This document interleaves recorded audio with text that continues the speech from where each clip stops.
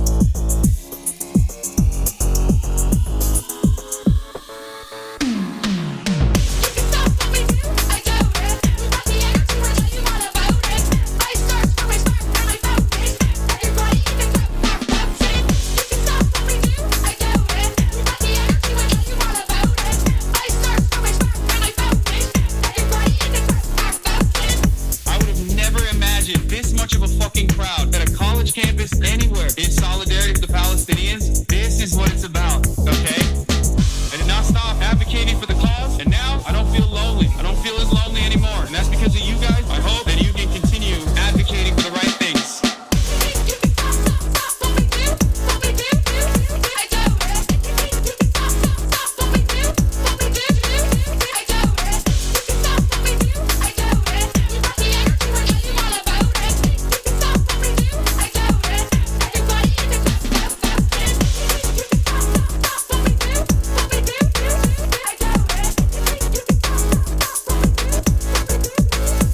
What's going on, everybody? I hope everyone's having a fantastic evening, fantastic afternoon, fantastic afternoon, no matter where you are in the world. I'm Hassan Piker, and this is the HasanAbi broadcast coming to you live from sunny California, Los Angeles. Folks, we're live and alive, and I hope all the boys, girls, and MBs are having a fantastic one because today's a beautiful day. Today's a wonderful day. Today is Wednesday. It's hump day, folks. That's right. It's hump day. And also,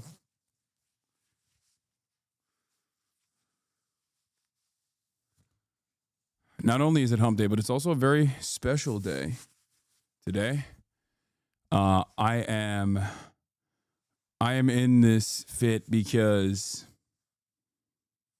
I'm going to be playing Assassin's Creed later. More like Assassin's Creed, am I right? But yeah, this is my little cosplay that I wanted to show you for it. You know, that's like, you know, Kai Cenat could never. Just kidding. All right. Anyway, but yeah, folks, this is part of the broadcast where I tell you about my personal news about what's going on in the world of HasanAbi, and I'm Piker in between the time period where I press the stop streaming button and press the start streaming button. So help me God. Okay? I'm going to be playing Assassin's Creed later. That's why I'm in the assassin fit. But in any case, folks, Personal news. It's Saturday. I mean, not Saturday. What am I talking about? It's Wednesday. And it's Wednesday, and oh my God, I'm all over the place already. Right as I started. Hassan in a cardiobium fit. That's right. So, it's Wednesday. It's hump day. Is 3/19/2025, and there is obviously a lot going on in the world. We're going to be talking about that. Before we get to the news, this is the part of the broadcast where I tell you about my personal news about what's going on in the world of HasanAbi Piker in between the time period where I press the start streaming button and press the stop streaming button, and that's precisely what I'm going to explain to you. Abi Türkiye'de ne oluyor? I don't know what the fuck's going on in Turkey. Why is people freaking out about Turkey again? I don't know, probably some crazy shit. But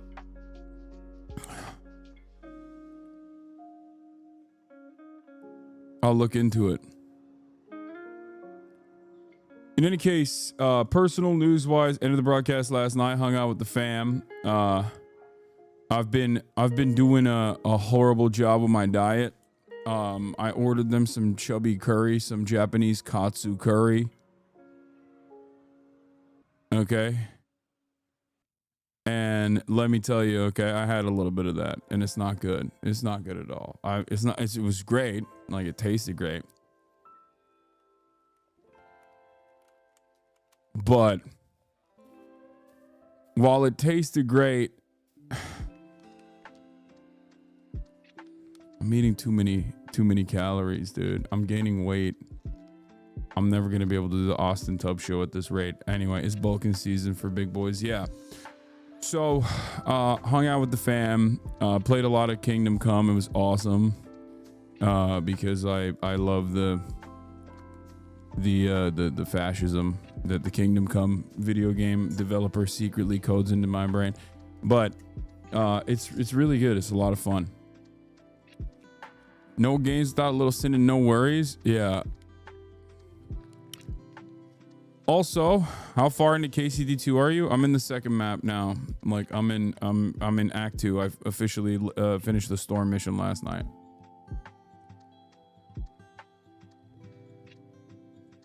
Oh, Erdogan arrested Imamoğlu. Yeah. Yeah, he's Mr. Seize Your Power. I'll cover the Turkish news as well. But yeah, this might as well be in the most obscure regional dialect of Chinese, or all I can understand, but you're saying, what? Okay, I don't know what you're saying. But, yeah. Other than that, other than Kingdom Come, didn't really do much, went to sleep, went to the dentist again. Turns out the implant situation is like, it takes a long ass time. I didn't realize how long it takes to get implants, so I still don't have them. After the dentist, I took Kai to the park alongside Fiona. Murat's staying with me, my brother, and Fiona is obviously the mayor of the dog park, and she was just doing her mayoral duties, which is fine. Played a little bit of ball with while half of my face was numb, and I got cooked the first game, absolutely destroyed, skunked them the second game, came back in a big way, feeling pretty good, glad that I did that. Finally, my new phone. I have a new phone alert, ladies and gentlemen, new phone alert. I finally have the 16 or whatever, and it's black. There's no cool color for it, but yeah, it's that process of uploading all of my data from the cloud, all of my data from my old phone, which is super broken, into the cloud took like 4 days, which is pretty crazy. Like, pretty wild that it took like 4 days to get this bad boy on. This bad boy that's like super broken onto the cloud and getting in case or no case. No, I have a case. I'm not an animal, dude. Are you kidding me? Of course I have a case. Are you out of your mind? Kanye West was going absolutely nutty mode on the timeline. Someone says slave phone. That's so funny. Yeah, dude, you're right. Apple, notoriously the only phone that uses exploits the global south for it. Every other phone is so good with that practice, and it's just Apple. And I chose it specifically for that reason. But I also watched a Hulu special. I watched All Billy Bitch Tits, All Billy Bilbo Baggins on Hulu. And the first couple of minutes, like the Israel stuff is like, kind of lame. I'm thinking to myself, this is not good. Is this going to be another like old man yells at crowd type special? And I was wrong. Boy, was I wrong. He was killing it. He had killer bits. I will say this much. I think like he talks about masculinity and its negative impact on his own personal life in perhaps the best ways possible. I've never seen a dude unwind the toxicity or the toxic elements of masculinity and how it's like a never-ending cycle that ends up harming dudes it was just perfect. My mom was in awe. My mom literally was shocked. She was like, I did not think that this was going to be this good. I think at some point she said, I didn't think that a person that looks like this, I didn't think that a person that looks like this, that talks like this, would have these thoughts. That's what she said, which I thought was cool.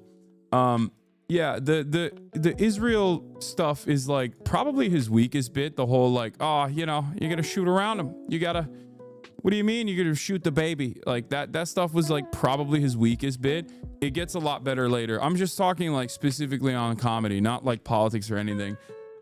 Trigger warning, he does start off hardcore with like you know, there's like an entirely new type of person now talking about trans people, and then trigger warning again if you're you know, he just drops the F-bomb, the F slur a couple times, but in a very funny way, when he's literally talking about how he doesn't say it anymore. But yeah, it's on Hulu. It's very good. You know, if you're touchy-feely, you might not like it, but it is very, very, very good. You see gamers weaponizing the Japanese government? Yeah, I have seen it. Don't worry, I'm gonna talk about that in a little bit as well. No, thank you. I literally clicked off after the first couple of minutes, so I'll go back. Just the first like 3-4 minutes, the first 3 to 4 minutes was like genuinely, I was like, oh no. When I was watching the first 3 to 4 minutes on the special, I thought to myself, uh-oh, is this going to be another like, you know, old man comic talking about how things are changing and I don't like it, like, you know, and nope, not at all. It was not even remotely that at all. And I mean, he is still at the top of his game. I think he is so good at weaving through a million different issues. He's just great. He's just a great comic, man. He really is. Has some autism references. Yeah, the Bill Burr comedy special was basically this community, like all the stuff that we talk about pretty much. But from the perspective of a much older person.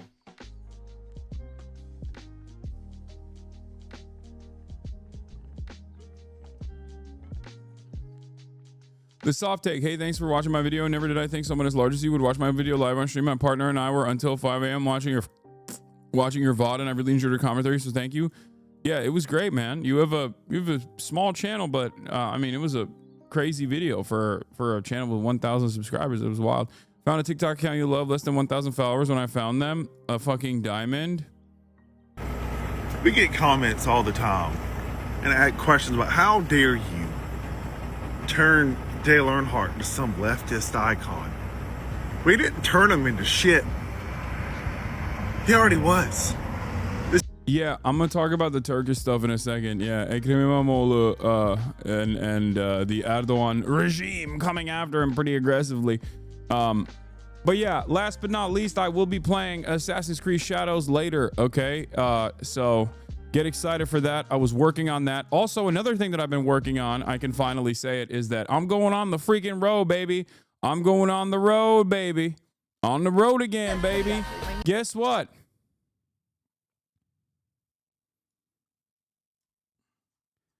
Tomorrow, I will be live from a different location.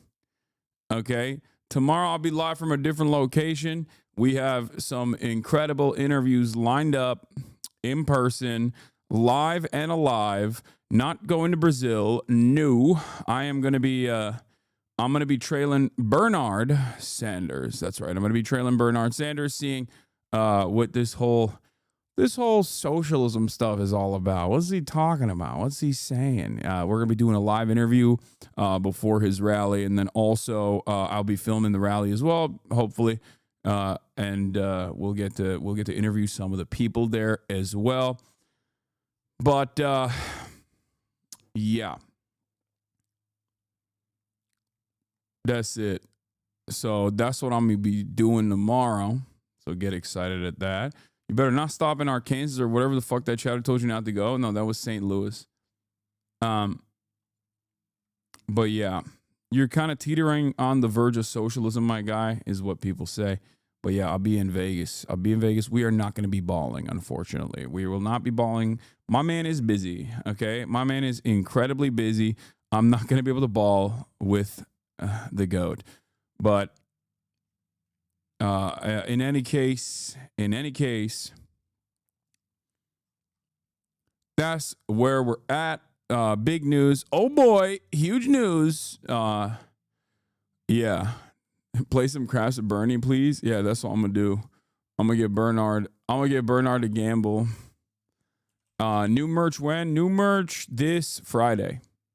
That's right. New merch this Friday. More like Friday. Get your dollary dues out. Get your credit cards out. Get your pay stubs out. Go to a predatory payday lender and take a fat loan, because I'm about to dump some incredible merchandise on you. This one is obviously disinformation. This is the genre. Here's the last one.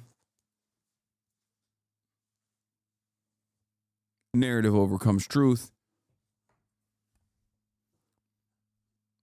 Someone said BDS. Yes, do BDS on my merchandise.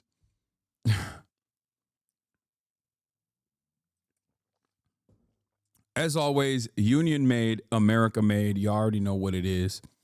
Yeah.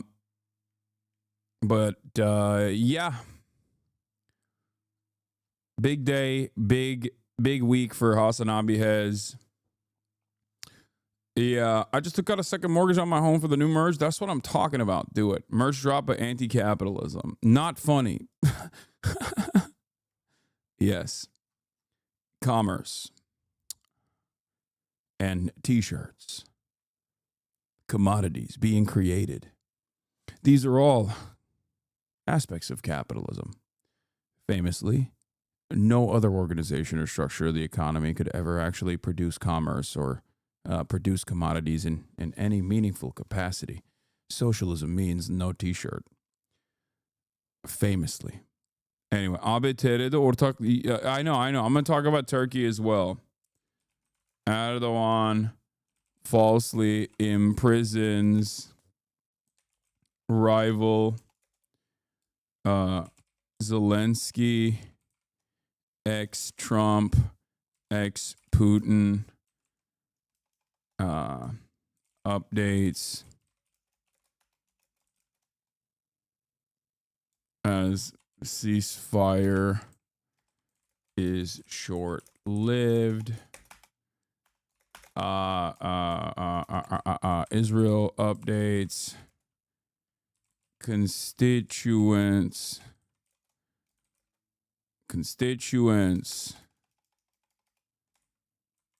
are mad at GOP town halls. Assassin's Creed Shadows.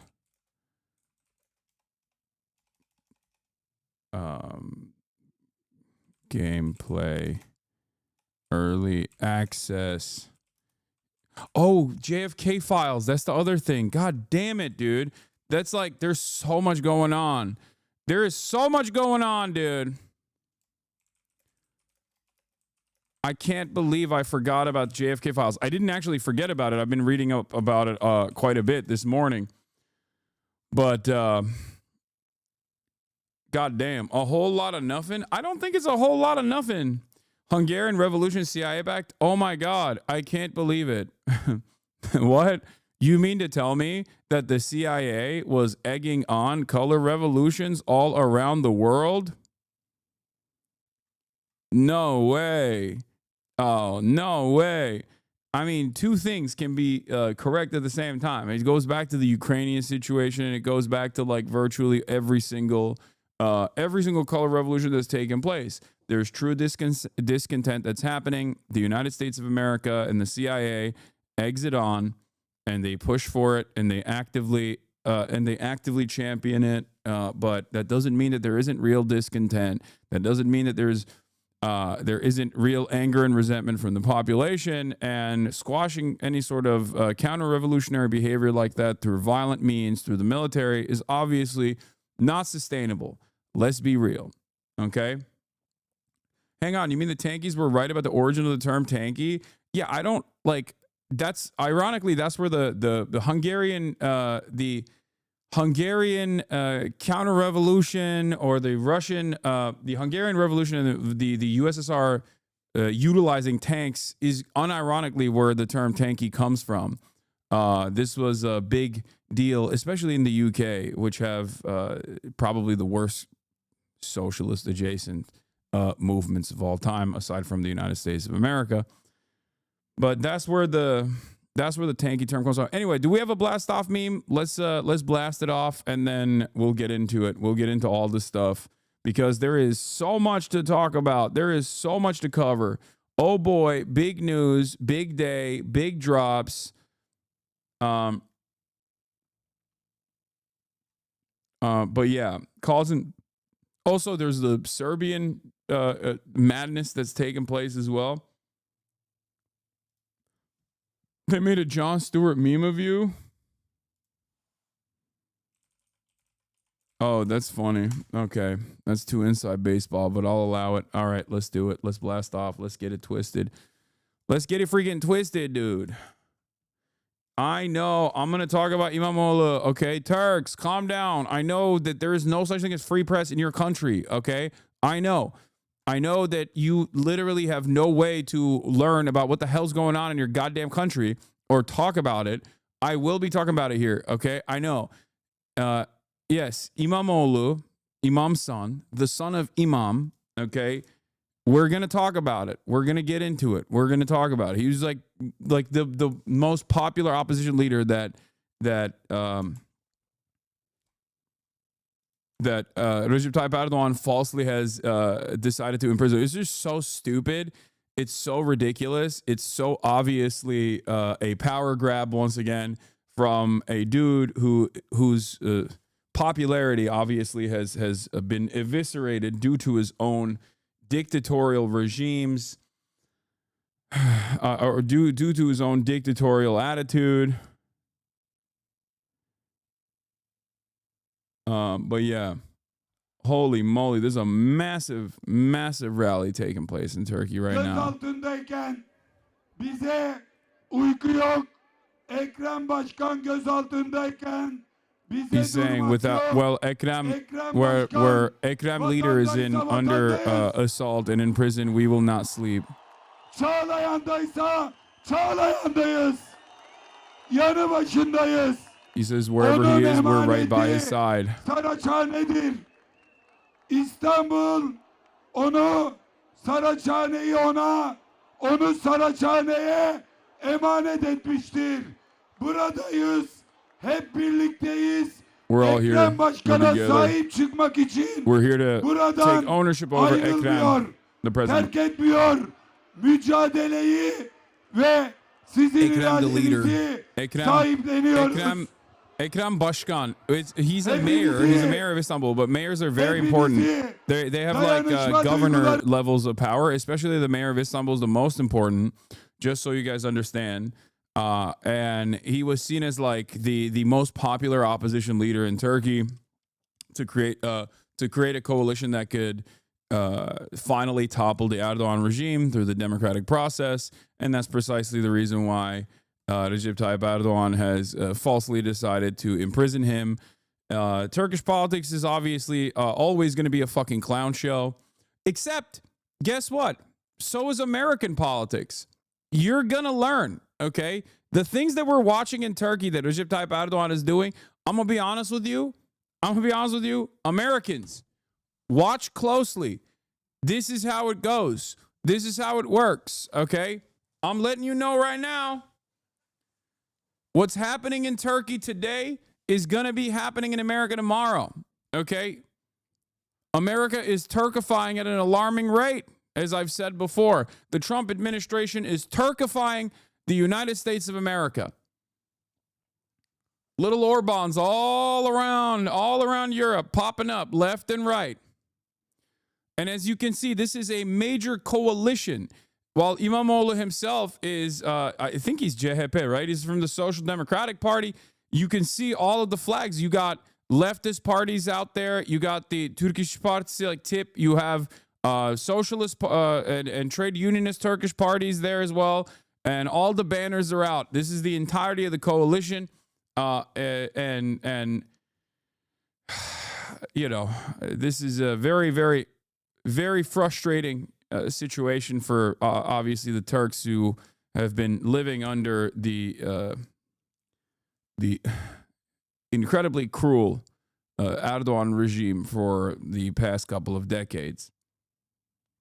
So, CHP is the biggest social party in Europe. It's not a, what do you mean social? It's a social democratic party, and it's barely a social democratic party at this point. It's barely a party at this point. The opposition in and of itself is just basically not Erdogan. Okay? That's it. Erdogan has destroyed everything in the country. In any case, has the watermelon salesman's time run out? That's really funny that you guys are asking that question, because the watermelon salesman's time should have run out a long time ago. And yet he is truly the Teflon Don. Okay? I don't know how to fucking explain it to you. Like, this guy has been able to withstand so much. Adamın diplomasını iptal ettirmek için elinden gelen her şeyi yaptılar son bir aydır. En son saçma sapan bir sebeple iptal ettirdiler. I know. I've been following this stuff I've been following the drama in the backdrop. In Turkey, you have to have a college diploma to retain certain positions in the government. What's ironic, of course, is that Recep Tayyip Erdogan doesn't have a real diploma, and everybody knows it, but it's more so like a fuck you're gonna do about it type situation. And yet he is now using that as a false justification to go after his main opposition leader, who is, of course, significantly more popular. I mean, he's probably the most popular opposition leader, and someone who could definitely overthrow Erdogan. Amına koyayım, was I know, ne I know, sen iddiaları okudun mu? Diploma sadece bir tane olay okudun mu suçlamaları? Niye okumuyorsun? Niye 3 sene önceden Cumhurbaşkanı adaylarını seçmek istedi CHP? Ben biliyorsun uşağıyım şeyin. İngilizlerin uşağıyım arkadaş. Ondan böyle söylüyorum. İsrail ve İngilizlerin uşağıyım.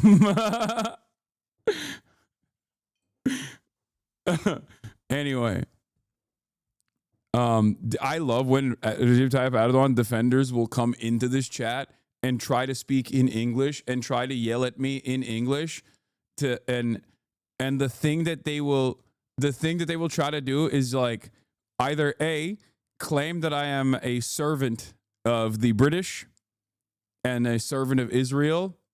I mean, the servant of the British one is the funniest one because, like, what kind of motion does England have, right? Like, Turks will say, some reactionary Turks will say, you are a servant of the British, which I think is really funny. But bir gündür internet aşırı yavaş, erişimimiz yok hiçbir şeye. They're saying that the internet is slowed down in Turkey as well. Anyway,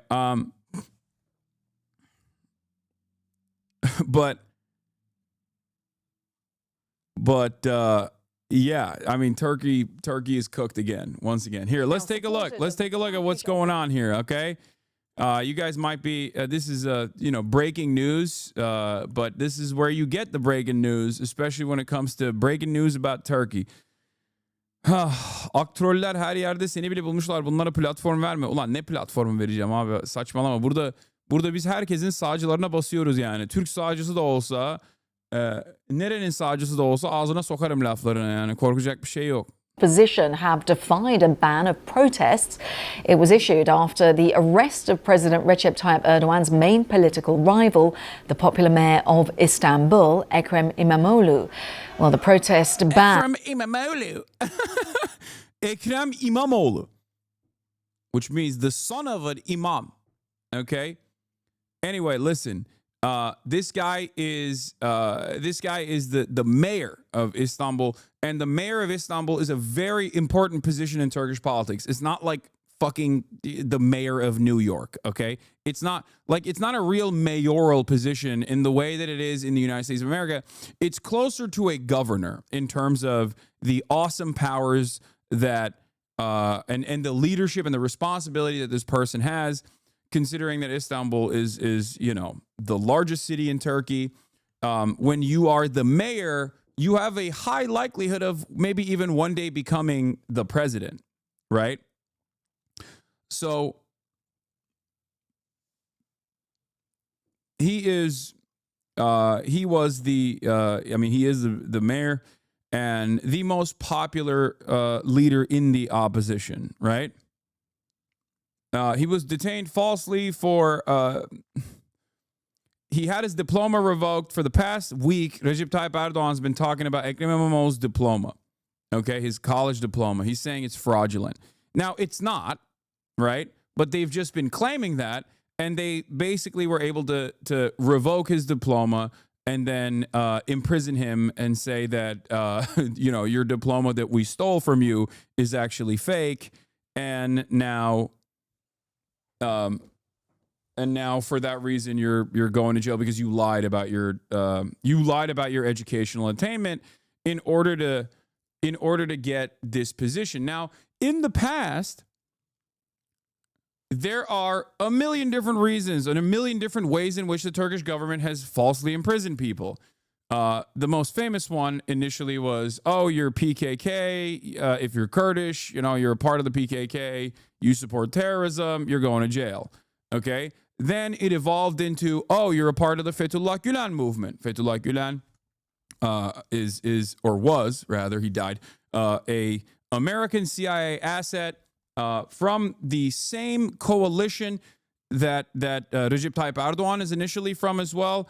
Right-wing Muslim cleric living in, or used to live in, a right-wing Muslim cleric that used to live in the Poconos, CIA asset, has a lot of fucking schools, has a movement, has a major movement, as a matter of fact, backed by the United States government, backed by the CIA, and some of the more famous people from his movement, of course, are Enes Kanter.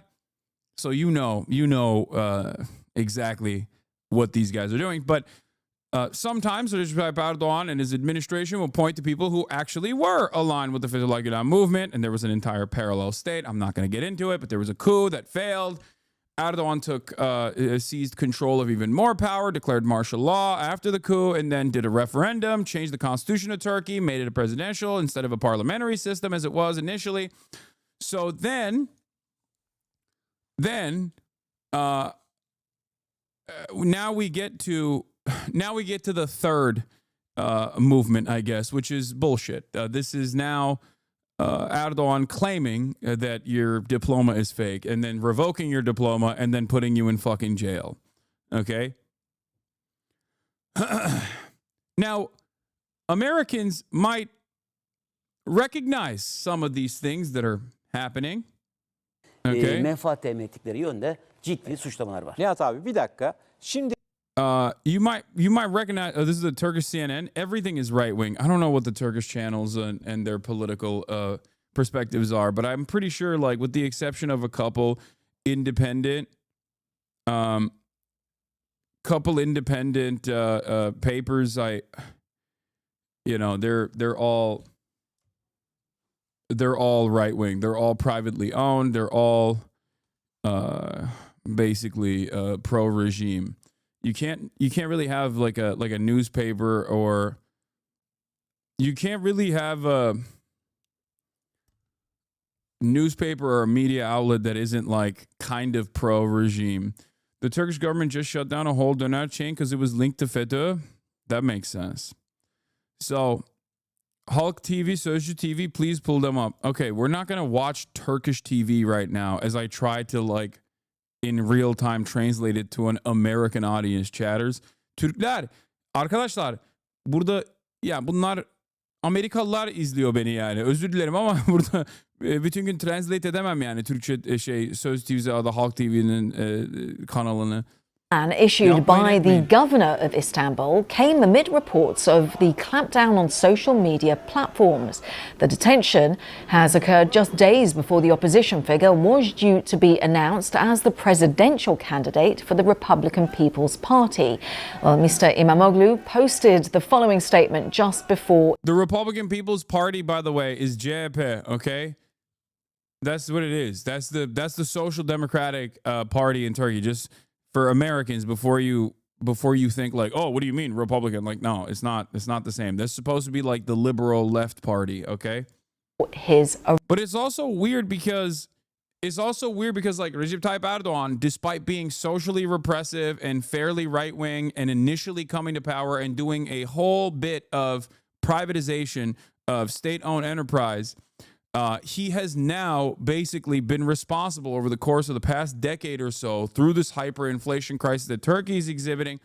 He's been responsible for the massively expansive welfare state as well. So Turkish politics is very difficult to comprehend from the perspective of American politics, where you got liberals and you got Republicans, you got conservatives, you got Democrats. It's hard to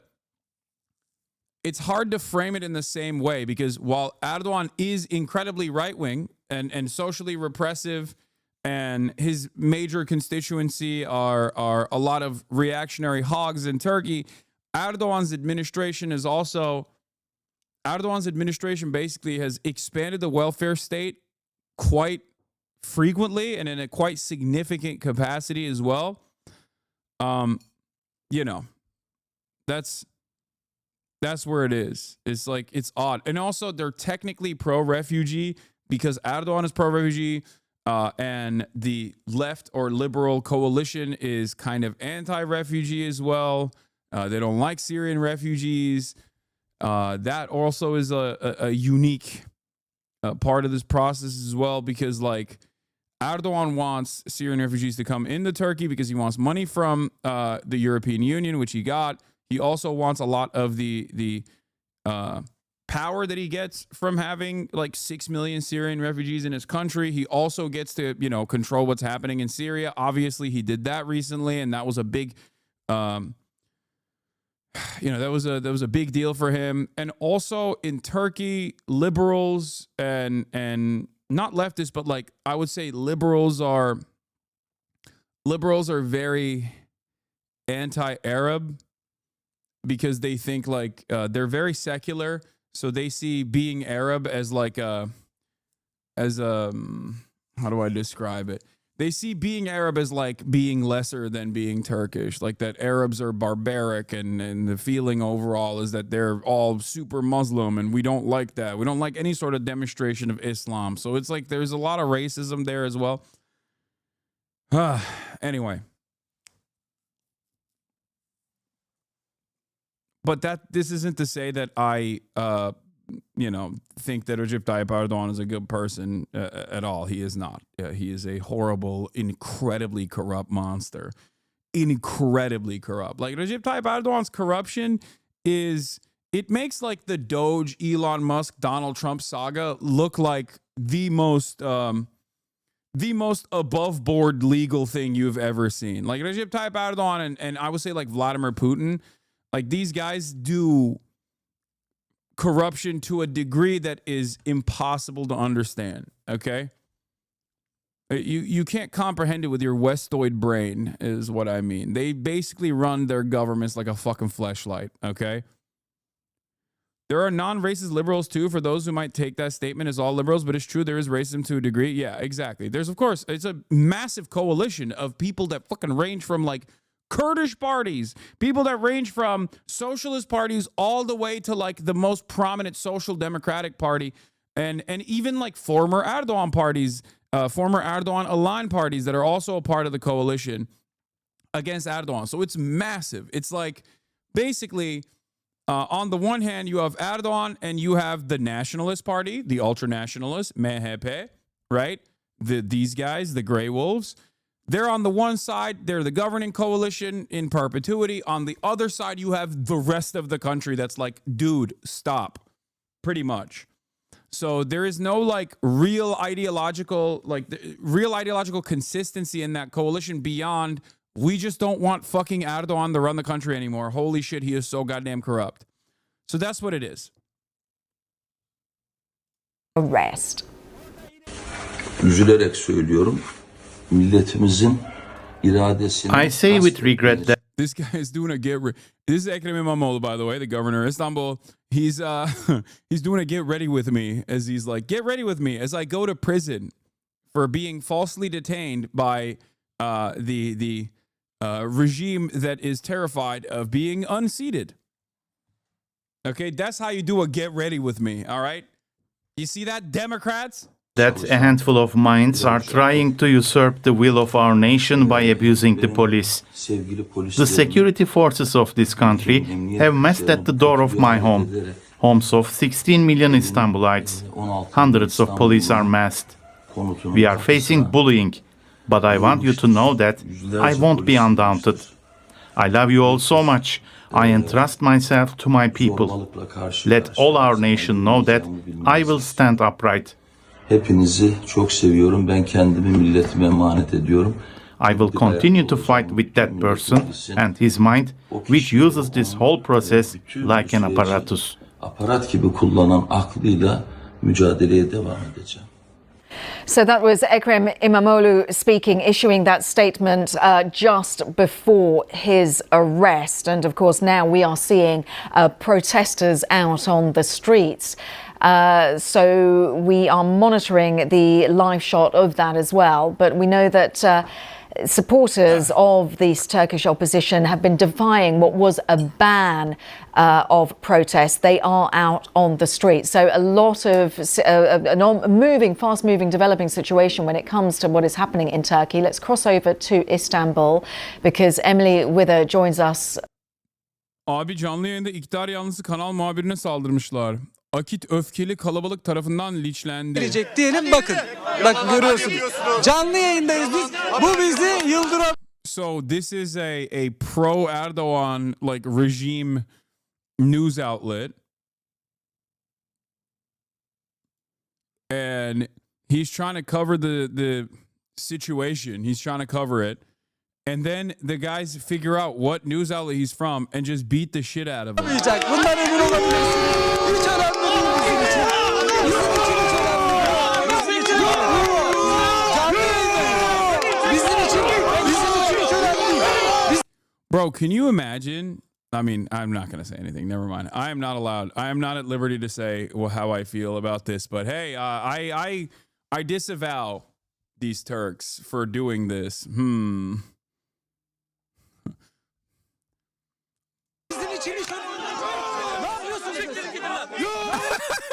Siktirin gidin lan. Ne yapıyorsunuz? Ne yapıyorsunuz? Siktirin gidin lan. Oh no.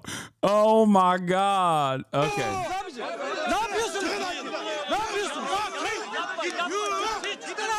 Evet görüyorsunuz. Görüyorsunuz. Kimin yerinden kovuyorsun? Çıkmıyoruz. Ne yapıyorsun abicim sen?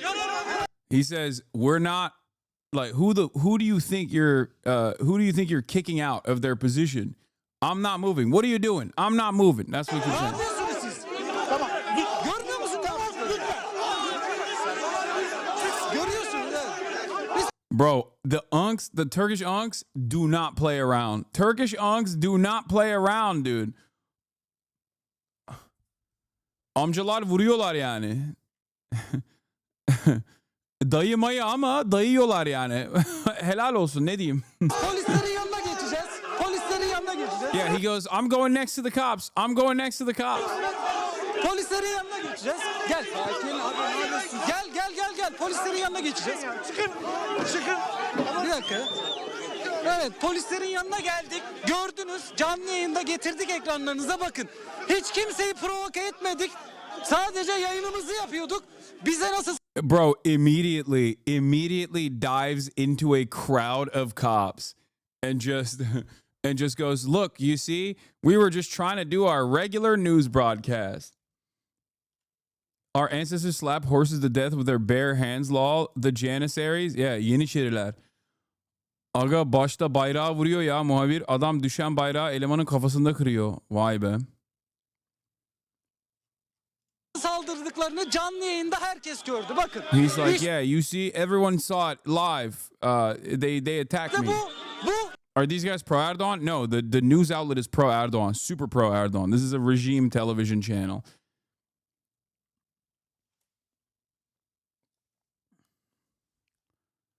Yeah, Erdogan is a chameleon. He collaborated with the CHP when it was convenient to defang the military deep state, and with Gülen when it was convenient to access their network. Now it's with the ultra-nationalists. I mean, yeah, he just only cares about power and also making sure that he can use the government coffers as his personal wallet.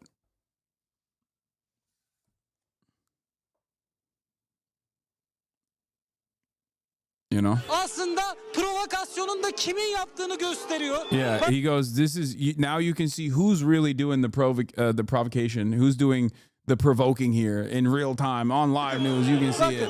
Biz polisin yanındayız. Hiçbir suçumuz, hiçbir günahımız yok. Canlı yayın yapıyoruz ve bize saldırdılar. Bakın. Yeah, we didn't do anything wrong. We're just live streaming and then they attacked Bize us. saldırdılar. Bakın şu an polis memurları etrafımıza, polislerin arasına girdik. Bak evet bize el sallıyorlar. Bizi tehdit ediyorlar. Polislerin arasında bile bizi tehdit ediyorlar. Bakın. Here's the thing, okay? A lot of chatters, especially in America, are looking at this and going like, what do you mean? What is their crime here? I don't understand. This is the way that Turkish people see these people is just an extension of Erdogan. Okay? A very significant extension of Erdogan. So everything that Erdogan does, they look at this guy and they go, you are responsible for it because you're doing propaganda for it. Fuck you. Okay? It's a little different. It's not like a Republican guy or attacking like CNN or some shit like that. That's not. There's no comparison. Like the closest analog here would be One America News Network or something, and even then, it's not the same. It's like you have no idea what it's like to be undermined and dominated and be fearful of being thrown into jail for basically 30 years at this point. This is like third world stuff. This is developing nation shit. You don't understand what that looks like in a place like the United States of America yet. You don't understand what it looks like in a place like the United States of America yet. Because you are going to learn what it's like to exist in under the oppressive thumb of an authoritarian strongman doing whatever the fuck he wants to do and ruining the economy and ruining all hope. Yet is what I mean, because America is bouldering in that direction. Isn't this why Turkey's not in the EU? No, the real reason why Turkey's not. Yeah, European countries don't actually do riots regularly. Hello? What are you talking about? Which European country doesn't riot all the time? It's harder to figure out a European country that doesn't fucking riot. It's easier to figure out a European country that doesn't riot. Anyway, no, the real reason why Turkey is never going to be a part of the European Union is because it's 90 million Muslims and Europeans are insanely Islamophobic. That would never happen. Are you kidding me? They don't even like Polish people. What are you talking about? You think they're going to be open to Muslims? Get out of here. Yeah. It's not about riots, it's about democracy. It's not valid in Turkey. Yeah, sure, dude. Yeah, totally. The European nations, European nations definitely care about democracy. What the fuck are you talking about? You got Hungary right there. Okay, shut up. Also, it has nothing to do with real democracy. That's just cope. Don't listen to any number of different reasons that like the EU claims Turkey can't join the EU. I'm telling you right now, it's not the repression. It's not the fact that it's not democratic or a true democracy.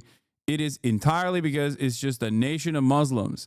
It is seen as a direct faucet of Muslim migration coming from all these scary places. That's what Erdogan used to his advantage as well when dealing with Europe for the longest time. He was like, yeah, you don't want to arrest this like Kurdish journalist in the Netherlands or whatever? Guess what? I will literally send 6 million Syrians to the Greek border right now. That was his weapon to wield against Europe. That was a big part of the reason why he was so pro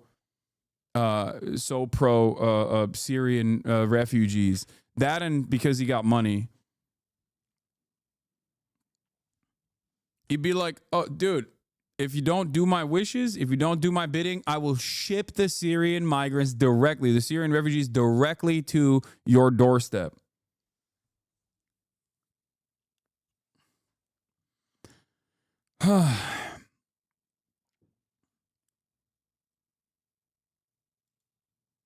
Yeah, they've seized all of his assets right here. Ekrem İmamoğlu ortağı oldu. İmamoğlu inşaata savcılık kararıyla el konuldu. They seized his company. This is his construction company that he is a partner in. He's a co-owner of. They seized his assets. They literally threw him in jail. It's just completely ridiculous. Yeah, it's just regular dictator shit, you know?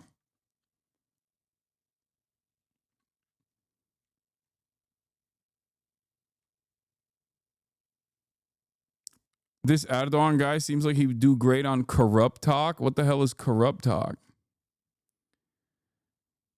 Yeah. Okay.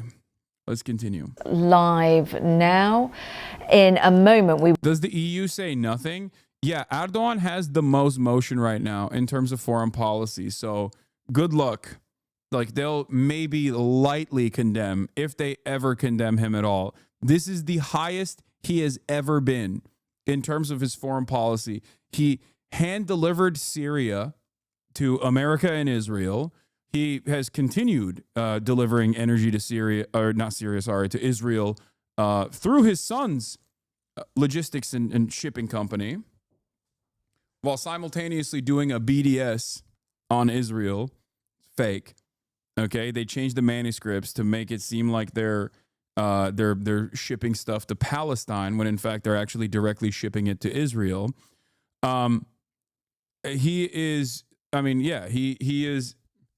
saying that he's going to defend Zelensky. He took that aura farming photo with Zelensky with the umbrellas. Like, it's just, or manifest, not manuscript. Sorry, I said the wrong word. The shipping manifest. He is pro-Ukraine. He cooked Syria at the behest of NATO and America and Israel. This is the highest. He is enjoying tremendous amounts of support. The arc of history bends towards Erdogan. Yeah. So I don't think that the European leaders or anyone really is going to get that mad about Erdogan. As a matter of fact, I would go so far as to say the reason why he thinks he's capable of doing this without much pushback from European counterparts is because of the incredible plays he's made. He's like a playmaker, dude. This is like, if you got a superstar quarterback and I don't know, he's on the verge of winning your fourth Super Bowl for you, and you know, maybe he's got a little bit of a drug problem on the side. Maybe he beats his wife or whatever. People are gonna look in the other direction. They're gonna be like, "Come on, dude, he throws the football really good." That's the attitude. That is the attitude that people have towards Erdogan. Other leaders have towards Erdogan, especially right now. What the F? Why am I following this fool? I'm out. I don't know. Why are you following me, Godfather? Maybe you'll learn a thing or two about politics, though, if you stay in.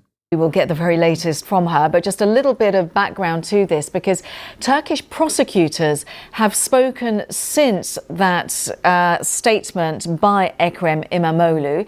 They have said that Mr. İmamoğlu has been charged with being head of a criminal organization and also of bribery and extortion. They say that there are also local reports that he's accused of aiding the... All of the... Yeah. Oh, they hit him with the PKK too? Nice. Bro, there is something really funny about Recep Tayyip Erdogan saying that Ekrem İmamoğlu is aiding the PKK, which is a classic. Trump is doing that right now, saying that all undocumented immigrants are actually terrorists. If you support Palestine, you're a terrorist. You're getting shipped out of this country. That's what Erdogan always has done, right? Saying, oh, you're PKK. Oh, you're Fethullah Gülen. Now, what's funny about it, especially saying this right now, is that Erdogan is the officially most pro-PKK guy out there. His coalition literally brought Öcalan, Abdullah Öcalan, the leader of the PKK that has been arrested, life in prison, living on a fucking island, okay? They literally talked to him and told him to do a call to put down your arms to all Kurdish revolutionary groups, okay? That happened like a month ago. So for him to turn around and be like, and this guy's pro-PKK, fuck him, is really funny.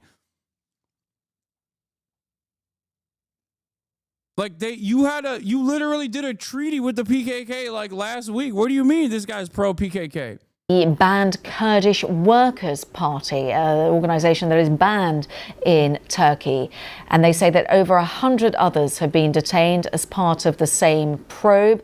Mr. İmamoğlu's party, the CHP, have said that his detention marks a coup attempt against our next president. We know that there is... Dude, things are so weird in Turkey, okay? The ultra-nationalists that were designed by NATO and the CIA, by the way, which shouts out to the JFK files. It was really funny reading like the CIA operations at the time. The ultranationalists who are fucking straight up fascists and the paramilitary groups that they created with the CIA, okay, through NATO, made became a formative political movement in the country, in Turkey, because they would kill Kurds. They were squashing any matter of like socialist revolutionary activity in my country. They were killing Kurdish revolutionaries.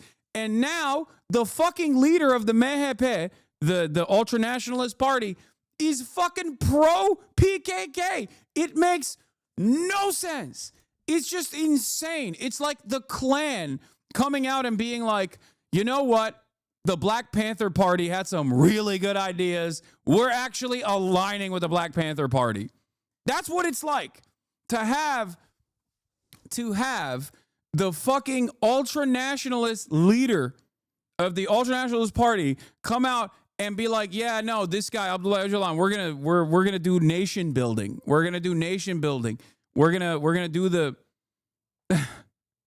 we're gonna help these Kurds is akin to, no, not like a Latino for Trump. It's significantly more insane than that, okay?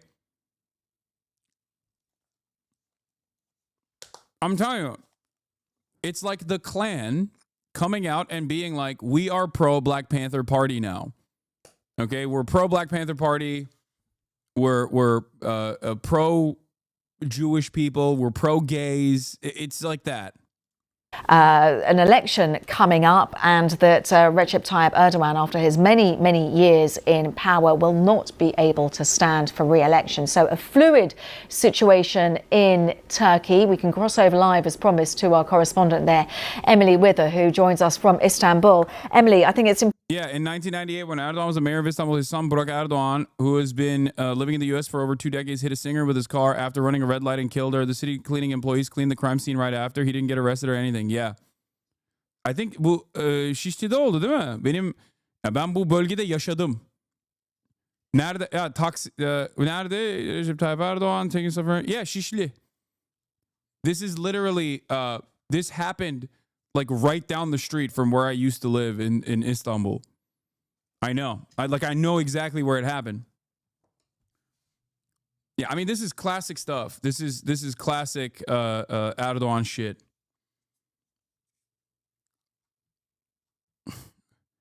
This is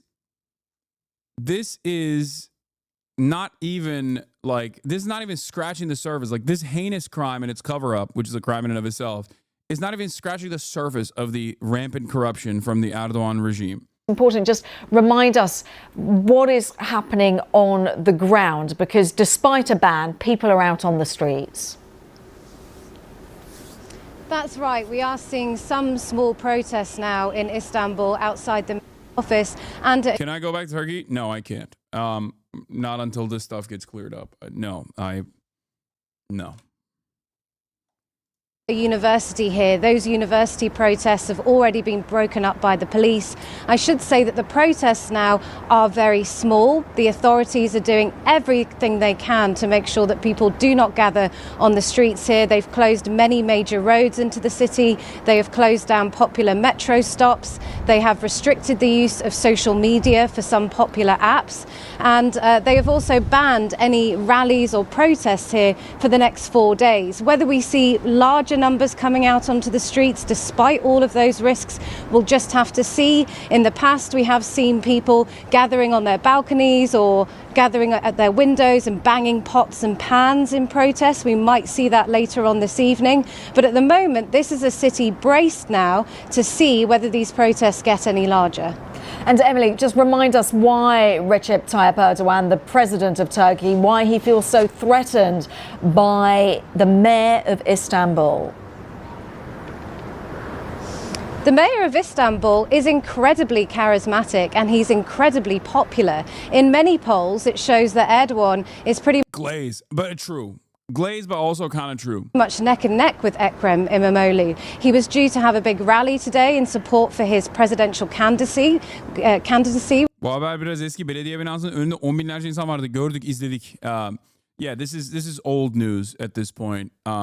This is from a couple hours ago. Yeah, it's from 4 hours ago. We literally watched the mass mobilization take place when I first started. Which is due to be announced in the coming days. The opposition were going to name him as their future presidential candidate. And I should say that critics here are saying that this crackdown could backfire on Erdogan, because in 2019, when Ekrem İmamoğlu won the mayor elections here, Erdogan's government said that those elections were rigged and they called for a rerun. In that rerun, İmamoğlu came out even more popular, so it could be that this crackdown sees the mayor gaining even more votes. He's very popular across the political divide and he is seen as a key challenger to Tayyip Erdogan. And this has been going on for months now. The government here has been cracking down on opposition figures for some time. They have been arresting opposition mayors, journalists and business leaders. And I think what's interesting is there has been very little international condemnation of that. So it could be that Stream doesn't feel choppy today? Yeah, I fixed it. That's why it doesn't feel choppy. Hopefully it doesn't break again. But President Erdogan is also gambling that the arrest of this mayor will also go by unnoticed, given Turkey's strategic importance at the moment. Emily, thank you very much for bringing us up to date there. Yeah. For the record, Ekrem İmamoğlu is rising in popularity as Erdogan's popularity is finally coming to a close. So for that reason, this is the reason why. This is what weak leadership does, okay? No matter what their political alignment is, this is what weak leadership does. Weak leadership arrests. This is, you arrest your opposition when they're gaining popularity because you got no motion.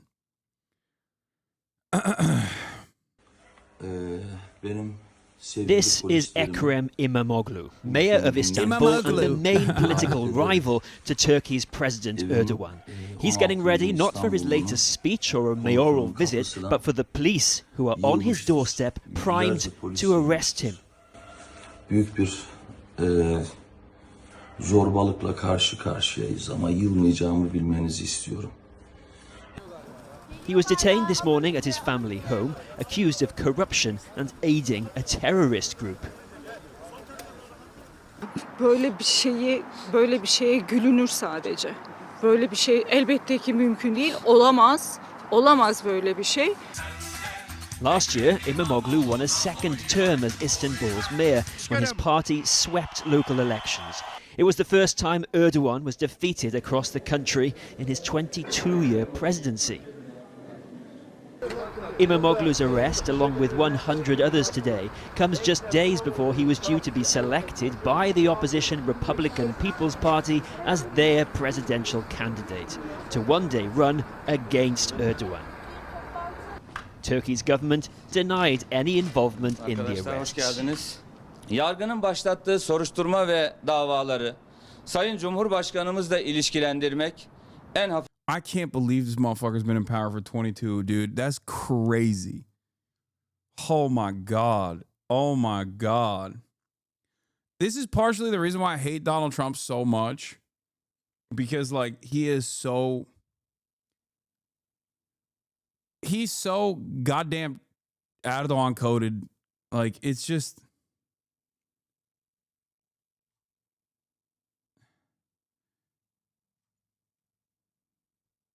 Ay ay ay. Hafif tabiriyle hadsizliktir, haddini bilmemektir. The opposition party leader condemned the arrest as an attempted coup. Geleceğe doğru önleyici darbe yapıyor adam. İktidarı halkın belirlememesi için. Geleceğin Xi did it first by abolishing term limits. How dare you? How dare you compare Recep Tayyip Erdogan to Xi Jinping? Look at China's trajectory under the glorious leadership of Xi Jinping versus the Turkish politics. Look at Turkish politics. Look at the lira, okay? That's insane. It's not even remotely comparable. Imagine having a competent leadership. Oh my God, that would be so sick. So dictatorship is fine as long as the country does well? Yes. At this point, yeah, FDR, okay? FDR is a dictator, is the energy that you're presenting here, and I would fucking die for an FDR. Oh my God, here in America, or in Turkey, or anywhere really. Fuck it. Yes. Cumhurbaşkanına darbe yapıyorlar. Imamoglu's arrest follows a stripping of his Istanbul University degree yesterday for alleged irregularities. Turkey requires... You're a hypocrite, fuck kings. Shut up. I don't want to hear from anarchitties in the chat right now, okay? Go take a shower. Go take a shower. Go take a shower. Go take a shower. Go take a shower. As all candidates it's shower time for you, okay? Go deal with ACAB includes teachers too type shit, okay? Go write another tweet about how ACAB includes teachers as well, by the way. We must abolish all unjustifiable hierarchies. A university degree. Almost in anticipation of the reaction, Istanbul's governor banned protests in the city. Yet students from the university came out in their hundreds, some struck with pepper spray as they clashed with police. Erdogan's government... Lira is fine, bro. Diamond hands. Yeah. ...has denied targeting its opponents and says the country's legal system is independent. That, once again, has been called into question today, with President Erdogan further strengthening his grip on power at the expense of his closest rivals.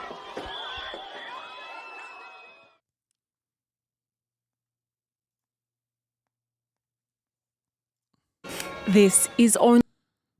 There's one more article that I want to cover as well. Here's the democracy now piece on it as well. This is from Dropsite. Turkish police arrested Ekrem İmamoğlu, the mayor of Istanbul, and a key opposition figure early this morning as a part of the sweeping investigation into alleged corruption, terrorism links, and leading a criminal organization.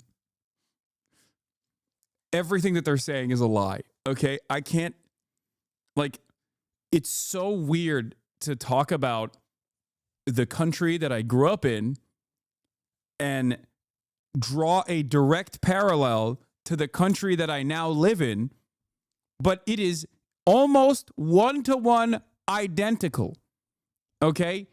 They just make shit up. That's it. They just make shit up, and then they go, you're going to jail. That's what's going on in Turkey right now, okay? It must be you at this point, no? Yeah, no, I'm responsible for this, okay? Yeah, I did this. Sorry, guys. My bad. Alongside Imamoglu, around 100 others, including political allies, journalists, and business figures, were also detained in connection to the probe. The arrests have heightened political tensions in the country and come just days before Imamoglu was expected to be named the Republican People's Party, CHP's, candidate for the presidency. Okay? Authorities imposed a 4-day ban on protests in Istanbul and restricted access, which is what you do when you have a popular democratic movement. That's what you famously do. Okay? Famously, when you have a popular democratic movement with the mandate from the people, dare I say, a mandate from God, okay, the heavens mandate, this is what you famously do. You arrest virtually every single person that is against you, that has any sort of motion whatsoever, and then you turn around and say, it's illegal to protest now, which obviously didn't stop people from protesting. That's so stupid. Critics have labeled the arrest as politically motivated, accusing President Recep Tayyip Erdogan's government of attempting to suppress opposition ahead of potential early elections. Imamoglu, who previously defeated Erdogan's party in 3 local elections, has been a prominent challenger to Erdogan's 22-year rule. This should give you an idea of how popular Imamoglu is. What?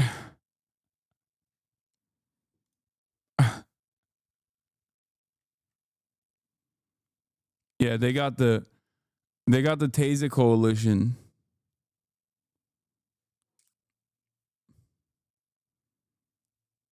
They got the grannies. They got the unks.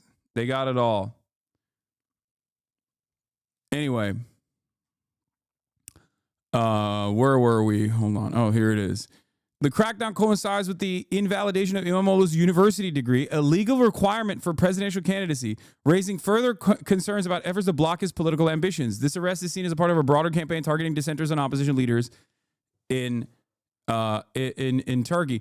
So, yeah, you have to have a college degree to be able to become a presidential candidate, which is ironic because it's like a known secret that Recep Tayyip Erdogan does not have a real college degree in Turkey.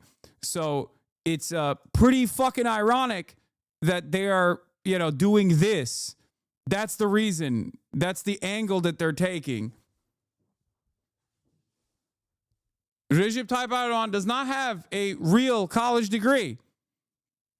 It's not even a secret. Everybody knows it. And yet that's not a real point of concern or consideration at all. Yeah, he graduated the year the faculty opened. Police have arrested Istanbul Mayor Ekrem İmamoğlu on what his supporters say are trumped-up corruption charges ahead of primary elections scheduled for Sunday. İmamoğlu is a major challenger to Turkey's authoritarian president, Recep Tayyip Erdogan. In 2022, he was found guilty of insulting public officials and sentenced to prison, but has remained free pending an appeal. Turkish police also arrested 100 other people, including one of İmamoğlu's close aides. Authorities have also closed roads around Istanbul and banned protests in the city for 4 days, while restricting access to social media sites.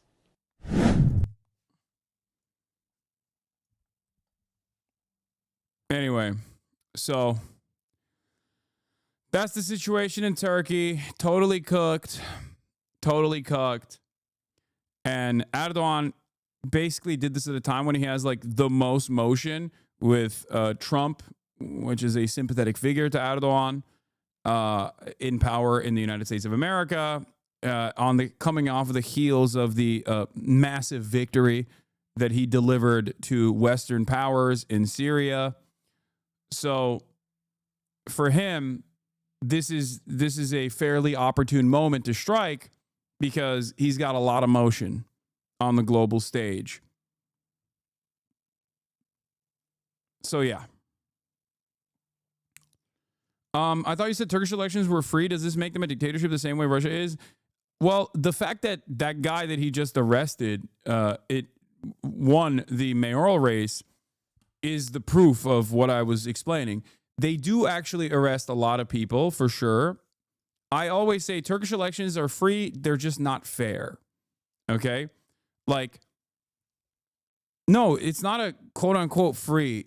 I'm telling you, Turkish elections are free. They're not fair. Like it's not like I wouldn't say it's like Russia even, where it's a sham altogether. Like the Russian elections are completely made up, right? It's just ridiculous. All the opposition parties are also there at the behest of Vladimir Putin, whereas Turkey does have a viable opposition that is fairly, like, that's near 50% popularity across the board.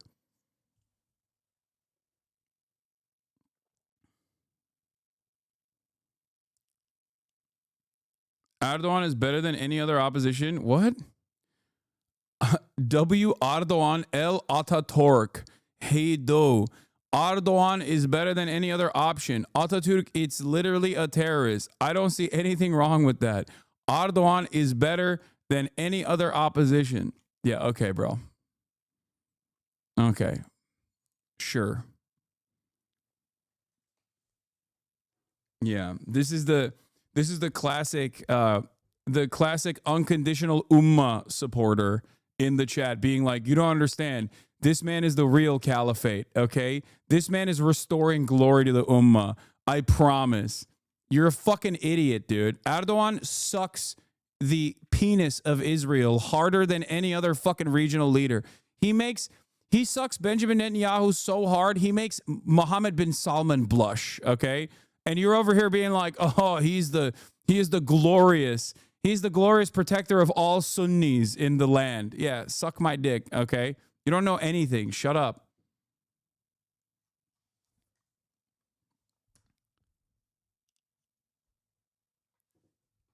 There are so many like Pakistani dudes out there that just think that he is this incredible defender of the Islam around the world, you know? Especially with like the Syria shit, I think they really like him now. Anyway,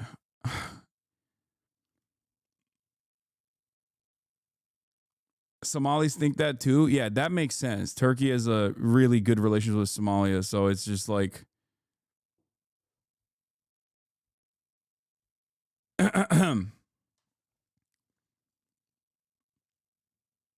what is the problem? It looks like Turkey's getting some USA freedom. Turkey maintains American nukes in American bases inside of Turkey. Turkey has never had a moment where it didn't have that USA-style freedom. Turkey is a NATO country. It's the second largest standing military in NATO. That's the reason why Erdogan gets to do whatever the fuck he wants. Okay? And, yeah, no, you're ridiculous if you think that, like, if you think that Turkey has never had a moment where it was free of USA-style freedom. Only the beginning. Anyway, abi ses kısmı açma için kullandığın eklentiyi söyler misin? Biraz konu dışı ama kusura bakma. That's so funny. Turkish chatter in the chat going, what's the volume thing that you use? It's called Volume Master. How about you worry about the fucking lira and the fact that you're the fact that the regime that you exist under is crippling the last bastion of like any sort of democratic resistance. This motherfucker's out here being like, what is the volume master that you use? What is the volume extension that you use, bro? Your country is on fire, okay? Calm down about the extension. Kızma amına koyayım. Yok, kızmıyorum.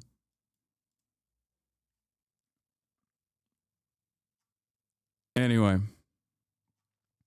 Of Israel's. Now let's move on to another incredibly democratic country. Of course, the most democratic country of all time. The most moral democracy of all time, Israel. Renewed offensive, according to Prime Minister Benjamin Netanyahu. But for Palestinians in Gaza, it's the return to a nightmare. Digging through rubble to recover bodies, ferrying the dead and wounded to already depleted hospitals. Prayers. Yeah, here's Israel's new defense minister. After the former one had some back and forth, some friction with Netanyahu, even though the former one is currently has an active arrest warrant for being a war criminal, Yoav Gallant. The new one is Defense Minister Katz. And just like the previous one, he came out and said he's going to actively target civilians, which again is a war crime.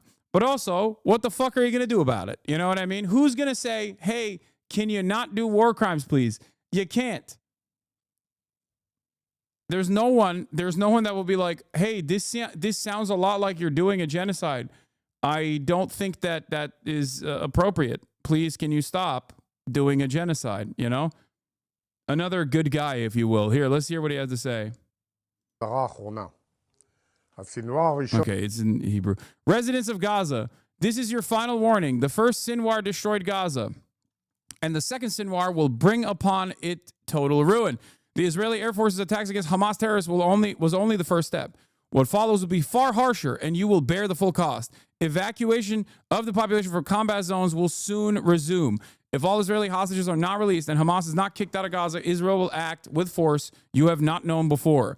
Take the advice of the U.S. president, return the hostages and kick out Hamas, and new options will be open for you, including relocation to other parts of the world for those who choose. The alternative is destruction and total devastation.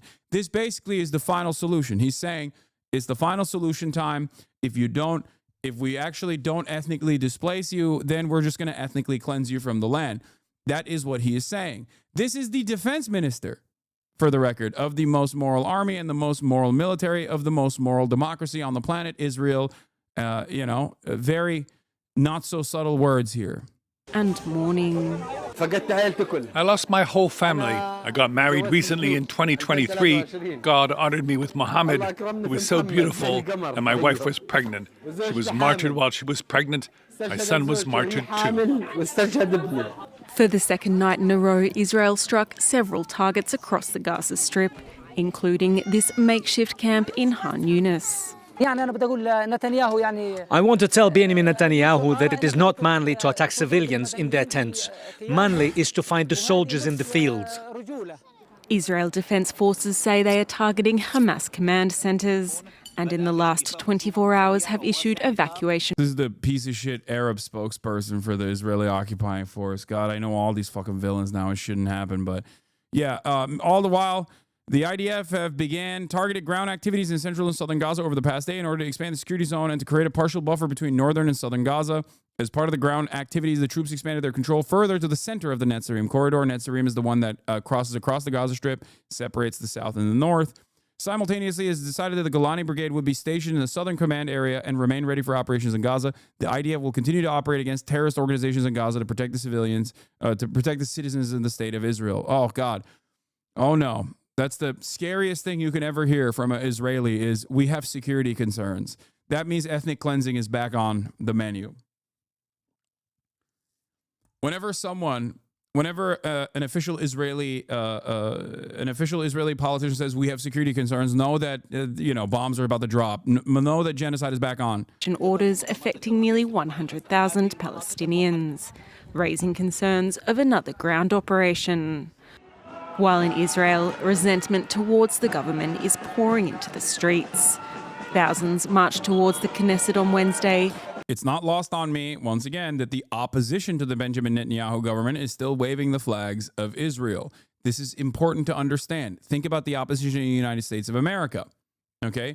Think about the opposition to the Trump administration in the U.S. Think about the opposition to previous administrations in the U.S. Who is the one that raises American banners and American flags? What is their attitude? I'm trying to get you Americans and those in the Western world to understand that this right here implies that they're not totally against Benjamin Netanyahu's actions. They're just against Benjamin Netanyahu. Okay? Accusing Netanyahu of resuming the war for political gains. It is the second day of protests, with many worrying he is further endangering the 24 hostages still believed alive, and outraged by his attempts to fire the head of Israel's internal security service, the Shin Bet. We want to be a democracy, and we are... Crime minister. Okay, that's a fire hoodie. ...on the way to dictatorship. And the hostages are still in the tunnels, and we want them home now. Public opinion polls in Israel show support. I just feel like the media is saying that Hamas didn't want to negotiate. I feel like we're being gaslit about the ceasefire deal. As you said, there was a phase 2 and 3. Why did Israel break? Why are people okay with that? Yeah, no, it's a lie. When Israel says Hamas is not negotiating with us, they're lying. That's just an abject lie. Think about it this way. Israel violated the ceasefire even on phase 1 with no intention of ever moving to phase 2 or 3, right? And even then, there was no retaliation from Hamas in that process. No retaliation whatsoever. And then they just basically decided it's over. It's completely over. We're just going to go back to full-blown ethnic cleansing, and immediately killed hundreds of Palestinians, 180 children that they slaughtered overnight. It's been the same exact lie that they've retold over and over again with no with no pushback from Western leadership against these lies. As a matter of fact, the Biden administration actively supported this lie. They lied at the behest of Israel over and over again. They actually overextended their lies so much that Benjamin Netanyahu, fearing political backlash from his coalition of even more further right neo-Nazis, decided to actively undermine the Biden administration. Whenever Anthony Blinken would be like, no, this is Israel's deal, Bibi would come out and be like, it's not. I hate this deal. I don't want to do this deal at all. For a second stage of the ceasefire, but Netanyahu has all but ruled out a return to peace, saying on Tuesday that future negotiations with Hamas will take place only under fire.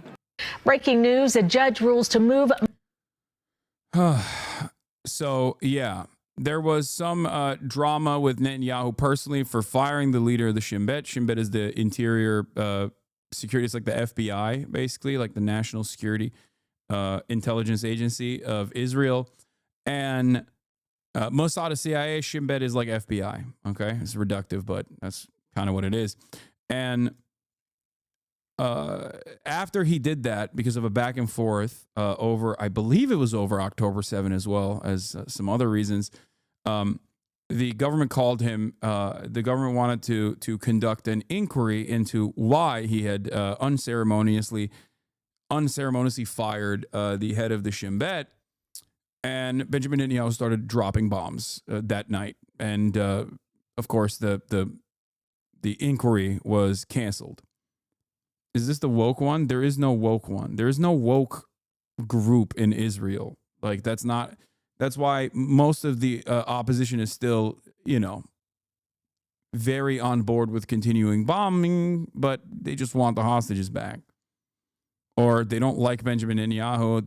They don't have an issue with, like, if you want to understand the opposition in Israel, look at like Yair Lapid. Look at the quote unquote centrists in positions of power and the way that and the way that they operate. Like when the ICC came down on Benjamin Netanyahu and Yoav Gallant, they literally called the ICC anti-Semitic.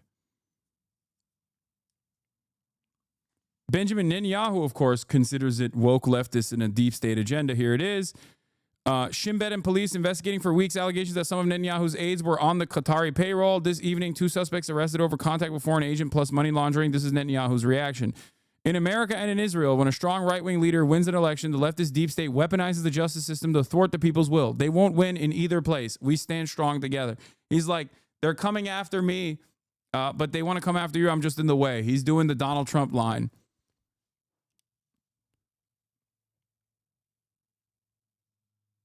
But, yeah.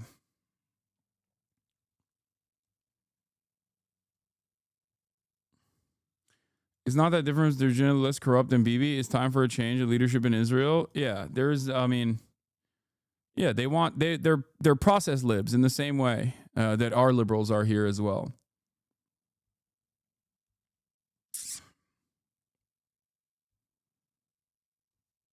So, yeah, like I'll explain it to you like this. Liberal Zionists in Israel, or even like the Shin Bet, right? They have valid security concerns that they recognize. So they'll oftentimes come to Benjamin Netanyahu and say, hey, can you stop working alongside Itamar Ben-Gvir in really doing these pogroms in the West Bank? Because every time you do a pogrom in the West Bank, you're moving military resources away from the Gaza envelope and moving it into the West Bank. And also you're pissing off the Palestinians. And when you piss off the Palestinians, Hamas is getting angrier and angrier and sees just cause for retaliation. you are going to collapse the delicate security apparatus that we've cultivated in our apartheid state. They're saying that not because they want to end the apartheid state. They're saying that because they want to maintain the apartheid state with a decent amount of security.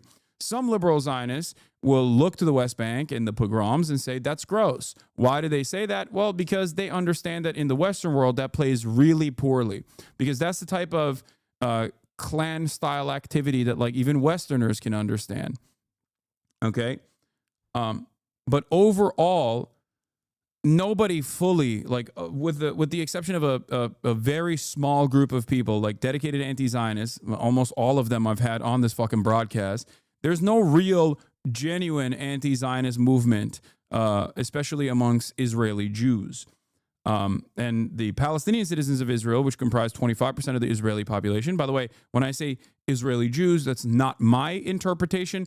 It is the demographic association that Israel has designed because it's a Jewish ethno-state, a Jewish religious supremacist ethno-state.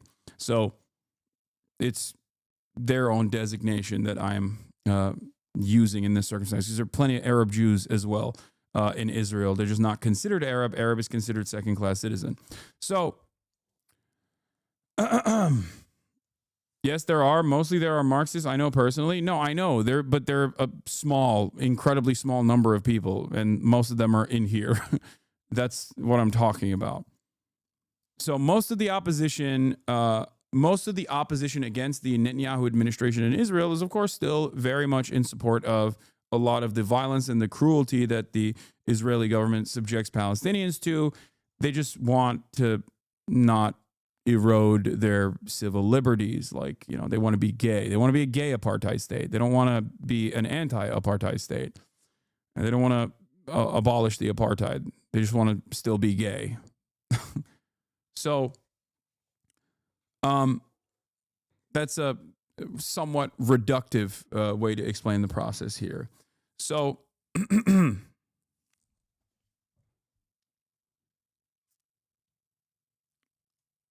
I have long maintained the position that if you want to stop the insane reactionary support, you have to address and tackle and dismantle the apartheid, because the apartheid justifies the existence of the Jewish Power Party and many other more reactionary forces in Israeli politics.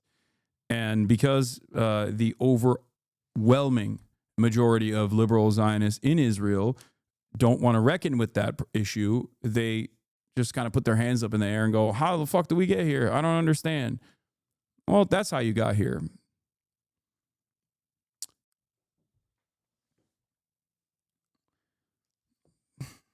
A interesting analog to what we have experienced with the Democratic Party's lackluster opposition to the Republicans undermining the administrative apparatus, undermining the administrative state, and doing a metric ton of awful fascist things here in the United States of America, which the Democrats are not doing a good job tackling or criticizing, partially because there are a lot of Democrats that just want stability, no matter what the cost is.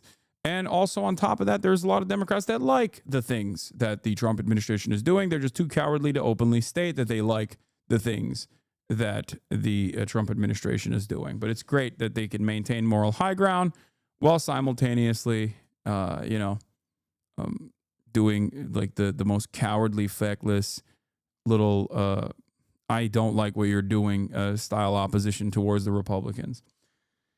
So, yeah, they care about prices stabilizing. All right. Speaking of America and the Burger Reich undermining American democracy, once again, Mahmoud Khalil's case should be moved to New Jersey. The judge rules. Okay, let's take a look. Mahmoud Khalil's case to New Jersey. He is the Columbia University graduate detained by the government over his participation in pro-Palestinian demonstrations. Alice Gaynor covers courts and is here now with more details. Cindy, the government wanted the case to play out in Louisiana. Mahmoud Khalil wanted it in New York. Simply put, the federal judge in the Southern District of New York said Khalil filed his petition in the wrong district through no fault of his own. Khalil's attorney, the judge noted, was relying on information made available by the government at the time about his location. You're going to be under arrest, so turn around. On March 8th, ICE took Mahmoud Khalil into custody at Columbia University campus housing and brought him to a New York field office. He was eventually transported to a detention facility in Elizabeth, New Jersey, then flown to Louisiana. A federal judge in the Southern District of New York ruled that because Khalil's attorney filed a petition on his behalf at 4:40 a.m. while detained in New Jersey, a straightforward application of the District of Confinement and Immediate Custodian rules therefore dictates that Khalil's petition should have been filed in the United States District Court for the District of New Jersey, not in this court. Khalil's petition questions the detention of the green card holder who is married to an American citizen. The judge noted in the order, many of the facts in this case are hotly contested. Khalil's petition, the judge says, depicts him as an outspoken but peaceful leader of student protests held at Columbia University against Israel's actions in Gaza since the atrocities of October 7, 2023, and that the government, by contrast, describes Khalil as leading activities aligned to Hamas, siding with terrorists, and a threat to the foreign policy and national interests of the United States. On Face the Nation Sunday, Secretary of State Marco Rubio was asked repeatedly if there was any evidence of a link to terrorism. I'm asking about the specific justification for the revocation of his visa. Was there any evidence or material support for terrorism? Was the negotiator negotiating on behalf of people that took over a campus, that vandalized buildings? Negotiating over what? A French researcher was detained on arrival in the U.S., his computer and phone confiscated and searched, and his text criticizing Trump cuts to scientific research were deemed by DHS agents as a hatred of Trump that could be described as terrorism. He was deported the next day. According to a diplomatic source to the AFP, the incident occurred on March 9th. The space researcher was reportedly subject to a random check upon arrival, during which his work computer and personal phones were searched. The same source also reported that messages discussing the Trump administration's treatment of scientists were found. He was reportedly accused of messages that reflect hatred toward Trump and can be described as terrorism. His professional and personal equipment was reportedly confiscated, and the researcher was sent back to Europe the next day. According to another source briefed on the case to AFP, the French researcher was accused by the American authorities of hateful and conspiratorial messages.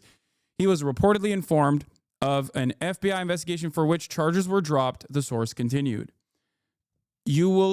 I'm telling you right now, it's already happening, and I've been saying that. It's being mean to Trump is terrorism, okay?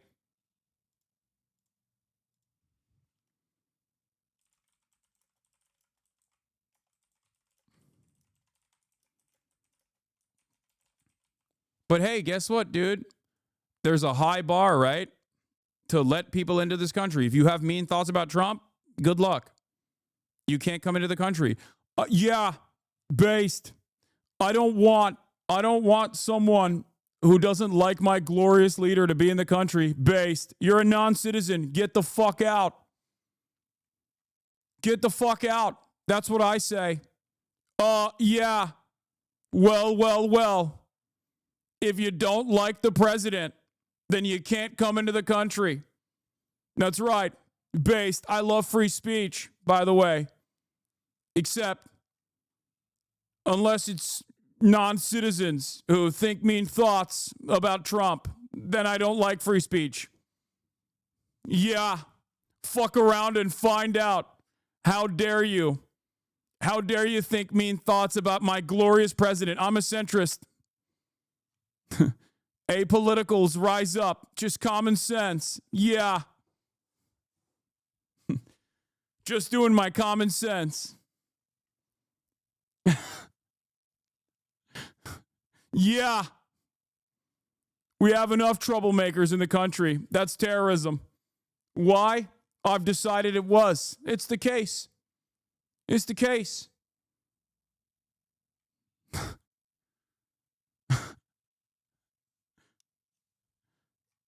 It's good stuff. If you don't like it, just change the law. Oh, my God. Oh, my God. Should have taken a fucking big-ass gulp out of my Dr. Pepper, extra large Dr. Pepper in between. That's a crime in and of itself, that they're involved in being the negotiator, the spokesperson, this, that, the other. We don't want it. We don't need these people in our country. In a letter dictated by phone from the detention facility in Louisiana, Khalil described himself as a political prisoner, that the Trump administration is targeting me as part of a broader strategy to suppress dissent. Here's the article in French. United States, French researcher expelled by Le Monde. French researcher expelled for expressing a personal opinion on the policies pursued by the Trump administration.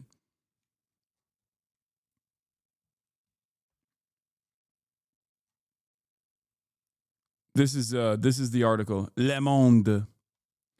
Le Monde. Ouais. Yeah. Why don't you speak American?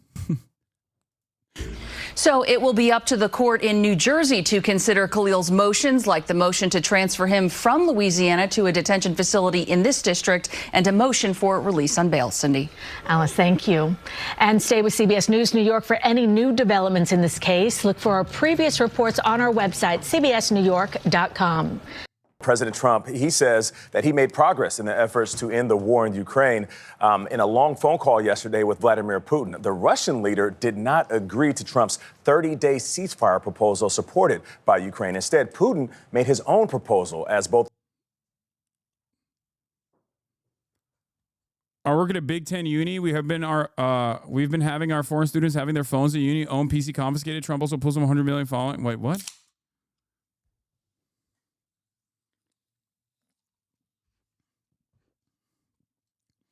Isn't your America fucks one singular thing is free speech? Okay. I need you to understand something. Historically speaking, free speech has never really been afforded to radical leftist, socialist, communist movements in this country. If you want to fight for civil liberties for black people, no free speech for you. We'll assassinate you. If you do anti-war protests, no free speech for you. We'll do Kent State. So there are plenty of examples like the Red Scare, McCarthyist trials, all that stuff, where people have been falsely imprisoned for speech. People have been blackballed and blacklisted by the federal government for free speech.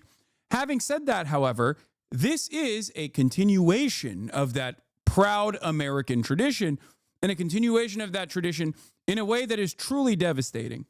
Because if you look at, the past 20 years, if you look at 2001, in the aftermath of 9/11, obviously the American government, actively undermined free speech, free expression, free demonstration, all that stuff against Muslims in general as it was doing the war on terror.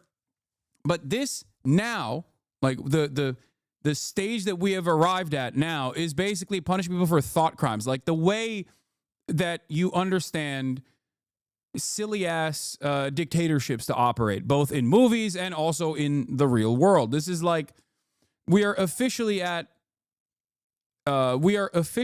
now in the pocket of straightforward fascism. Like that's when you start claiming that like people that are peacefully protesting are terrorists and offering material support for terrorists. When you start claiming that people who have said, I don't like the way Donald Trump is cutting funding for research, that is an act of terror that bars you entry into the United States of America. When all of that, when stuff like that is being considered terrorism, which is used as a catch-all term to violate people's due process, to violate people's free speech. At that stage, you're officially done. And I said this a couple months back. If you remember, I was talking about how as American power, I tweeted about it as well, if someone can find it. As American power on the global stage wanes, you will see how little they care about free speech. This is partially the reason why it's happening, because American power is falling apart. America can only present itself as having free speech because it's been the hegemonic superpower, right? And the less stable the United States of America gets, the worse, the more aggressive the American government will get in terms of stamping out any sort of protest, any sort of dissent.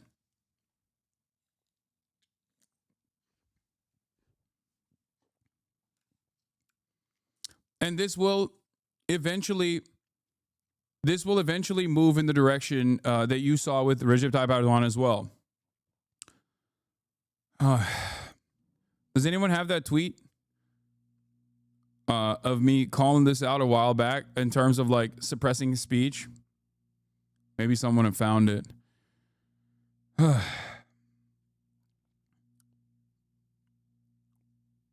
Weak dick, no motion fascism. Oh, here, yeah, this is it. As U.S. hegemony ends, you will see limitations of free speech in more egregious ways. You only get to have limited permissible critique when you're the only dominant power in the world. There was always a limit to free speech, Red Scare, civil rights, BDS. Now that limit's over. There it is.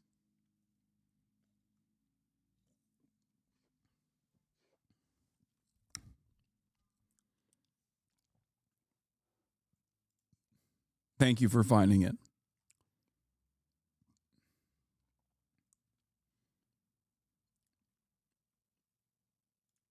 I'm going to retweet this. I'm going to like my own tweet and retweet it.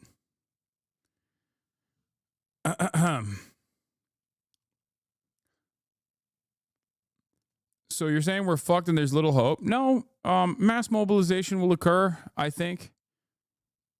That's what I'm relying on. That's what I'm hoping for. So far, though, the liberal opposition has not done anything to mobilize.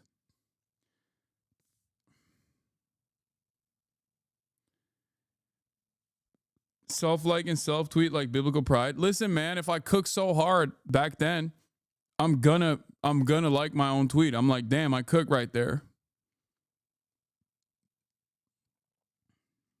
All right.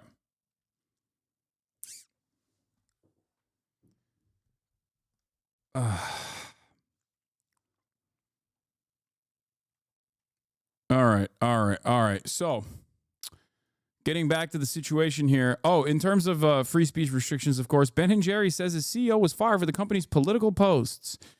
Ben & Jerry's is accusing its parent company Unilever of breaching its merger agreement by ousting the ice cream company's CEO over the brand's repeated public comments on progressive issues, removing its chief executive without the board's approval.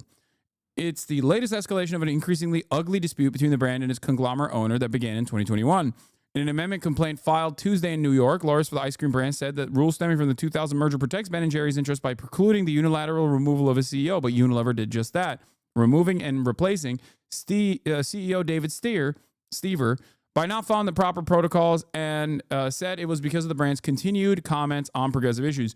Ben & Jerry's is also pro-Palestine, for those of you who don't know, and lo and behold, they're owned by two Jewish men. Jewish anti-Zionists. The lawsuit said that Unilever's motive for the removal of Stever was due to his commitment to Ben & Jerry's social mission and essential brand integrity, rather than any genuine concerns regarding his performance history. Unilever didn't immediately respond to CNN's request for comment. The UK company announced in March 2024 it was looking to sell Ben & Jerry's and its other ice cream brands. It has not yet completed a deal.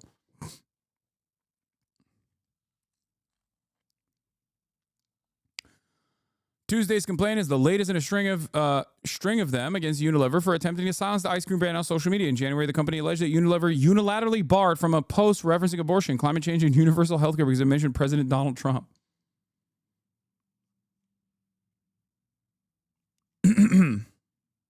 Founded by, not owned by anymore. Yeah, founded by. Yeah.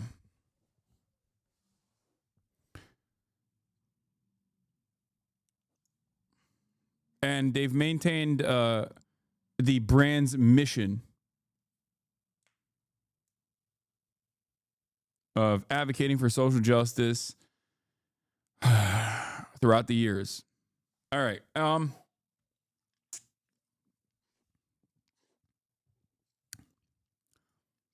Great stuff overall. Also, there is more attacks against free speech and also control over Columbia University. Columbia University is getting close to yielding to President Trump's demands in negotiations to restore $400 million in federal funding.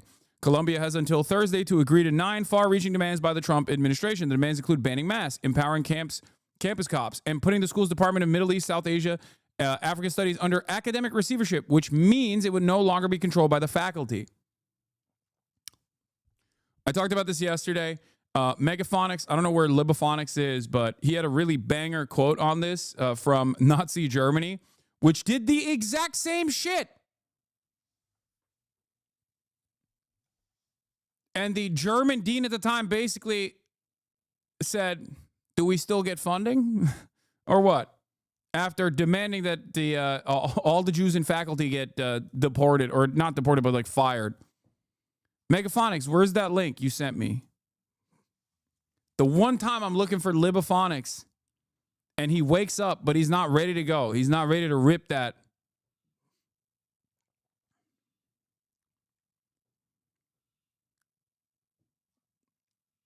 Anyway. More like Magaphonics.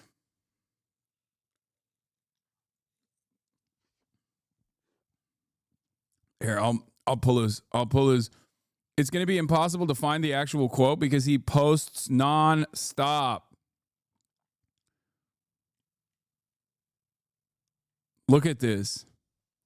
This is only from like a couple days ago. How am I going to find it? Yep, this is it. Yeah.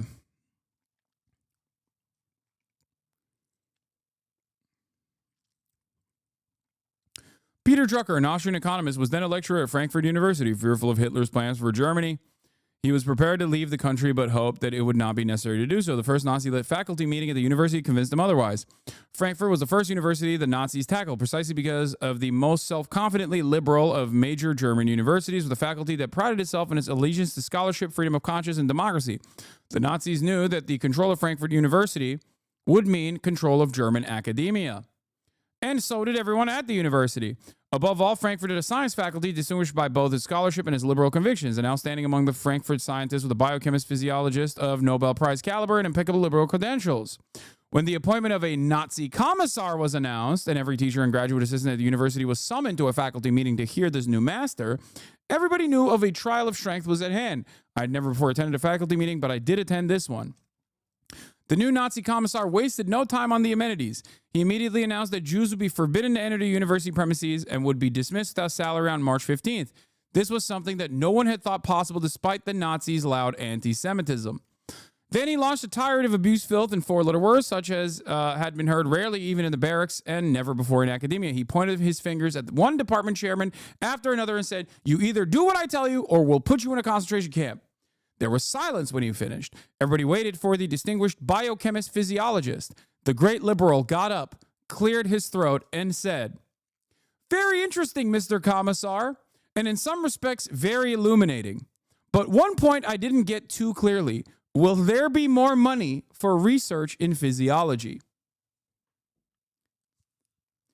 1-1.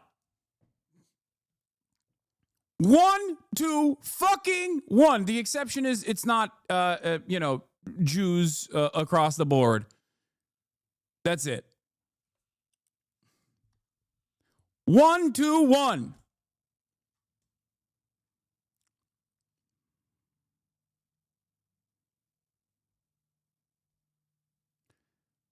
For the record, this matches up with what my grandmother said happened in her life story as she left Nazi Germany with her partially Jewish family back then. She passed away about 10 years ago. Well, rest in peace to your grandma. At least she didn't get to see it twice in her lifetime. You know what I mean? Like, she didn't get to experience it. She did not get to experience it the second time around happening in the country that she escaped to. You say Jesus, but like, that's literally, you're living in it. What do you mean, Jesus? You're living in it right now. It's happening to you, dumbass, and to me, to all of us.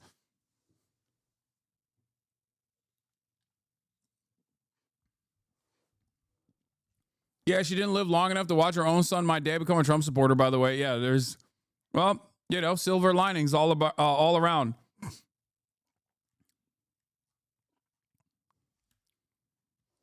That's dark as hell. Wake the fuck up. We are living in dark times. Okay. When I say I fear that America's darkest chapter is yet ahead, I mean it. Like, people will turn around and say, like, oh, what do you mean? We had slavery. We had chattel slavery. That's pretty fucking brutal. I agree. It is, right? We had, this nation was built on indigenous genocide. Like, what are you talking about? I agree. I know all of that. And yet I'm still saying that we are moving towards the darkest period of the darkest chapter of American history.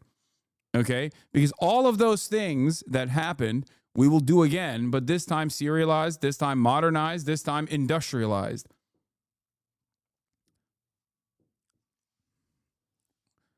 The current administration has even more tools at its disposal to do a metric ton of evil.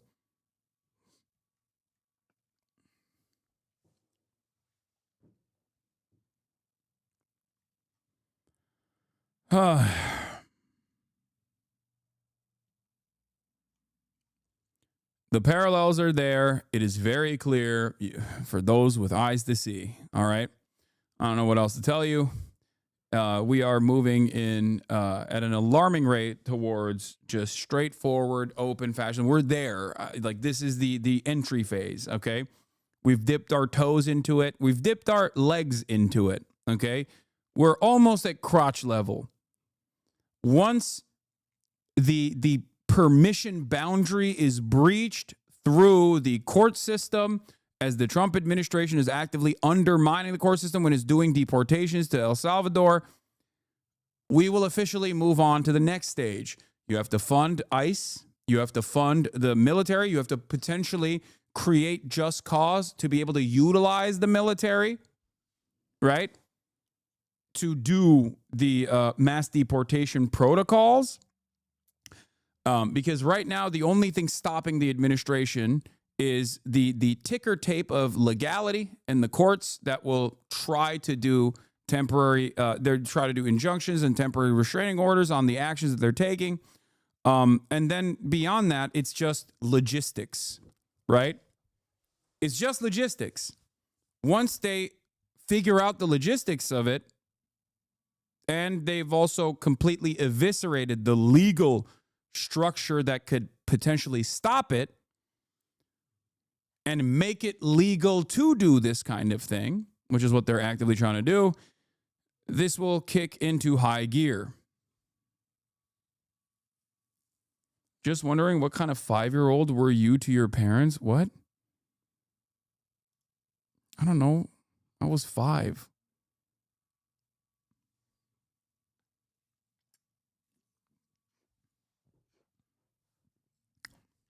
That's a very strange question.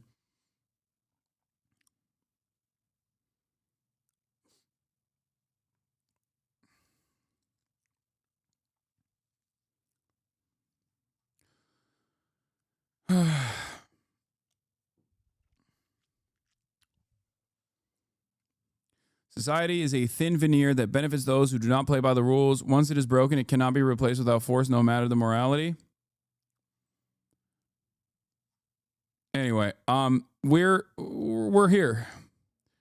News on the Mahmoud Khalil case. The judge rebuked the Trump admin. This case, the Mahmoud Khalil case, I think, is perhaps the most significant legal case of our time. What happens here will either completely erode the last legal bastion of defense that the institutions have in undermining the Trump agenda. If this court case sides and the Supreme Court sides eventually with the administration, it's over. They now have destroyed one plank. It's already basically like the little crispy Cheeto holding the door together. Okay, once they boulder through it, it's over. It's done. The legal side is cooked. It's over. The only way that the court system will work is at the behest of the administration. Everything that they do will be considered legal, of course. Obviously, they will enforce it through the pre-existing legal structure that will use the institutions to their advantage as long as, the institutions remain. And then the only thing stopping them will be logistics. It is incredibly difficult of an undertaking for this administration to go out and do mass door-knocking operations and fucking arrest everybody. Okay? Very, very, very difficult. My friends, oh yeah, this is basically, yes, the courts against the Trump admin. That's what this is.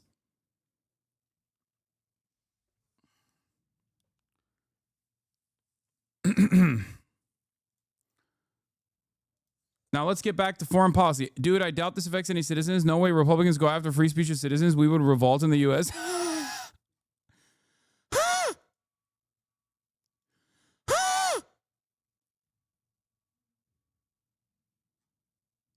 Come on, dude. Bro, this is so funny. Dude, I doubt this affects non-Jews. No way the Hitler, the Nazi party would go after non-Jews, dude. Are you stupid? All they care about is Jews. We'll revolt.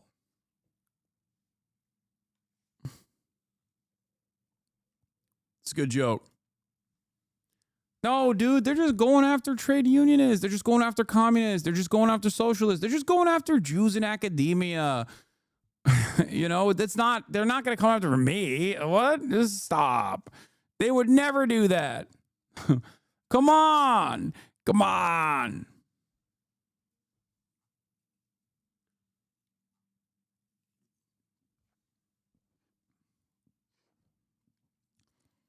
It's so funny for people to think that I'm being hyperbolic when I'm directly telling you what is going on, explaining to you where it will go, and the government is like clearly following through on these promises. It's not like they sheltered you from their perspective. They did. They openly stated it. They openly stated their desires, their violent desires, and now they're following through on it. So I don't know why people are like, what? Huh, nah, that's crazy. Both sides continue. Anyway, yeah. Foreign policy. Russia and Ukraine trade strikes after President Trump's call with Putin discussing a ceasefire. Says that he made progress in the efforts to end the war in Ukraine in a long phone call. It's interesting that you used to encourage chatters not to go to doomer route, yet it seems lately that it's close to all I've heard from you. It's not. I'm not telling you to be a doomer. I'm telling you to be aware of what is to come. Okay? There is still mobilization that must... There's still an opportunity for mobilization. And that's why I urge people to go out and protest. That's why I urge people to resist. Having said that, be ready. You know, I'm telling you what the future looks like. And it's not because I'm, telling you like it's over, it's done. Just, lay your arms down and show your belly like a coward. That's not what I'm saying at all. As a matter of fact, I'm urging the Democrats to also try and actively fight against this on a daily basis. Yeah, it's not doomer when the weatherman tells you it's raining or that it's going to rain tomorrow, or tornado warnings for tomorrow. Call yesterday with Vladimir Putin. The Russian leader did not agree to Trump's 30-day ceasefire proposal supported by Ukraine. Instead, Putin made his own proposal as both sides continue to bombard each other. Weijia Jiang is at the White House. Weijia, good morning. Good morning, Nate. Good morning to everybody. Immigration is the ultimate red herring. They'll constantly increase pressure on this issue that isn't an issue. They'll revoke birthright citizenship, but that will solve nothing. So what's next? Denaturalization. I promise you it's coming. HasanAbi Piker, October 30th, 2018.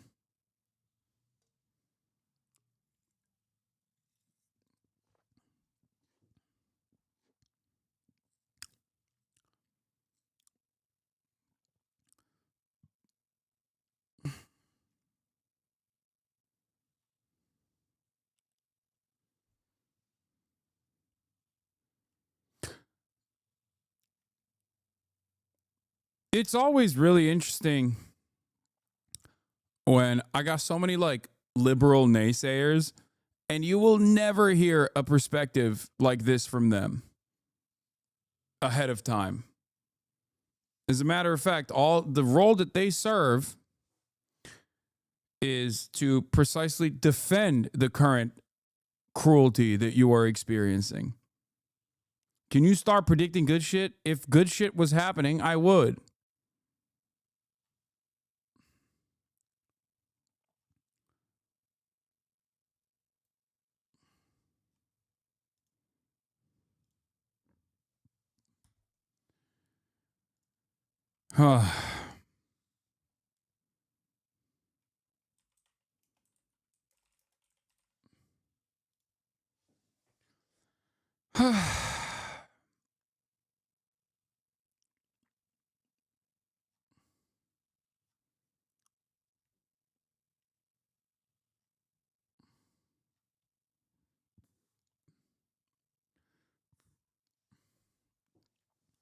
What made you say that in 2018, if you recall? Stephen Miller.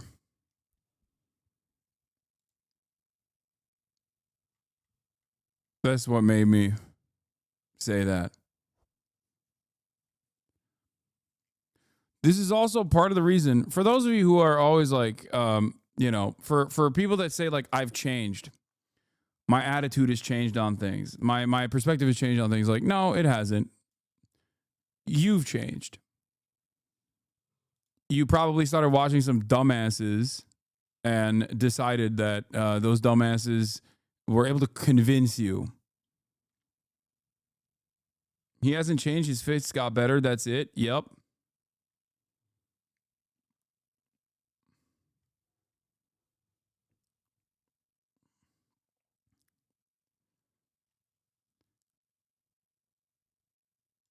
What is this? I'm a Columbia student in a MESAS grad class currently. I have no clue if this class will be called by the admin or not, but it's likely.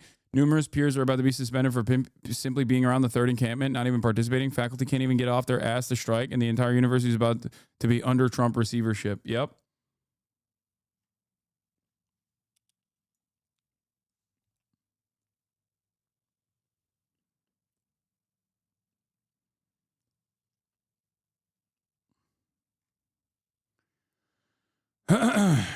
Wall Street Journal says Columbia is negotiating to call the receivership something more palatable and present it as a win. Yeah. No, it's just totally. Columbia is nearing the agreement to give Trump what he wants, according to Wall Street Journal. They're doing it. They're doing it. And they care more about like a aesthetic victory. So they will concede, they will yield. And then they will turn around and be like, but see, we got a lot of amenities out of this. Like, we were able to secure our funding. The two leaders spoke. A receivership is when an institution, a receivership is when an academic institution or specific studies at an academic institution are placed under control by a third party. In this circumstance, an independent third party that the government has designed. It is directly to change the curriculum. It's directly to change like what you get to teach at your school. It is a clear-cut violation. It is perhaps another glaringly obvious violation of the First Amendment.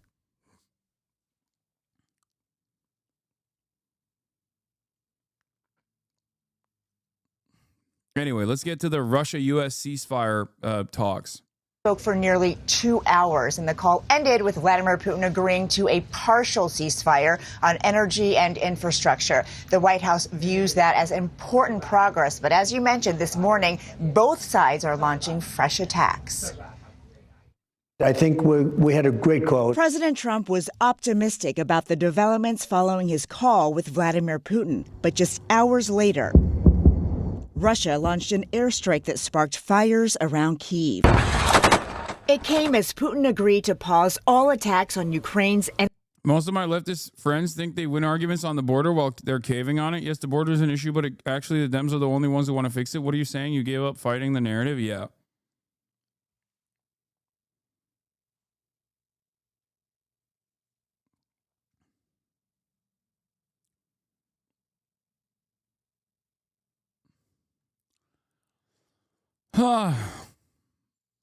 Energy infrastructure and committed to further. Also, your friends are not leftists if they say stuff like that. You have to have some conviction. You have to have a firmly held commitment to some fucking values. And I think protecting migrants, undocumented, documented alike, is that commitment. Negotiations toward a broader ceasefire and an eventual peace deal.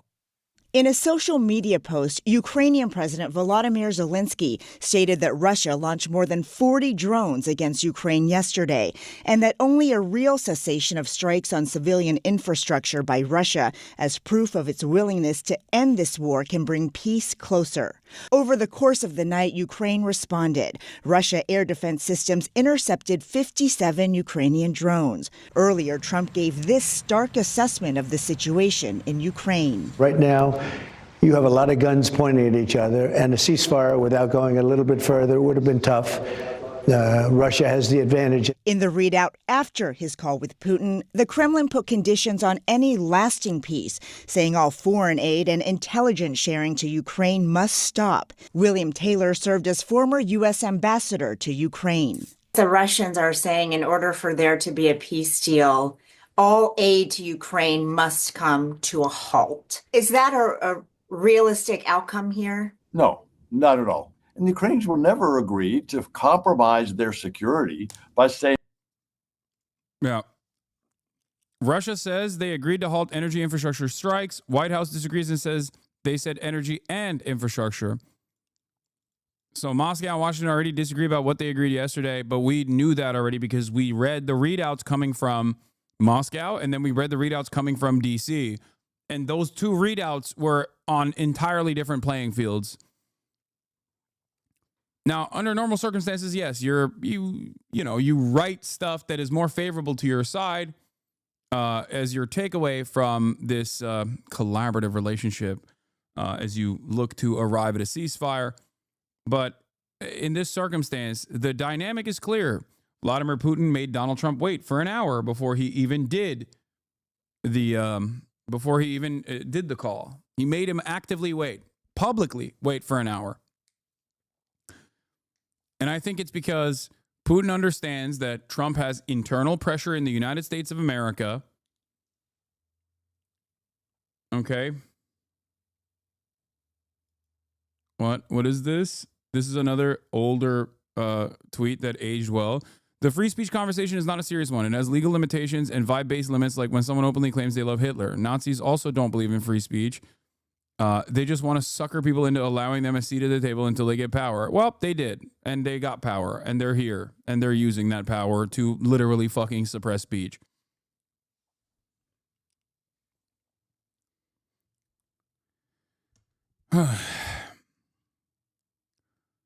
Art of the deal, more like art of the kneel. Yeah.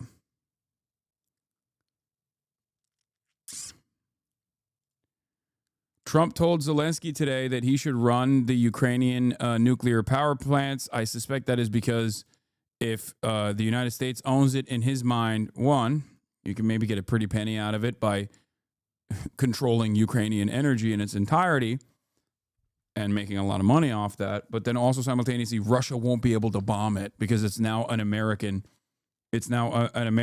nuclear facility. You know, that beautiful security assurance by selling your country to the United States of America. Saying that they won't accept.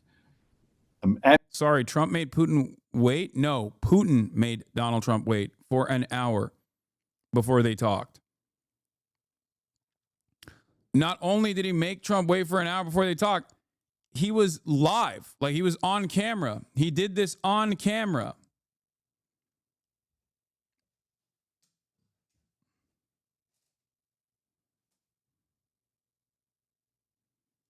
Ammunition and weapons from the Europeans, from the Americans.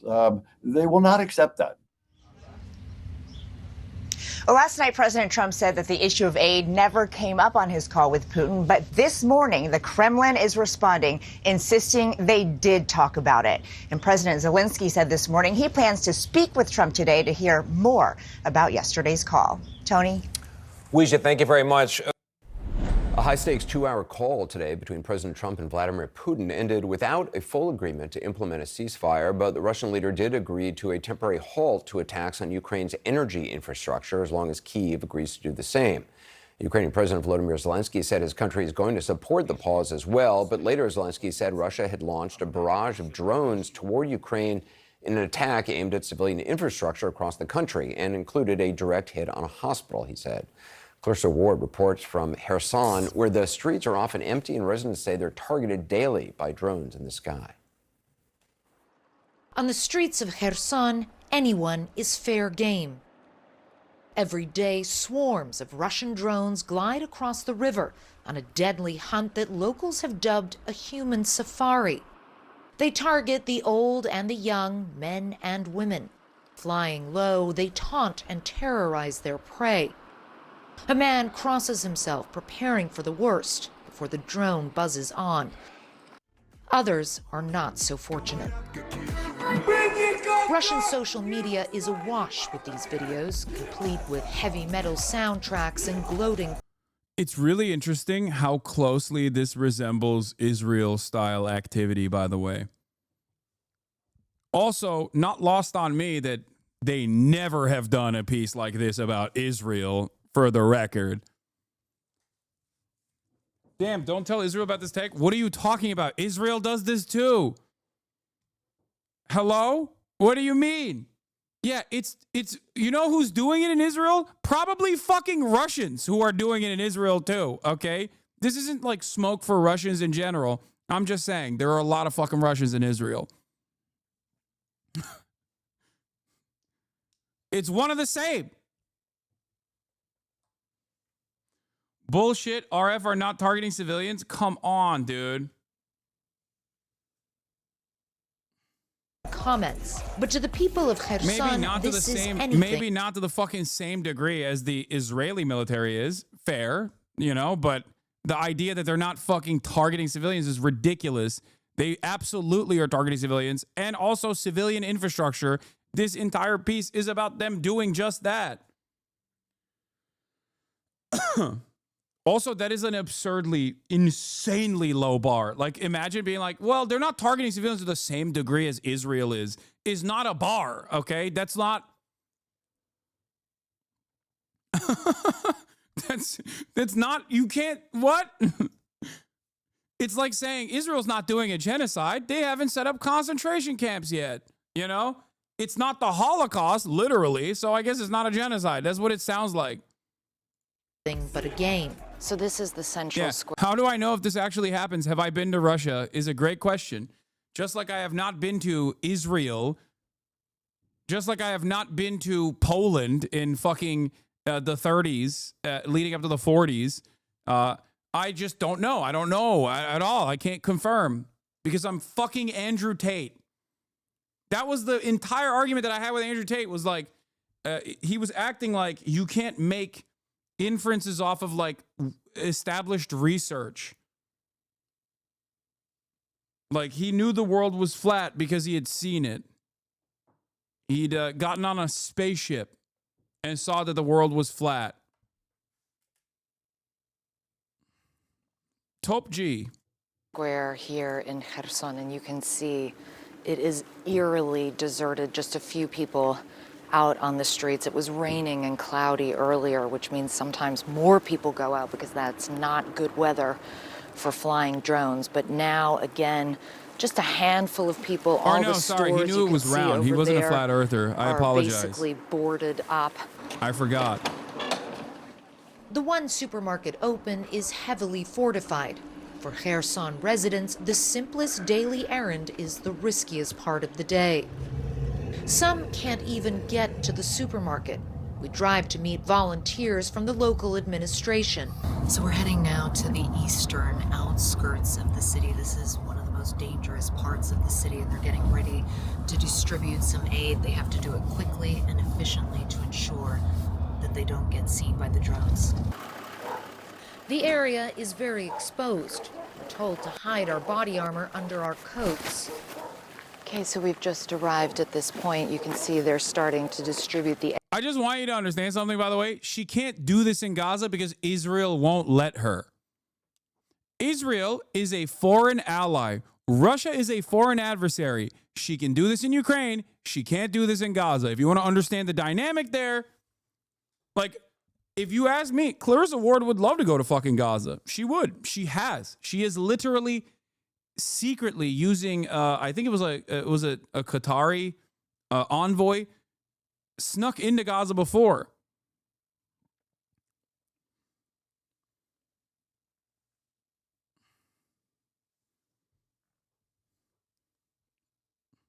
Think about that. Russia is a foreign adversary. Israel is our ally. And Western journalists were not allowed to go in during the fucking ceasefire this past month. Western journalists were not allowed to go in.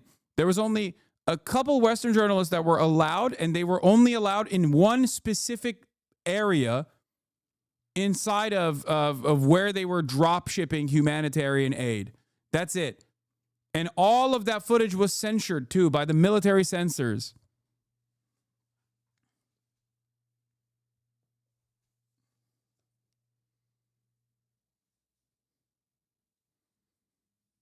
Yeah, she snuck into Gaza once. I know. The first ceasefire, the 7-day ceasefire. I know. I'm talking about that. This is in Ukraine, though, Kherson. I know. That's my point. My point is,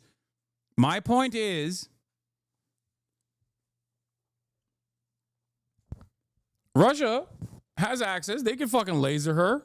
You think they can't drone strike her right now? She is under threat.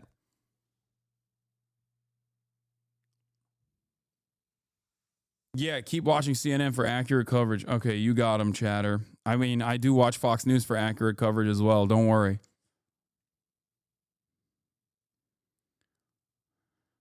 My point is, she cannot do this. She cannot do this within reach of Israel. She can still do this within the reach of Russia, but she cannot do this within the reach of Israel.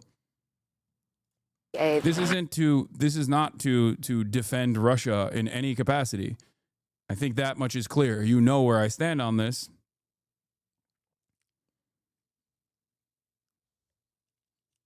But just understand, it's to show you the depravity of our foreign ally.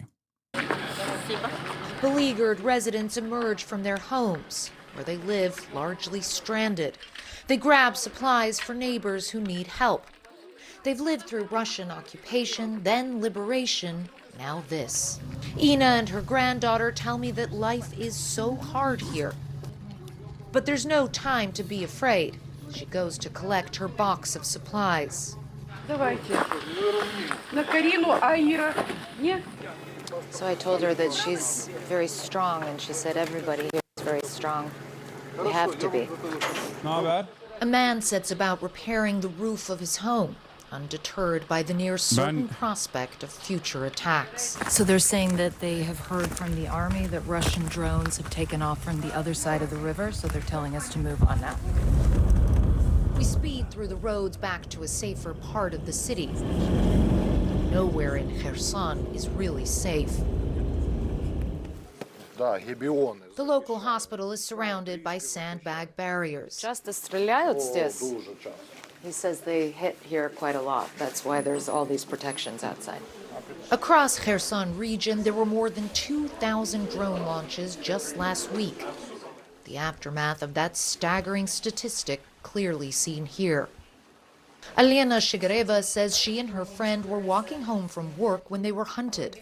We were two women, all made up, without hats, carrying flowers and wearing white jackets, she tells us. They could see we were women, not soldiers. It's just horror. In another room, 19-year-old Boris is recovering from lung and leg injuries after the minibus he was traveling in was hit by a drone. 2 people were killed and 8 wounded. Chatters are like, bro, you don't understand. This is like, Russia doesn't strike civilian targets. Come on. They are Russians. What can I say? He tells us. They're animals. Nothing else to say.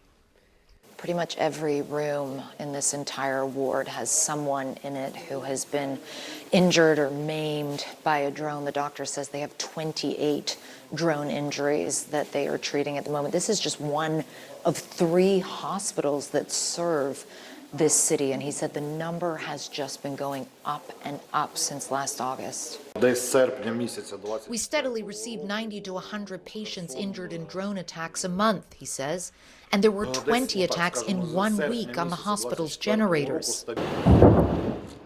Russia has frequently targeted Ukraine's power infrastructure in this war. Rarely has it so flagrantly pursued civilians. Це вже можна сказати We can call it a hunt for civilians, Mayor Roman Grochko explains. The Russians send fresh drone units to Kherson region, and they train by attacking ordinary people with drones.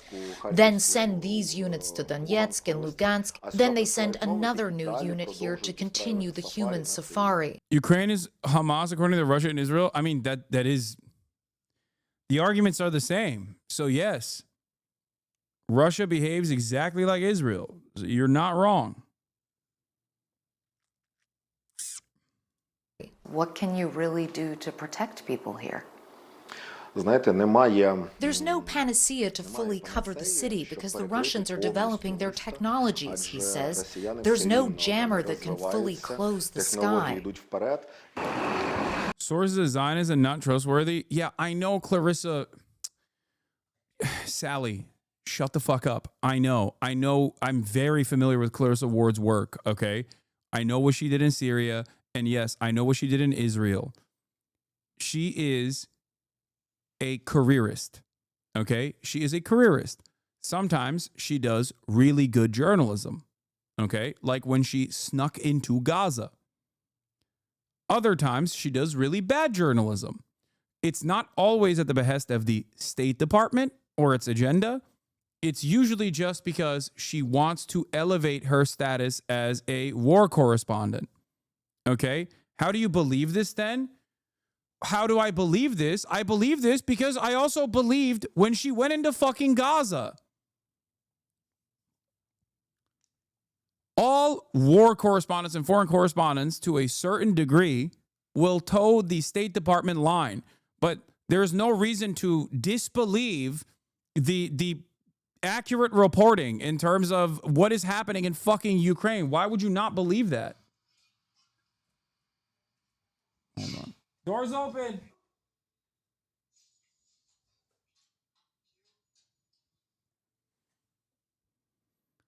I personally can't believe a systematic liar. Okay, well then she lied about the conditions in the Gazan hospitals too, I guess.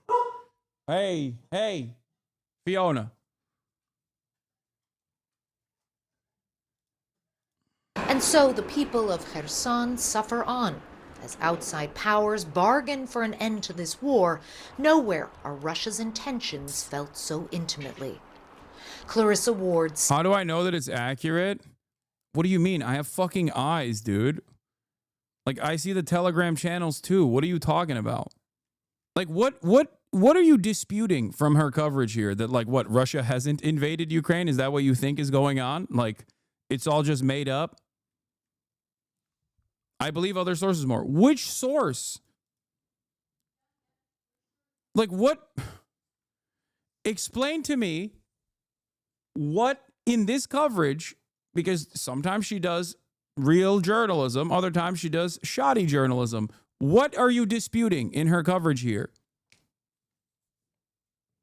Just say what you are disputing in her coverage. Other source RT. No, Russia Today or Al Jazeera. Wait, what? Al Jazeera. Okay. What are you talking about? Is Al Jazeera saying that, like, Russia is not invading Ukraine or something? Explain to me what you are disputing with her coverage here. Because Clarissa Ward is a self-interested careerist. Okay? She is. Which is why she sometimes does ridiculous coverage.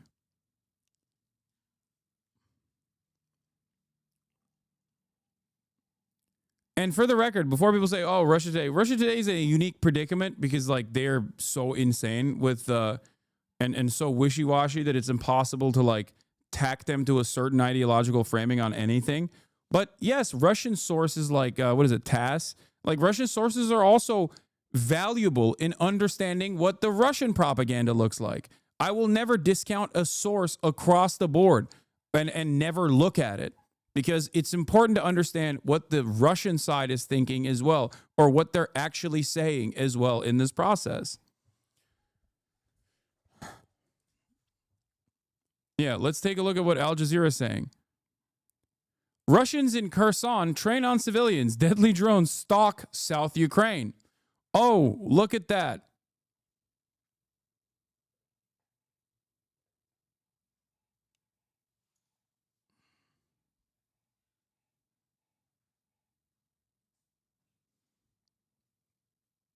There you go, chatter. Here is a resource that you actually don't dispute.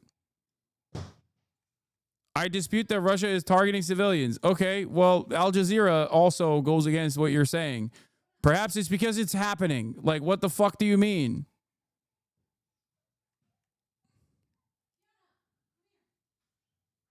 Dışarı mı çıkarıyorsun? Okay. Arabanın bataryası vardır inşallah. Bilmiyorum ben. Murat çünkü son kullandı. Okay. CNN, Kherson. Well, CNN has reached out to Russian authorities for comment on Ukraine's. After more than 6.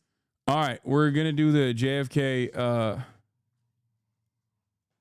Okay. Oh, someone ran in here. Hello. Look. The mayor is here. Okay, go. Fiona, go.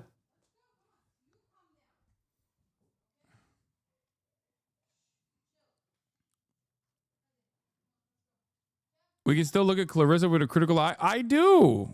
Of course I do. It could be a Ukrainian soldier dressed up like a civilian. Bro, it's so funny when it's so funny when people just want to be like, you're doing Israel propaganda for Russia. It's fucking ridiculous, dude. Come on.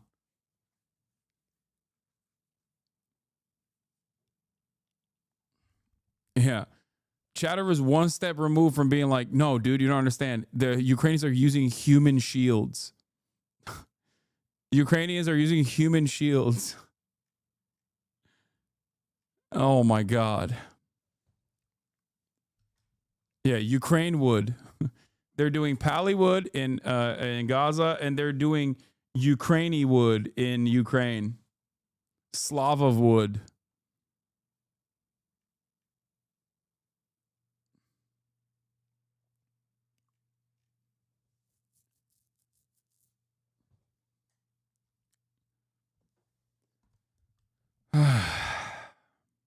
Telegenic babushkas. All right, we're going to talk about the JFK assassination files that are being released. A question I have on my mind is if they're releasing the JFK assassination files, why have they not released the Epstein files? 60 years, we are finally getting access to some government files related to the assassination of John F. Kennedy. There are 80,000 of them, so we've got a whole team of CBS News people working their way through the documents. That includes Caitlin Huey-Burns, who's going to join us now. Caitlin, good morning. What have you and the others found so far? Hey, Tony, good morning. Well, President Trump told reporters ahead of this release that there would be a lot of reading to do, and boy, he was not wrong. I can personally... You're joking, but a German friend of mine literally said that Ukrainians are hiding military equipment and soldiers in Ukraine weeks after the start of the war. Wow. Ukrainians are hiding soldiers in Ukraine? That's crazy. I can't believe that they have a standing military. Why do they have that?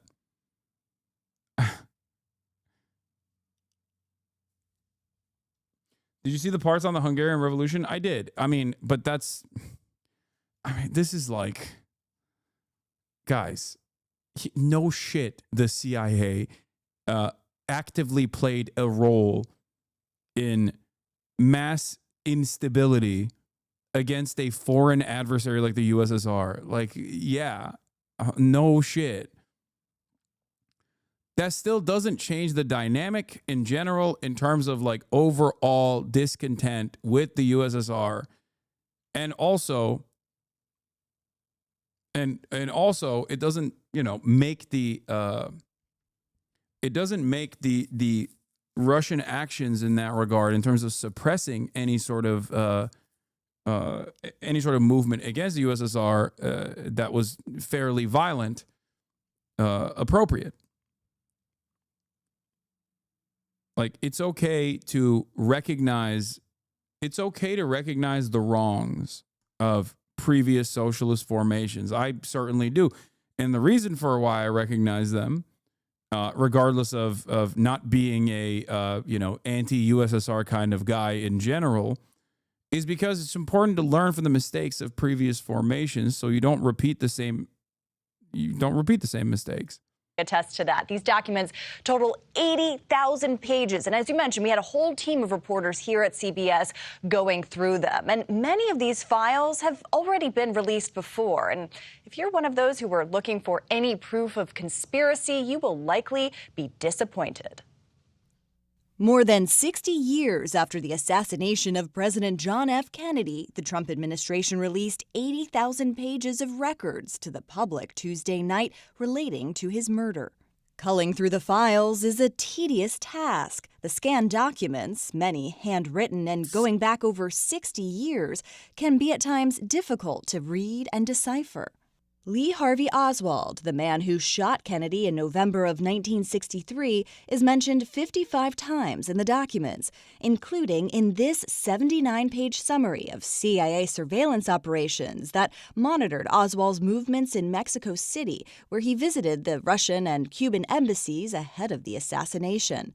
And the JFK files revealed once again the government position that it was actually Cuba. Hey guys, Lee Harvey Oswald, not a Navy officer, Navy intelligence officer. Okay, definitely not like actively engaging in disruptive as a member of intelligence. Certainly not engaging in following the CIA handbook field manual of like disrupting any sort of revolutionary action from taking place. It's actually real. He didn't visit those embassies as a Fed. He visited them as a sympathizer. Definitely a Cuban asset, not an American one. In this letter, written in 1978, from a man to the British ambassador in Washington. In it, he says he told... I'm so glad that they revealed this. Something that they've, said over and over again. Immigration officials in London that in July of 1963, just 4 months before the assassination of a plan by Oswald to kill Kennedy. It's possible, which is what makes this so scary. Wait, what? No. But so far, the trove of mostly unredacted files show there is nothing that changes he was the sole assassin. The documents, they don't show a conspiracy. David Barrett, a professor of political science at Villanova University who studies the Kennedy presidency, says that while these files are not a smoking gun, they provide government transparency. Maybe it will lessen the suspicion that the FBI or the CIA or some other government leader or agency were involved in a plot to kill Kennedy. The Trump administration says the release represents a campaign promise kept, a promise he made the day Robert F. Kennedy Jr. endorsed him. I have never had more people ask me, please, sir, release the documents on the Kennedy assassination, and we're going to do that. And during a visit to the Kennedy Center on Monday, he announced they were ready to go. So people have been waiting for decades for this. I don't believe we're going to redact anything.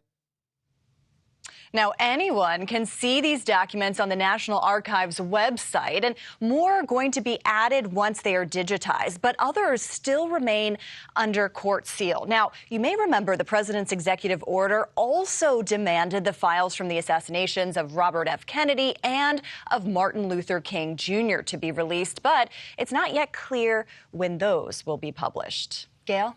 All right, Caitlin, got it. Thank you very much. I've been in Spokane for 39 years. I hate when this chat becomes the Alex Jones of the left moment. Something like this happens. What do you mean?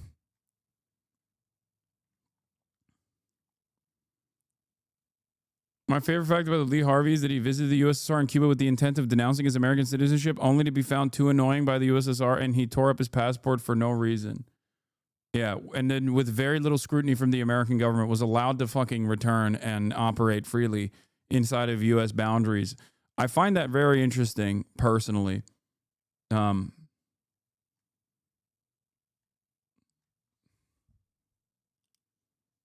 I guess it's one of those. It is one of those conspiracies that I'm like not firmly on the government side on. Like I think that the established narrative is not the correct one. I don't think it is.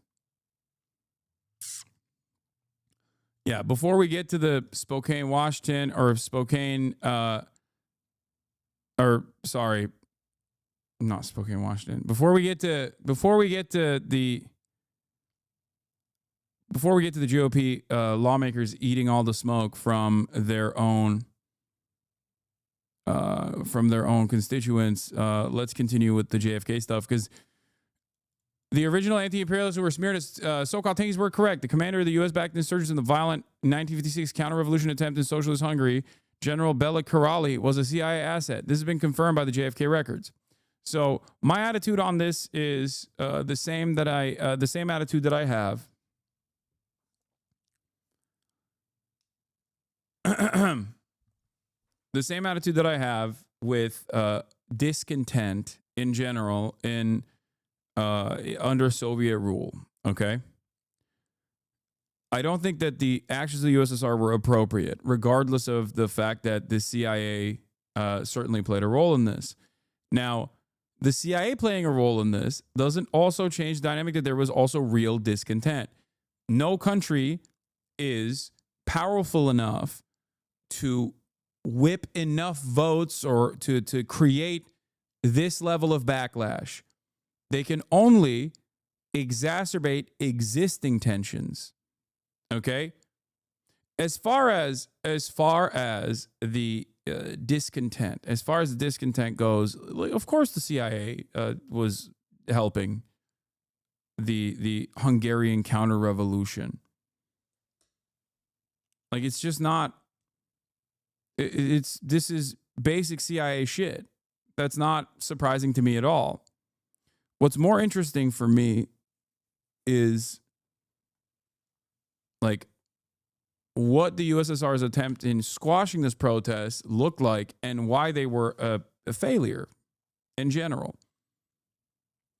A copy of a letter of the subject's file dated 22nd of November 1963, signed by the subject's Secretary for Military Affairs, Executive Committee, Movimiento Democrata Cristiano, is addressed to Major General Bela Karolyi, President, Hungarian Freedom Fighters Federation, Inc.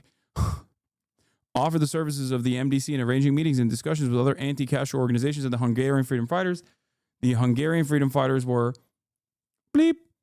interested in information on the MDC before granting approval of contact between two organizations. Subject, a 32-year-old Cuban exile, was from a wealthy Cuban family, and in Cuba, he was a banker. He was granted a POA in December 1959 and an NOA in February 1960 for the use of FP agent in Havana, Cuba. A copy letter in subject's file dated 22nd of November 1963, signed by subject as Secretary of Military Affairs, is addressed to Major General Bela Karolyi, President, Hungarian Freedom Fighters Federation, with other anti-Castro organizations. Bela Karolyi dies at 97, led revolt in Hungary.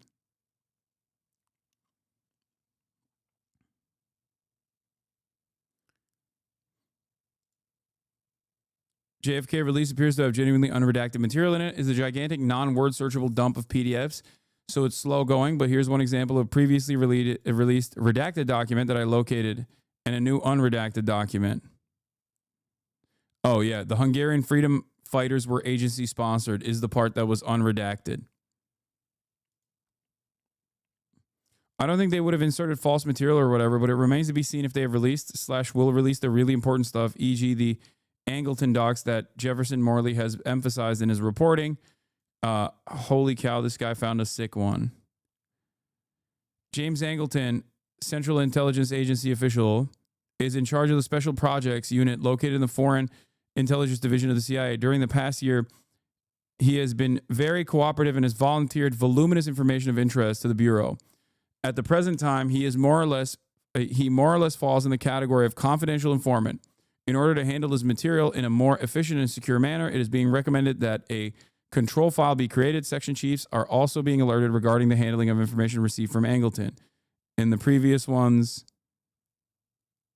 Wait, where is the redacted version? Released June 2023, covers up Jay Lovestone bit, which is funnier because it's been known for like decades that Angleton was Jay Lovestone's handler.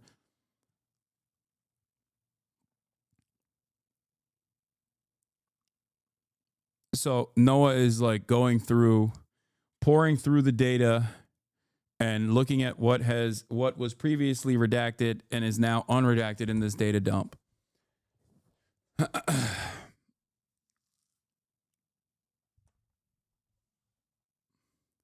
It is very much searchable text. Upload the Google Drive as Google Docs and download the document and upload to AI. Jefferson Morley says, this morning at 8 a.m., I can't search these new JFK files. I hear you cry. Alas, the National Archives/Trump team failed to take the simple step of OCRing the released JFK files. But fear not, fellow researchers. The Mary Farrell Foundation is coming to your rescue. MFF will soon post searchable PDFs of all the new JFK files. In coming days, you can escape the clunky NARA site to go over to maryfarrell.org, the largest online archive of JFK records, to continue your research. Stay tuned for details. I know, like, this shit is bad, but I still read it and find it exciting. No, I don't think this is bad. I think it's not bad to understand how it's not bad to understand how the American government operates, especially the CIA. Like, I think the more informative stuff here is not to like arrive at a truth about who actually killed JFK. It's more so to get unrestricted, unfiltered access into how the CIA operated at the time and what they did. This is proof of a lot of the things that leftist tankies, whatever you want to fucking call it, will openly talk about in terms of like what the clandestine operations of the American State Department, the statecraft, looks like. This basically is just like proof of a lot of the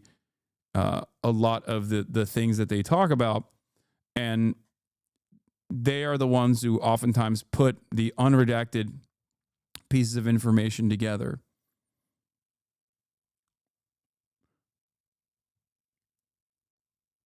Will this help me lose less on my polymarket bets that are longer than the list of American war crimes? Here's Jefferson Morley. He's formerly of the Washington Post, author of The Ghost, The Secret Life of CIA Spy Master James Jesus Angleton. Jefferson Morley is at least according to Noah, a trusted resource on JFK related information, so I trust him as well. While we continue to look through the new JFK documents, a couple of observations. First, this is a breakthrough. The absurd and suspicious redaction that have denied us the full story are, for the most part, removed. We know why JFK wanted to splinter the CIA into 1,000 pieces and scatter it into the winds. Because as Arthur Schlesinger told him, the CIA was effectively usurping presidential authority. The agency censored Schlesinger's case for 6 decades to obfuscate the reality of CIA power. Schlesinger warned JFK that CIA encroachment on the traditional functions of the state undermined his ability to conduct his own foreign policy independent of CIA. No, this isn't a smoking gun, but that doesn't mean it's historically irrelevant. Far from it. Schlesinger's memo lays bare the origins of JFK's mistrust of the CIA, which continued for the rest of his presidency. Kennedy's suspicions were matched by CIA alienation from JFK's liberal policies. This was one cause of the assassination.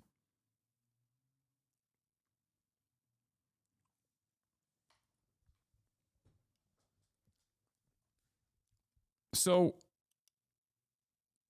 the way I explain it is like everyone basically knew that this was the case, but this offers like direct proof, if that makes sense.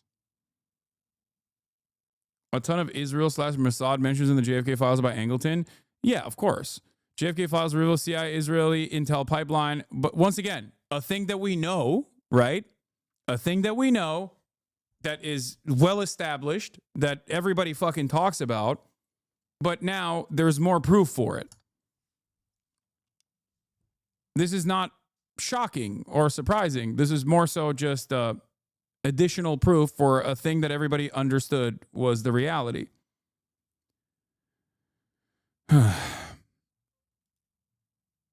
Yeah. The only continued redaction from the JFK documents has been, look.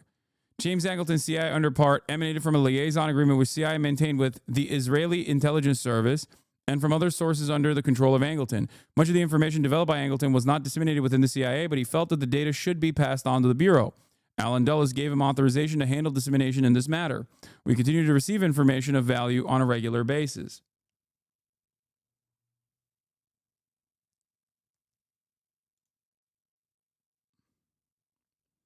Maybe the most damning, the CIA put contaminating agent in Cuban sugar headed for the Soviet Union. Also under the heading of old business. Wait. Oh, there it is. I remember the hue cry, especially in Carl Kazin in the White House when, bleep, this was initially redacted. Here it is, unredacted. Also under the heading of old business, I will remember the hue and cry raised, especially by Carl Kazin of the White House, when the agency injected a contaminating agent in Cuban sugar bound for the Soviet Union. Shortly after the Cuban Missile Crisis, there was a disposition in Washington to re-examine the Bay of Pigs, and the fact that several Alabama National Air Guard officers lost their lives in the Bay of Pigs was surfaced, with surprisingly little excitement at the times.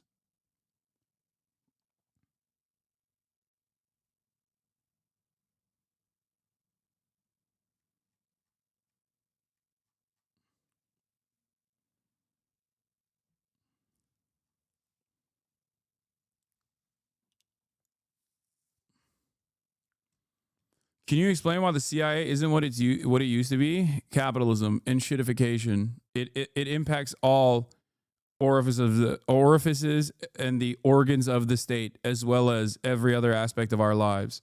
I genuinely think that. I think like the private-public partnership and the like funding being limited, I guess, even though they have expansive budgets, has definitely changed. Like they won, you know what I mean? They won the Cold War. Capitalism won, socialism lost. And in the process, I think year over year, the deregulation, the deregulatory aspects and the lack of interest in or the lack of appropriate avenues and targets for the CIA made it so that it was no longer as necessary, as needed in the minds of those who control at least the funding structure. It's not because everyone is more aware and connected in the present day. I don't think so. I mean, look at fucking Israel, dude. Everyone is incredibly connected to the crimes of Israel, many crimes of Israel, and yet people seemingly turn the other cheek and look the other way and still fucking call me a terrorist, for example, for accurately explaining.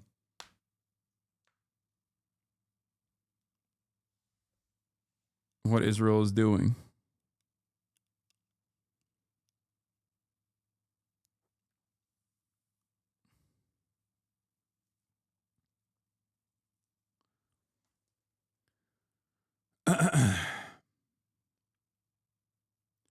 The CIA is a terrorist organization? Yeah, this video, isn't this the video? This episode is brought to you by Nebula. This is the video that got second thought, a visit from the Department of Homeland Security, no?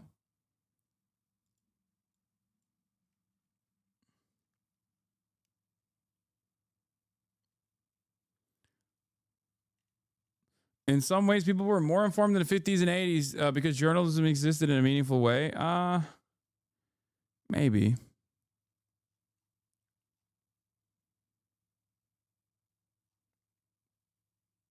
Yeah, videos age restricted and also got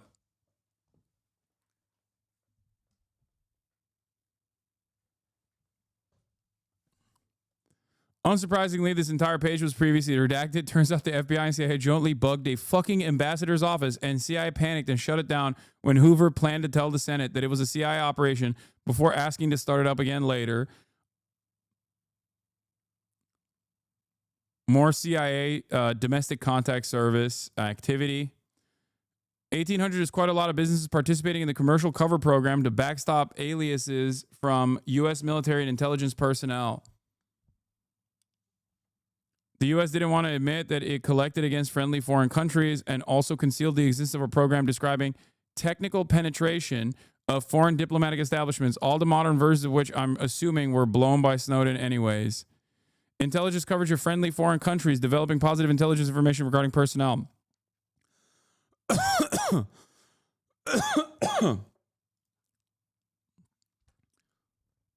Anagram, penetration of foreign diplomatic establishments in the United States for procurement of cryptographic materials. So yeah, this is literally Edward Snowden shit. Remember when Edward Snowden blew the whistle on how much espionage the American intelligence agencies were engaging in for with our against our foreign allies? This is they've been doing this. And we now know about it, not because of the revelations in the document in the JFK documents, but we know about it because Edward Snowden blew the whistle on it.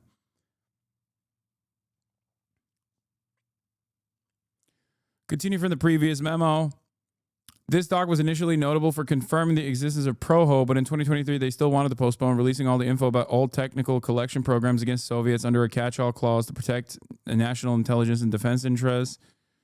A 1973 memo from CIA's ORD, Office of Research and Development, that, as of 2023, withheld info about CIA and Bell, now known as AT&T, testing microwave technology to intercept domestic telecommunications. A lot of this stuff also is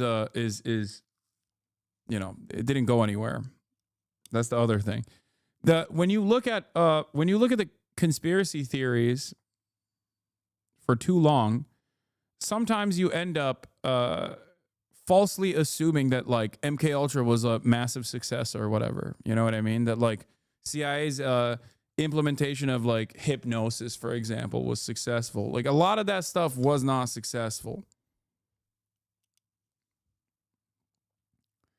Domestic tests for agency research and development efforts continued. This describes the CIA admitting to being able to basically covertly tap into most any U.S. telephone networks, landlines then, and also developing sensors and tech like FLIR, far-looking infrared, in the early 70s.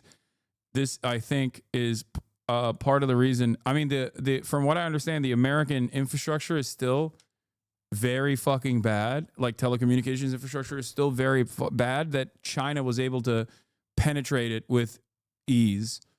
There was a New York Times article on this a while back, a couple months ago, where it turns out that the Chinese government and its espionage agencies had deeply penetrated American telecommunications and were directly looking at everything that people were saying. And the only reason why they were utilizing it was to figure out if their deep cover agents were under threat or not, so they can pull them out.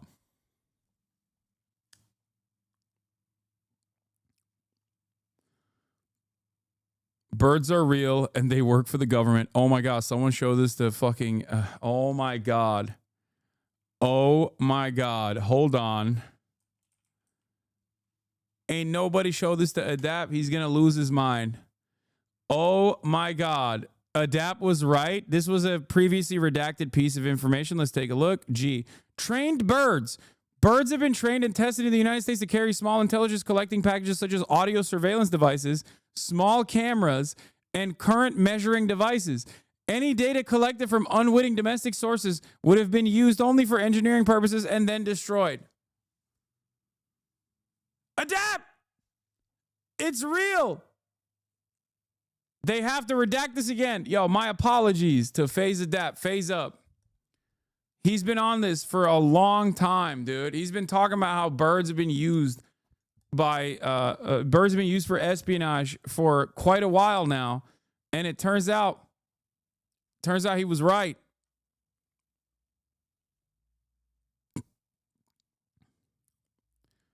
NSA participated and controlled most elements of the U.S. material. Oh, shocking. Redacted memo about intelligence coverage of diplomatic representatives of friendly foreign nations, with a particular warning to U.S. officials working closely with French, British, Israeli, and German intelligence officers. So this entire memo was redacted. Let's take a look.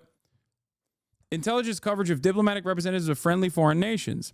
As you are aware, at the present time, our coverage on the intelligence efforts of foreign countries here in the United States is primarily aimed at the activities of Soviet and Communist bloc countries.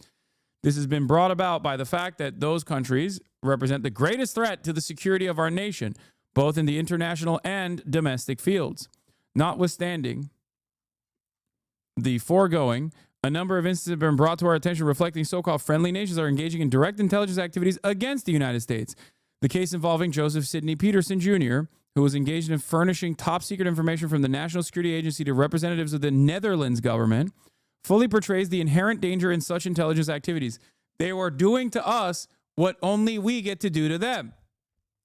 See, now, this only goes in one direction.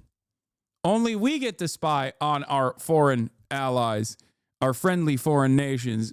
Our friendly foreign nations don't get to spy on us unless you're Israel, in which case you get to do whatever the fuck you want, okay? Which is part of the reason why I always say, like, half the CIA loves Israel and actively collaborates with Israel. The other half of the CIA fucking despises Israel and wants to stop the cross-pollination. That's... I think we all know which side won. For quite a while now, actually.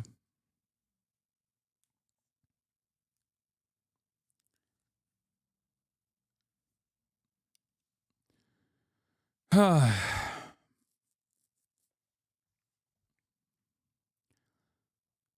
right. It reaches another nation. Our security with respect to such information is only as good as the security of the foreign government. The purpose of this memorandum, therefore, is to alert you to the necessity of promptly bringing the Bureau's attention any information developed indicating representatives of foreign countries are engaged in intelligence activities here. Our basic policy is to conduct investigations only in instances where we receive allegations indicating an individual representing a foreign nation is engaging in activities in violation of our laws or otherwise constitutes a security menace. The Bureau is aware that the French, the British, the Israelis, the Germans, and a number of other nations either have regularly assigned intelligence representatives in the United States or, from time to time, send such representatives to the United States. In many instances, such representatives deal with the United States government agencies on an official basis. At the same time, it is possible that such representatives are engaged in other intelligence activities while here. We are requesting other government agencies who deal with intelligence representatives of foreign governments to keep us advised of the identities of foreign intelligence operatives in the United States.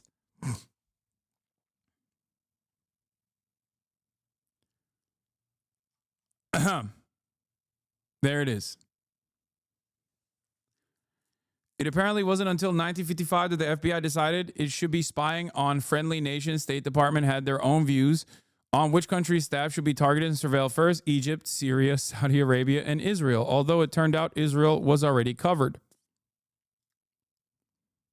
Look, he stated that no coverage would be advisable at this time on such countries such as Greece, Turkey, Iran, Iraq, since the conditions in those countries are not, I guess, appropriate. In 1958, FBI was surveilling over a dozen Israeli nationals suspected of engaging in intelligence activities in Washington, D.C. and New York City, which was redacted previously. State Department told the FBI to proceed with caution when trying to develop informants within Israeli diplomatic establishments because most of the U.S. citizens hired by the Israelis are pro-Israeli in their thinking, i.e., watch out for double agents. Oh, no.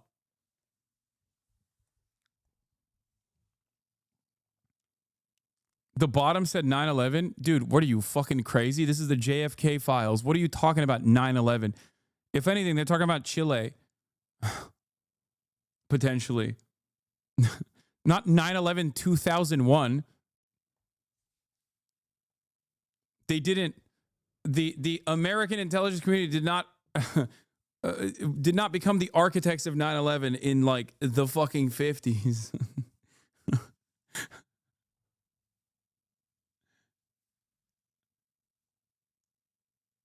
Yeah. There's two 9/11s that American intelligence was to a certain degree involved with, you know?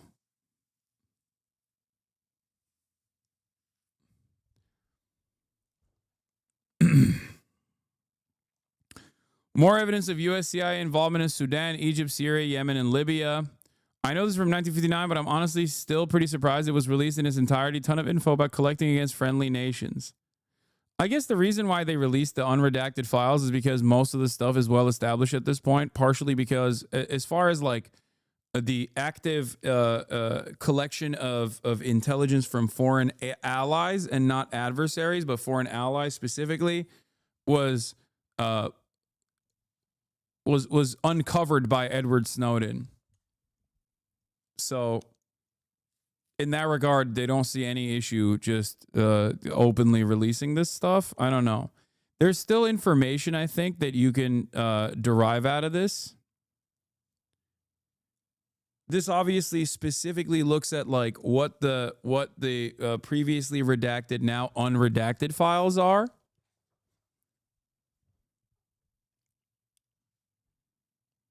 But as far as people claiming that this is, as far as people claiming that this in and of itself is like irrelevant data, I disagree with you. I think that there is some worth in this information. Like, this is valuable information. It's important to now officially confirm previous assertions that were made through circumstantial evidence. This is now direct evidence. You know what I mean? Like, there's only so much you can do as far as developing a theory about clandestine activities of the CIA. But when they do deliver unredacted information like this, it basically solidifies those theories. It turns them into facts.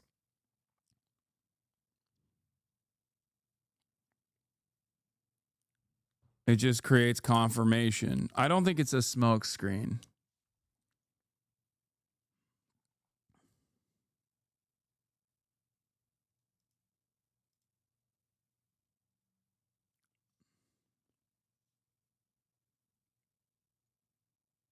Anyway.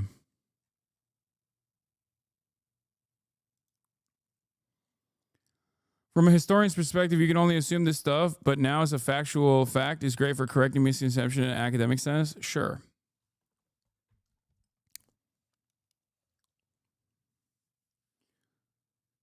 As far as like figuring out who did it, who done it, I don't think we know. I don't think we will ever. I doubt that until like the American regime is toppled in its entirety, will you ever, and even then, there's probably a contingency to burn all of those fucking files regardless. So, I doubt that we'll ever truly get this level of evidence on the who done it.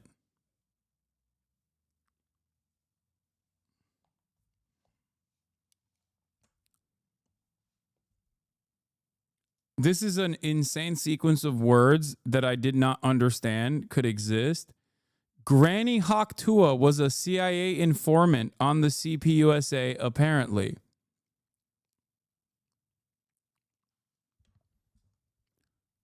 Jane Welsh.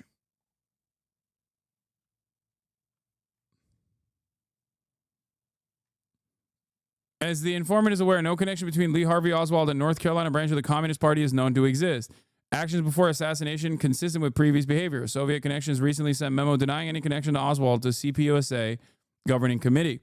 Opinion among membership divided on cause and justification of assassination. Party weapons appear to be accounted for with involvement neighboring vicinity of assassination. What? Withstanding neighboring vicinity of assassination? What does WI mean? Member Bleep, who previously served under Bleep, has been unaccounted for since February, although no reason to suspect involvement is currently known. The CIA or CPUSA party meetings at informant Falconry Ranch continue weekly as before assassination. No suspect.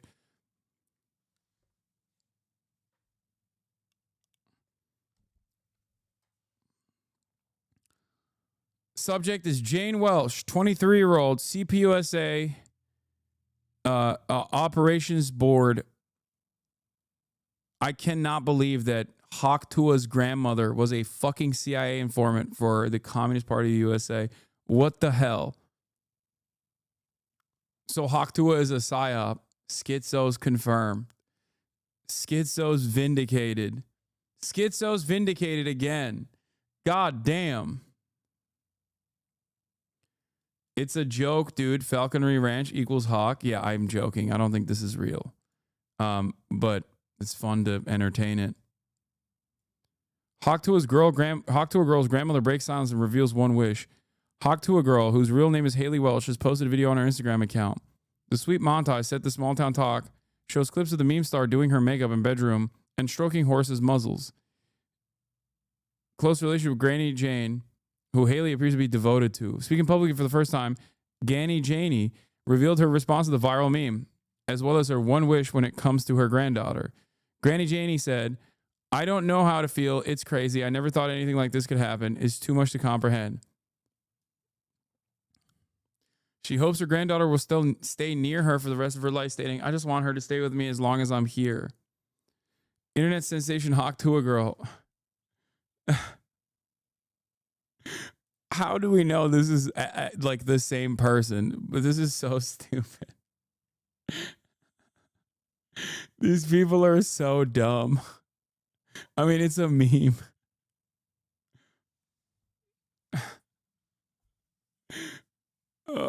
Granny Janie.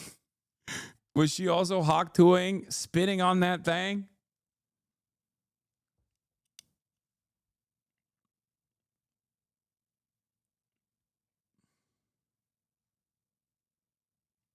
Read the last line.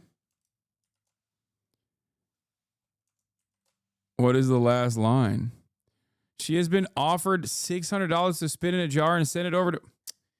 Man, y'all are dumb as fuck. This is a classic go back on the video moment. Like, you're so stupid, chat. Stop.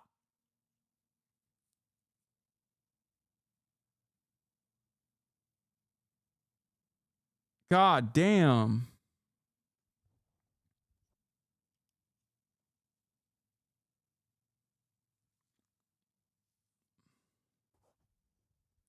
Covering protests in Turkey today? I did already in the beginning. Go back in the VOD.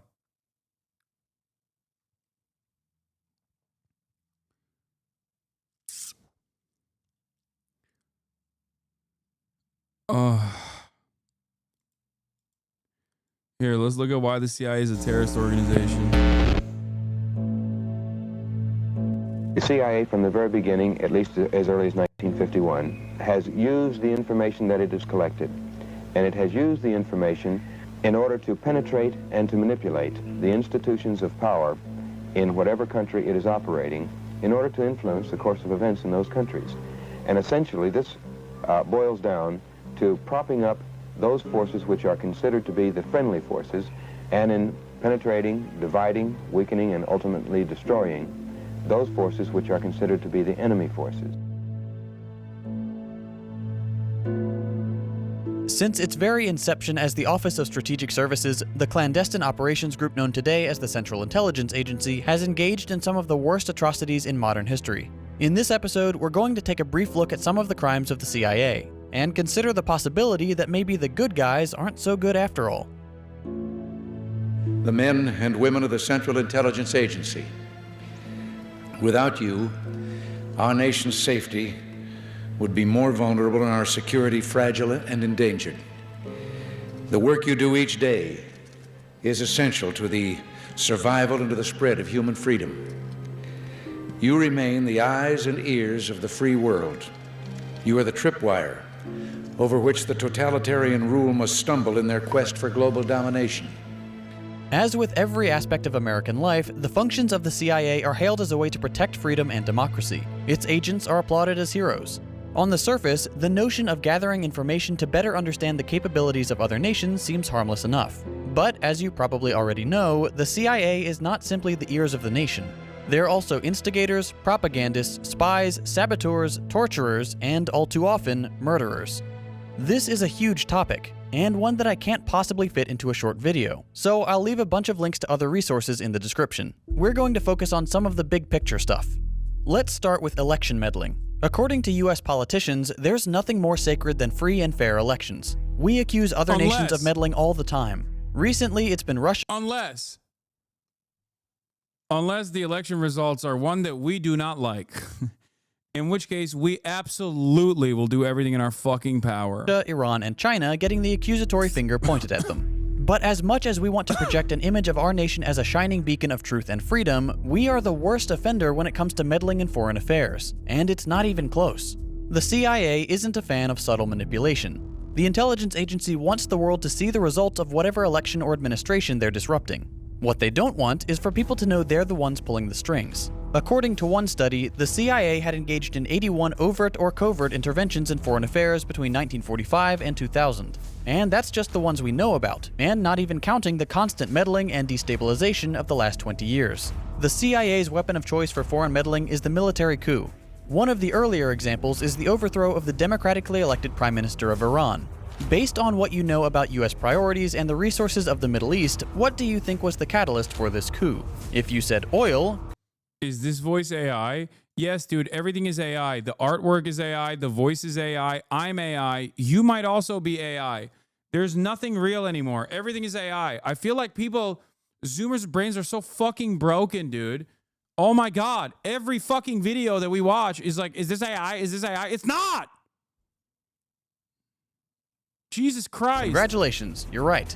The US beating up other countries for their oil isn't just a meme. Masada had nationalized the Iranian oil company, which negatively affected US and British economic interests. To make matters worse, from a US perspective, Masada, while not a communist himself, had earned the support of the Iranian Communist Party. As you'll come to see, one whiff of successful non-capitalist economics and the CIA is called in to destroy everything. In this particular instance, Winston Churchill and President Eisenhower decided to overthrow the government of Iran. The CIA paid some of Tehran's most violent mobsters to stage protests across the city, and orchestrated trucks and buses full of people to come in and seize the area. Between 200 and 300 people were killed in the conflict, which of course the CIA expected would happen. The intelligence agency then propped up a government under the rule of the Shah, who reigned as a monarch heavily dependent on US support to maintain power. Masada was arrested, convicted of treason by the new US-friendly government, served 3 years in prison, and spent the remainder of his life under house arrest, all for the crime of trying to lead his country out from under the boot of Western imperialism. The truth about this coup wouldn't come to light until 60 years later, in 2013, when CIA documents on the subject were declassified. These documents prove the CIA's planning and execution of the coup, their use of propaganda, bribery of politicians, security and military officials, and their approval at the highest levels of government. You may be thinking, okay, if they declassified this information, that means they don't do that kind of thing anymore, right? Well, no. Have we ever tried to meddle in other countries' elections? Oh, probably, but it was for the good of the system in order to avoid the communists from taking over. For example, in Europe, in 47, 48, 49, the Greeks and the Italians, we don't do that now, though? We don't mess around in other people's elections, only for a very good cause. Can you do that? Do a Vine video on a former CIA director. Only for a very good cause in the interests of democracy. All right, thanks. Laura Ingraham clearly gave this guy the chance to lie and say that we don't meddle anymore, but he didn't take it. The CIA director openly bragged about meddling in foreign affairs for, quote, very good reasons. Call me idealistic, but I don't think there's any reason for a country to disrupt the election process of other nations. But here we are. It's out in the open that we do it to this day. Here's another example of a CIA operative bragging about the types of crimes the agency commits. We need to make the Iranians pay a price in Syria. We need to make the Russians pay a price. The other thing I would do... We make them pay the price by killing Russians? Yes. And killing Iranians? Yes. Covertly. So you don't tell the world about it, right? You don't stand up at the Pentagon and say, we did this, right? But you make sure they know it in Moscow and Tehran. Here's the other thing I want to do. I want to go after those things that Assad sees as his personal power base, right? I want to scare Assad. So I want to go after his presidential guard. I want to bomb his offices in the middle of the night. Well, that happened about 2 years ago. As you remember, when his brother-in-law was... I want to destroy his presidential aircraft on the ground. I want to destroy his presidential helicopters. I want to make him think we're coming after him, right? These people aren't exactly subtle about the sabotage and violence committed by their organization. But let's return to the past for a minute. There are plenty more coups to discuss. Another study found that the US was responsible for no fewer than 61 attempts at regime change during the Cold War alone, all spearheaded by the CIA. Just 1 year after the overthrow of Mosaddegh, the CIA launched another coup to oust Jacobo Arbenz, the democratically elected president of Guatemala. This is the moment the CIA established itself as a weapon to be wielded by Western capital. The agency was approached by the United Fruit Company, a US-based corporation, because they were afraid new anti-exploitation laws in Guatemala would negatively affect their profits. The CIA also suspected Guatemala had ties to the USSR. And these two reasons were sufficient for them to launch a coup, oust the Guatemalan president, and install the first in a long line of right-wing dictators friendly to the US. This coup also set the precedent of the CIA lying to the president regarding casualties. So, by 1954, we had a largely unaccountable secret agency undermining democracy and national sovereignty around the world.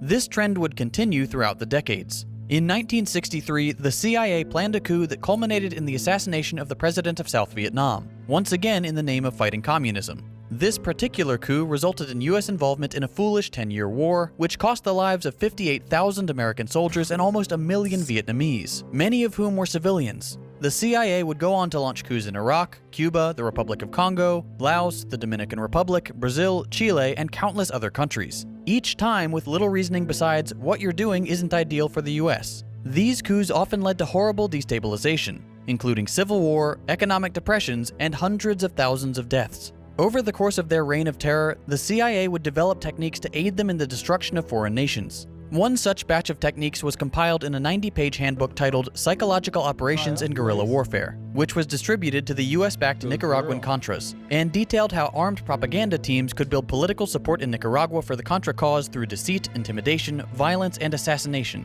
This was a trend that would prove very useful to the US. By outsourcing their more heinous crimes, including over 50 assassination attempts on world leaders, to local US... Yeah, how can I say America's bad when we've liberated so many people from communist dictatorship, dude?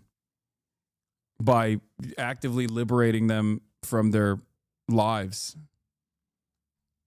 This is...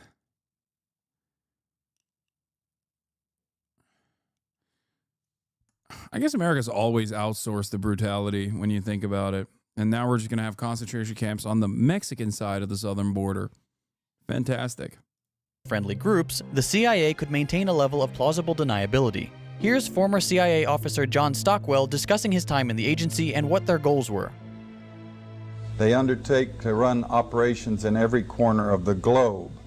They also undertook the license of operating just totally above and beyond U.S. laws. They had a license, if you will, to kill, but also they took that to a license to smuggle drugs, a license to do all kinds of things to other people in other societies in violation of international law, our law, and every principle of nations working together for a healthier and more peaceful world. We manipulated and organized the overthrow of functioning constitutional democracies in other countries. We organized secret armies and directed them to fight in just about every continent in the world. We encouraged ethnic minorities to rise up and fight. People like the Mosquito Indians in Nicaragua, the Kurds in the Middle East, the Mongs in Southeast Asia. We have organized, and we still do, and fund death squads in countries around the world, like the Treasury Police in El Salvador, which are responsible for most of the killing of the 50,000 people just in the 80s, and there was 70,000 before that. And orchestration, CIA, secret teams, and propaganda led us directly into the Korean War. We were attacking China from the islands, Quemoy, Matsu, Thailand, Tibet. A lot of drug trafficking involved in this, by the way, until eventually we convinced ourselves to fight the Chinese in Korea, and we had the Korean War, and 1 million people were killed. Same thing for the Vietnam War, and we have extensive documentation of how the CIA was involved at every level, or the national security complex, because it's a very cooperative thing, into manipulating the nation into the Vietnam War. Let me just put it this way. The best heads that I coordinate with studying this thing, we count at least, minimum figure, 6 million people who've been killed in this long 40-year war that we've waged against the people of the Third World. But funding coups and destabilizing entire regions takes a lot of money. Luckily for the CIA, their scope of work was broad enough to include a particularly lucrative industry, drug smuggling. At least as far back as the Vietnam War, CIA operatives were heavily involved in trafficking drugs into the United States. CIA planes would make routine trips to and from places like Costa Rica and Honduras, working with cartels to secure massive amounts of heroin and cocaine, which they would then shuttle back to the US and sell for a healthy profit. Because of their secretive line of work, these planes could land in places where normal customs regulations don't apply. It's a dream scenario for drug smuggling. The piles of money the CIA makes from this practice have directly funded the undermining of democracy throughout the world, with the added effect of introducing harmful drugs to the American population. I mean, we would never do that now, right? Like, obviously, we would never like invade a foreign nation and seize control over its poppy fields and keep it going. We would never do that. Accelerate opium production that suspiciously never made its way to America. Only the European market. Oddly enough. Population. Drug running and coups are bad enough, but what really makes the CIA a terrorist organization is their fondness for bizarre, questionable, and sometimes downright evil experiments. Since the end of World War II, the intelligence agency has experimented with everything from chemical weapons to biological. Yes, I'm talking about Afghanistan, but Afghan poppy never made its way. What the fuck is happening? This dog is panting like crazy. You okay?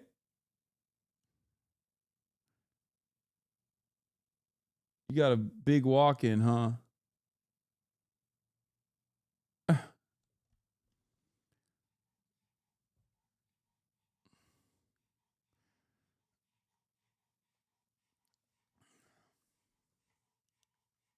Biological weapons to mind control and death rays. The CIA is on a never-ending quest to find new ways to secretly kill or otherwise control their targets. You may have seen the movie The Manchurian. Only 95% of European heroin comes from Afghanistan. Shit, my bad. I'm sorry. I apologize. My mistake. Candidate.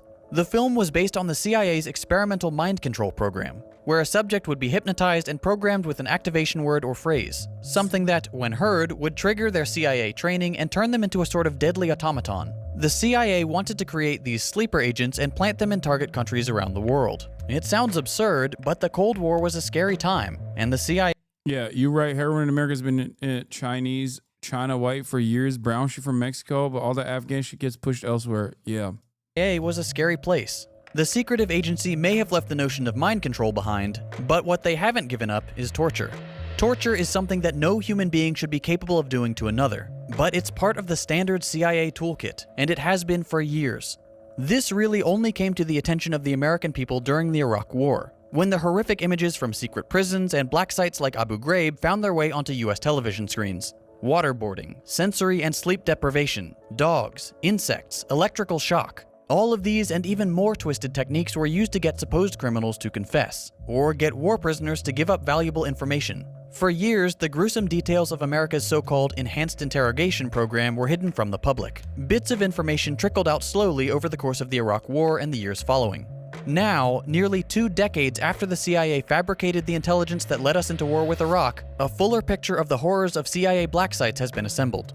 One prisoner, 49-year-old Abu Zubaydah, the first person to be subjected to the torture program approved by President George W. Bush, has provided drawings of what he experienced at a CIA black site in Thailand. Zubaydah, who was captured because the CIA mistakenly thought he was a top al-Qaeda lieutenant, describes waterboarding, which he endured 83 times, being crammed into a tiny confinement box meant to break his resolve, chained in so-called stress positions for hours. For example, his wrists being chained so high that he had to stand on tiptoes. He also depicts being hooded, chained in the fetal position, and tethered to a cell bar to prevent movement. He describes a process known as walling. That's not true. The Taliban ended heroin within 6 months of taking over. Yeah, no, I know. I'm saying when America was in charge. I'm talking about, I'm saying that I was being sarcastic when I said America would surely never take over the heroin trade to continue funding their operations. in which the prisoner has his head banged into a wall, and when he falls down, he's dragged back up to his feet by a plastic wrap. Also, this is identical. Israel uses these torture methods as well in their prisons, their military detention facilities, where they put Palestinians on permanent detention without any evidence whatsoever. Towel around his neck. Another drawing shows a larger confinement box, pitch black, with the prisoner chained in a seated position over a bucket which was meant to serve as a toilet. Zubaida also describes being deprived of sleep for 2 to 3 weeks at a time, kept awake by having water thrown on him and being chained in painful positions. This is the legacy of the CIA during the Iraq War and for years after. Cruel, inhumane torture, approved by the very highest authority in the country after the CIA fabricated the reasons for invading Iraq in the first place. Today, the CIA claims they no longer torture human beings. Instead, they're known to train non-Americans to do it for them, to maintain their plausible deniability. The CIA trains, observes, and provides equipment to foreign agents who are less constrained by public outcry. The torture continues, but now the CIA can claim that they're not the ones doing it. The question you're probably thinking is, why? Why would our country allow this organization? This is part of it. Like, this is what I was saying. It's like outsourcing. We outsource everything. We've always outsourced shit, but like, I think part of the reason why CIA doesn't have the same motion it once did was because, like, when you outsource everything, you don't have the same level of control over all of your facilities, all of your capabilities. We've the definite, like, for-profit attitude has unironically eroded the CIA's capabilities now as well. To exist. It clearly doesn't protect freedom and democracy like Reagan claimed. The answer is simple. The US wants to maintain its #1 spot. Only 57% of Americans think it should be legal to protest Israel. Wait, what? What are you talking about? 12% say it should be illegal. This is the most, like, this is the biggest, like, non-issue of all time. Yeah. 57% say it should be legal. 31% are weirdly unsure. 12%, oh, my goat, Vincent Oceana. Newsflash, it is legal to protest. Move along, people. Yes, 30% of Americans are stupid.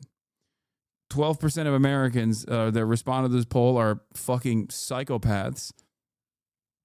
And 31% are stupid. Who cares? These numbers are not as bad as you think they are. Trust me. I know the depravity of the American population. Okay? I'm shocked.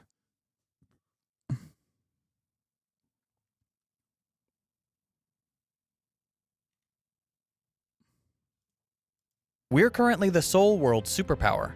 And in order to maintain that position of power, the country needs to make sure that the rest of the world depends on us. And it needs to make an example of alternative economic structures that would undermine the notion of American capitalist supremacy. But don't just take it from me. Here's former CIA operative and whistleblower Philip A.G. talking about the U.S. Aga baktım Türkiye'ye, konuştum.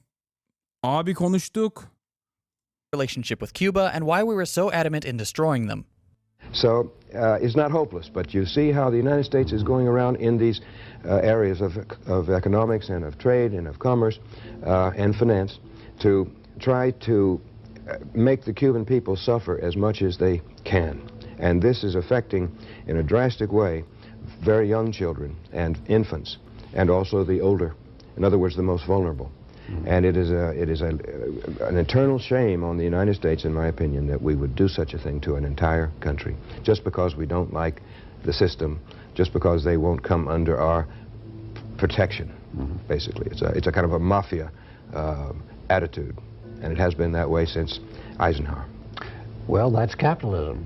Well, it's also the United States and our tradition of being very nervous when we don't control something. And when a country like Cuba slips out from under our control, after we had ruled it practically as a neo-colony or a protectorate for 59 years or so, then it makes people nervous because they know that if the Cubans are successful in their example of being able to provide, as a poor country, the best medical care in the third world to the whole population, because it's an inclusionary system. It's not like we have here, where you have this huge bulk of the population, you know, marginalized. But there, if everybody can have adequate medical care, if the schooling is adequate for all, and remember, Cuba has more doctors and more teachers per capita than any country in the world, and they have succeeded in these areas, and it's all state supported, which means people don't have to put money out for the medical care or for they of course pay the cost indirectly as a whole society, but they don't have to pay the bill in the hospital and so forth. And so that cannot be allowed to stand. It's a very bad example for the United States. So there is a very large mass of people out there who can look at Cuba and say, well, if they can do it, and on a per capita income of $2,000, $2,500 a year, where ours is $22,500 a year, what's wrong with our system? I mean, maybe we ought to consider an alternative. That's why Nicaragua, Sandinista Nicaragua, had to be destroyed. Exactly. They were a bad example, and that's why Grenada had to be destroyed, because any movement that comes to power with the idea of providing for all the people and of escaping the control of the United States and its economy, let's say the corporations and so forth, then that is bad news here in the United States in the upper circles of power. So there you go. It really is that simple. The US wants to maintain its global supremacy, and that requires destroying any competing economic system to prevent people from questioning capitalism. And I can't think of a current nation that at least bills itself as a transitional socialist state that the American government is actively looking to attack relentlessly and is positioned as the #1 foreign adversary. I can't think of a single one. Certainly all of the things that we say about our foreign adversaries, especially one that would bill itself as a transitional socialist state, would probably be true and valid, and you must hate them and you must fear them, and you must justify any and every action that we take against them. Requires keeping the rest of the world under the boot of the... Yeah, I'm talking about Canada. That's what I'm talking about. I was actually referencing the socialist transitional state of Canada. United States. It's criminal and morally reprehensible, but who's going to stand up to the most powerful bully in the world? For those of you thinking that this doesn't matter because you live in the US, I've got bad news for you. In 1975, a U.S. intelligence committee found that the CIA owned more than 200 wire services, newspapers, magazines, and book publishers, and subsidized many more. A separate New York Times investigation revealed an additional 50 media operations run by the CIA, both within the U.S. and abroad, and another 12 publishing houses which had produced over 1,200 books secretly commissioned by the CIA. Okay, what does this mean? It means that the CIA has been running a secret propaganda campaign on American citizens for almost half a century. More recently, the agency has awarded contracts worth billions of dollars to Microsoft, IBM, Oracle, Amazon, and Google to complete assignments issued by the CIA. The Central Intelligence Agency has its tendrils in every single aspect of modern life: books, magazines, movies, television, social media, and big tech. Just as the CIA works hard to undermine freedom and Johnny Harris. democracy around the world, it also works hard to keep Americans convinced that they live in the greatest country on earth, and that there is... I think after almost a century of successful Red Scare propaganda and the complete elimination of the USSR,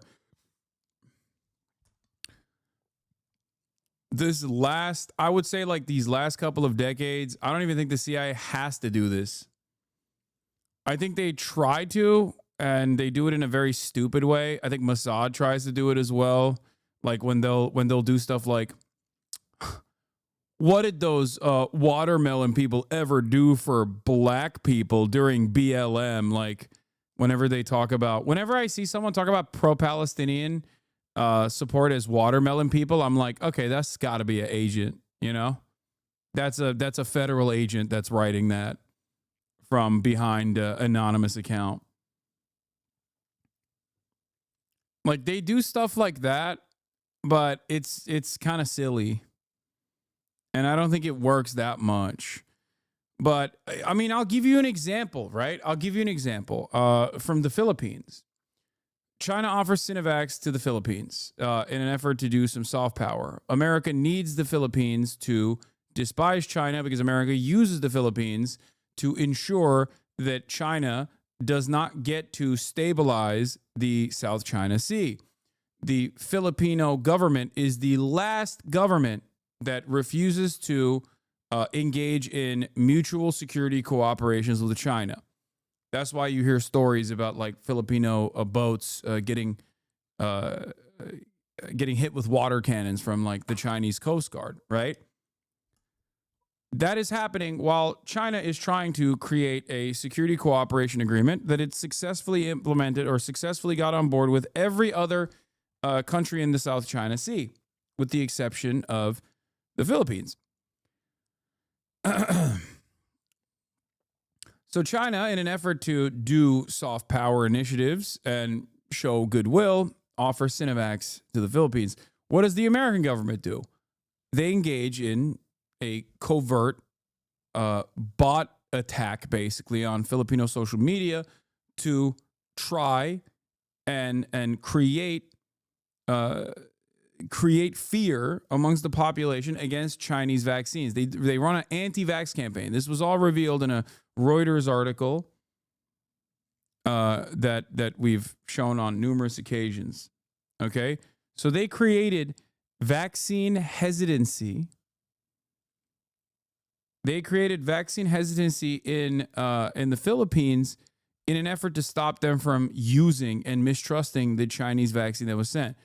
Instead of sending, Western vaccines to the Philippines, that's what they chose to do. And this was fairly consequential. So it's not that the American government doesn't engage in initiatives like this, right? They still do. They still engage in initiatives like this one. Here it is. This is the Reuters article. Pentagon ran a secret anti-vax campaign to undermine China during the pandemic. If you want to learn more about it, I've read this article multiple times at this point, so I'm not going to do it again. But they used to, and they still do it. But I don't think it's. I don't think every single person that you see on your timeline that's saying like insanely stupid things is actively being paid by the federal government.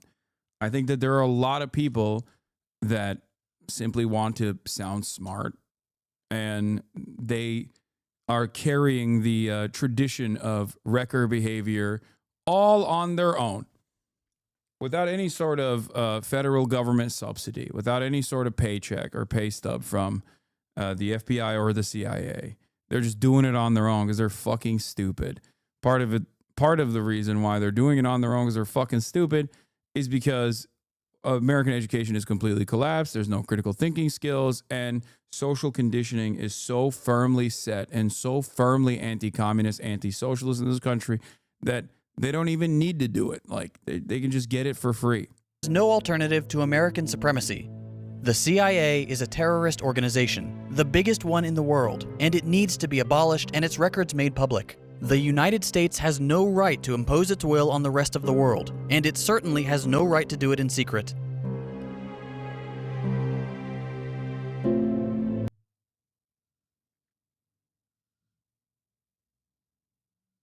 Anyway. I tell people that Americans have been lobotomized. Yeah. Every American at birth, myself included, gets immediate government-mandated lobotomy. Otherwise, it makes no sense that these would be the outcomes. Yeah, that video that we just watched got a Department of Homeland Security visit for JT. Second thought. That's a second thought video.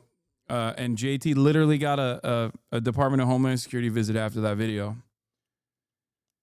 It's also been completely blacklisted on YouTube despite having 700,000 views. Not true. Wait, wasn't it that video that got him the visit?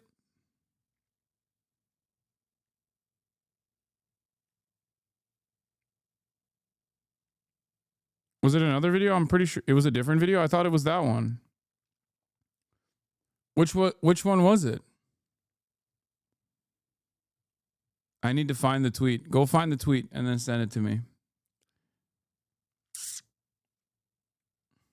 CIA fell off as a self-perpetuating machine now. I think there's some truth to the American psychosis being self-perpetuating, but these ideas aren't just occurring spontaneously. They absolutely still have an insane amount of influence in the rhetoric and propaganda that floats around, even in a lot of progressive spaces.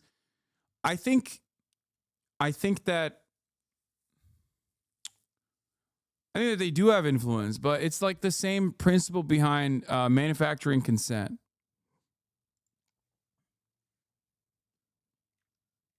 Yeah, it is. I was right. It's the CIA video, no? Yeah, this is going to be an important thread. This thread was prompted by YouTube shadow ban in my new video. Yesterday morning, I released, a video titled CIA is a terrorist organization. Unsurprisingly, it was instantly demonetized. Fine, I'm used to that. After the video went live, I got the usual comments. Clicked as soon as I saw the notification. Views were slightly disappointing, but par for the course for a demonetized video. The video no longer appeared in the subscription feed.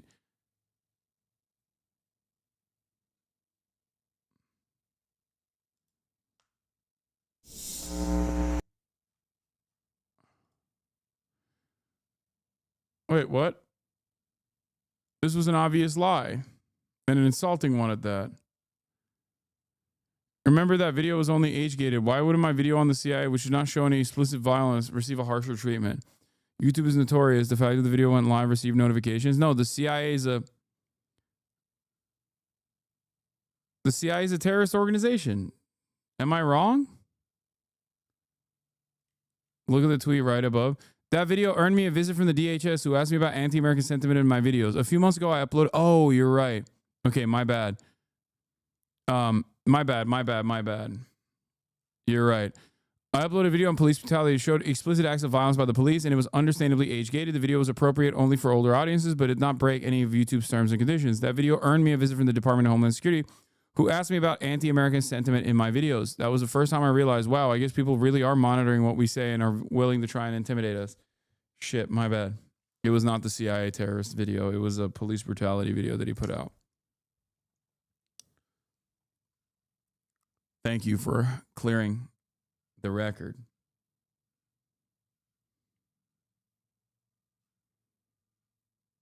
Thank you.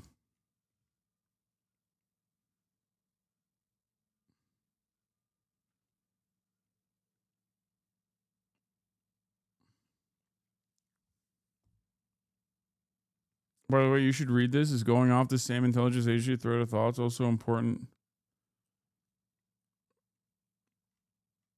No.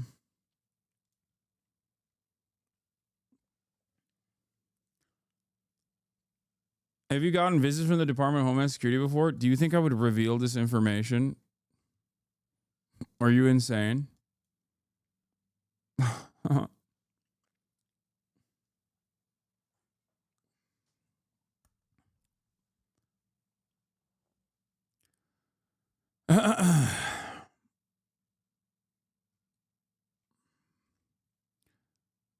I will not confirm nor deny anything. All right. This is huge. Priscilla Johnson McMillan interviewed Lee Harvey Oswald in the Soviet Union in 1959. She played a key role in shaping public perceptions of Lee Harvey Oswald as mentally unstable lone wolf communist after JFK's assassination, but her role in the cover-up went a lot deeper. In September 1964, the Warren Commission was desperately trying to square the circle on Lee Harvey Oswald being in two places at once, Mexico City and Cuban exile, Sylvia Odio's home in Dallas, Texas. The Mexico trip in and of itself is deeply suspect. Warren Commissioner Senator Richard Russell disbelieved the single bullet bullshit and that Lee Harvey Oswald had gone to Mexico. So Priscilla miraculously found a bus ticket stub showing Lee traveled there while interviewing his wife Marina at home. More here. Then in 1967, Stalin's daughter defected to the U.S. with CIA help. Upon arrival, she stayed in Priscilla's grandfather's home while Priscilla helped her write an autobiography. JFK researchers have suspected she was CIA for decades. That has now been confirmed. Appears to be a new file on CIA's witting collaborator and Marina Oswald friend and biographer, Priscilla Johnson McMillan. Looks like she was very active going back to 1958.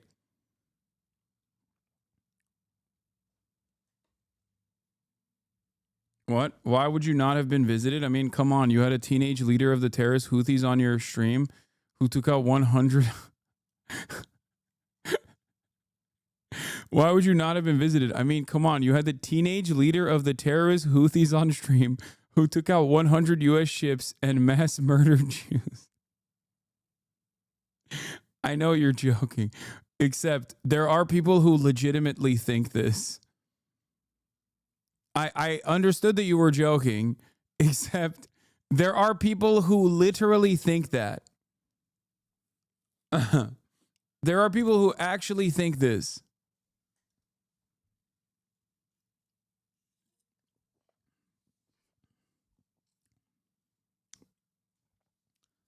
Yeah. Also, you know, the funny thing about the Houthis is that it's a family. Like the Ansar Allah movement is primarily led by the Houthis, who you can tell if they're Houthi or not because it's their fucking last name. So that's why it's very funny when people are like, dude, you just don't know. This guy's a fucking Houthi. Yeah. If his name would literally be Al Houthi if he was a fucking Houthi. Anyway, that's besides the point. It's very stupid. It's very annoying, but who cares?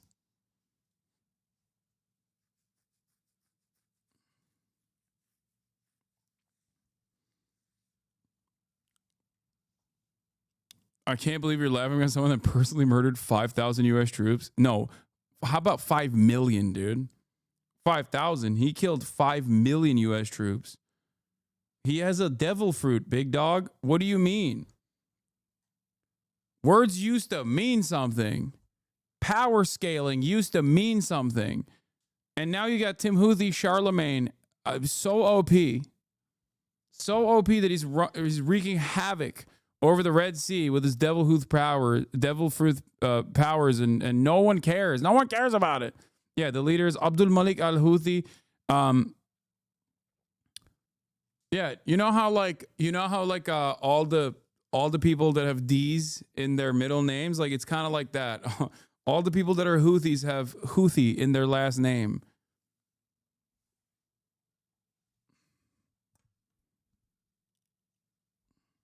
Yeah, he got the hockey and the devil fruit. Abi coverladın mı İmamoğlu'nu? Yes, coverladım. Sabah. İlk iş.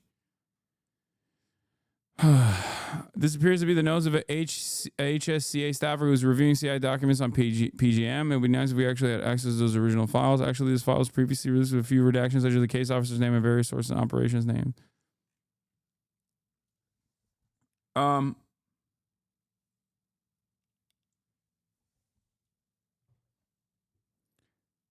Where were we? Yeah, we dove into the JFK stuff.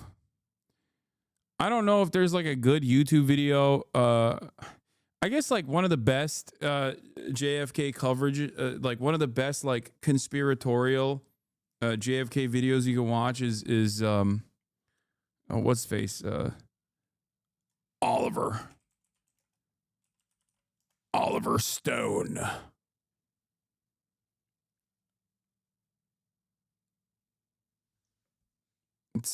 It's not a documentary, but it's a fucking, the JFK movie is pretty good. There's also he covers it in his what is it, People's History? Wasn't that the other one? People's History, like the revamping of the Howard Zinn's People's History of the United States as a documentary, like a docu-series. Wendy even does a really good ass theory vid. I proved the JFK conspiracy with a whiteboard.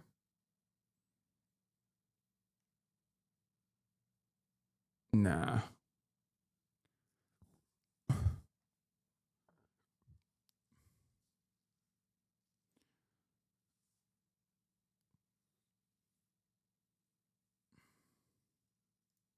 On Friday, November 22nd.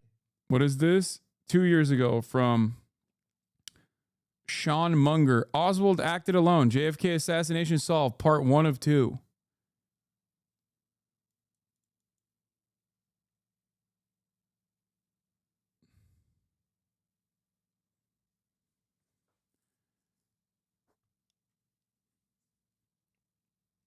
The Sean Munger video confirms the previously established government narrative. Then that's not what I was looking for. What I was looking for is something different.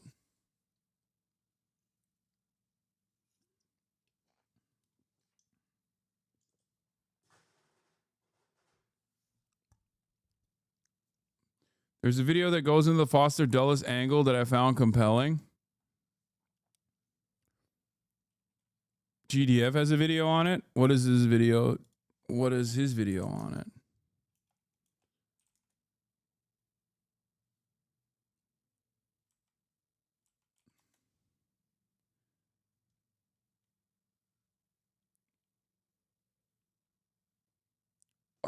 Is it the why America really supports Israel? Because I'm going to be a little suspicious on that.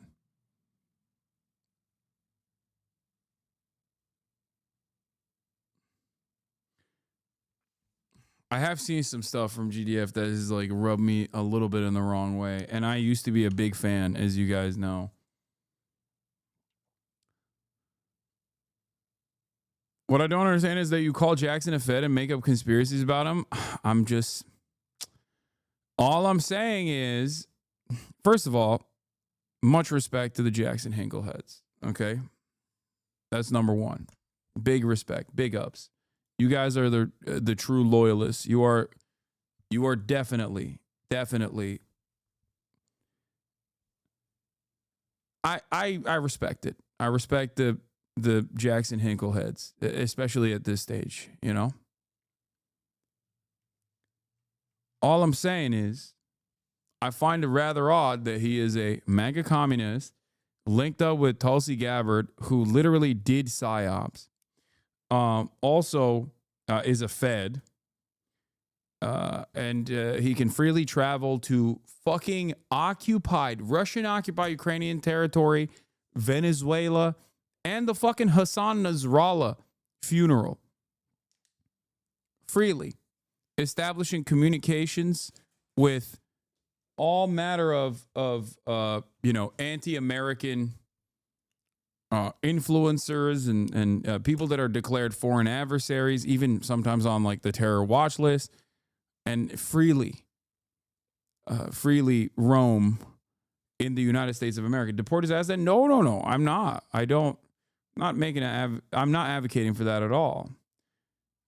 I'm simply stating that I find it interesting that he does not. In 1956, he does not get.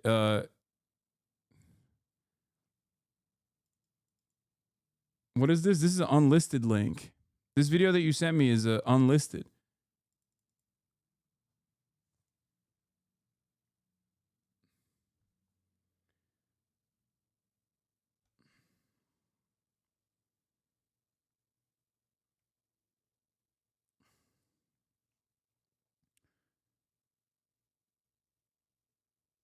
Eyes Wide Open. Oh, I've heard about this. This is a channel I've heard about with 138,000 subscribers. Bush the Father Chapter 1. God damn, this channel is popping, dude. Holy shit. Whoa.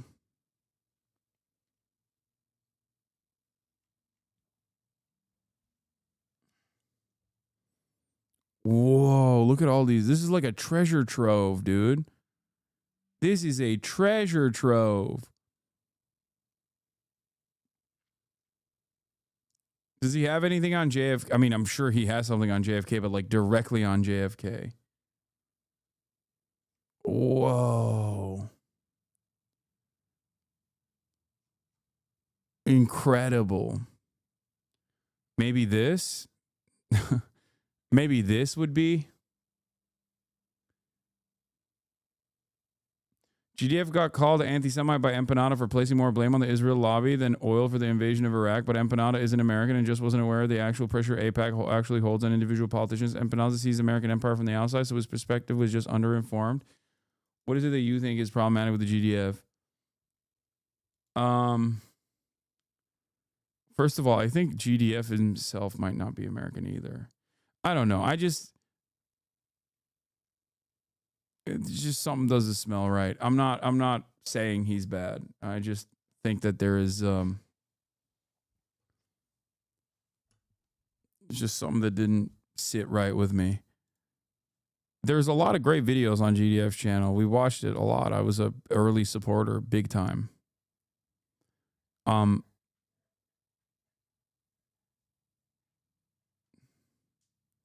The video is just describing the Israel lobby by Mersheimer and Stephen M. Walt. It was literally published by Harvard University Press. It's absolutely crazy to claim the GDF video on the book is sus at all, to be honest. Bad Empanada's wrong on that. I haven't seen Bad Empanada's takes on it.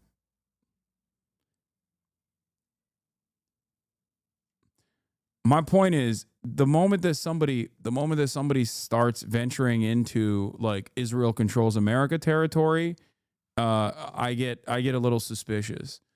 Because it's not the case. Not only is it not the case, like, does Israel have an insane amount of influence over American domestic affairs? Yeah, no shit. It's fucking 36 states where it's illegal to protest against Israel, okay? Of course it does. But the moment that you start talking about like Israel controls America, or start doing like Zog shit, Zionist occupied government, which is a fucking 4chan meme initially, like the moment that you reverse the trajectory or reverse the power dynamic and act like it's a monolithic force that ends up controlling the entirety of the American government, and not a relationship that's born out of like mutual desires of controlling the region, is the moment where I get like a little sussed out. He has recent videos of the Warsaw Uprising and the Nazis, and comments are full of Nazis crying about how he changed. He didn't. No. But I do think that he had a fuck ton of anti-Semitic anti-Semitic comments under his videos. It was frustrating.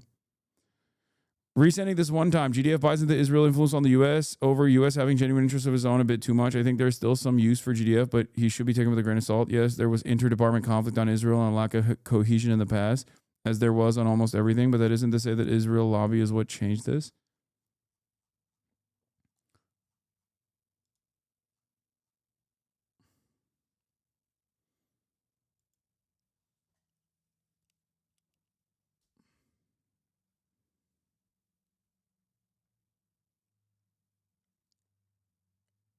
Anyway, let's I'll watch the Did the CIA Kill Kennedy video from GDF. Gamal Abdel. But I just wanted to tell you, like, I was a little disturbed when I saw some comments from his chat, for sure. Like, not his own community. He can't control all the fucking comments, but Nasser nationalized the Suez Canal Company, prompting an invasion by Israel, France, and Britain. Over in Washington, D.C., a dinner party was being held at Walter Lippmann's house, attended by many of the Washington elite, including CIA Director Allen Dulles. The conversation turned to Nasser when one of the guests jokingly opined, "Allen, can't you find an assassin?" But Allen Dulles responded in all seriousness. While smoking his pipe, he replied, "Well, first you would need a fanatic, a man who'd be willing to kill himself if he were caught, and he couldn't be an outsider. It would be very difficult to find just the right man." What if I told you that Lee Harvey Oswald, the man charged with John F. Kennedy's murder, had no motive to kill him? George de Mohrenschildt, Oswald's dear friend and CIA handler, testified to the Warren Commission that Oswald... What is the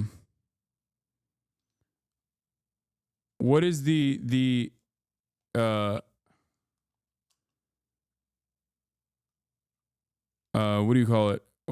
Why is this video unlisted?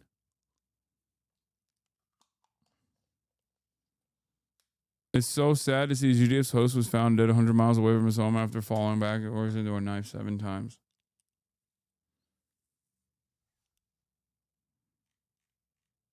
was jealous of Kennedy's wealth, success, and his beautiful wife.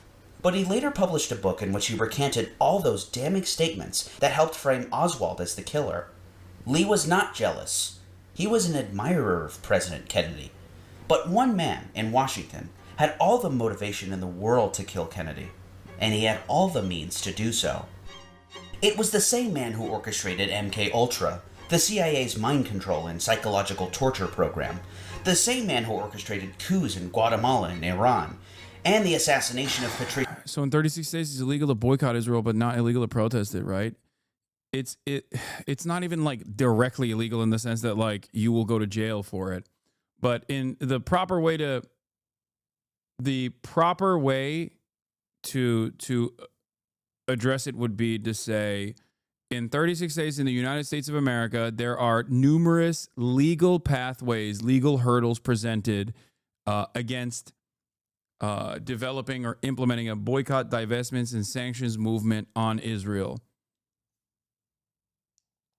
This could mean, for example, having to sign a piece of paper that says you will never engage in any sort of anti-Israeli activity or demonstrate anti-Israeli sentiment in a state like Texas, for example, if you want to retain gainful employment. You know, stuff like that. It is also obviously it's a violation of the First Amendment, but it still exists.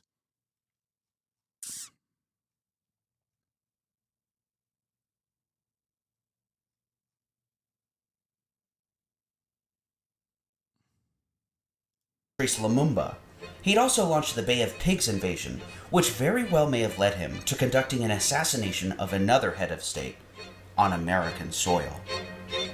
This is the story of Allen Dulles. Yeah, React channels, don't upload my reaction to this video. It's an unlisted video. I don't know exactly what the reason is for why it's unlisted.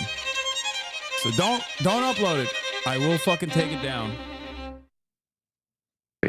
I hate my husband. I hate my husband. I hate my husband. Oh, how I hate my husband. I want to kill him.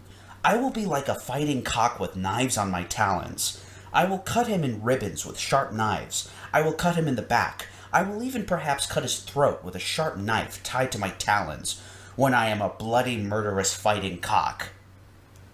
That's Clover Todd Dulles, Allen Dulles' wife. As you may imagine, Dulles didn't exactly treat women with the utmost tenderness and compassion. His sister Eleanor claims he'd had at least 100 affairs. During World War I, when Dulles was working as a diplomat in Switzerland, he began an affair with a young Czech woman in the U.S. legation office. When British intelligence told him that she was actually a double agent working for the Germans, Dulles took her out to dinner, then took her on an evening stroll along the cobblestone streets, right into the arms of British intelligence. She was never seen again. Dulles had quite the capacity for cruelty. He showed a coldness and lack of empathy for others from a young age. Eleanor Dulles, his sister, described an incident at their family's summer getaway in Watertown, New York. When Allen, who was 9 at the time, watched his 5-year-old sister Natalie fall into a lake. She was flailing and unable to rescue herself, and he just stood there and watched, even though he was a strong swimmer. His mother had to run out from inside the house to save her. This cold detachment from others would serve him well into his adulthood, as it allowed him to work with the most unsavory of characters, including fascists and war criminals. Allen and his brother, the future Secretary of State John Foster Dulles, would run Sullivan & Cromwell, the corporate law firm in New York. Their clients included Germany's Krupp Steel and IG Farben, which produced the Zyklon B poison used in concentration camps during World War II. They also made extensive use of slave labor. The Dulles brothers would go to great lengths to keep these nasty secrets from coming to surface. Shredding of captured Nazi records was the favorite tactic of Dulles and his associates. At the war's end, Allen Dulles would secure the escape of untold numbers of Nazi war criminals while he served as chief of station at the OSS Bern office. In April 1945, Allen Dulles is a true demon, a real one. Dulles personally snuck SS General Karl Wolff and Colonel Walter Rauff to freedom as part of Operation Sunrise. Rauff was the one who created the Black Raven gas vans that killed as many as 250,000 people on the Eastern Front. These vans would be the precursor to the gas chambers. After being put up in an apartment in Rome by the U.S. Strategic Services Unit, Rauff escaped and winded up in Chile, where he became an advisor to Pinochet's secret police. That apartment in Rome would hold numerous Nazi war criminals. There they were protected from army Nazi hunters.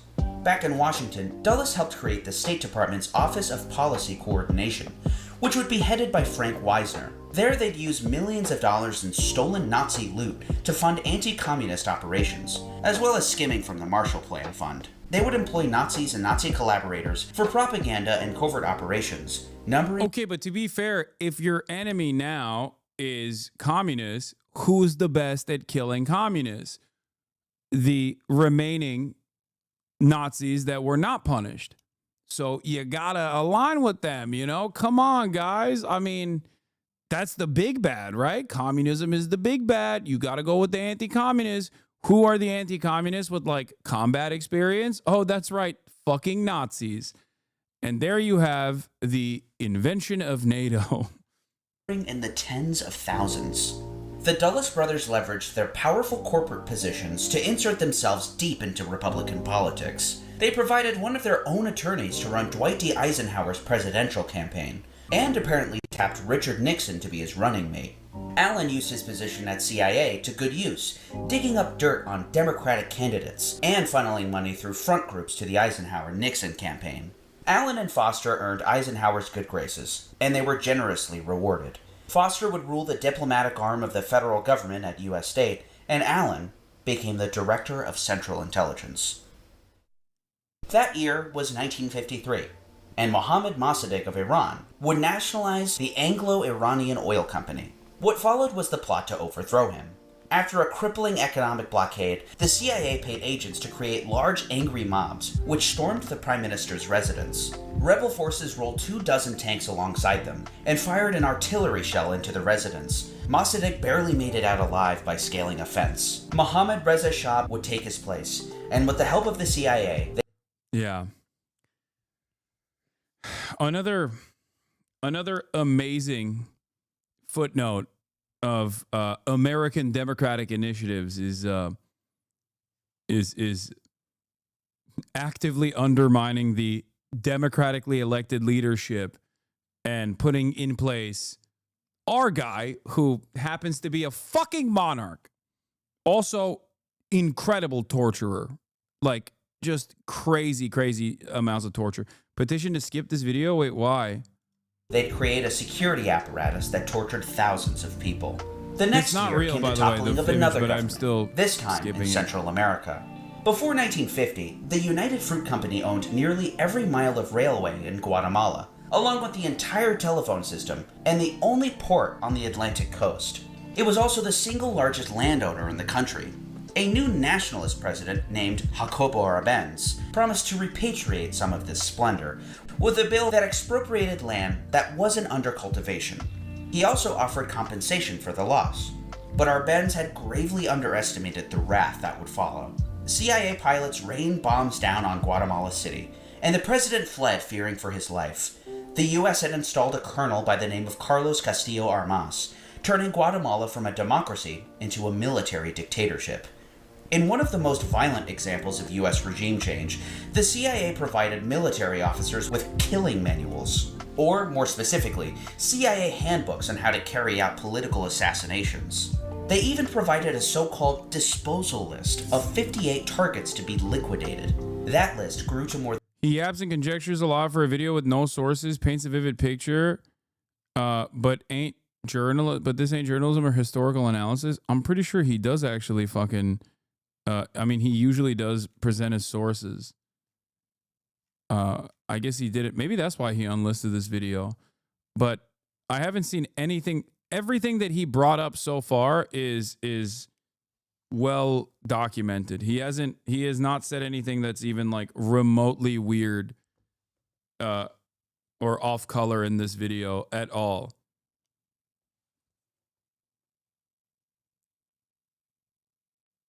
Like virtually everything that he has said so far is not even, I mean, you could say it's like a little bit reductive, or maybe it doesn't like cover everything because he's just like kind of going over it.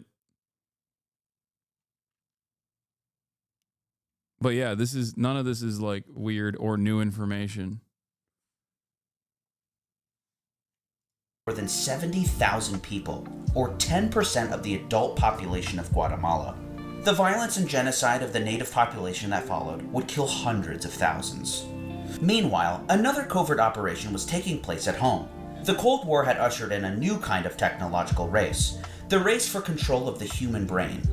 The CIA would utilize university professors, doctors, and scientists at dozens of institutions to study brainwashing and psychological coercion, or more accurately, psychological torture. Expanding on the previously named Operation Artichoke, the program would take on a new name, MK-Ultra. Subjects for this human experimentation were the most vulnerable, including prisoners at CIA black sites, who suffered drug-induced psychosis and even death. Others were found in the halls of hospitals and mental asylums. Without their consent, the sick and the mentally ill were fed mind-altering drugs, such as high doses of LSD and methamphetamine. They would be kept in solitary confinement for days or even weeks. Allen Dulles' depravity knew no bounds, as even his own son wasn't spared. He sanctioned CIA doctors from the MK-Ultra program to conduct experiments on Allen Dulles Jr., who had suffered a brain injury in the Korean War. These experiments included insulin shock therapy, intentionally overdosing Allen Jr. with insulin, causing violent convulsions and excruciating pain. Did the current news dry out? No. This is directly related to current news. I do genuinely despise people that come in here and have this like incredibly fucking like weird I own the road, I own the show attitude when they come in here and they're like, I don't like what you're watching. What happened? The fucking current news riot is literally the question of the video is, did the CIA kill Kennedy? One of the top news stories of the fucking day is the JFK assassination files being released without previous fucking redactions. Shut the fuck up. God damn. So many motherfuckers are unbearable.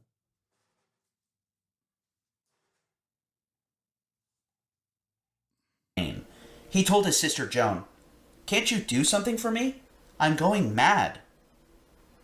In April of 1959, Allen's brother, John Foster Dulles, would die of an aggressive colon cancer. The Dulles brothers as a pair were no more, and it fell on Allen to carry on their legacy. With Eisenhower's second term coming to a close, the race was on to secure a seat in the new administration. He'd played both sides of the 1960 presidential campaign, feeding intelligence to Richard Nixon and Democratic candidate John F. Kennedy. Kennedy would of course win by a razor-thin margin, and to appease the Republicans still in the federal government, he'd keep two Republican bigwigs. J. Edgar Hoover would remain at FBI, and Allen Dulles would remain the Director of Central Intelligence. As usual, Allen Dulles' clever political maneuvering would pay off. Dulles would undermine Kennedy's foreign policy immediately. Actually, before he even got into office, Dulles was conspiring with the Belgians to overthrow the democratically elected government of the Democratic Republic of the Congo. Dulles' CIA would provide intelligence and material support to the military, particularly those loyal to future despot Joseph Mobutu.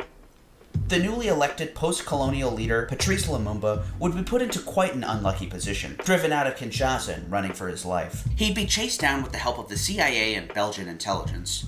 Agency assets would savagely beat Lumumba and his family, even his 1-year-old son. They'd then kill Lumumba in cold blood. Kennedy wouldn't find out for a month after the killing.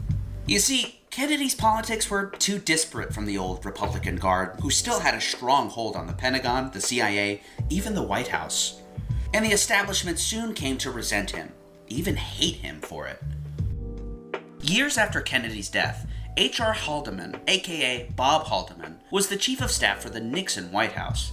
Haldeman is best known for his role in the Watergate scandal, as he was actually convicted on conspiracy, perjury, and obstruction of justice charges.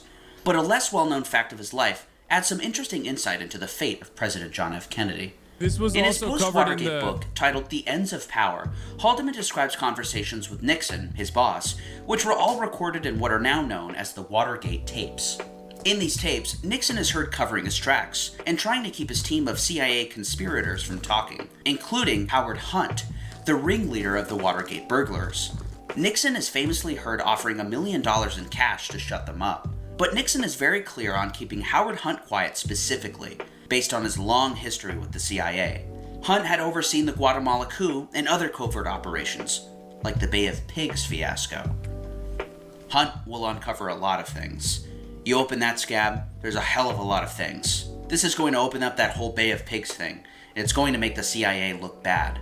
It's going to make Hunt look bad, and is likely to blow the whole Bay of Pigs thing. And we think it would be very unfortunate for the CIA and for the country at this time. Bob Haldeman would later clarify these remarks in his memoir. It seems that in all those references to the Bay of Pigs, he was actually referring to the Kennedy assassination. The Bay of Pigs invasion was launched on April 17, 1961. Over 1,400 CIA-trained Cuban exiles approached the island from the ocean, in what has since been called an extraordinarily disorganized and poorly planned operation. Most of the fighters would be killed or captured, but we now know that the plan was flawed from the beginning, on purpose. The military and CIA wanted to use the failed Bay of Pigs fiasco to usher in a full military invasion of Cuba. The chief of naval operations, Admiral Arleigh Burke, even took the liberty of going... Bro. The CIA at the time was wilding out. There was a plan to fucking do a 9/11 in Miami and then blame it on Cuba. They literally had actively a plan to blow up Florida and then blame it on Cuban revolutionaries so they could go to war with Cuba. Like, it is crazy. This is the peak, I would say. Like, around this time was when they were really popping. Behind Kennedy's back to position naval destroyers with Marine battalions off the shores of Cuba, anticipating that U.S. forces might be ordered into Cuba to salvage a botched invasion. They also hoped that Kennedy would assist the plan further with air support. Kennedy said no to all of it. Leaving the work of the CIA to speak for itself, the Bay of Pigs invasion was nothing but a monumental failure that fell right onto Allen Dulles' lap. After the failed invasion, Kennedy went on the attack. Rumors started spreading in the agency that the president was going to commence a reduction in force, codenamed the 701 program. The famous line comes from here when he says, I want to tear the CIA piece by piece and blow it into different directions with the wind or whatever. Roughly 1 in 5 employees would end up being canned. And then there was the man at the top, Allen Dulles, who was forced into retirement. Allen Dulles had been crossed, and this wasn't a man that let anyone get away with that. Kennedy quickly became extraordinarily unpopular. No, hated by the top Republican brass at the Pentagon, the agency, and the White House. Daniel Ellsberg, who later became famous for leaking the Pentagon Papers, describes the atmosphere at the time. There was virtually a coup atmosphere in Pentagon circles. Not that I had the fear that there was about to be a coup. I just thought it was a mood of hatred and rage. The atmosphere was poisonous. Poisonous. It was 2003, and Howard Hunt, the agency man and Watergate conspirator, was essentially on his deathbed. He was 84, and his long-estranged son, St. John, wanted him to open up about his endeavors as a spy before he left this earth. St. John never believed his father's story of where he was on the day of Kennedy's death. Howard had testified to Congress that he was in Washington, but Dorothy, St. John's mother, contradicted that story and told him he was actually in Dallas.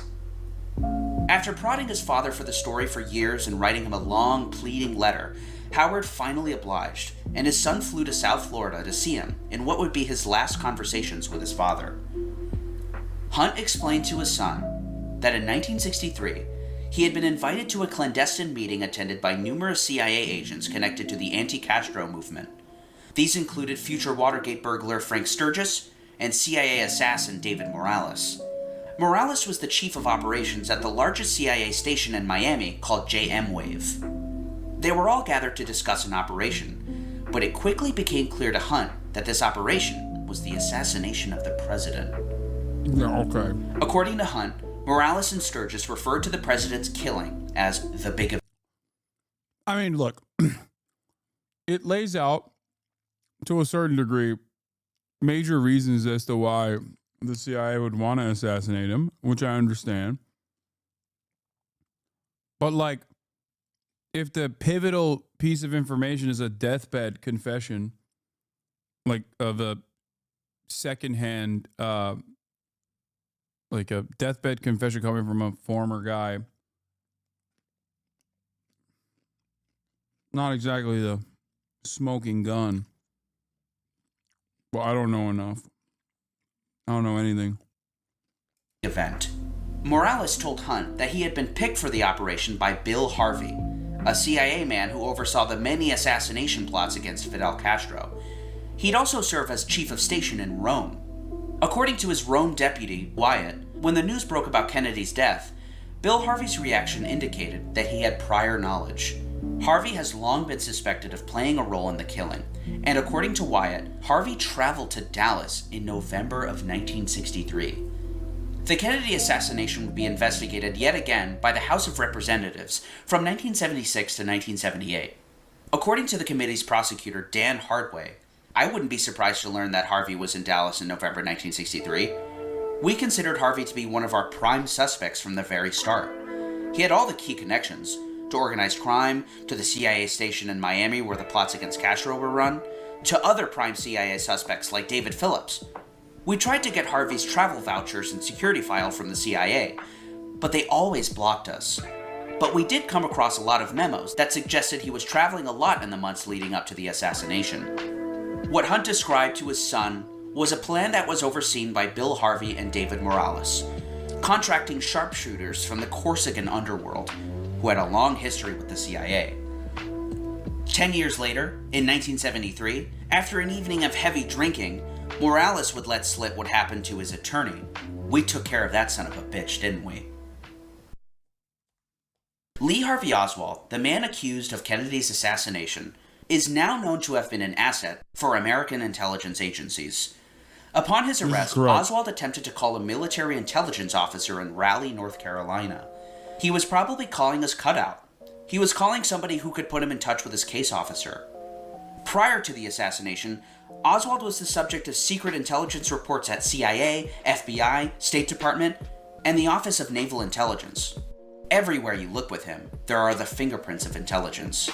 After Kennedy's death, FBI Director J. Edgar Hoover immediately pulled CIA surveillance tapes of phone calls supposedly made by Oswald. It quickly became clear that the voice on the tapes was not Oswald's. They were an impersonator, calling the Cuban and Soviet embassies in Mexico. Hoover informed Kennedy's successor, Lyndon Johnson, who was stunned by this fact, since it revealed that Oswald was deeply involved in espionage activities. Lee was also being groomed by George de Mohrenschildt, the man from the beginning of the story who recanted his testimony. Mohrenschildt's spy handler was Colonel Lawrence Orloff, a CIA informant who was a partner of J. Walton Moore, the CIA's station chief in Dallas. But here's perhaps one of the most damning pieces of evidence. In September of 1963, Oswald was spotted in Dallas by Cuban exile leader and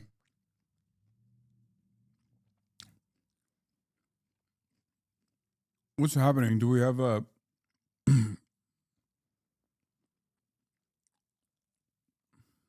What is going on? Hinkle Hoopers, you triggered every dumbass MAGA communist. Now they're up your ass. Respect to the ACP heads.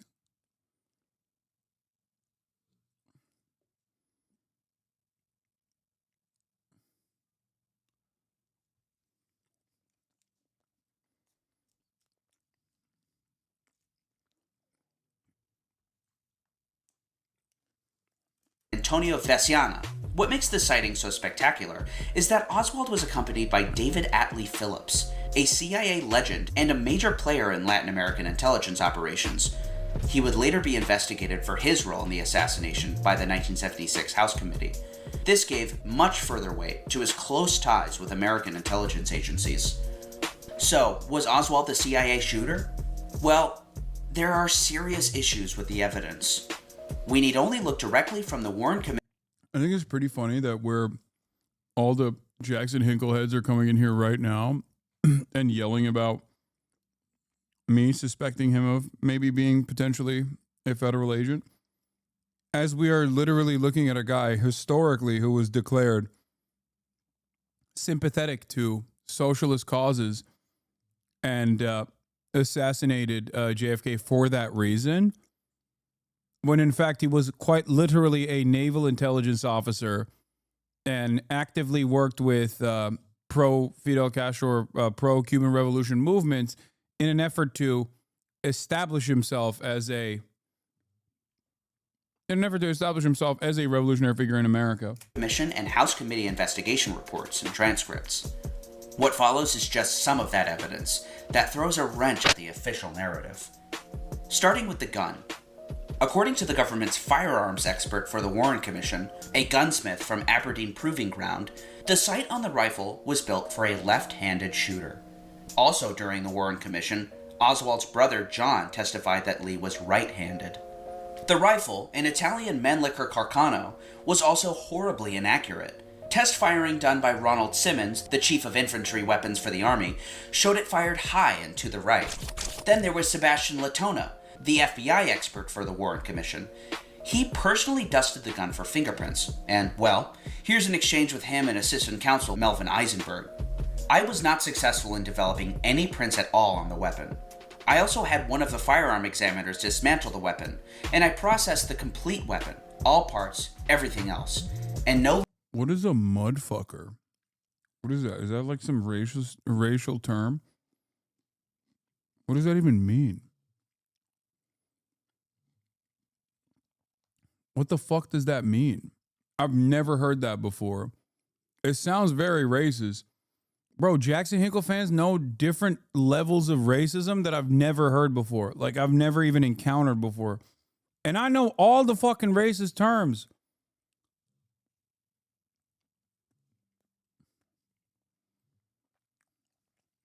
Wow.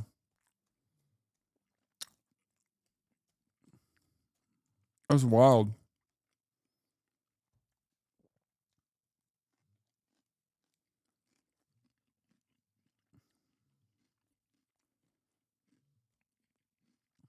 Huh.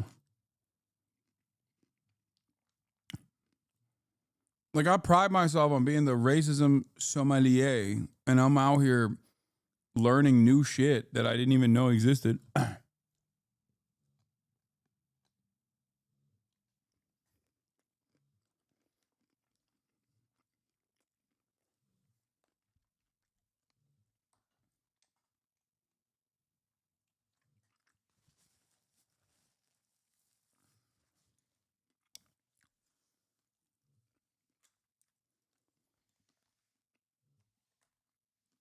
What does it mean?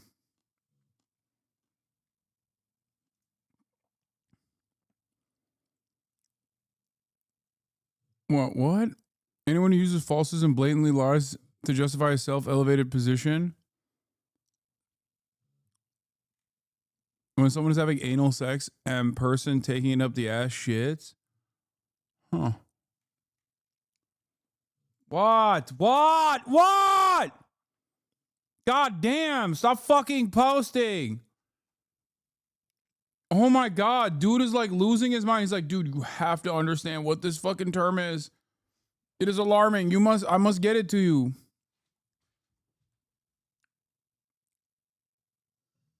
Probably the anal sex thing. Latent prints of value were developed. Does that include the clip? That included the clip. That included the bolt. It included the underside of the barrel, which is covered by the stock. Were cartridge cases furnished to you at that time? They were, which I processed, and from which I got no prints. Therefore, the net result of your work on Exhibit 139 was that you could not produce an identifiable print? That's correct. After shots were fired at Dealey Plaza, the scene of the crime, dozens of people, including at least 21 Dallas police officers, immediately rushed the so-called grassy knoll, searching for the killer. The grassy knoll at Dealey Plaza stands in front of where Kennedy was shot, while the Warren Committee concluded that all shots were fired from the president's rear. Out of 216 witnesses, 52 said they heard shots coming from the grassy knoll, while 48 said the book depository. 37 couldn't tell where the shots came from, and 70 weren't asked at all. An hour after the assassination, Secret Service agent Richard Johnson received the so-called magic bullet, which traveled through Kennedy's throat, from Parkland Hospital head of security O.P. Wright. Wright was previously a Dallas police officer himself, and well-versed in rifle cartridges. He described the bullet as a .30-30 round with a pointed tip. It did not resemble the magic bullet that was shown to him later, the one now held at the National Archives. That one has a flat tip. It wasn't only Wright who didn't recognize this new bullet, but also Secret Service agent Richard Johnson, Secret Service Director James J. Rowley, and the orderly who found the bullet at Parkland Hospital, Darrell Tomlinson. Also at Parkland Hospital were the two surgeons who operated on Kennedy and attempted to save his life. Both surgeons believed that Kennedy had been struck from the front as well as the rear. The bullet that killed him, I think, was fired from the front and hit him in the hairline and then blew out the back of his skull on the right side. And this is where your thinking differs from the Warren Commission's report? Yes. They reportedly came under intense pressure to remain quiet about it and wouldn't come forward for nearly 30 years.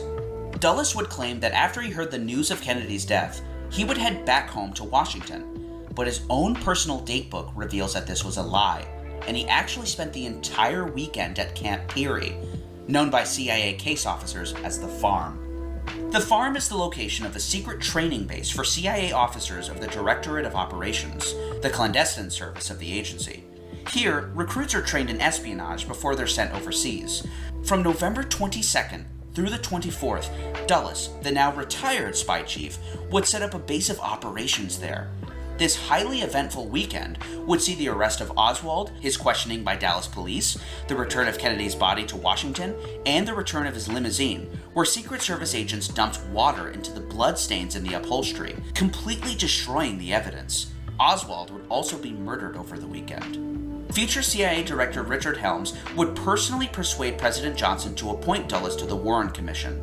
He wanted to make sure no agency secrets came out during the investigation. And of course, if Dulles was on the commission, that would ensure the agency would be safe. Johnson felt the same way. He didn't want the investigation to dig up anything strange. Over the course of the investigations, Dulles would write novelist Rebecca West, struggling to come up with a motive for Oswald. I wish sometime you would sit down and write me a line as to why you think Lee Oswald did the dastardly deed. All I can tell you is that there is not one iota of evidence that he had any personal vindictiveness against the man Kennedy. 3 years after the Warren Commission ended, 2/3 of Americans polled did not agree with its outcome, which said that Lee Harvey Oswald acted alone. At the end of 1969, Allen Dulles came down with a bad case of the flu, which was so severe that it left him bedridden. By Christmas Eve, Dulles would be in Georgetown University Hospital. The infection had spread to his chest and turned into pneumonia. A month later, on January 29, 1969, Allen Dulles finally passed away due to complications from his illness. He lived to be 75 years old. So, who do you think killed Kennedy? Let me know in the comments. Thanks for watching, everyone, and a special thank you to my patrons. Plenty more videos on the way. Be sure to subscribe so you don't miss out. Thanks, everyone. Bro, I don't know. Okay? I don't know. I still think it's sus. Guess who's back in the Israeli government? Oh, yeah, of course. Ben-Gvir. Of the Jewish Power Party. Thank God, they're back.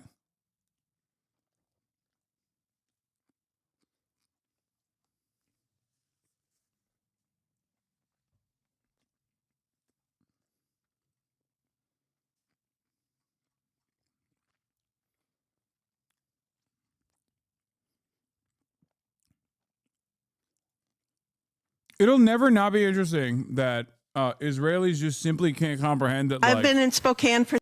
Bombing Gaza is seen as like an exit ramp for these guys, and a very successful one, always. Always and forever. No matter what happens,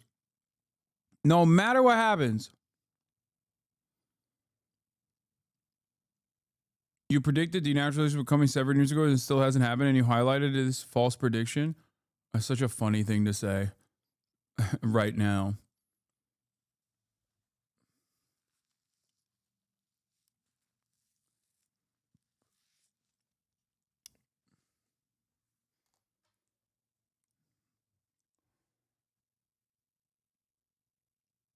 How can we think we know anything about history when we can't even tell for sure who shot the most powerful man in the world on camera just 60 years ago? I don't know. It makes sense. It happens. Let's see what this guy's best video is. The history of the CIA, Operation Sunrise, and the plan for a new Europe, Part 2. I kind of want to watch one of this guy's videos, but before we do that, let's do some HOGWATCH. And by that, I mean, we're not even watching hogs, really. We're watching the hogs rise up, liberate themselves from their chains. For 39 years from New Jersey. I've never been involved in politics before, but this is getting really scary. Okay, so the things that frighten me is the way this insane president talks about Canada as a 51st state. Taking Panama by force and buying Greenland. How does this person qualify as sane? Why is he not being impeached right now?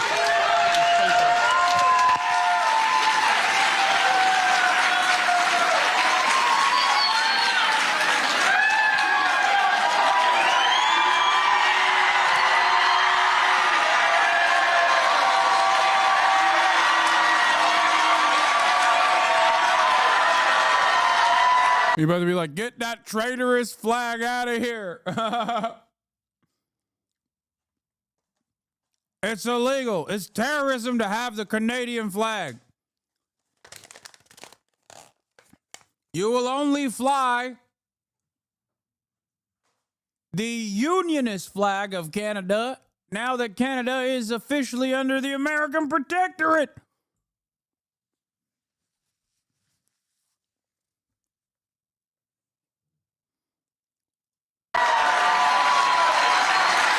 Yeah, look out, lady. You called Trump insane. That's terrorism. You might get some serious penalties for that sort of thing nowadays, you know?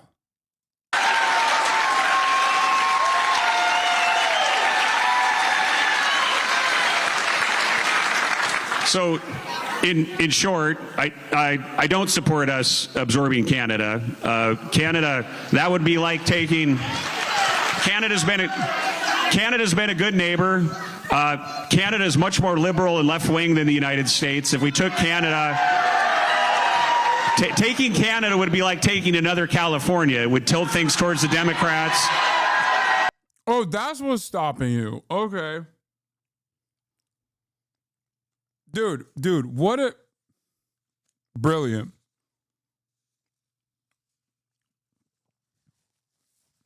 Yeah, the real issue is if we take Canada, they're too libtard. We're just going to be liberal.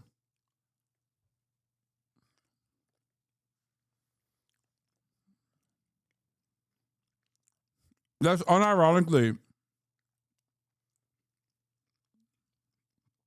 the reason why we didn't seize more Mexican territory back in the day, because people were so racist. They were like, that would mean we would have to live alongside more Mexicans. We don't want that.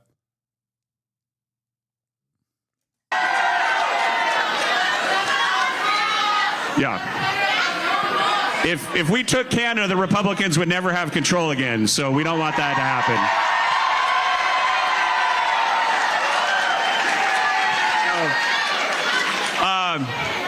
On the other two, if we could get Greenland peacefully, I'm all for it, and we should have never given up Panama.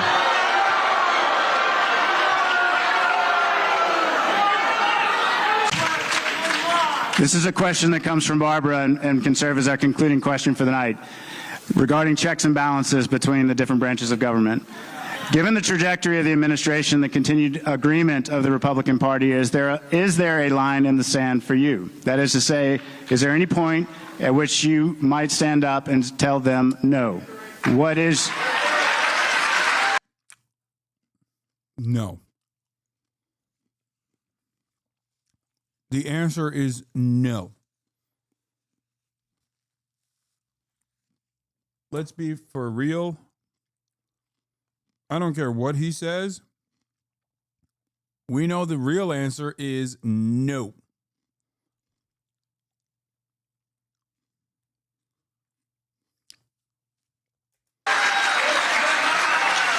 In the interest of your people In Eastern Washington, what is your line in the sand? Well, in general, I swore an oath to the Constitution. It's very serious to me. I swore an oath to the Constitution before I went to Iraq. I swore an oath to the Constitution becoming a member of Congress. I would say that I understand this room is different than the rest of Eastern Washington, but you guys, you are. So, y'all are wrong. I think, and I'm not saying you're being, I'm not saying you're being disingenuous in your heart of hearts, but you have a perception that America is spiraling to some kind of a constitutional crisis. Yeah.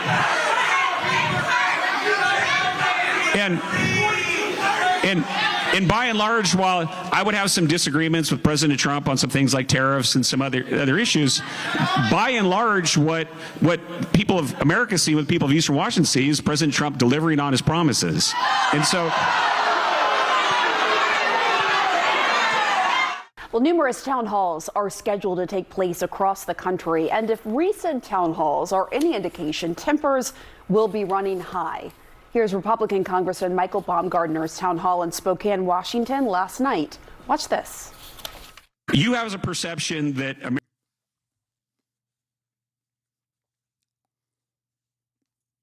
it's so cooked. Like in 2016, 2017, there was this attitude amongst the Republicans to at least like openly acknowledge that it was shameful, like Trump was behaving in a shameful manner. They're so gone. Gone are those days, baby. And with no opposition whatsoever, the only thing you're going to see is just like voters actively freaking out.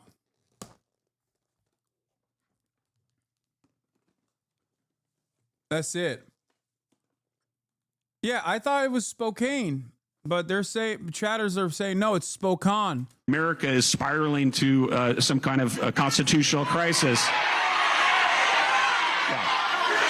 By and large, what people of America see, what people of Eastern Washington see, is President Trump delivering on his promises. And so,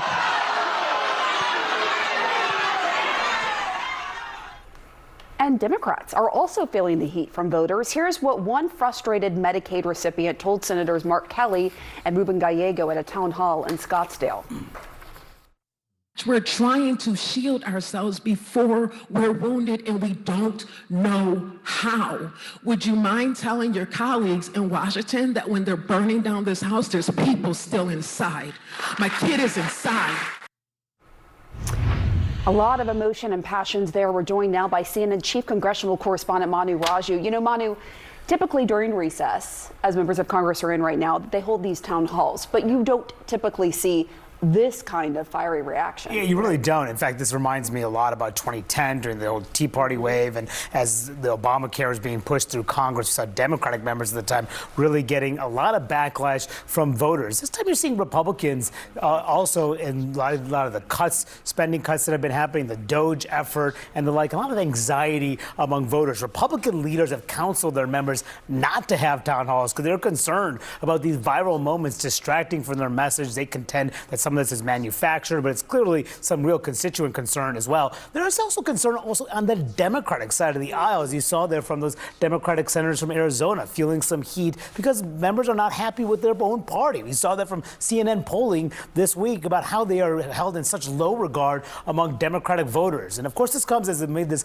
leadership battle that is facing Democratic leader Chuck Schumer, his decision to allow the government to be funded by this Republican spending bill, not block this, battling with the House Democrats as well. Earlier today, when he was asked about whether he would step aside, he made clear that he was going to stay as Democratic leader, said he was the best person for that position. What will be interesting today is Hakeem Jeffries, the House Democratic leader, is having his own press conference today. The last time he had a press conference on Friday, he was asked, does he have confidence in Chuck Schumer? He said, next question. What will he say today when he is asked about this very same question? We'll see what he has to say there, because Democrats are trying to get on the same page after this really messy internal battle. They certainly are. And the two leaders met on Sunday after that press conference. So we'll see if if he changes his tune after meeting with Schumer. Thank you so much, Mani Raju. Wolf? And it's interesting that Manu still can join us here in the Situation Room because the House and Senate are in recess. Yes, we love having you here. Otherwise, you'd be chasing those guys through the halls of It's Congress. very nice to sit down every once in a while, Wolf. Good to have you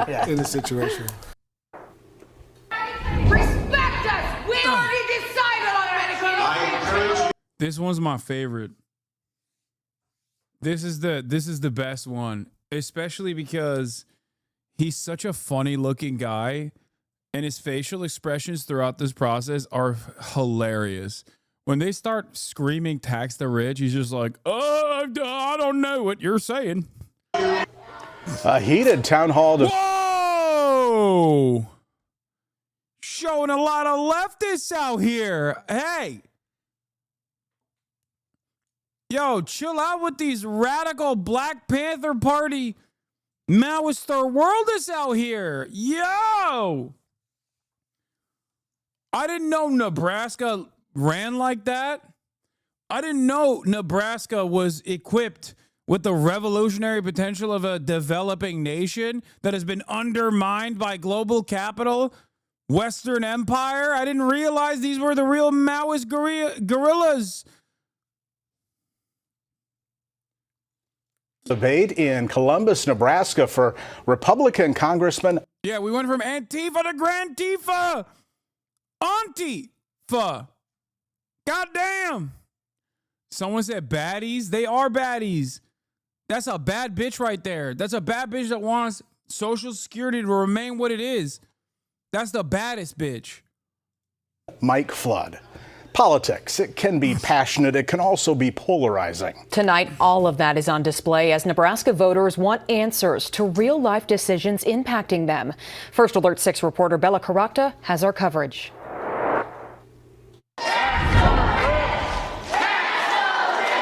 As Republican lawmakers are being discouraged to hold town halls, Nebraska Republican Congressman Mike Flood powered on. So your proposal to solve this is to tax the rich. He's like, yeah, okay. So your proposal to solve the budget is to tax the rich. You're so stupid. Coors Light Cowboy, thank you for the 20 gifted subs. I've been forgetting to ask you to subscribe. Subscribe! For $6 or free with a Twitch Prime. If you would like to support the show, you can get the new badges, also emotes, and the opportunity to send me links. That's right. Subscribe. For $6 or for free with a Twitch Prime, or by getting gifted a sub.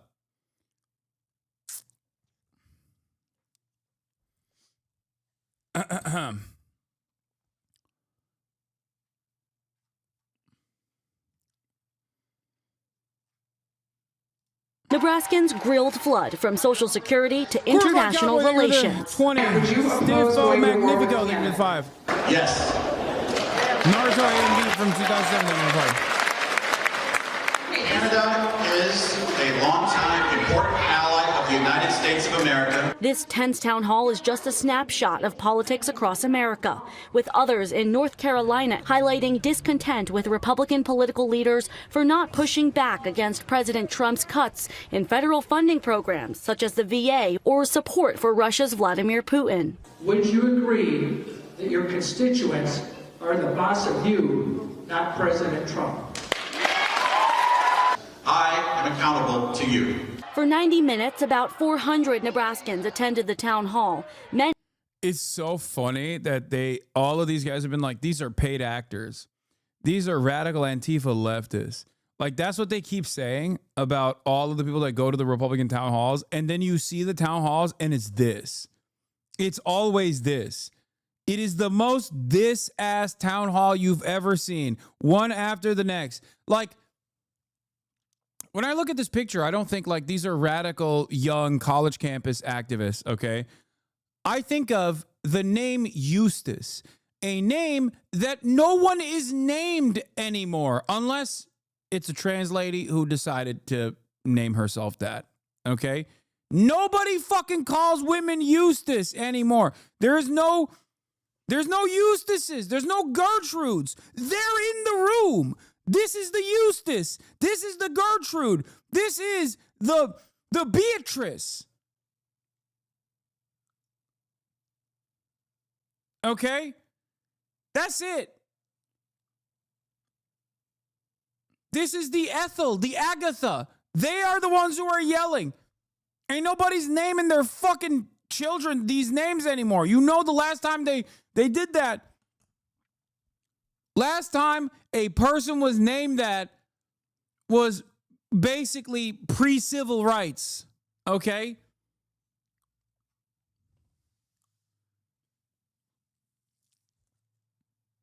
If your resistance movement is comprised of people that are named Ethel and Eustace, then yeah, it's not fucking woke college campus activists. Trans girl erasure? No, I already said that. The only people that are named Ethel or Eustace or those like old school ass names is trans ladies now. Okay, that's it.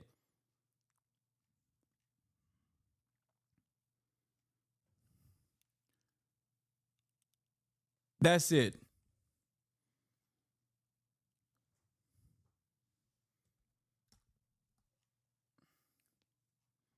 Many taking aim at Congressman Flood. Is there anything you will do to stand up against Trump? A great majority of Nebraskans and those in the 1st District voted to elect Donald Trump president in this state. To many voters, what's happening seems like chaos. For Jeremy Aspen, he says he doesn't recognize the Republican Party, a political party that had always been part of his life. At a certain point, you just feel like it isn't a fit anymore. This week, the Omaha man switched parties. It's a lot easier when the ground shifts under you. What did it mean? Dude, it's so funny. Like, Nebraska is such a tiny ass fucking state that when one guy in Omaha changes party loyalty, it makes it to the local news. I love that. Like, what the hell, man? This Omaha man changed party affiliations. But is it far too late? What the fuck? To be a Republican for you. Individual rights and freedom, especially free markets. Aspen, what? Talk about your real country, you shill. Dude, I did. I did for hours in the beginning.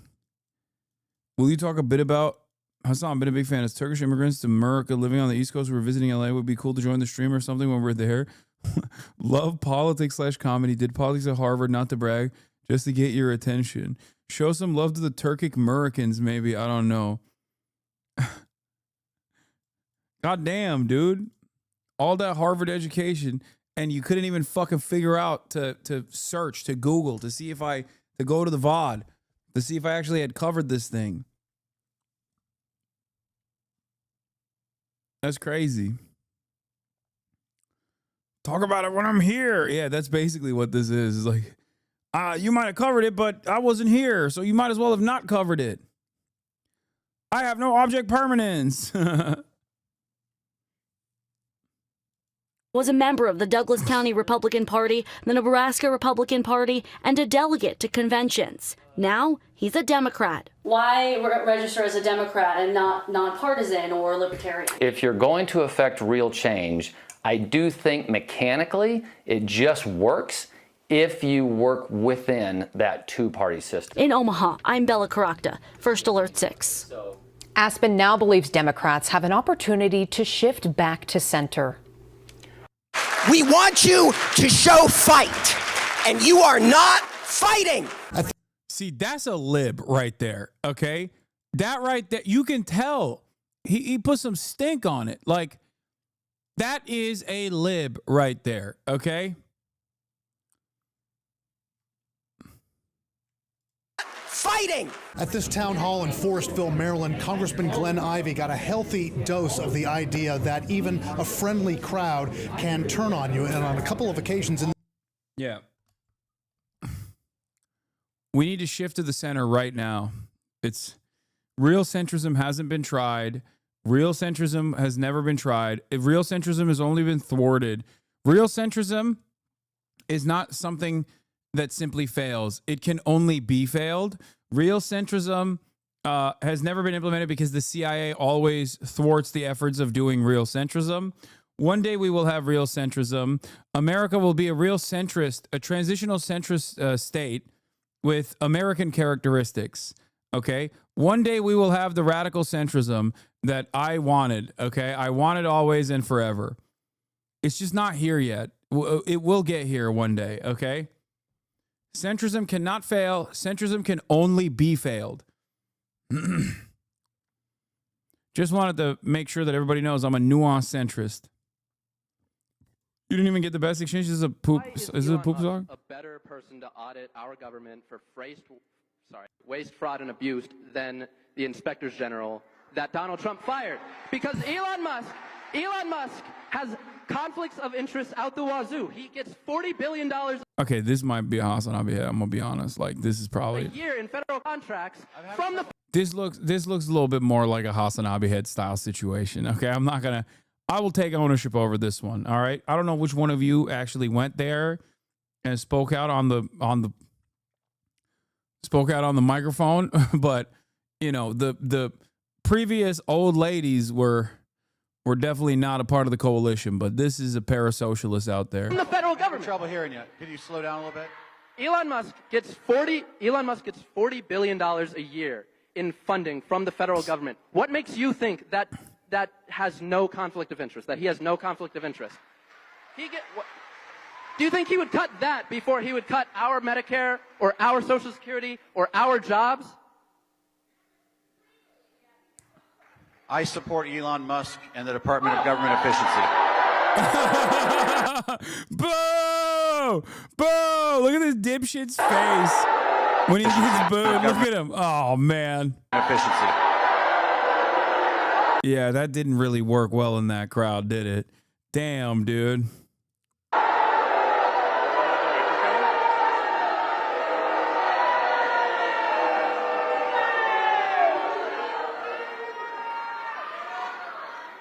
Next question.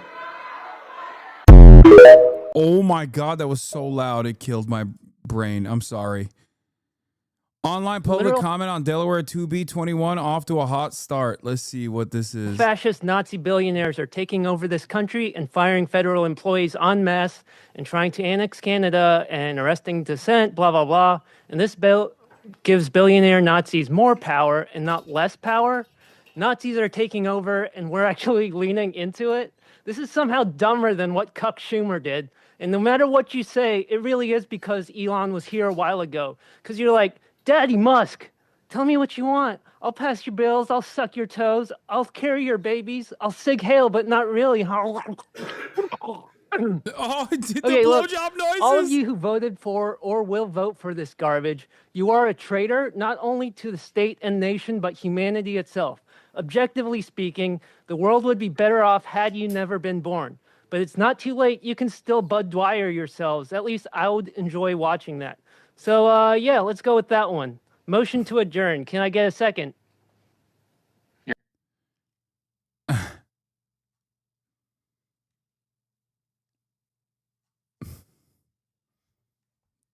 That's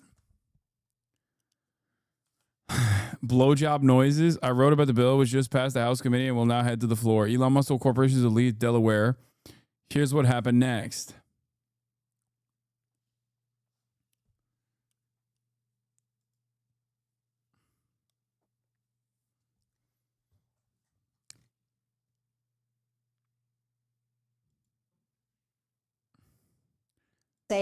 Senator Lisa Murkowski said at a presser in Alaska yesterday that Elon Musk may take the next $1 billion that he makes off Starlink and put it directly against her. As the GOP colleagues are silent because they're afraid they're going to be taken down or primaried. Why aren't you a better Republican? And if you're not, get out of the party. You know what? You know what? By the way, I do want to say something, but listen.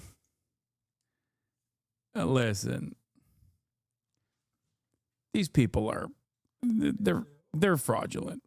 Okay? They're fraudulent. They're the whole like, oh, you know, I'm going to do dissent. Like, it's bullshit.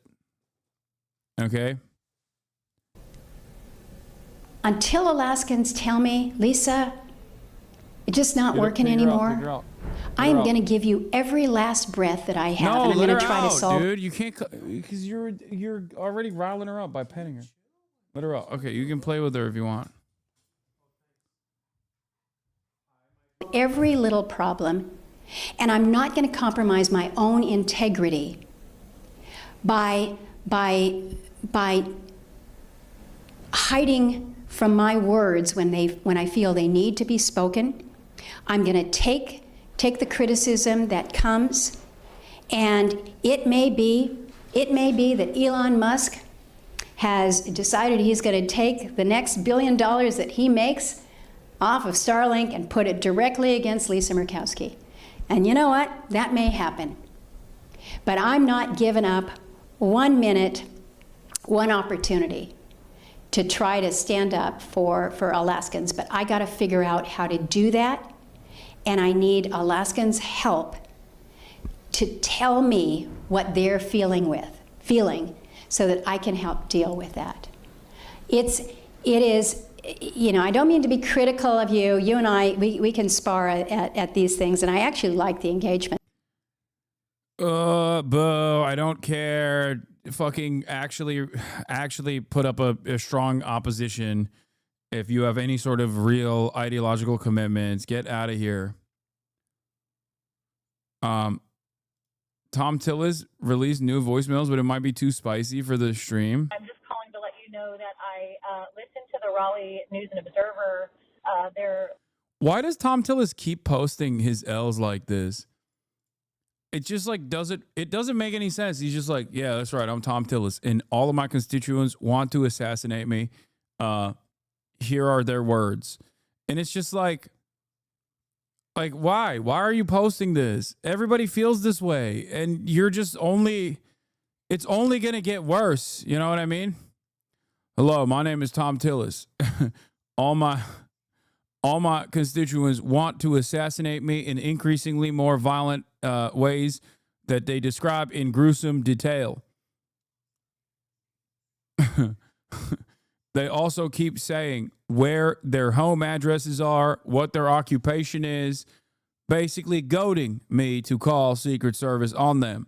It seems that many of the average age of my constituents that keep saying death threats to me seems to be around 55 years old, as in the primary age for being an active voter for either party.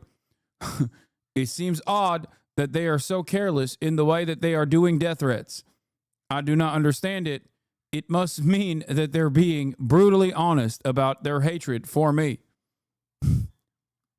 Now, of course, for legal reasons, we disavow. This is unacceptably violent rhetoric. I mean, how could people get so angry? That's right. That's a great question. How could people get so angry? Their short video where they released some of the threatening phone calls and messages that you've been getting. And I just wanted to let you know that has just been absolutely the joy of my week, listening to those. My favorite one was the old guy, the really old guy who threatened to, I think he threatened to bash your head in with an axe handle. That one was hands down my favorite. But anyway, that was the most joy I have felt in weeks. So if you could please release some more, that would be awesome. And the comments that supported that video were just, they were just chef's kiss. How did he see this and not realize like this is having the opposite effect? They were so good. I saved it so I can listen to them over and over again and then read the comments. It's so good. So please keep releasing those. Keep those coming. It's giving me life, and it's about the only thing these days it is that you're doing. So yeah, keep them coming, and I'll look forward. Yeah, I immediately looked for comments after she mentioned the comments. Comments turned off. To some more. Oh God, it's so loud. Fuck. You, Tom, any of you who work for him. You guys forgot free speech was a thing. I hope Tom gets. I might drive to North Carolina and shoot him dead in the streets like the okay, the problem here is that's not protected speech. Okay? That's not protected. You cannot. Okay, here, I'll give you an example. You cannot say that as a constituent, you are going to go and shoot Tom Tillis in the streets like the dog he is. You can't say that. That is not free speech. It's funny, but I disavow. You can't say that. You will get a call from Secret Service.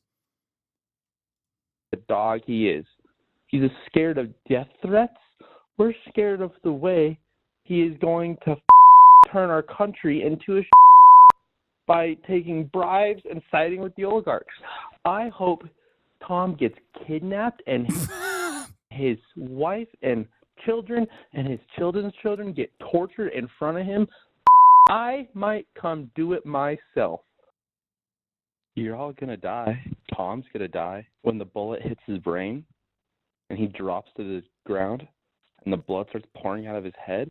All the patriotic. It's so crazy because I get all of this. I am a recipient of gruesome death threats such as this one all the time.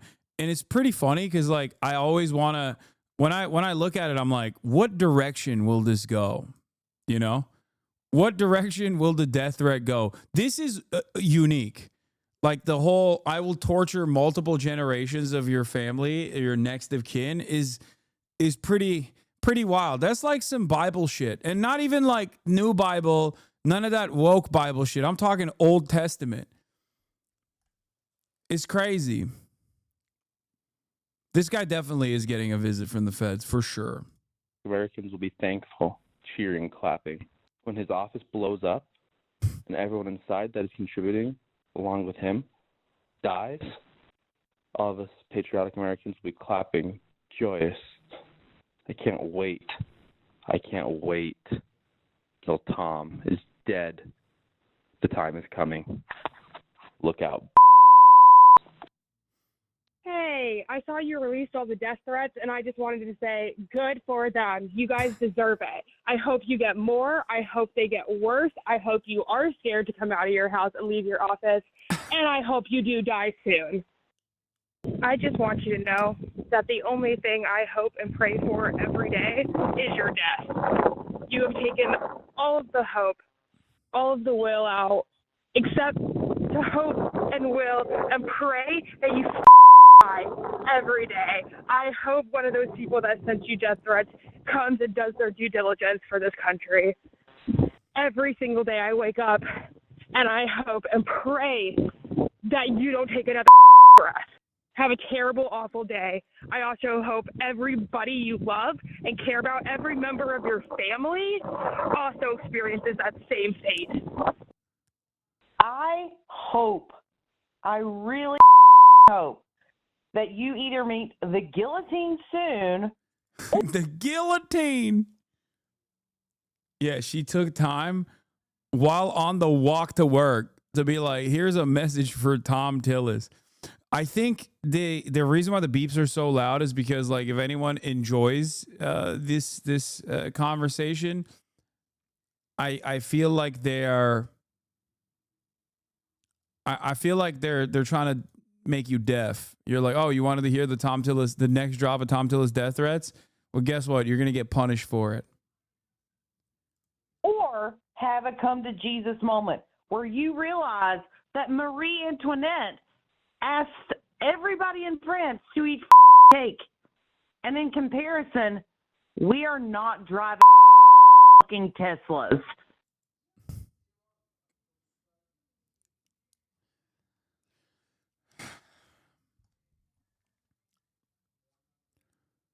That's crazy. Yeah, I disavow, of course.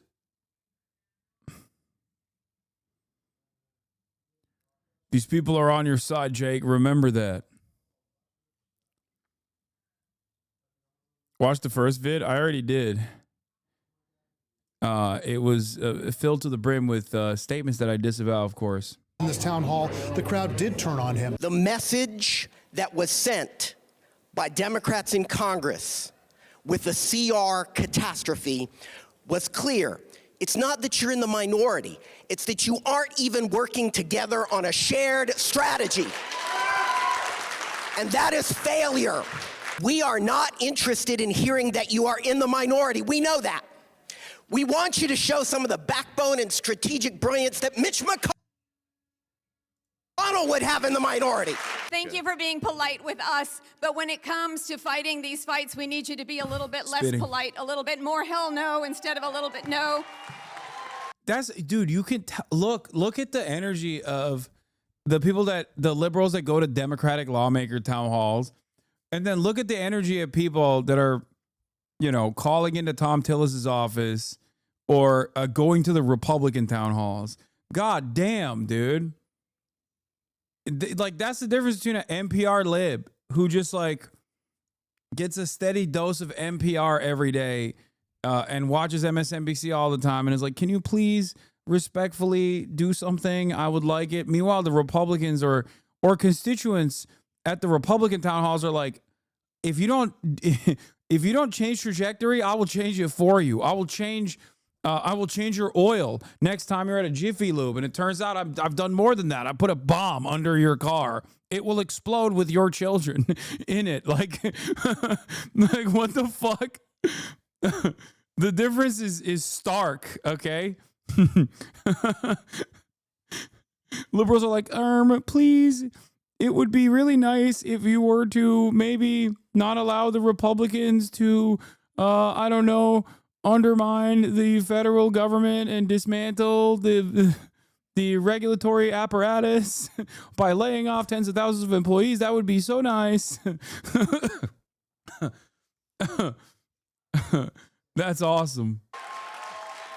Fair enough. And there may be a time when you and other congresspeople need to do civil disobedience. You need to be arrested. Sure.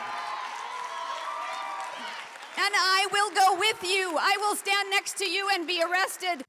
My lead source tonight is the independent senator from Vermont, Bernie Sanders. And Senator, it's great to have you here because you issued your own rebuke, as I'll call it, and basically said that you think President Trump needs to turn off Fox News and, quote, read the Constitution.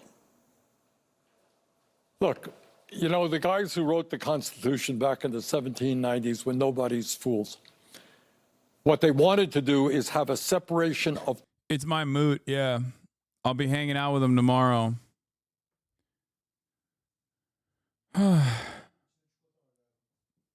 Açma. Oğlum açıp çikolatayı mı yiyeceksin? Powers between the executive, the legislative, and the judiciary so that one person could not assume enormous power. And what you are seeing right now is a president who is authoritarian. He just attacked the media the other day. I think he called CNN illegal because I gather that now and then you criticize him. He is trying to encroach on the constitutional responsibilities and spending powers of Congress. And now he's going after the courts. Look, if somebody is a corrupt judge, that person can and should be impeached. But not because you voiced an opinion. That's why these guys have life terms. So they are immune from these types of attack, and they can be objective in their judgment. And just a word here. In the last number of years, and I'm not a great fan of Chief Justice Roberts, you have had decisions from the Supreme Court on Citizens United, which allow billionaires to buy elections, one of the worst decisions in the history of the Supreme Court. You didn't see a whole lot of people saying impeach Roberts and members of the court. You had this horrible decision on Roe versus Wade, taking away women's rights to control their own bodies. Again, we live in a society of rule of law. Supreme Court has its power. Judges have their power. And it should frighten every American, whether you're conservative or progressive, that you have a president who does not respect our Constitution and wants more and more power for himself. Very dangerous. What does it say that the Chief Justice, who, that's a great point, you have also criticized decisions that the Supreme Court has made with John Roberts as the Chief Justice, but what does it say that he felt the need to come out and issue this rebuke of Trump tonight? Well, I don't know Roberts all that well. I'm not a great fan of his court, but I think he does understand, I suspect, the danger of a president who does not respect the Constitution of the United States and wants more and more power for himself. It would take 67 senators to remove a judge from the federal bench. That would mean that every Republican would have to vote for it, and I believe 14, Ain't gonna happen. No, 14 don't Democrats. Have to go into it. It's not going to happen. Okay, Okay, period. We don't have to. But what we have to worry about is this movement toward authoritarianism. Trump admires and loves people. He thinks they're great. They're beautiful people when they agree with him. But if you criticize them, you're acting illegally. You should be impeached. You're terrible, etc. You're a left-wing fanatic, whatever he calls people. A very dangerous trend. Look, I don't have to tell anybody that we are living in difficult times. And it's not only this movement toward authoritarianism, it's this movement toward oligarchy, where you have a number of billionaires running the United States government, where you're seeing right now with Musk and others massive attacks against veterans and the Veterans Administration. They want to lay off some 80,000 people in the VA who provide health care to our veterans, who make sure they get the benefits that they deserve. You're now seeing a massive attack on Social Security. Presumably they want people with disabilities to now walk in to some Social Security office, although they're cutting back on these Social Security offices all over this country. And at the end of the day, Caitlin, in my view, you got a bunch of these oligarchs who want to destroy virtually every program in America that works for working class people, so that you have massive tax breaks to the 1% and the billionaire class. Yeah. And as you may know, I'll be on the road with Alexandria Ocasio-Cortez the next few days, trying to fight back against this horrific set of activities.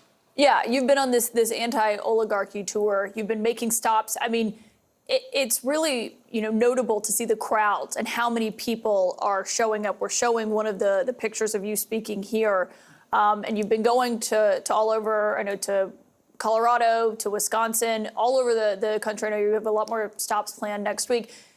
What you just said about Elon Musk and what Trump are doing now that he's back in power, it's safe to say there's a lot of despair in the country over what Democrats are doing, how they're responding to this. You're an independent, but you caucus with the Democrats. I want you to listen to what happened at a town hall tonight with Democratic Congressman Glenn Ivey.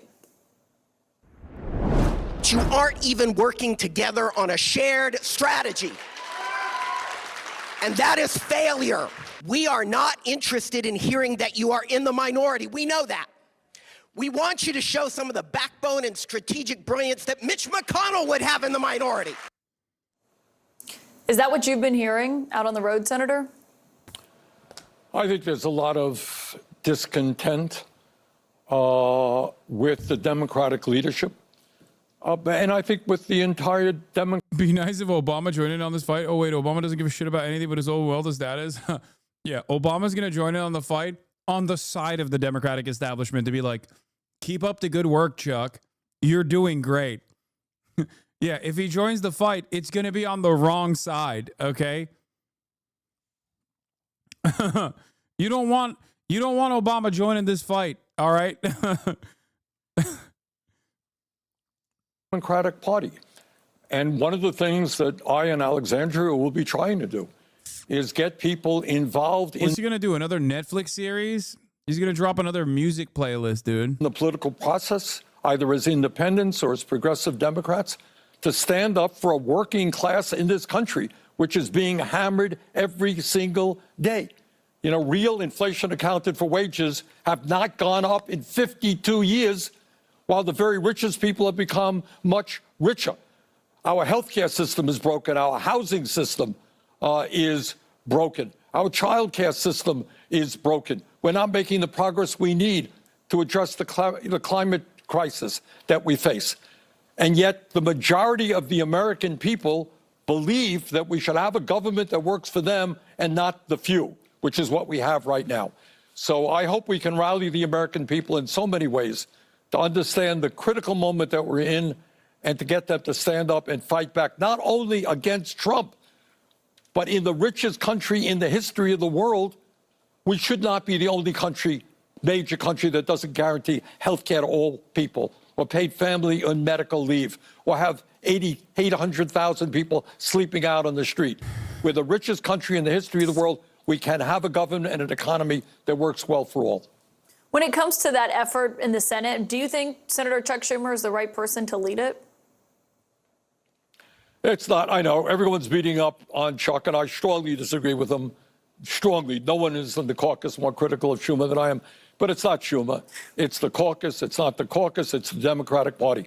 You got to take a deep breath and understand that you have a Democratic Party. You know, you got a Republican Party, which is owned by Musk. Any Republican who defies Donald Trump will be primaried by Musk, unlimited amounts of money. In the Democratic Party, you got a party that is heavily dominated by the billionaire class, run by consultants who are way out of touch with reality. The Democratic Party has virtually no grassroots support. So what we are trying to do is, in one way or another, maybe create a party within the party of bringing millions of young people, working class people, people of color, to demand that the Democratic Party start standing with the working class of this country and take on the very powerful corporate interests that have never had it so good. You've been out on the road hearing that from voters with Congresswoman Alexandria Ocasio-Cortez, as you mentioned. People are saying she should primary Schumer. Do you think she'd be a formidable opponent if she did? I don't want to get that. Look, the issue right now is not worrying about a primary 3 years ago, 3 years from now, whenever it's going to be. That's media stuff, Caitlin. That's not what people are worried about. It's Democratic voter stuff, too, though. Wake up. What we have got to do now is wake up the American people. The vast majority of the American people do not believe that we should give tax breaks to billionaires and cut Medicaid, cut Social Security, cut veterans programs and nutrition. And our job is to rally the people at the grassroots level, have them run for school board or Congress or the Senate on an agenda that says that we're going to stand up for working class people, not the rich. That's what we've got to do in this moment. And certainly, I mean, we have seen this at your town halls, and for people who haven't been watching where you've been going, I mean, my moot, Caitlin Collins, interviewing my other moot, Bernie Sanders. What a time to be alive. My Twitter moot. My Twitter moots are talking to one another on CNN.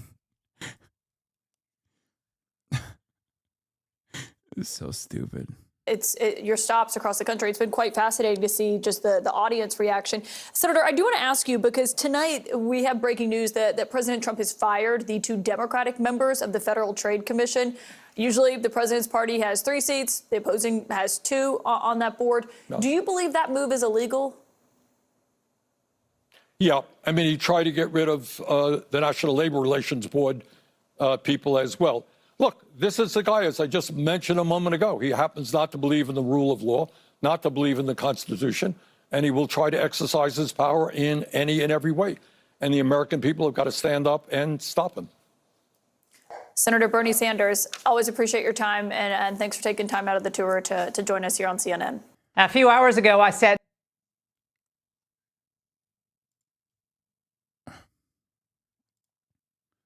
Fetterman got gifted a silver pager from BB. Gross. Yuck. I'm giving him a beeper. Oh, it's a. No, this is a silver-plated beeper. The real beeper is like 1/10 the weight. It's nothing. Really? Yeah, but it changes history.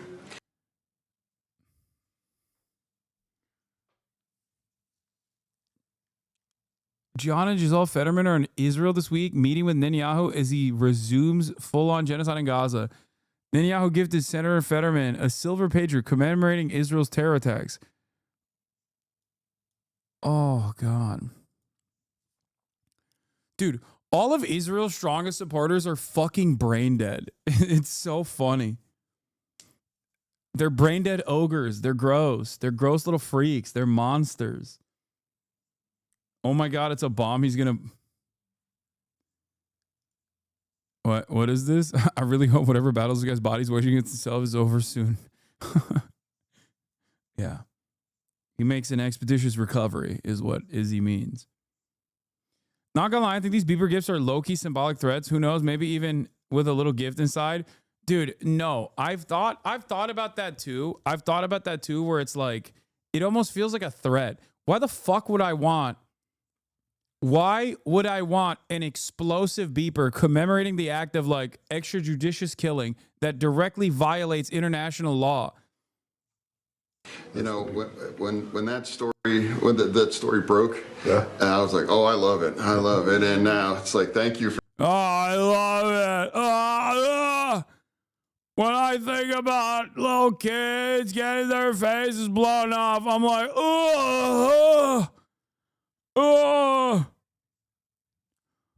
it's my favorite. For this, yeah. No, all right. Thank you.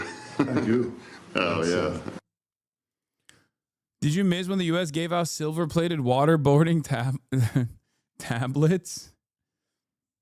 Tables? Waterboarding tables?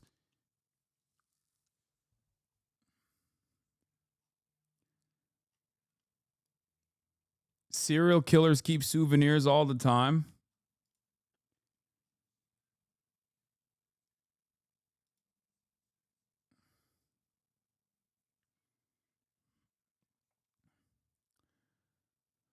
Oh.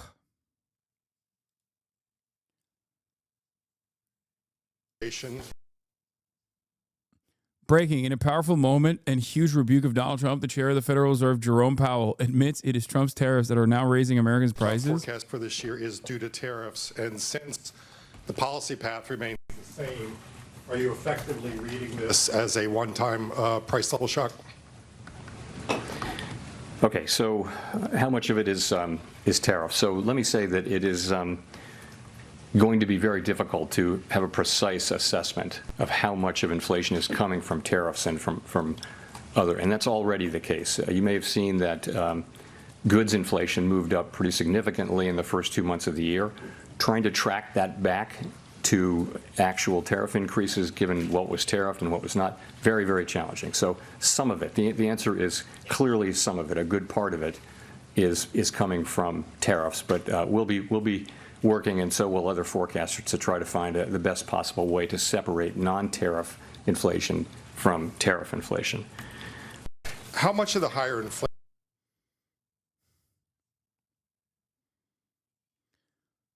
Oh, no.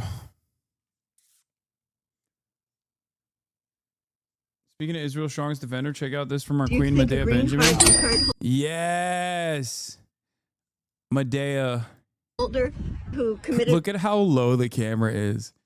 She is a tiny Jewish lady, and she creates so much fear and chaos in the hearts of every elected representative. She is my goat, okay? Straight up. No crime should be arrested. Can you make a statement about Mahmoud Khalil from Columbia University? You're a crackpot, so. I'm a crackpot? Yes. I'm just asking you if you believe in free speech, and should somebody who committed no crime... If you are engaged like in violent Mahmoud, conduct that takes over a building at Barnard College, that's not free speech, that's conduct. It committed no violent crime Again, at all. He was a mediator with the university. You do the bidding of the Chinese Communist Party. Sick burn, Richie. Scumbag. Richie Torres, ladies and gentlemen, spent the week leading up to his own personal reelection trying to get me fucking banned and deplatformed. That's how low he will go for Israel. Like, it's shocking. It is shocking how low he will go for Israel, that he will like duke it out with fucking Twitch streamers. I despise him so much. Oh. I don't even know any. How was your trip to Xinjiang, by the way? I didn't go, and I Which don't is know. ground zero for genocide against the Uyghur Muslims. I didn't go, and I don't know anybody in the Chinese Communist Party. But you get all your money from a entity that supports a foreign government, APAC. Anyway, you have a lovely day. Yeah. Can you say something that you support free speech? Yeah, he tweeted about me 10 times. He tweeted about me 10 times in the week leading up to his reelection, more than he tweeted about his own district. That is how no motion this motherfucker is. He wrote a letter with a congressional letterhead urging Amazon to ban me. Oh my God. The poorest district in the nation. Dude, think about that. Think about how low in the rung of like Israel, like Israel's attack dog you must be to be dealing with like Dan Saltman and the Diddy G community and Sex Pestiny to be like, yeah, I'll work with you guys. Like, that is like stopantisemitism.org level depravity. You're a fucking American congressperson, dude. Have some fucking decency. Just a little bit of self-respect. You should have been like, yeah, this is a little bit below my pay grade. You know what I mean? I'm a fucking congressperson. Nope. He was like, yup, give it to me. I'm a fucking bottom feeder. I am such a bottom feeder that I will make drama at the behest of a fucking sex pest in his community against a fucking Twitch streamer, like a dumbass Twitch streamer like me. That's crazy. Did he get what he wanted? No, of course he didn't get what he wanted. Like, there are damn near the entirety of Congress is in one way, shape, or form beholden to the demands made by numerous pro-Israeli cutouts, okay? Pro-Israeli groups, lobbying groups in general. They're not fucking doing that because they at least have some self-respect. They at least have some semblance of dignity, okay? Think about that. Think about how little dignity you have to be like it's like commenting on fucking...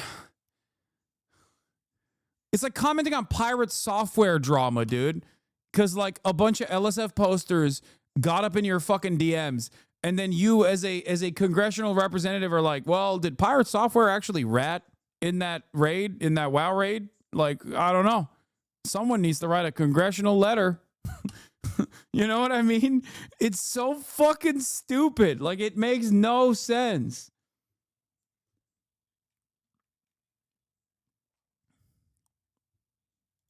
I strongly support free speech. How about saying free Mahmoud Khalil? Have a lovely day. Ugh, he's so gross. I despise him. He's such a little shark.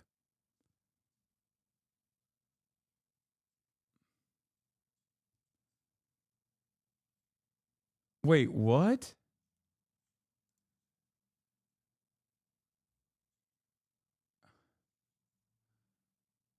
Wait a minute.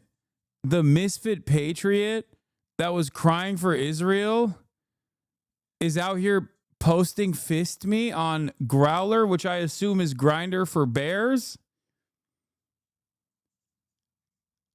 Oh my God.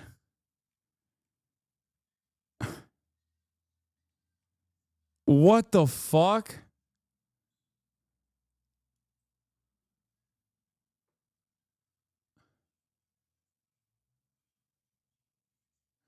Wait, what the fuck? The guy who posted this is literally... Dude, I hate this fucking platform. I just looked up... First of all, let's search who actually sent this to me in the chat really quickly, because I'm going to ask why. WarBearGG, are you aware that the account that you linked me, his name is Carl Roddle? Okay? Let's look at his description. Okay, let's look at his description. This is a good educational opportunity. Okay, this is a good educational opportunity for everybody involved. Okay, you got to look at where you're getting your information from. Okay, you look at the description. It says PhD in history. Okay, fine. Academic. Polyglot. Father. Okay. Resident experts on merchants. What? Resident experts on merchants. I wonder, is he what kind of merchants is he talking about? Attack dog of the Fourth Reich.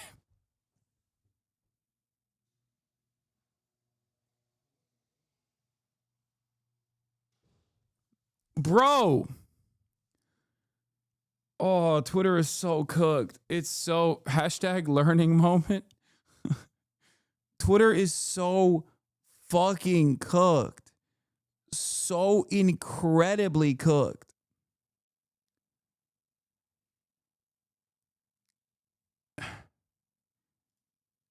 let's exercise a little bit of caution on what kinds of people we're linking, okay?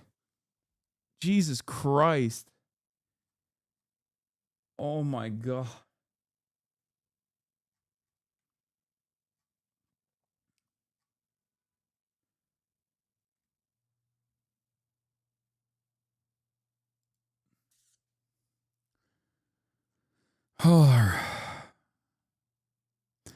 It's a fake post. Someone pulled it off his Facebook, then photoshopped it all. Wait, why is there so much? It's crazy that you guys know all the lore of Misfit Patriots. Like, I mean, respect. Yeah, he was an expert on the Mercantile School of Venice and not like using that as a substitute for Jew.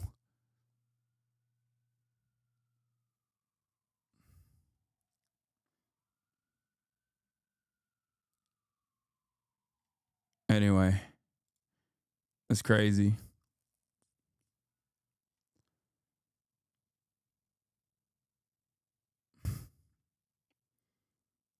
Oh, the book he wrote, sources on Jews and communism. Okay, we're done. I'm done looking at this dude.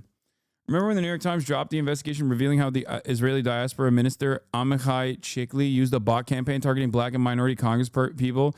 Torres included to support Israel, and immediately afterwards, Rishi tweeted, "Dear Amichai Chikli, I don't need bots to support Israel." Absolute banger.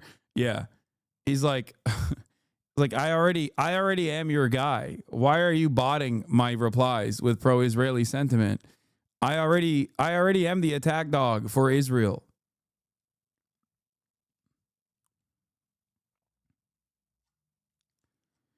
Also, yeah, the people being like, do these guys have any? Why do they have so much free time to be hateful and talking about the Nazi account that we just looked at? I'm letting you know, man. When you open up the faucet, of hate, when you're just like, oh, you can monetize this shit, of course they're gonna do it. Especially when the fucking algorithm. Wait, one more. He wrote a manuscript that has since been deleted on how Jack the Ripper is a Jewish conspiracy theory.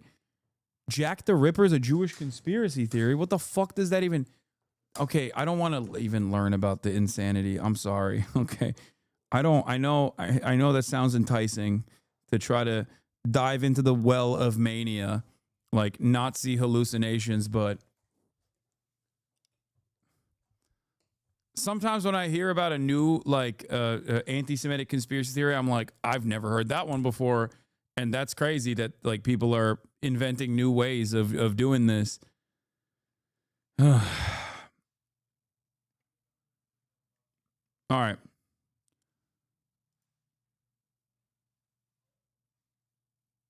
Let me know. Video talked about it. Some idiots tried to make it seem like Jack was a Jewish man and saying Nazi stuff. I also don't understand it. Like, okay, let's say that's true. What the fuck does that mean? Like that literally doesn't make any sense. It's like, okay, yeah, no one said that like a Jewish person is not incapable of being a killer. What if you think that if your inference beyond that is like, oh, this is how all Jews are, you're a fucking psycho. Like what difference does it make? But this is how a lot of these people fucking operate, where they're like, oh, we found another person. This person is a criminal who also happens to be trans. That's how you know all trans people are criminals, just like this one. An Indian national teaching at Georgetown was arrested by immigration authorities in Roslyn, VA, Monday. His lawyer says he's being targeted for his pro-Palestinian views. His U.S. citizen, his wife's father was a Hamas advisor. What? Badar Khan Suri has not been charged with any crime, but his lawyer says DHS whisked him to detention Monday night. He's since been transferred to the facility in Louisiana. His lawyer compares Suri's plight to Mahmoud Khalil. We came across a case earlier on federal docket in VA, but the habeas petition was not public. A quick search of Suri's name, though, revealed his Georgetown connection, as well as numerous articles about his wife, Mafeze Saleh. We then tracked down the petition at the federal courthouse in Alexandria, where a physical copy was available. Georgetown University has issued a statement on Suri's detention. Dr. Hans Suri is an Indian national who was duly granted a visa to enter the United States to continue his doctoral research on peace building in Iraq and Afghanistan. Big mistake. We don't like the type of stuff that he's researching to begin with. We should not be doing peace building in Iraq and Afghanistan. He should have done a doctoral research on war building in Iraq and Afghanistan. We are not aware of him engaging in any illegal activity, and we have not received the reason for his detention. We support our community members' rights to free and open inquiry, deliberation, and debate, even if the underlying ideas may be difficult, controversial, or objectionable. We expect the legal system to adjudicate this case fairly. Okay. Georgetown University has a better fucking take on this than Columbia does. Holy shit. Yeah. He should have written his doctoral thesis on why war is good and must continue. So he was pro-Hamas, kind of fraud upon. This communists are a threat. Fascism, communism, and socialism are superficial variations of the same mantra's theme, collectivism. Account with a blue check mark says, so he was pro-Hamas, kind of fraud upon. Not frowned, fraud upon. When you're here as a guest and you're supporting a terror organization who has killed Americans and also has Americans held hostage, good riddance. Yeah, we're cooked.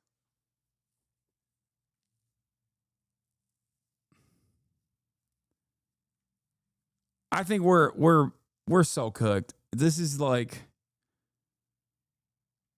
this person has done nothing. Apparently, his U.S. citizen's wife's father was a Hamas advisor. That's his association. That's what we're doing now. Now we're like, well, the person is a U.S. citizen. We can't do anything to her. Okay, but we can actually deport the husband. Like, that's good stuff, man. There isn't even actually any guilt in this situation, but like, we're just now deciding guilt by association when no guilt should even exist. It's not even it's a father-in-law too. Based on a 2018 article of the Hindustan Times, very reliable Modi media. Oh, dude, that's where a 2018 article about the couple published in Hindustan Times, an Indian newspaper, says Saleh's father, Ahmed Yusuf, served as a senior political advisor to Hamas leadership. Oh my God. Yes, I covered the deporting a French researcher for reading their private messages at the airport. And the private messages were like understandable frustration about Donald Trump cutting grants to scientific research, which they considered terrorism, according to Le Monde.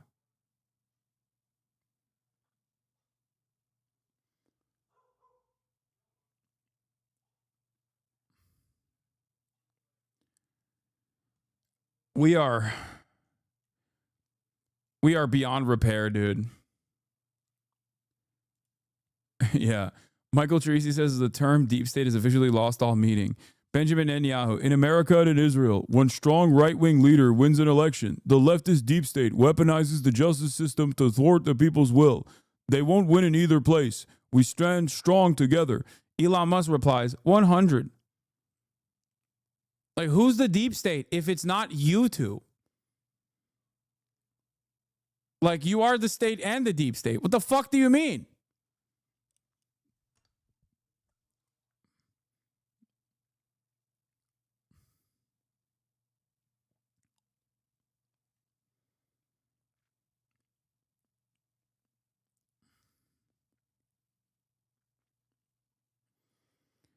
Oh my God. Yeah, if a Hindustan Times article in 2018 writes about their suspicions that your father-in-law was a Hamas advisor, then you can be deported many years later, sick, with no association whatsoever personally.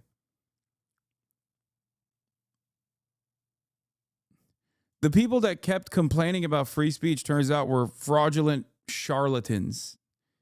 It turns out that they didn't care about free speech at all. Shocking. Shocking, everybody. It turns out that they did not care about the free speech shit at all. Not even a little bit. All right. So here's what's going on. Dixerdo, as always, is fucking stupid. And they are, once again, doing bad journalism because they're not a real journalist outlet at all. Assassin's Creed Shadows is about to come out. I'm obviously going to do a hashtag ad in a second. Okay? I did want to, before I started this hashtag ad, show you some of the funny things that people have been saying and doing about it. Obviously, I talked about like the Japanese right wing trying to build momentum around the game, which inevitably led to a comment from Japanese Prime Minister Ishiba. Except the comment itself had nothing to do with the game and everything to do with hoping that tourists that play the game don't actually, desecrate these shrines thinking that they can climb on it. Okay, here's what the actual thing that happened. Kata, I fear that allowing players to attack and destroy real-world locations in game without permission could encourage similar behavior in real life. Shrine officials and local residents are also worried about this. Of course, freedom of expression must be respected, but the acts that demean local cultures should be avoided. Prime Minister Ishiba responded, how to address this legally is something we need to discuss with the Ministry of Economy, Trade, and Industry, the Ministry of Education, Culture, Sports, Science, and Technology. God, this is the most Japanese conversation of all time. Oh my God! Okay. Defacing a shrine is out of the question. It is an insult to the nation itself. When the self-defense forces were deployed in Samawa, Iraq, we ensured that they studied Islamic customs beforehand. Respecting the culture and religion of a country is fundamental, and we must make it clear that we will not simply accept acts that disregard them. That's it. Okay? That's his take. He's talking about shrines in Japan, like real existing physical shrines in Japan, because one of the dudes brought up in the fucking Diet session that what if people watching Assassin's Creed and playing Assassin's Creed, what if they turn around and try to climb on these fucking shrines in Japan? We're scared. We're fearful. We're Japanese. This is how we do it. This is how we do it. Today I learned that Japan sent soldiers to Iraq. If you were actually a real head, if you were a real HasanAbi head, you'd know that not only did Japan send self-defense forces to Iraq, but they also sent water tanks to Iraq. And because the show that was distributed in the Middle East, including in Turkey, was Captain Tsubasa, they actually painted Captain Tsubasa on the side of the water tanks with the hopes that the insurgents would not shoot at them. That's right. Japanese self-defense forces, in a show of appreciation and support for America, also illegally occupied Iraq. And in the process, they sent humanitarian aid. And the humanitarian aid was water tanks. And because they didn't want the insurgents to shoot at the water tanks, they painted the side of the water tanks with Captain Tsubasa. And it worked, actually. I didn't know this either. You are not alone. Okay, dude, it's fine. I've talked about this before. You could fuck up the shit out of the shrines in Rise of the Ronin, Japanese game taking place in the same time period, and no one ever gave a fuck. I know. The only reason why people decided to give a fuck about this is because American hogs decided to speak out on behalf of Japanese people, and then Japanese hogs caught wind of it and decided to make up their own psychopathic conspiracy theory, which I also have mentioned before. Yasuke is a black retainer. There's dispute on whether or not you could technically consider him a samurai or not, but that doesn't matter. He was a retainer, right? And he's a beloved figure in Japanese culture. And they've actually, he's been featured heavily in Japanese art for years. He's been in numerous other video games as well. Okay? He's been in animes. He's been in video games. He's been all around. Now, in Assassin's Creed, at a time when people are very upset about any kind of black person being shown in a video game, the American right and the Western right have decided this is the most inappropriate thing that anyone could do. They're just like ruining Japan, blah, blah, blah, blah, blah.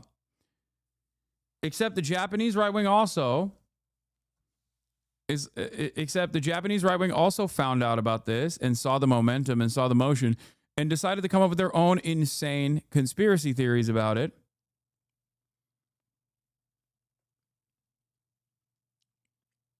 Their conspiracy theories are way funnier. They believe that, one, Japan is cucked to Korea because they have to pay for Korean comfort women, which they believe Korea made up, and it's not real, in an effort to extract resources from the glorious Japanese Empire. They now believe that the Quebecers who made Assassin's Creed, or Montreal, whatever, like the French Canadians that made Assassin's Creed, made it with the intention of claiming that Japan actually did chattel slavery before anybody else in the West, with the hopes that Japan will pay reparations similar to Korea to African nations now. That's what their conspiracy theory is. They think that Japan is so cucked and they're going to start paying reparations for slavery because this video game proves that slavery existed in Japan. And that is the big conspiracy theory that is the reason why French Canadians made this video game. They also think that there will be unlimited immigration from African nations to Japan because of this video game, because Japan will feel embarrassed that they engaged in slavery. That's the Japanese right-wing take on it. It's fucking hilarious.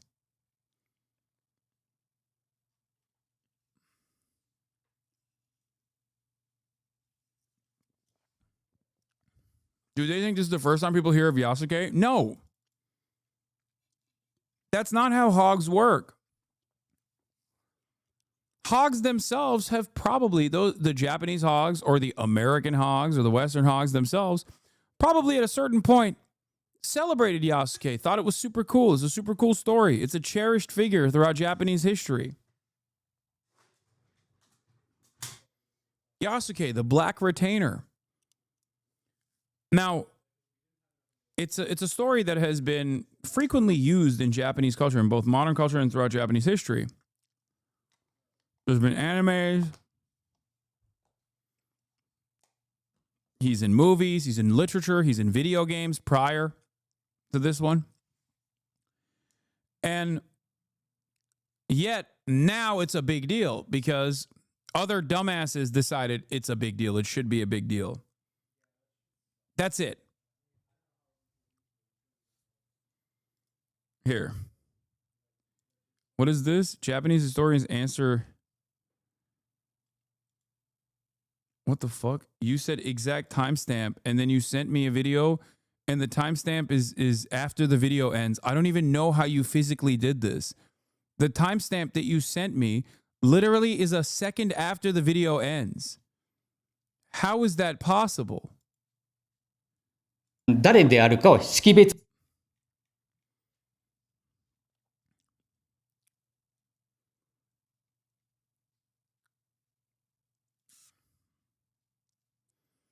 Some netizens are mad that the new Assassin's Creed game includes an option for Yasuke to romance Nobunaga's sister. 2023 Japanese film Kubi, which is also historical fiction, depicted Yasuke as Nobunaga's gay lover and did not spark internet rage. Yeah. Screen captions in the 2023 film Kubi, created by famous Japanese director Kitano Takeshi, in which Yasuke is depicted as a sword-carrying retainer and the male lover of Nobunaga and Mori Ranmaru, like Assassin's Creed Shadows, is the work of historical fiction.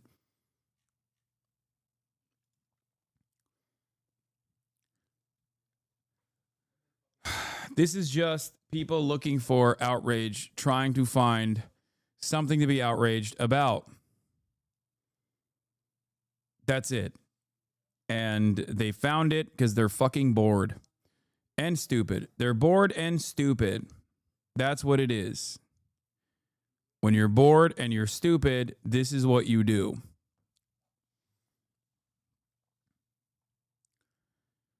Many of them will never play the game. I don't think that they'll ever play the game. They just want to chirp about it. They don't want to play the game. They don't want to play any video games. They just want to fucking complain. I am not one of those people. I, of course, will be playing this game. Stop giving them cloud. I'm not giving them cloud. I've been looking forward to this game for quite a while.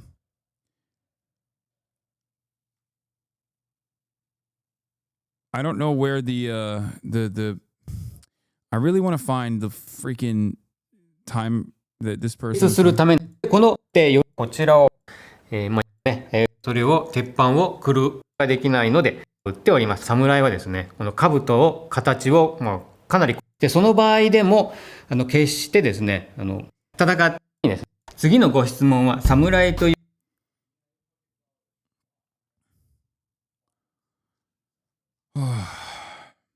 1050い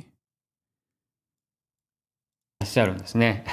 日本人でも安家知らない人がね結構いらっしゃると思いますけれども、安家何かと言いますとですね、フッと湧いた安家なんですけれども、この人は日本のですね近世の足がかりを築いたとされる織田信長という人がいるんですね。16世紀の終わりに日本の天下統一に名乗りを上げた人なんですけれどもね、日本において当時一番力を持っていた侍ですね。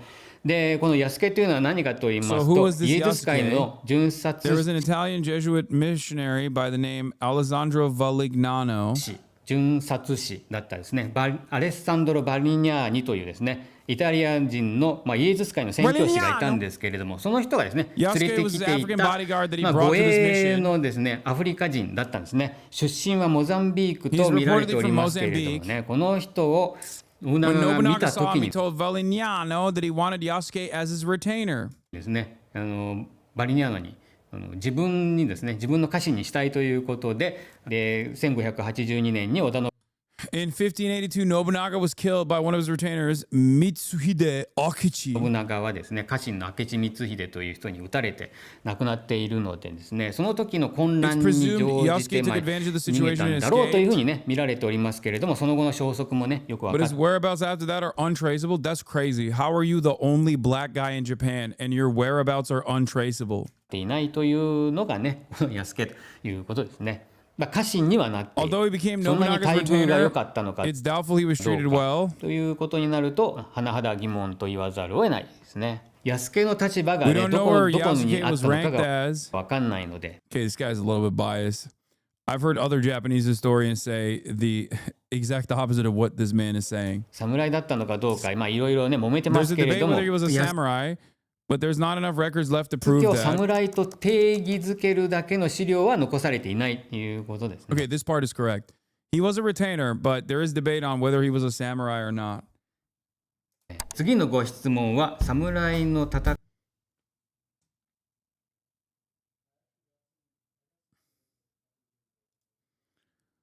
Is Yasuke African samurai? Is outrage justified? Having a fief is not a requirement for being a samurai. Around the time Yasuke appeared, in increasing numbers of samurai were employed on stipend. Masudaira Letada's diary describes him as being under Nobunaga Fuchi. I don't know if Western internet writers mistakenly translate the term as carry, but Fuchi means a rice stipend or a warrior employed by such stipend. Yasuke was paid a Fuchi. At the least, Lorenzo Messia reported that Nobunaga assigned people to show him around Kyoto. Either way would make him a warrior. Having a long sword is not a mark of samurai either until late 17th century, when the Edo Bofuku Ietada? Matsudaira Ietada? Oh, sorry. Edo Bofuku outlawed wearing of the longsword in public by non-samurai population of the cities, and in any case, Louis Ferraz recorded Yasuke as having fought at Nijo, where he surrendered his sword, so he had one. So he definitely was a samurai, and considering he was among Nobunaga, Nobutada's pages guards, a relatively important one at that. I still disagree. He was obviously one of Nobunaga's pages, but that doesn't mean he was samurai. As I stated, as sandal bearer Toyotomi Hideyoshi was one of Nobunaga's pages while he was a peasant, a position that would have also seen him receive a stipend. Samurai status was gained mostly through birthright. It was really close to nobility. If you were a supreme badass with a huge military accolades, a high-ranking noble could possibly elevate you to that status. Also, I do want to maintain one position. It is debated whether he was a full-fledged samurai or not. It is not debated that he was a retainer for Nobunaga. Okay? That is not up for debate. That is not up for dispute. But throughout history, Yasuke has been depicted in many different Japanese or even Western works of art about Japan as a samurai with no controversy whatsoever associated with it. No controversy whatsoever.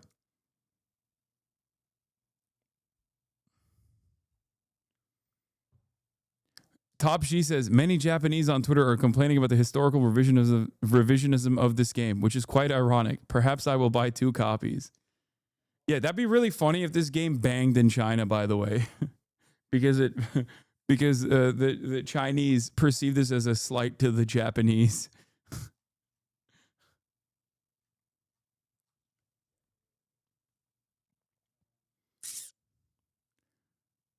Yeah.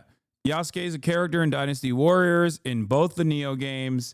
Yasuke has been a character in many Japanese video games. Yasuke has been a character in many Japanese works of art. It's an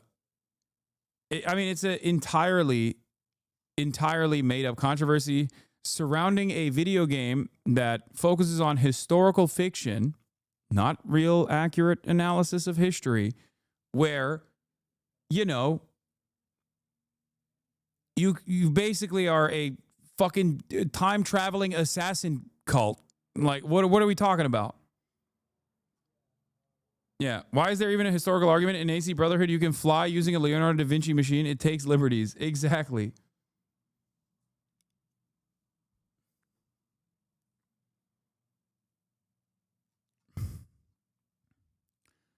You know what this reminds me of? Yeah, you fist fight the Pope in one of them, which is real. It happened. I believe it happened. This reminds me of like all the anti-trans panic that really came to its apex in the last couple of years, where like the very same people that used to cross-dress or laugh at cross-dressing, not really mind it at all, are now deciding that cross-dressing in and of itself is a expression of being trans, and therefore it's it's woke and unacceptable. I find it really strange that people have this kind of attitude. I guess it's not so strange. People are very stupid. It is funny though, because it surrounds a game that very clearly does not try to present itself as an accurate retelling of history, but simply historical fiction, where you can do a number of different crazy things. Whoa. Uh-oh. On that note, let's get started on Assassin's Creed, which you can pre-order. Thank you to Ubisoft for... Oh, hold on. Damn it. Hold on. I gotta fix stuff now. Dang it.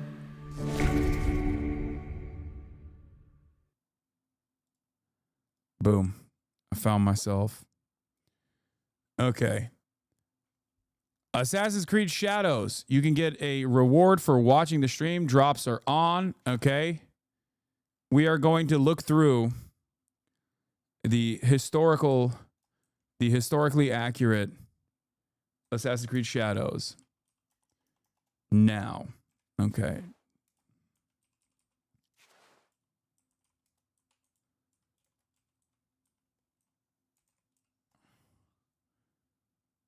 Hold on. Let's flip it to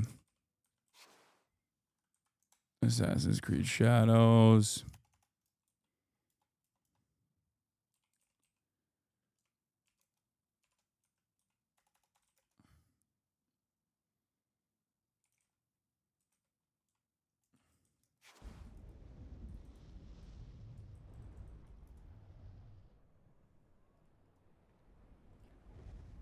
I'm pretty sure you can also see, like, you can also... Welcome. A beautiful place, isn't it? A fresh sea breeze, the warm sun. This beach belongs just to you. It doesn't exist out in the world. Everything you see here is from the past, your past. One of your ancestors visited this place long ago, forever writing their memory into the fabric of your DNA. animus ego unlocks these genetic memories for you. To sense, wander, and connect. Like grains of sand which began as rocks, you have been shaped by these past lives, honed into who you are today. Your journey to mindfulness begins through these ancestral memories for a total perspective on what makes you, you. New memory streams are activating now. Erase self-doubt, fear, and weakness. Give yourself the confidence to conquer the world. Journey to woke. Welcome to the dark.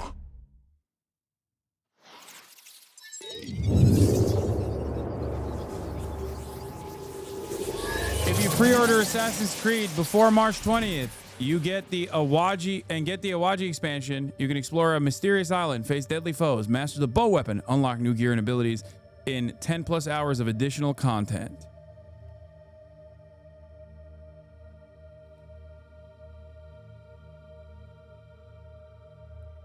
We go to 1579 CE,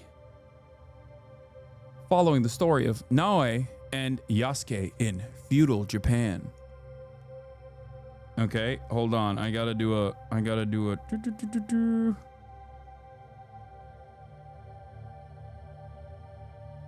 Here, I'll do a tweeter.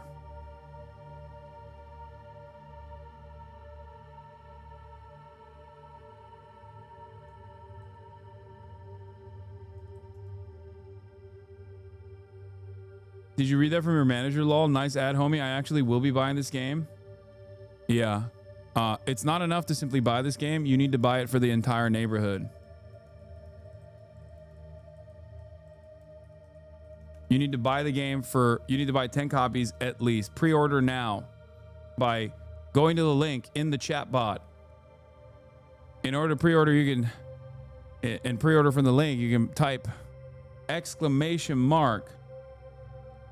!AC to get the pre-order link. Pre-order Assassin's Creed Shadows and get the HOGWATCH expansion. Bought 17 copies, distributing to my foes. No, don't give it to your foes. Well, as long as you buy it, it's fine.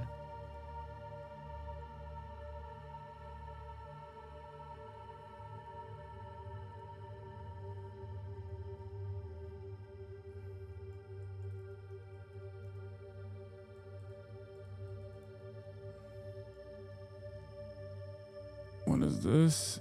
At Assassin's Creed, hashtag ad.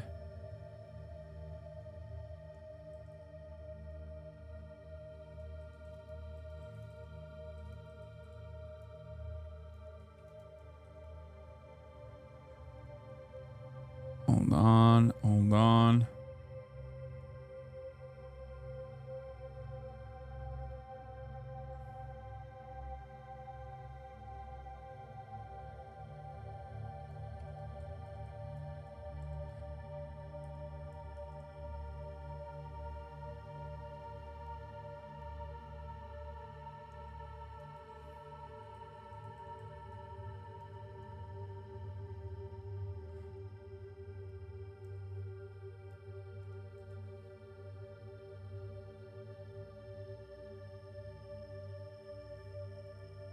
Posted, blast it.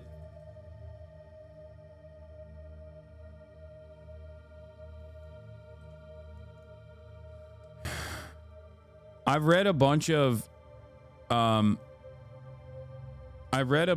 reviews on the game so far, and everybody says that it's like it's pretty solid.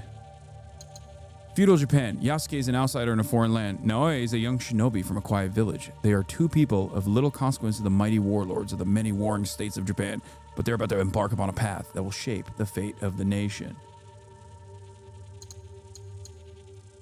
That's right. It's DEI time, baby.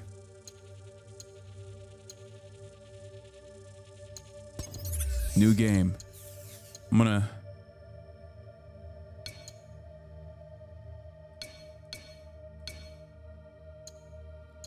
canon mode. Default experience allowing you to influence Naoya and Yasuke's decisions during cutscenes. Immersive mode. Activating this option automatically sets and locks the voiceover language to Japanese and blends Japanese and Portuguese dialogue. No, I'm not doing that. Did I window for easy mode? No, I didn't. You don't know that. Memories come to us in You don't know that. You relive a jigsaw of experiences and emotions. No, I Some didn't. memories are Shogun mode. soothing and familiar. Wrapped inside them, you feel tranquil, complacent. And then there are the ones I have reconstructed. What I am about to show you. In these memories, there are imperfections. I'll open the box in a that second. defy algorithm and biology. I'm getting ahead of myself. Your You ETM may not tracking parameters understand fall off. what People you buy the see non-PC at first. version. I don't care. But you must trust me. Trust yourself.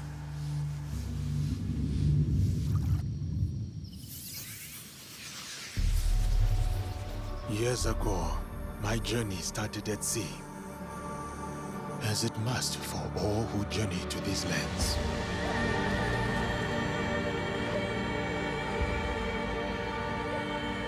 A complex and precarious place, at war with itself for centuries.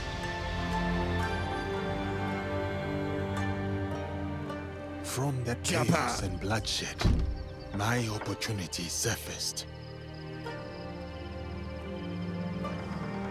In the form of the most powerful warlord their history had known.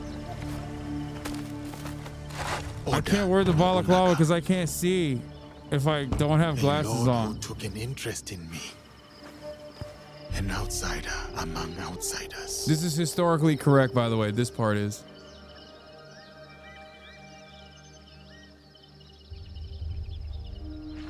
Momento chegou. Tragam a cadeira, irmãos. Chegou na hora certa.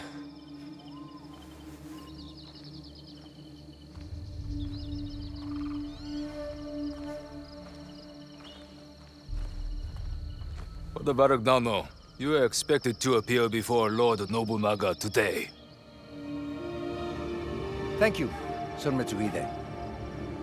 We are ready.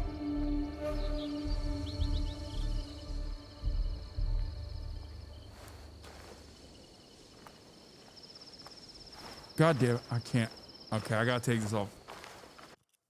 Okay, cosplay over. I'm sorry. I can't. It's too... Não podemos falhar hoje. Viajar para além do Kyoto é cada vez mais perigoso. Sem a permissão do Lord Nobunaga, a missão dos jesuítas será fracasso. Não. I probably should use a controller for this. Time to dust off the old controller.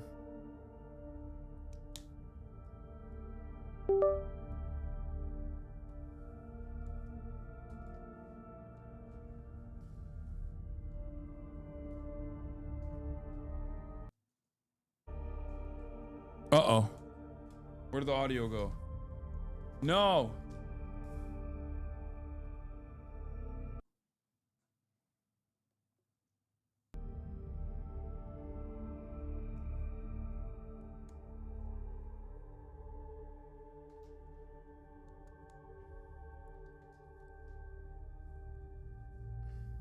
I don't hear it. Well, I do hear it now.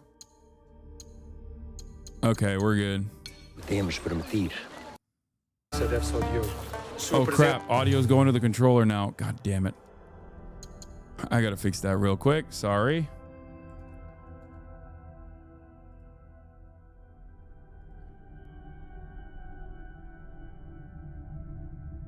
Sound out. Speakers. Você manteve os monges e os bandidos bem longe. Wait, what? O Diogo não os deterá para si. I still don't hear it. What the heck?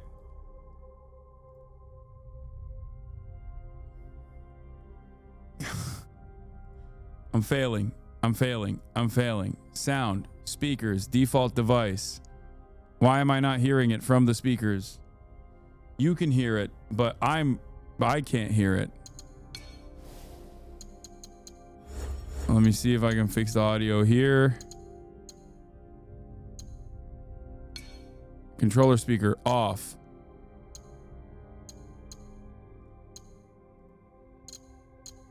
I still don't hear it. Disable the controller. Your output and input switch to DualShock on Windows? No, I know it did. I'm trying to fix it. Hold on. Open volume mixer. My input device is also the headset dual. No, that's not right. Okay.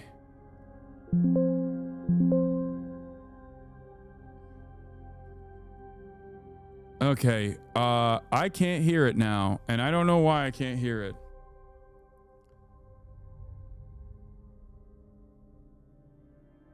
Set Windows sound settings to your headset. I'm doing that already. Look. It's on my stereo, but it's not coming out of my stereo. I'm going to turn it off. I'm going to turn off the game and then turn it on again. We're going to try again. Unless it's like completely broken now and I can't hear it at all. Let's see. Oh yeah, I can't hear it at all now. As long as the speakers are... As long as the controller is plugged in, I just cannot hear it. You can hear it, but I can't hear it. Which is interesting.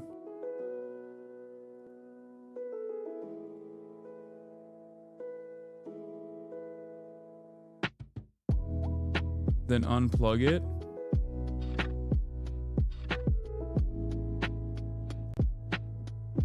I'm just gonna unplug it. Okay, now I can't hear it at all. What is going on? I should have never done this.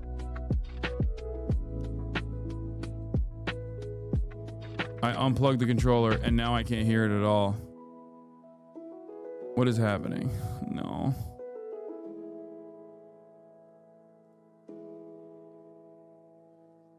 It's a PS5 controller. Switch the sound device. I did that already, chatters. It's look. It's not even plugged in and I still can't hear it. You guys can hear it, but I can't hear it. You understand?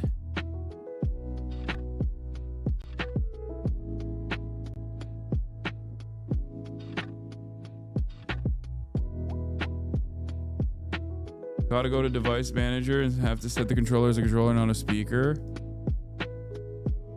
No, but I think the Rodecaster is like assuming that this is a speaker now. It's just not like seeing it as a... The Rodecaster has like auto switched it, I think. So I gotta go to Rode Central and fix it.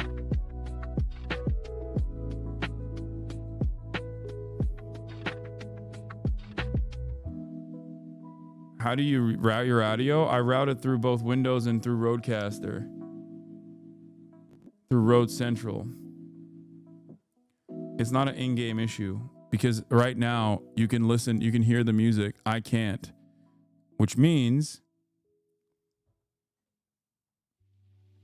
10 minutes. I told you it would be 10 minutes of tech issues. It wouldn't have been any tech issues if I hadn't plugged in a controller foolishly. Hold on. Let's see. Device settings. Great. Disable the PS5 controller as a speaker. I don't know how to do that.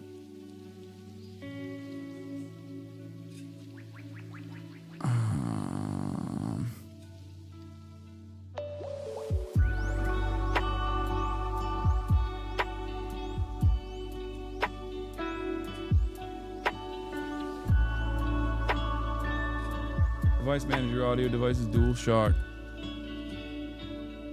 Here, let me plug this in real quick. Let's see if it works now.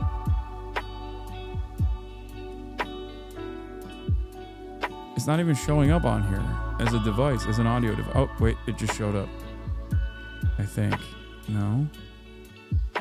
Oh, here it is. Don't allow. It's still not working.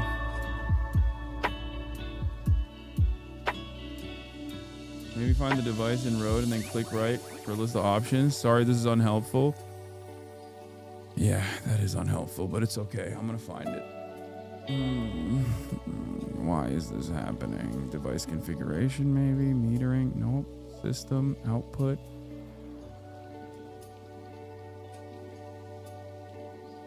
Routing.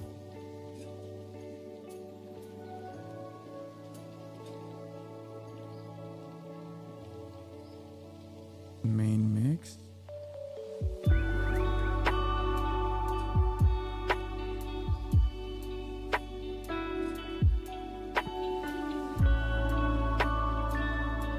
Go back to your sound panel. What do you mean?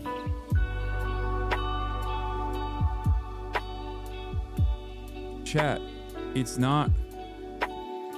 It's on the main stereo. I just don't hear it. You hear the music. I don't hear it.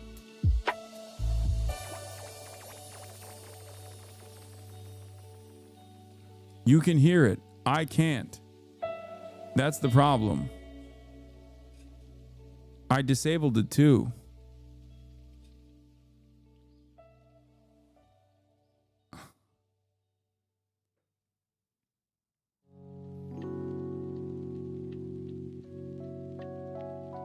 No, the audio was being filtered through the...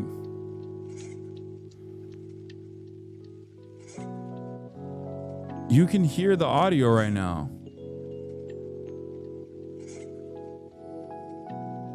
Set default? It is default. This is the default. And no, I did not actually do anything else.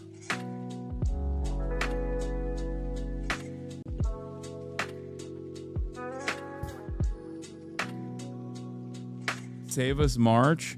March can't do anything about this. It's not an OBS either, chat. No, you're not hearing you're not hearing the issue here. Okay? The issue is you can hear the music, as in it's playing music. You can hear it, as in it's feeding music somewhere, but somewhere along, most likely because of this, and I don't know how to fix this part, but somewhere along the line, this is actively feeding the sound into the DualShock controller.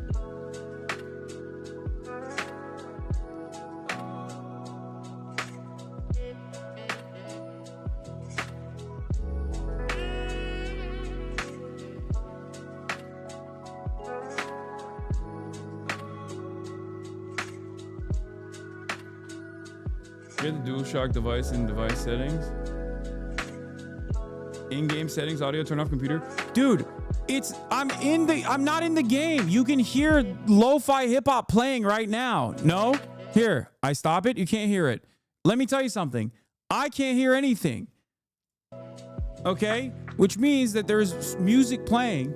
It's just not routing it out through the hardware. You guys are trying to play the role of tech support back there without understanding what the hell's going on. Oh, see, I hear this. I hear when I say, but you don't hear it. Wait, that's weird. Hold on.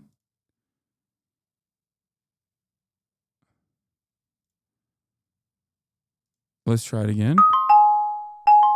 Okay, you heard it. Okay, I got audio back and it's plugged in. Hold on.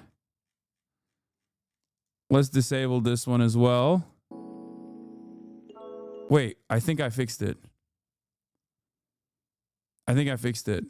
Let's see. Oh my God, I think I fixed it. I hope I fixed it. God damn. First try. All right, we can officially start our journey. Ladies and gentlemen, we can officially start our journey. Yes, I can. Oh, I have audio. Thank God. Okay.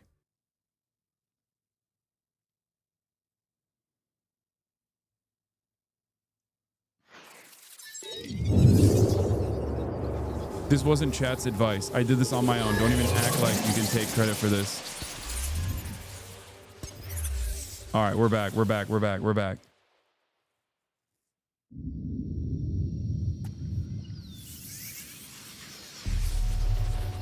Years ago, my journey started at sea, as it must for all who journey to these lands. We already watched this part, so I'm skipping it.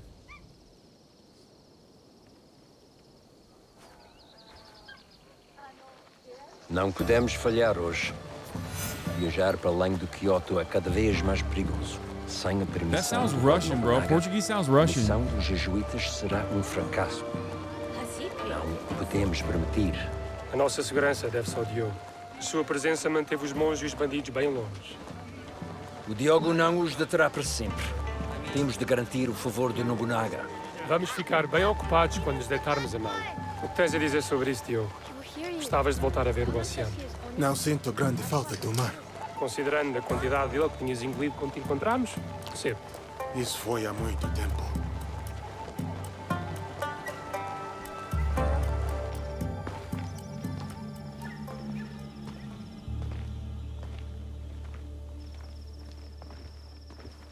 Oh my God, my language. Damn, what is everybody looking at, huh? What are y'all looking at?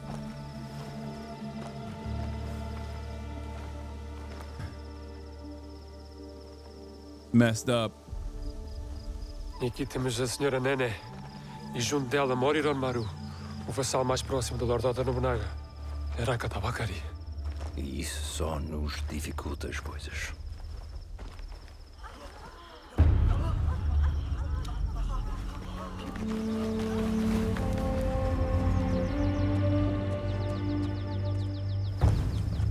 They're racist towards tall people.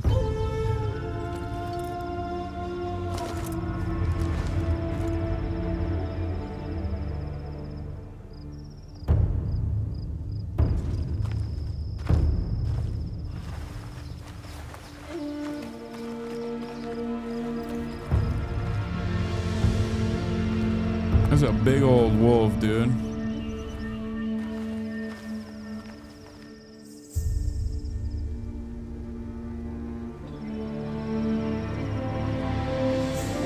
We're definitely doing a sexo run. That's a boar?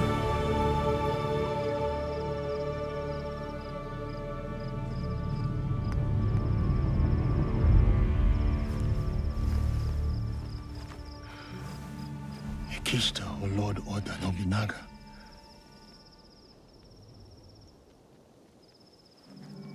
Vão chamar-nos para falar com o Lord Nobunaga em breve. Eu falo com ele. Eu? Viste como o Lord Nobunaga olhou para o Diogo? Será que nunca viu um homem negro antes? Lord Nobunaga will see you now. Diogo, espera aqui. Não digas nada.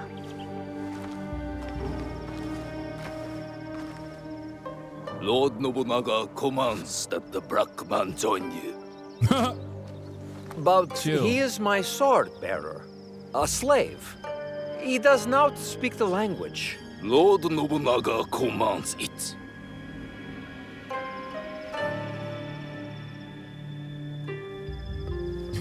Lord Nobunaga. Devia ter deixado no porto. Ou flutuar no mar onde te encontramos. Deus ajudar-nos-á nesta situação, Padre Valeriano.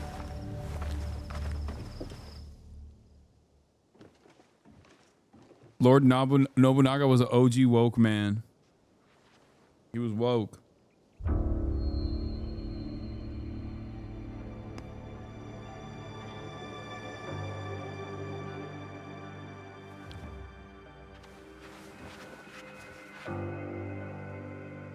Lord Nobunaga, I present to you Father Valignano.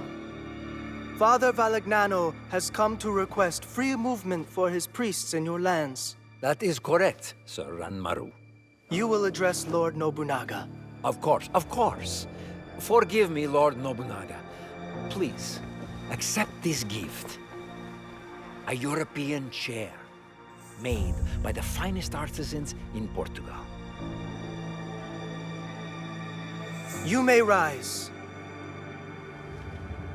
You ask me to let your priests walk freely, but your priests are here already, Father Valegnano. Perhaps before you worry about your priest's feet, you may wish to plead for their heads. Yo, they're about to...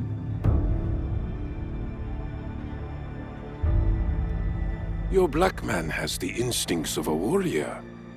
As he realized the danger you are in, his eyes found every threat in the room. I'm sorry, Lord Nobunaga. He does not understand us. I would have many questions for this man, if only he understood. He is all the people of Kyoto speak about since his arrival.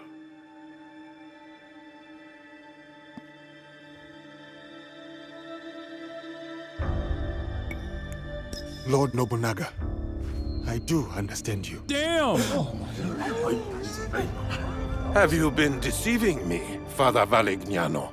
Kill him. No, Lord Nobunaga. Even I am surprised to hear Diogo speak like this. Yeah, woke Nobunaga. Your name is Diogo?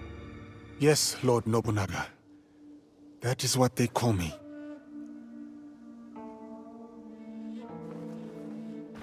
Lord Nobunaga would like to speak with Diogo. Kill him.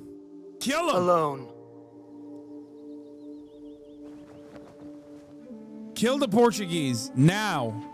All the missionaries. We're wrapping this whole colonial expansion up right now, right at this moment. Yasuke is about to... Diogo, now known as Yasuke, is about to end this entire enterprise, okay?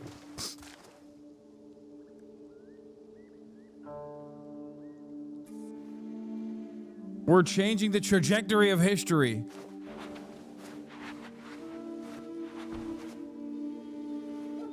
Sit.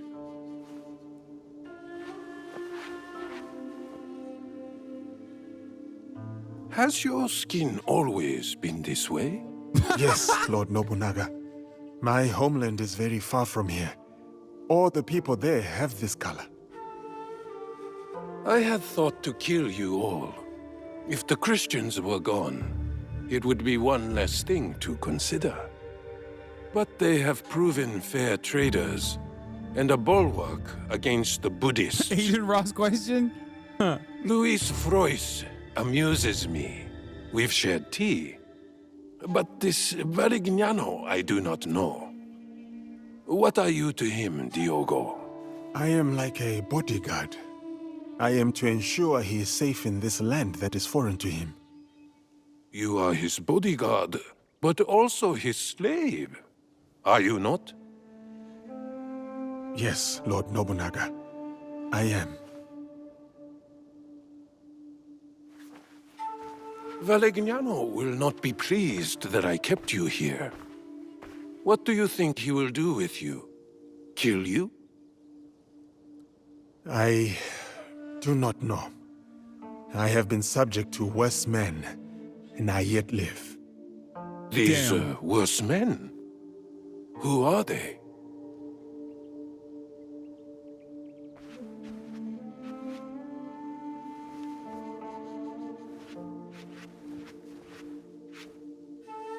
Father Valegnano, I will grant you what you came for. Your priests are free to move in these lands. Thank you, Lord Nobunaga. You will not... But your servant, Diogo, stays. He may yet prove useful to me. Hell yeah. Very well. Though he is good for little more than bearing your sandals. Under me, sandal bearers become lords. I see potential in this man. A warrior whose spirit can inspire armies. He will be tested. He may become a legend. Or he may die. This memory is fractured. What was left, it trails off into infinitesimally smaller fragments. I'll fast forward you to the next reassembled memory. One moment. The integrity of a memory can be tampered with. There are a variety of reasons. Viruses, data corruption, environmental disturbance. Sometimes it's woke. But sometimes it's because... Woke. Because she doesn't want you to see them.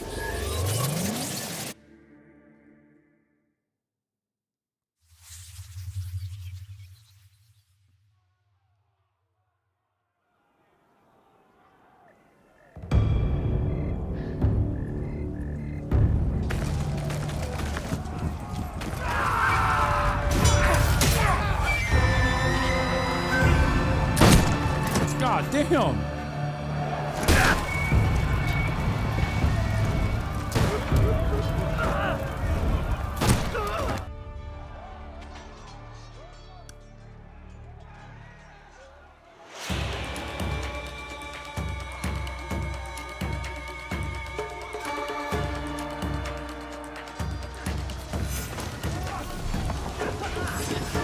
Okay, so Yasuke's a little bit slower.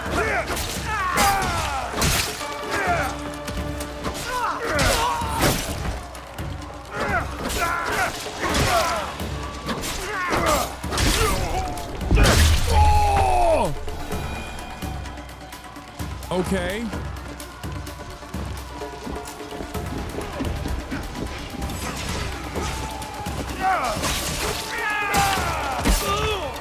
God damn.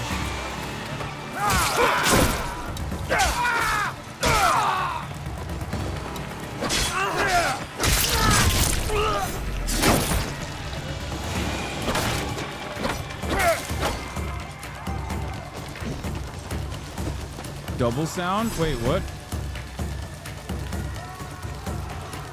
Are you actually hearing double sound?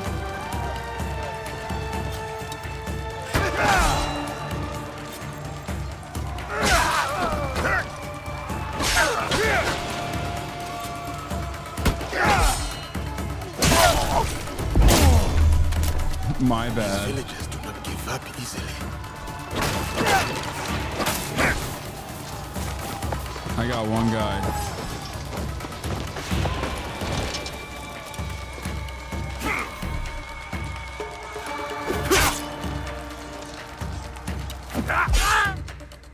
Vulnerable state, light attack. Oh shit. Come on.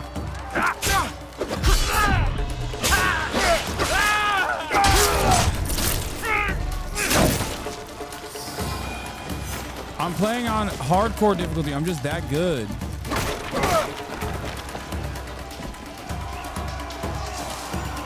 Wait, what? The boundaries of my memory.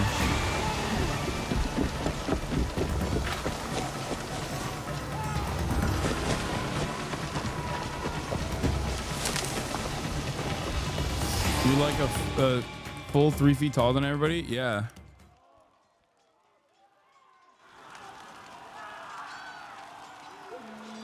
LeBron playing against plumbers. Can you feel the breeze, Yasuke? It fans the total destruction of Iga. A most perfect night. Ready to finish them off? At your command, my lord. What is it? I've never fought a battle like this. So many lives. Ever the righteous man.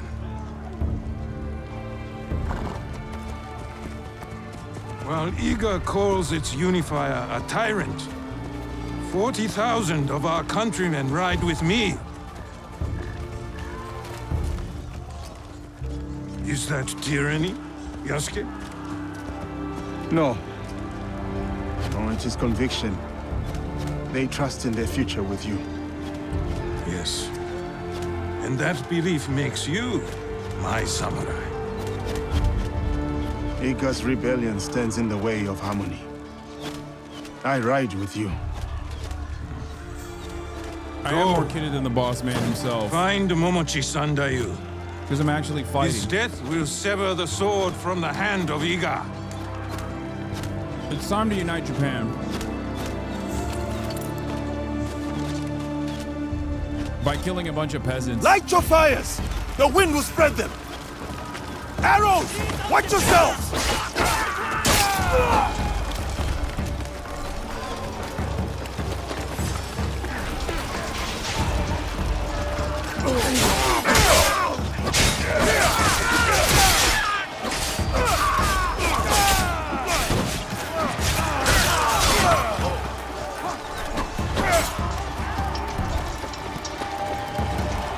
Where you at?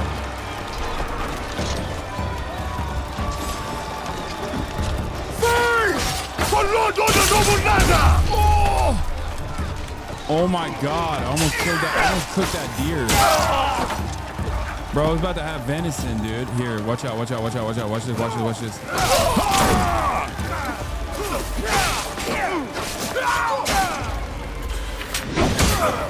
Oh!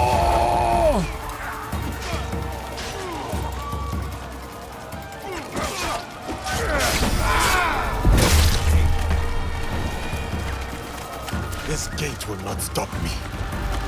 No! That's stupid. All up, blades.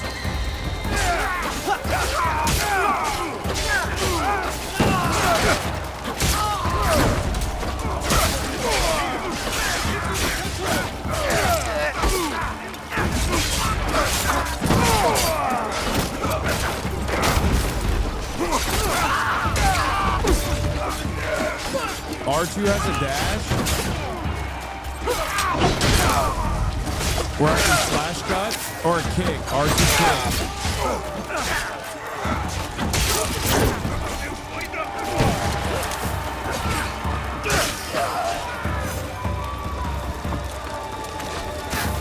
War crimes?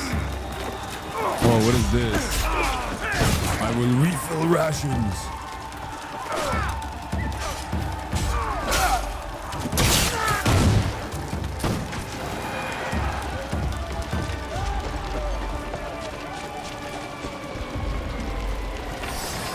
Nobunaga,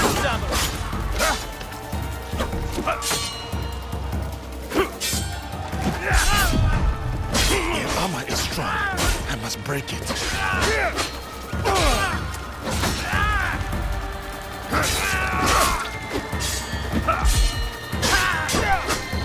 I will parry you every time. And it'll light on fire. Oh my god.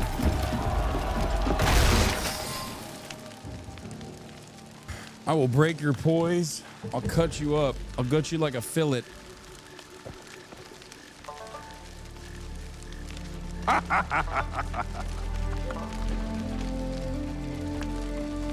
You just killed all the ancestors of some future Japanese prime minister. Army. Well, you shouldn't have been there. Shouldn't have been a part of Ego's protectorate, don't you think? I didn't realize that the great liberator, the great uniter of Japan was the bad guy in the story, okay? Sorry, turns out you don't get to have your own vassals. Another memory, just fine articulate at this point. Listen carefully. Memories can be fractured, ignored, twisted, but what has been can never truly be Ego lost. belongs to The Nobunaga. past is power. Do you understand? Fujibaya Shinawi. The structural integrity of her memories is solid. There is much for you and her to discover. I wish you luck. Otherwise, this will be the last time we speak. Goodbye. For now.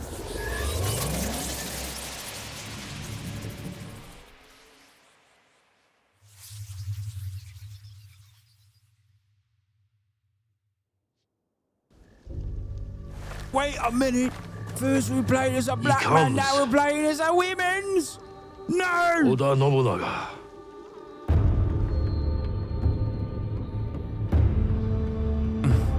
Did ya?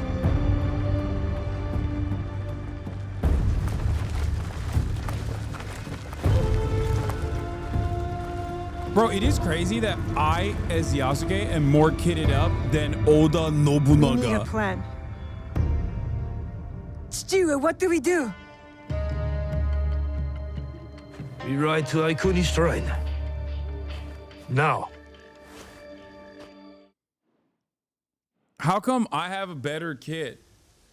He's the president, dude. You're not telling me everything. I can see it on your face. What was in Hattori Hanzo's letter? The world is at many wars now, eh? Not just the one Oda Nobunaga fights.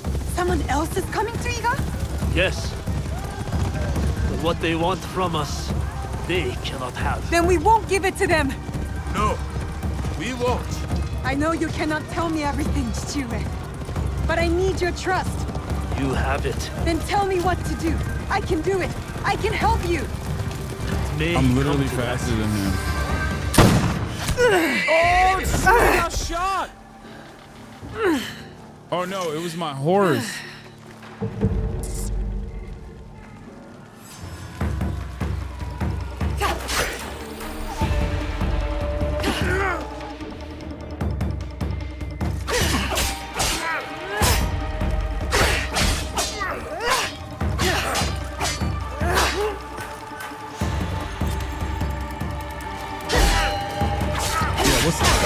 Oh crap. Okay, I have way less health.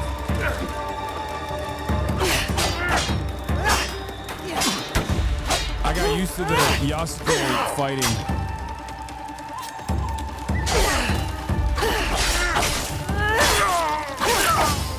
I got used to Yasuke's way of fighting.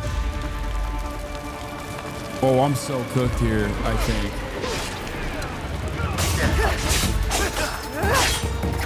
Okay, I like the Yasuke's. I like the situation with the Yasuke a little bit better.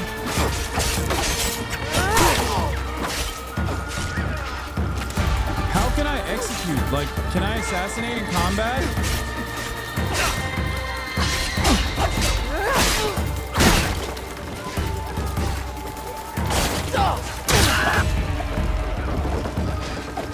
Her movement is so much better. Oh my god.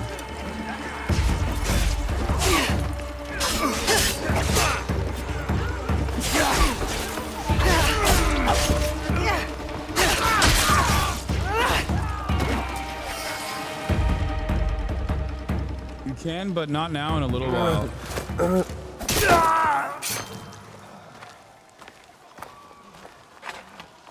20 of them for every Egan. I do main Dex characters normally. That's why I like Naoe's movement set better. She gave it to you. But she definitely needs like finishers. Protect it if they came. What matters now is defeating Oda.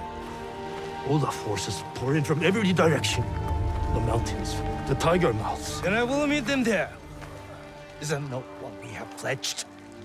We pledged our oath to her, and they died with her.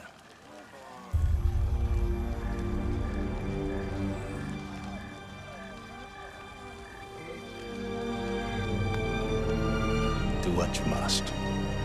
I understand.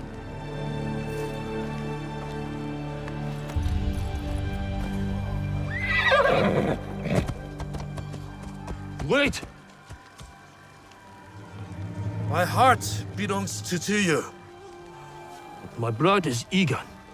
I will get you to Mibuno Castle. I'm coming with you. No. I Traitors. need you elsewhere. Traitors to Oda Nobunaga! That's what I was waiting on. The mountain. The door will open. To this blade is a key. What? Inside the coffin is a box. Protect it with your life. Chichire! You said you wanted help. Now's the time. Cannot let Sendai stand alone. Show me.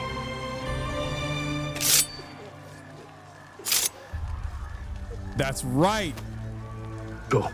Give me some kunai on top of that and we're cooking, dude. And Now. some smoke bombs. Box. It cannot be opened. It cannot be taken. Promise me, Plum. I get to have I promise. I get to have the best of both worlds. I play Shinobi and Samurai.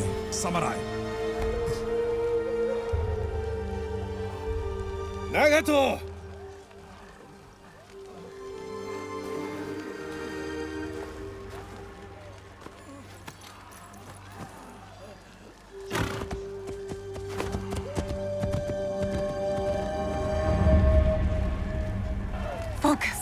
Get to the coffer.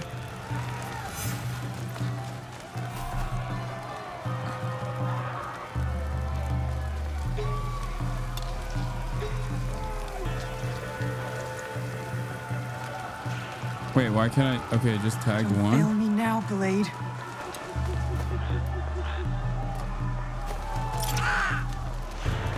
That's crazy. Is there only one there? Detection. Oh no, he detected me, I think. I'm cooked. Or maybe I'm not cooked. Peace!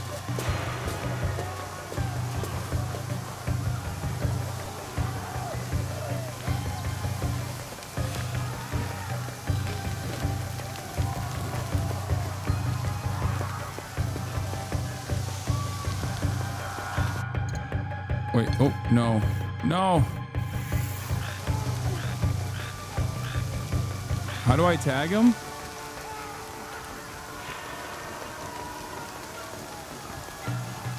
Wait, why can't I tag him?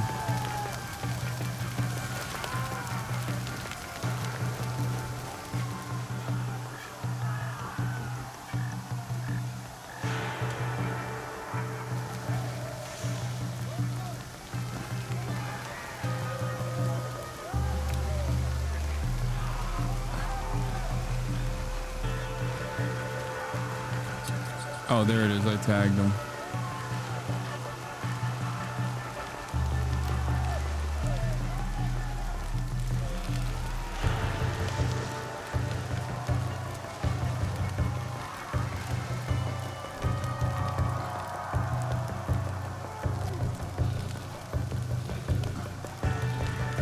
How do you sneak?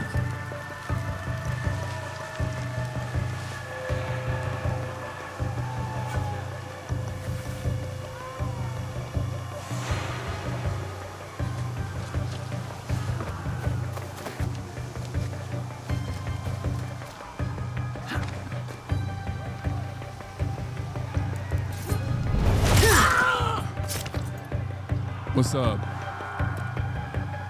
What's up, bitch? That's right. Oh shit. Where is he? Where'd he see me? Where's the other guy? He's kind of seeing me. I'm half detected, but I don't know where he is.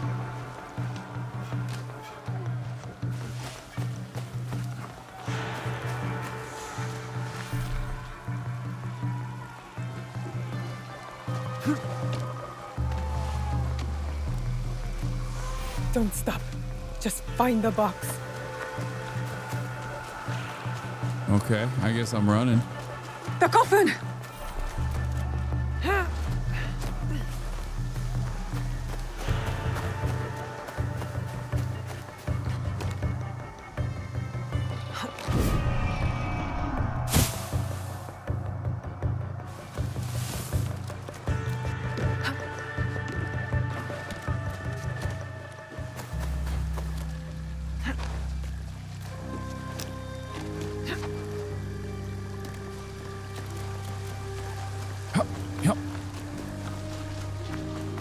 So is this a coffin? Is that what coffin is? Counting on me. Oh shit. I'm playing on the PC. By the way, shouts out to Ubisoft for sponsoring the stream so I can show you the early access Assassin's Creed Shadows. You can pre-order the game right now by clicking the link in the chat. !AC.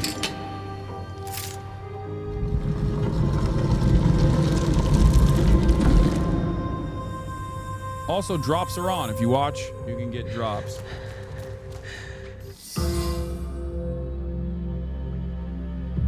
I got it because of your endorsement. Thank you. That's what I'm talking about.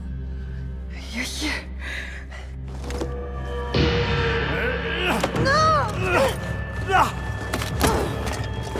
Uh-oh.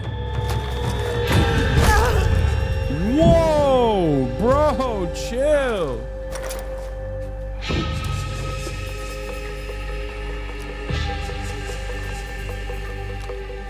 resist, we rewrite our history. Hurry! Someone's coming!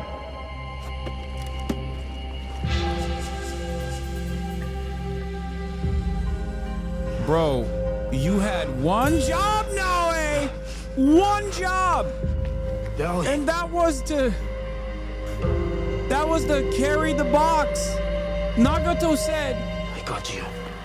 Make sure you don't open the box and you just carry the box. Look at what you did.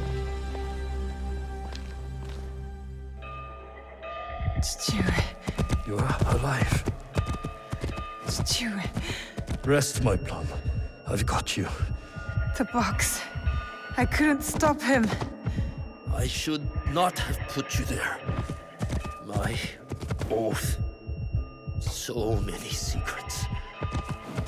The jewel. The box. Your Japanese history mother. is now ruined. It's So changed much like permanently. Naoe! Never saw her again. If we can just reach Tomiko's, there is hope. Dude is She riding with will an help arrow us. to the back. That's crazy.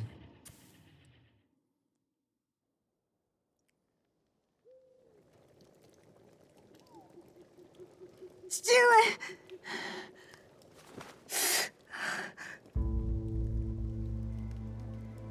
I guess it's okay because Japanese history after all of these events did invent anime, so I'm still I'm thankful. Tomiko.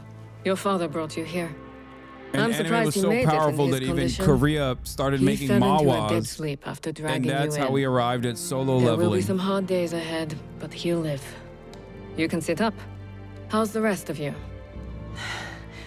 Nothing's broken. I can move.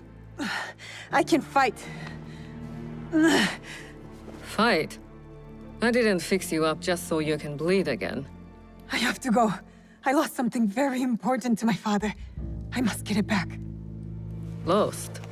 What? I can't tell you. Nagato has his secrets and I look the other way. It's best for us both. You know my father well. And my mother? Less well.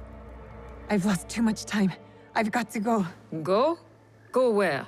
Do you even know where to start looking? Then help me. Tell me what you can. How did you come to lose this thing? There was a man in armor. A samurai. He came up behind me. I was careless. What did he look like? It was dark. He wore a mask. Many samurai do. Wow. Can you describe it? Yeah, that's It was really gonna pale, whittle down like an who onryo. this could be. Thank you, think father Naoe. grabbed it from Naoe, him. you suck! It might be among Nagato's things. I put them aside when I dressed his wounds. He had a sword and samurai armor, and he wore a mask.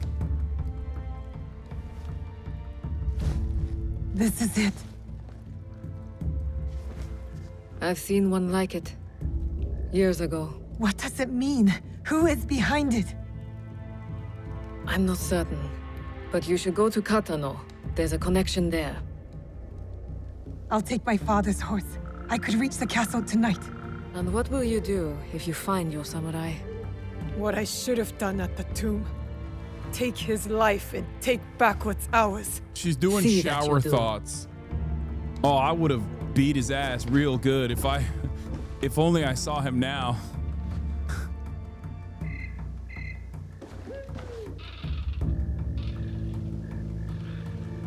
He's gonna catch a fade.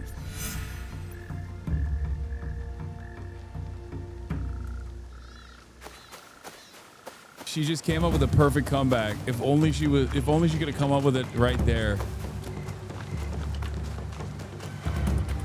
So what's up? Are we just I'll running? get the box and everything will be as it was. Everything will be all right.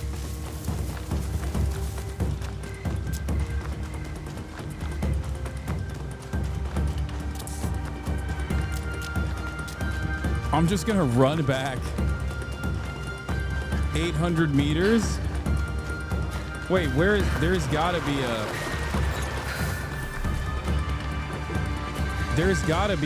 I'll get to freaking Katano faster by horse. Where? Oh. There we go. That's. I was like, there's got to be a horse heave situation. To Katano! Ride, kitty! Whoa, look at the stance change. You can jump off the horse and assassinate. What is Chichue hiding, kitty? What's in the box?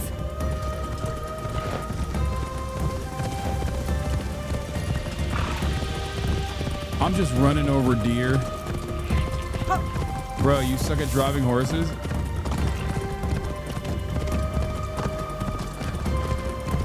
If Chichue is willing to risk his life, I can do no less. I will not regret my mistakes, kitty. I will fix them. I'm not gonna lie, it is very pretty. Literally just like when you grew up in Turkey, yeah. That exactly. When my father tasked me with a... When my father the box thief will be somewhere he feels safe. Wait, a well-guarded place.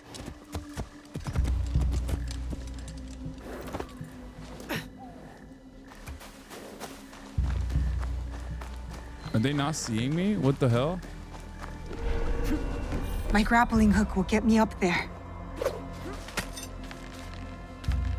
I guess not.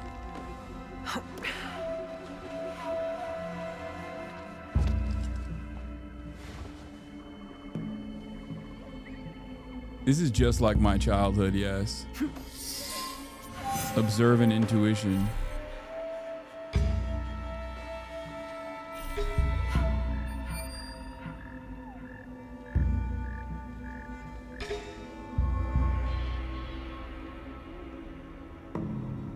Snipers.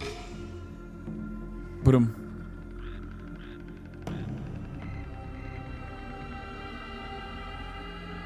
Okay, I don't see anyone else right now.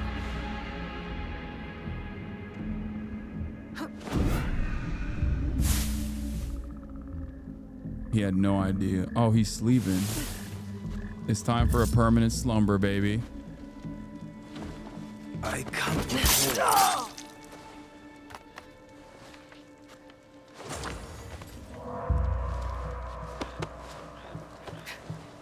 Put you in here. She's doing a lot of calisthenics. Yeah, but she's also, it's hard.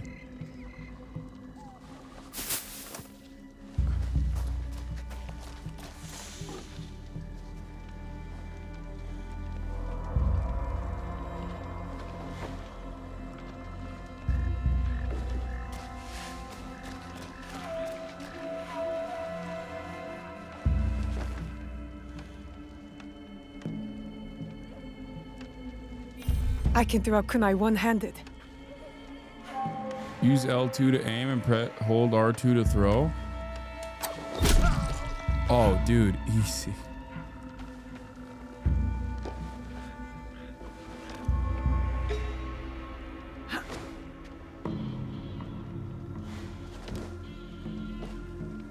There it is.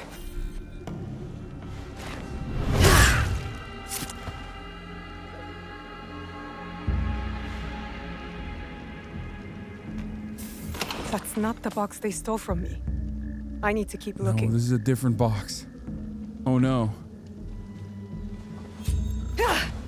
Wait, how do I throw the...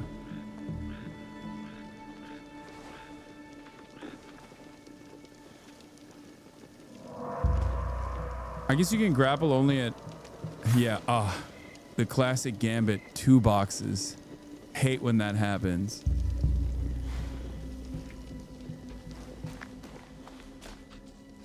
Real 2-box situation here. Oh crap. Whoa, whoa, whoa. Chill, chill, dog. Yo, ain't nothing to see here, okay? Ain't nothing to see here.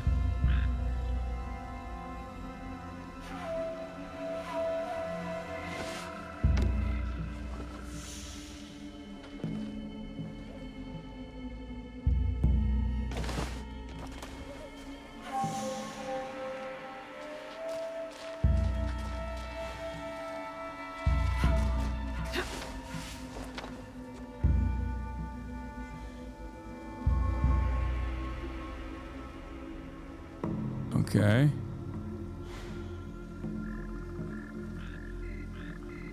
If it's a 3-box situation, I'm gonna lose it. All right. Wait, what is that up there? Is that another box up there? Whoa.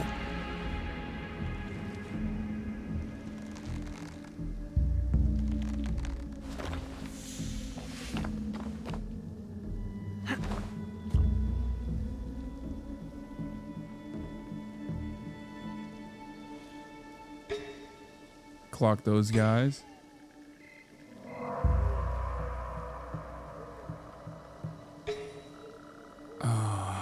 There's a sniper samurai. Hate that.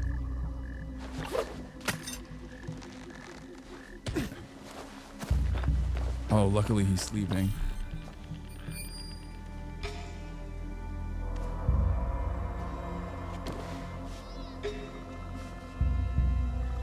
A sniper type samurai. My mortal nightmare, you know?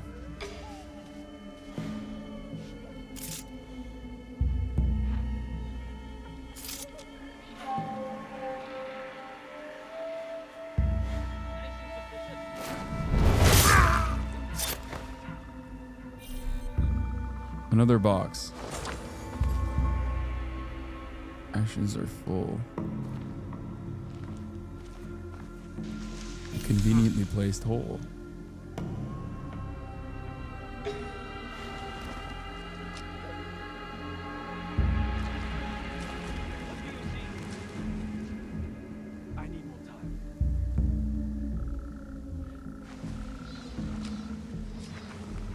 Can I throw kunai from a prone position? Hide the body? Nah, I'm fine.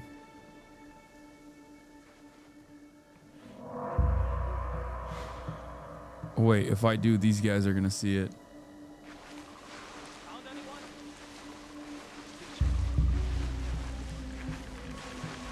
I can use the shadows and night to move unseen.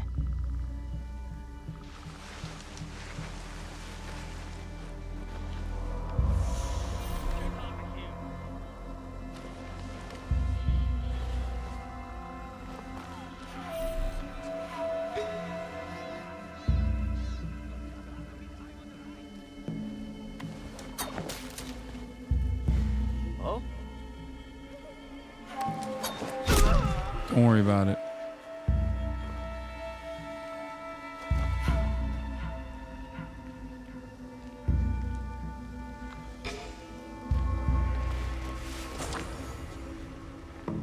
He's got loot.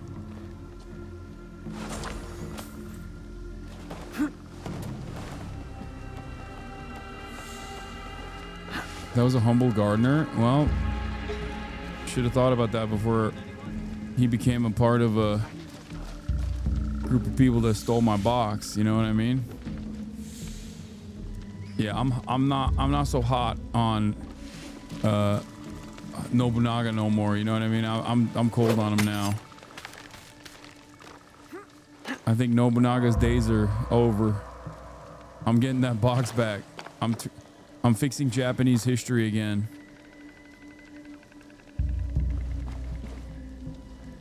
What do you see? Still checking.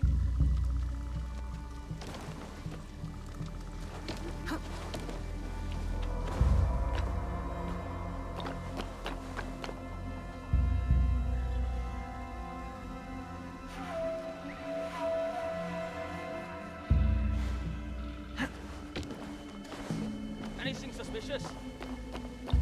I need more time.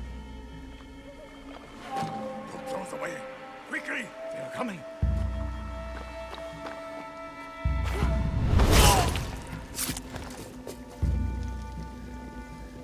Oh shit. Where the hell's the other box at, bro? Make room for the horses! Do not delay! Oh, it's right here.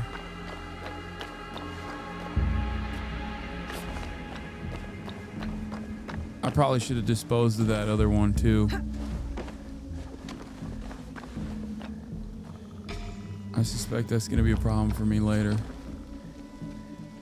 You know what? I'm gonna go over there.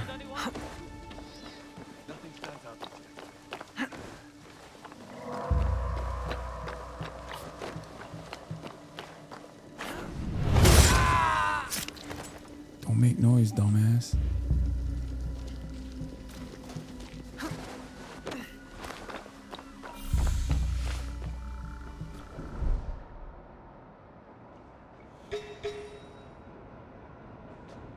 Eagle vision. Holy crap, there's hella people in there. Or no, it's not. Oh. What do you see? Still checking.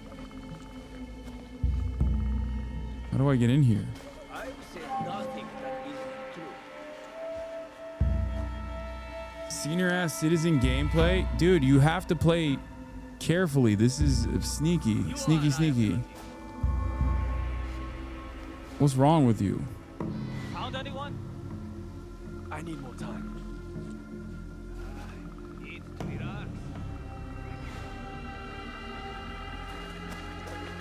Did you not see? Her hand-to-hand combat skills are nowhere near up to snuff in comparison to Yasuke.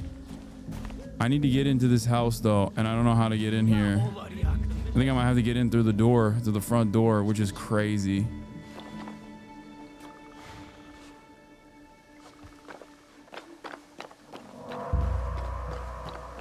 Yeah, chatters are like, why aren't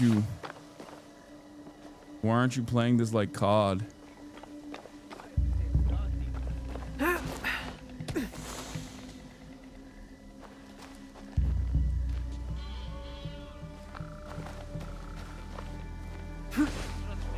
I'm just going in. Fuck it.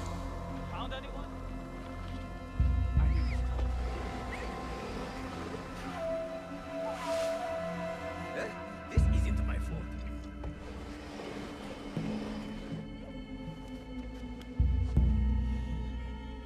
Alright, how do I do Eagle vision again? There's a guy behind here, isn't there?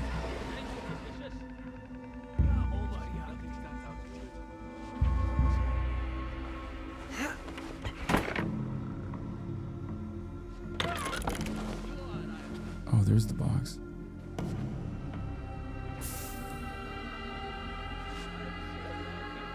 Why can't I extinguish that one too? Still not the right box.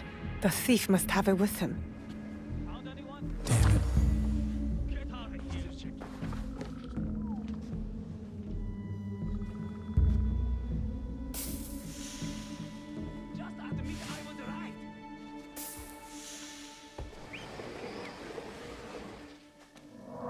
So where do we go now?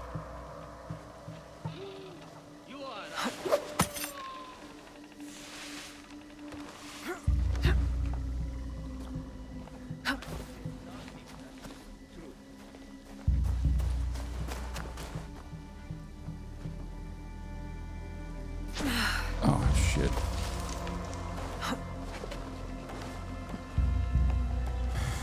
Hold right stick, Eagle vision. I know, it didn't do it. It's not doing it.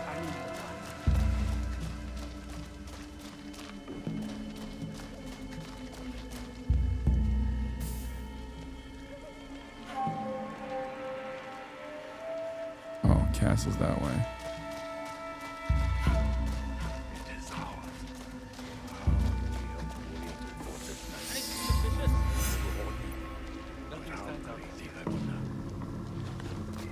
Oh, there's a big boy. Is that Yasuke?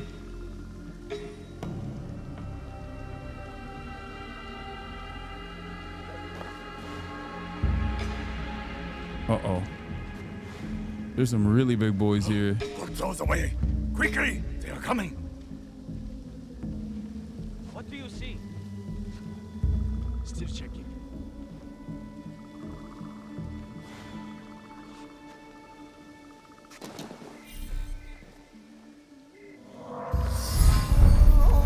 Ido Yoshihiro. Wait, is that the guy? The box. This is it. To get the box back, I have to kill him. I can do it with my grappling hook. Anything suspicious? Put those. Okay.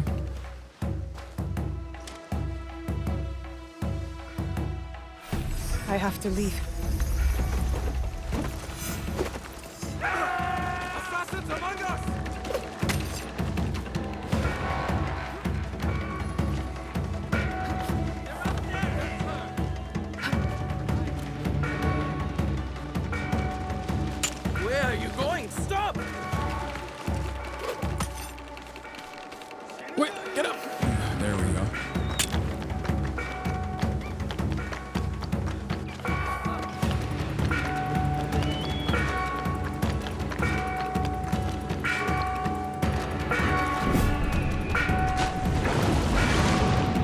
Ew.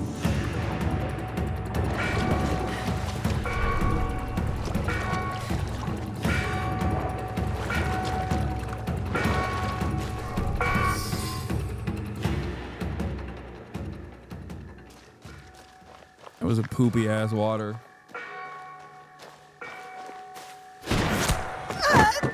Oh my, again. Bro, every time I get this box, every time I get this goddamn box. She's just a child. She's like a cat with a gold coin. She has no idea what she carries.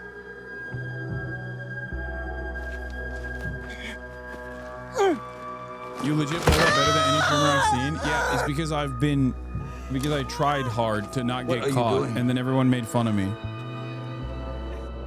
That's why, okay? Because I was aggressively white-knuckling through that, and then everyone made fun of me for playing like an old man, because they don't know how espionage games work, okay? They don't know how stealth games work. I have to pee really quickly. Hold on.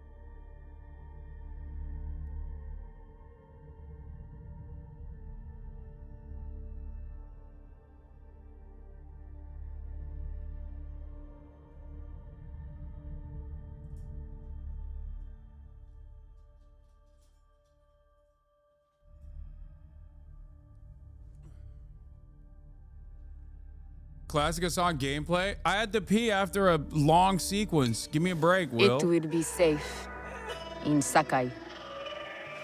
You will be safer with me.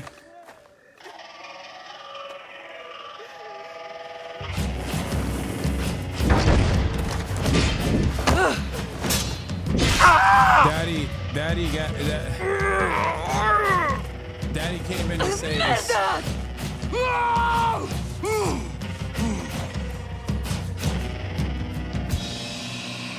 Box is not for you. He loves this box. It is for me. What? Another masked man.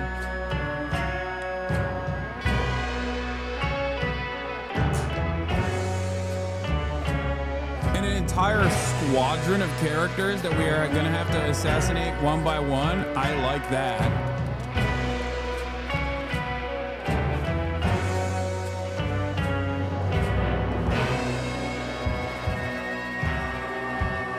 Okay, this is sick.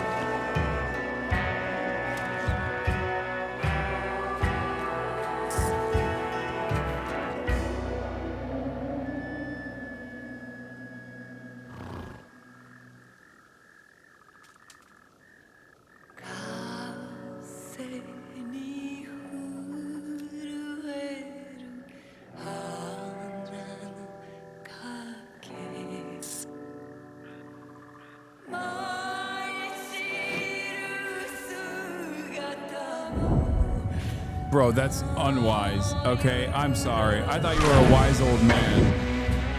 I was wrong, dude. Father, don't do it! No, Papa! Yeah! Chimicho! Oh, Chichio, Fujibayashi Nagato. The Kakushiba ends with you.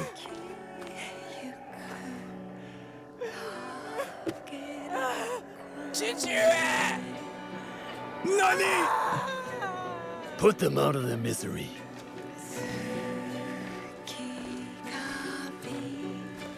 I didn't say chimichanga. I thought it was chimicho or something. I don't know. Your life's work is undone tonight.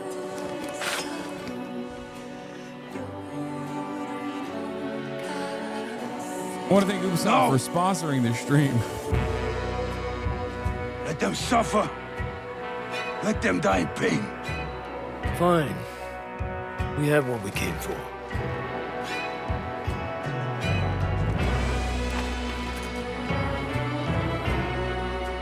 Okay, this is kind of sick. Spaghetti Western.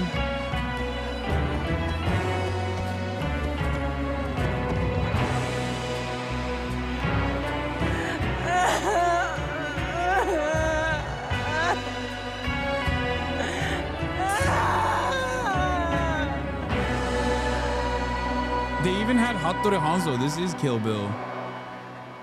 There was a Hattori Hanzo mention. Ramen Western. Yeah, spaghetti Western, ramen Western. I'm coming! What are you gonna do? Nanoe, what are you gonna do? Nanoe, you have no skill right now. I'm sorry. We really gotta upgrade you. Let's do it! Like, what are we gonna do when we get there, you know?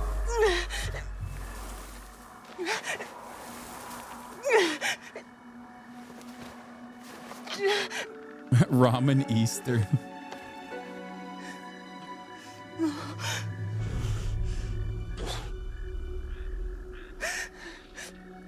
There's a udon Eastern.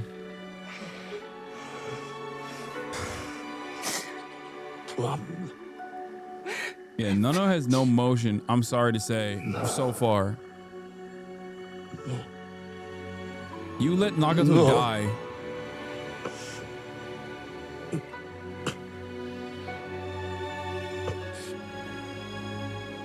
I kept too much from you. Now, it dies with me. Stop talking like that. Okay, what's in the box though, honestly? Come on, before you die. There is hope. Follow the blade. Let's do it! Okay, before you die, you have to tell me what's in the box. Shue, what's in the box? Nanoe, ask what's in the box, please. I need the... Remember a song. No puzzles, no riddles. You're about to die. Communicate with me clearly. I'm too nervous. I'm too anxious. I get in my own way. What do you mean? What do you mean? Follow the music, follow the blade. We'll be together always. Do it! Shue's like, it's my porn collection. It's the first version of hentai.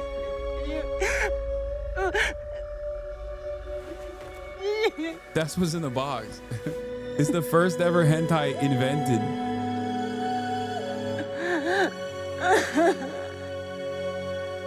That's why he said don't open it. That's why he said don't open the box, but protect it with your life.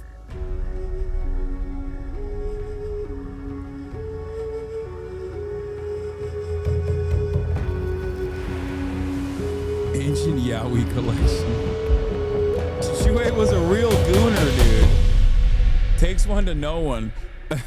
Thank you, Ubisoft, for sponsoring this stream for me to play Assassin's Creed Shadow before it comes out. You too can pre-order the game right now.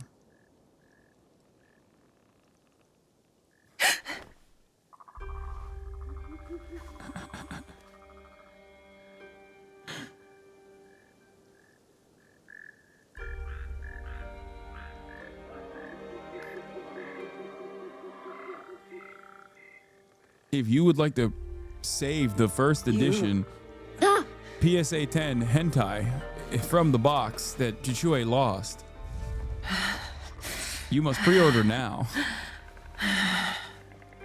Have to get back. What is this place?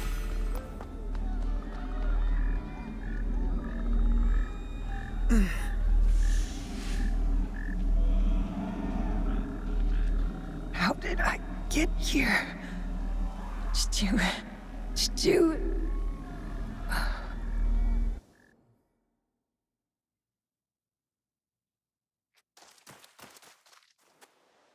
When does it officially come out? In a couple hours.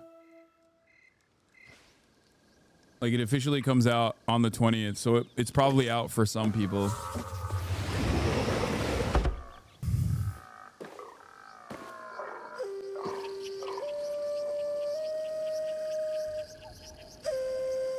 It might have literally come out for...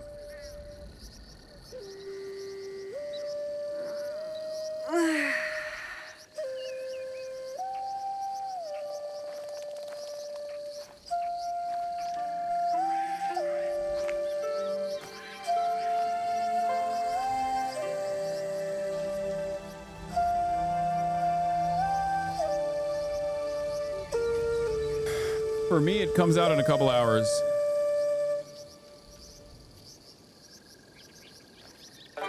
Morning, Stu. Morning. The sun is nearly risen. You are late. Yesterday, you were slow. Today, we move faster. Oh, this is 2 years earlier, yeah. Hi, Stu.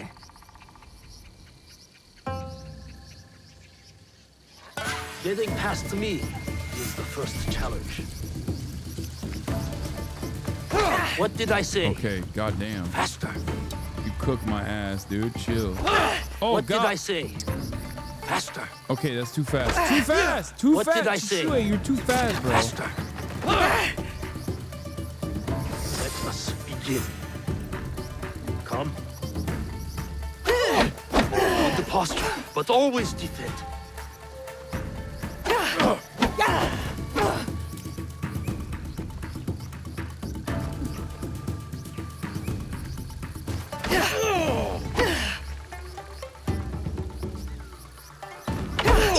Good. There's weight behind your strike. Don't go easy on your father. Pretend I am your enemy.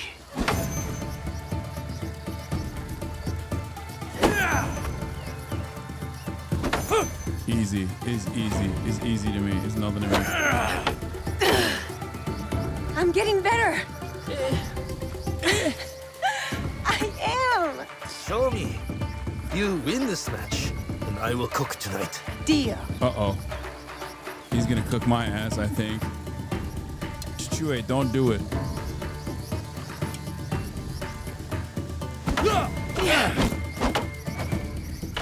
Oh, I can't block that one. Oh, shit.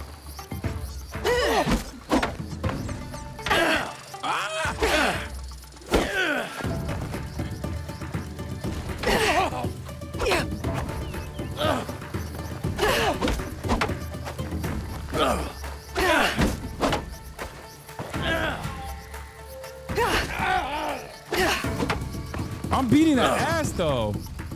That's enough now. I almost hacked you. Wait, what? Almost. I am ready to train with the others, Stu.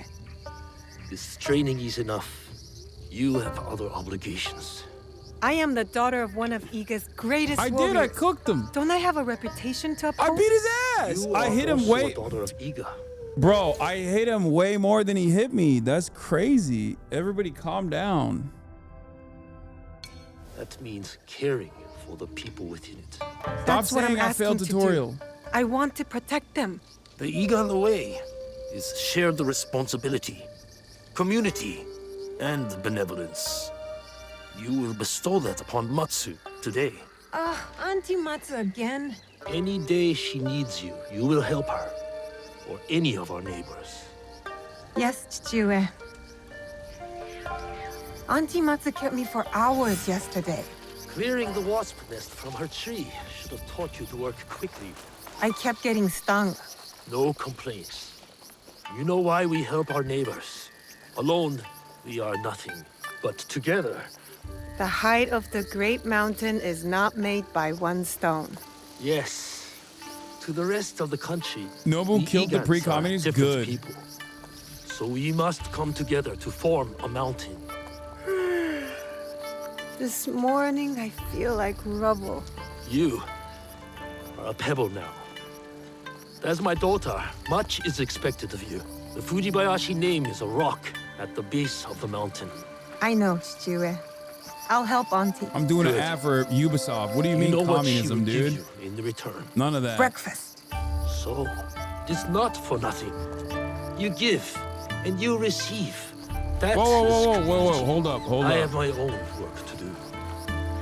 I wasn't finished. Oh, I have to do something important. Wait, why can't I pet him now? That's crazy. You listening now? I have my own work to do. Be on your best behavior. I will.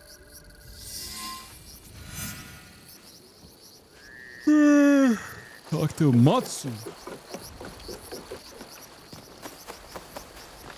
What will it be today, Auntie Matsu?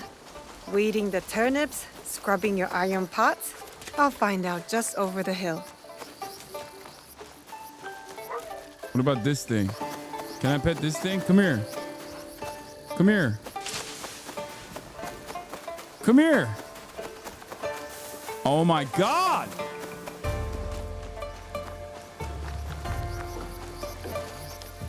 Good morning, Auntie Matsu. Naoe! Smelled my miso shiru brewing across the village, eh? Eggplant and daiko? Your favorite. But not ready yet. Come later. My father said you needed my help. So. An old woman forgets. Let me help. I don't want to pet the old lady. These knees don't bend like they used to. It's the jewels of my land, my crops. I give them water, wish them well, and in the morning, they disappear. Something wanders my yard. Beast or spirit, I am sure. Spirits, Auntie? They are everywhere, you know, like gnats. Whatever it is, you will find it. I can always count on my Naoe. Observation is the first step to victory. You need higher ground to find what haunts me. Climb the old tower. Tell me what you see. For a bowl of your miso shiru? Work first, then rewards. And lucky you, it will be my best one yet. I won't let you down. All right, I mean, that's easy. That's easy I can see peasy. Matsu's crops from up there.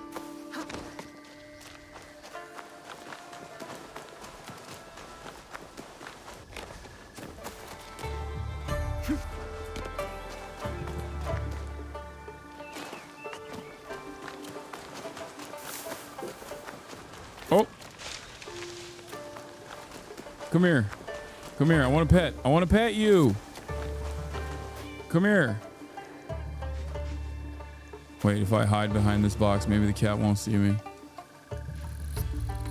Where'd he go? Oh, God damn it. All right, whatever.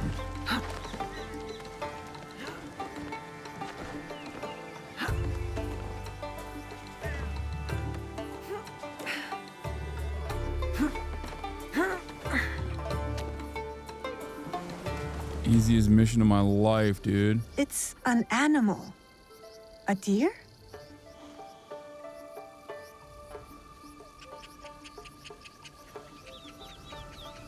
Do I just jump down there now?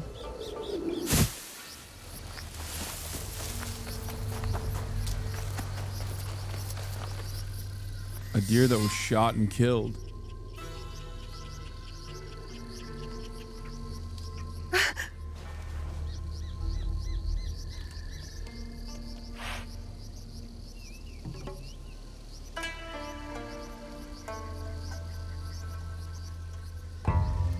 all right.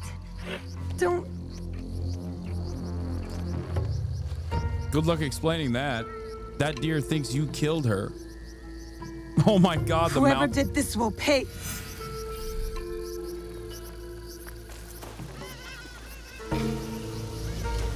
Oh, they're poachers. That meat's mine. Why is it in my hand? Someone made a fire. And I hear voices.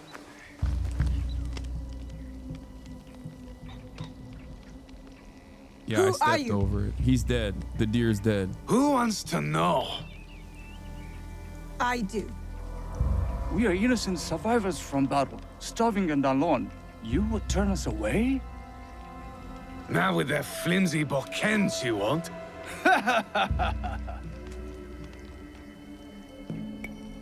We are good people. If you ask us, we will help. You're Egans. Dirty sneaks and hermits. Oh no. How dare not you talk true. shit about Egans, bro. We'll ask for help next time, if Iga still stands. Okay, well, they knew. How'd they know? How'd they know the Ego was not gonna Leave. stand? Now! Make us. This will be quick. Oh shit.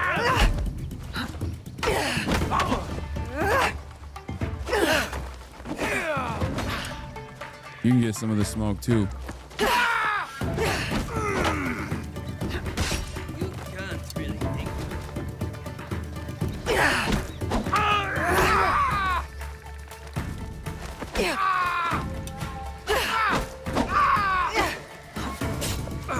Wait, did he stab each other? She's not worth it. Go! Go!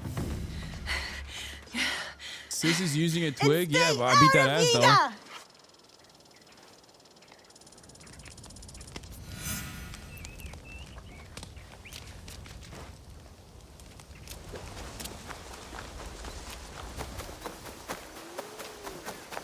See, Chichue? Nothing to worry about. I handled them just fine. But it sounds like something was following them to Iga. Something big. And stay out. We don't want strangers around these parts. This is that classic Japanese hospitality right there.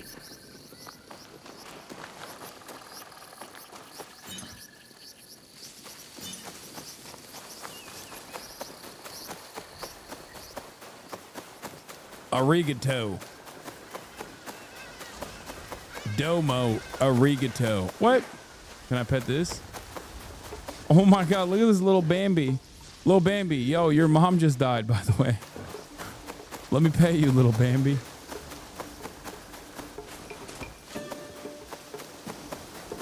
Arigato. It's crazy that I just like beat the ass of two poachers and now we're just gonna eat dinner like nothing happened, you know? Arigato gozaimasu. So tell me, beast or spirit? Peasant Ashigaru from outside Iga. I fought them off. Of course you did. You're a Fujibayashi. How did they get in our village? My father says Iga is a locked door. What matters is that you chase them off. Eat. Good for the heart and the bones. Those soldiers, they spoke like something is coming. A battle. You are strong. You will meet trouble with courage and a full stomach. Mazu just wants me to shut the fuck up and do eat. it without me.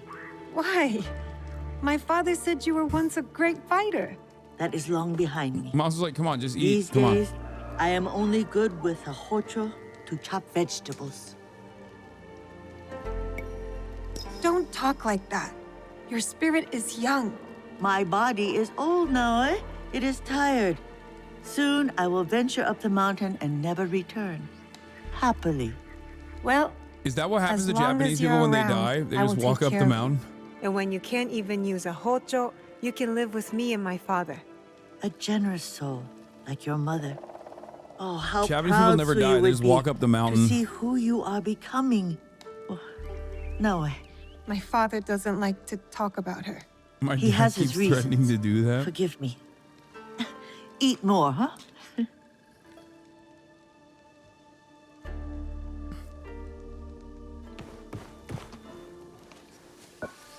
Misoshiru Nagato? They're coming.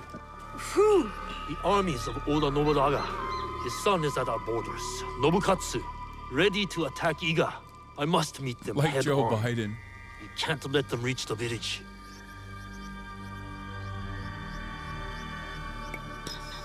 I'll come with you.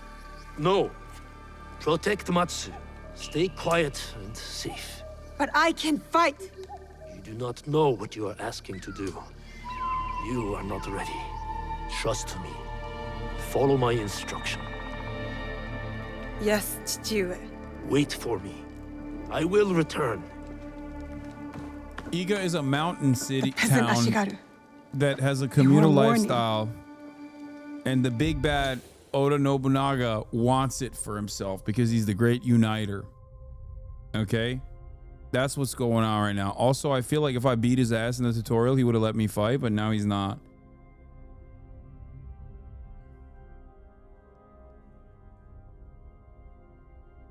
Now it feels like he's like, you can't even beat my ass. Like, I don't.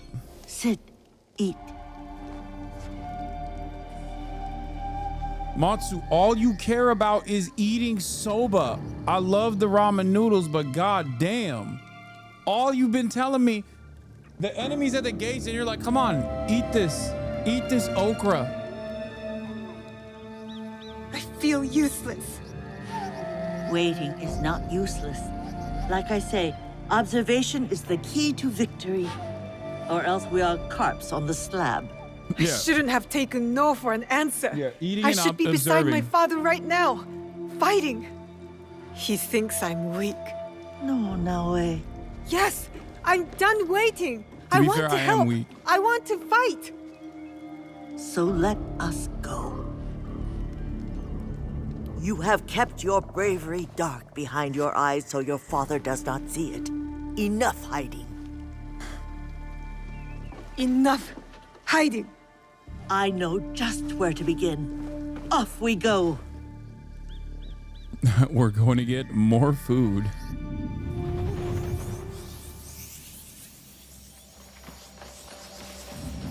Multi-tool rope.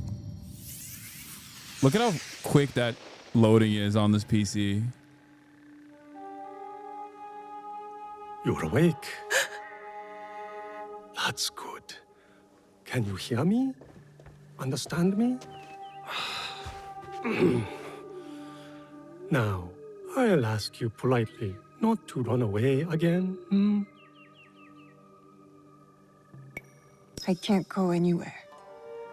Not like this. Glad you have come to your senses.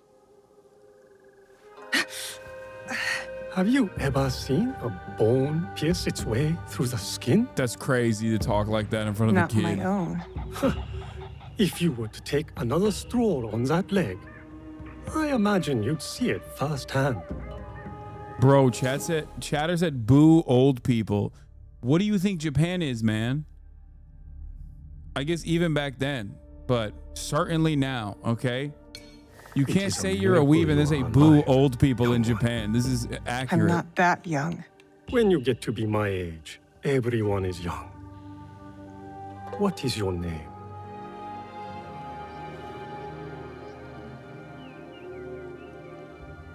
You will be here for some time. I might as well know what to call you. Fujibayashi, Naoe, of Iga. She gave the social security number.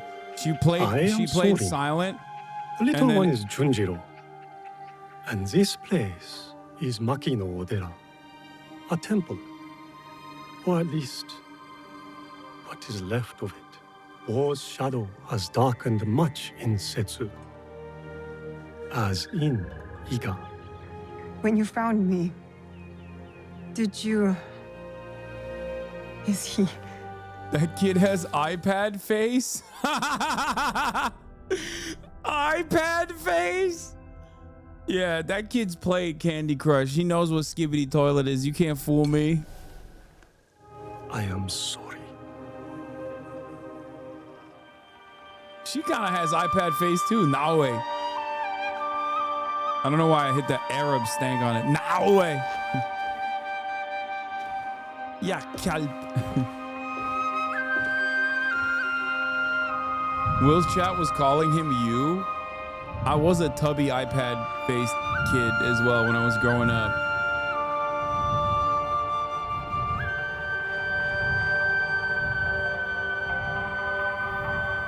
Boomerai versus Zoomerai.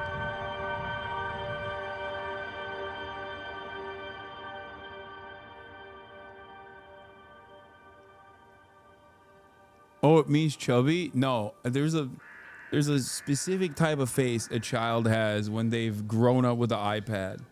I don't know how else to describe it, but it just works. iPad kid face works so perfectly.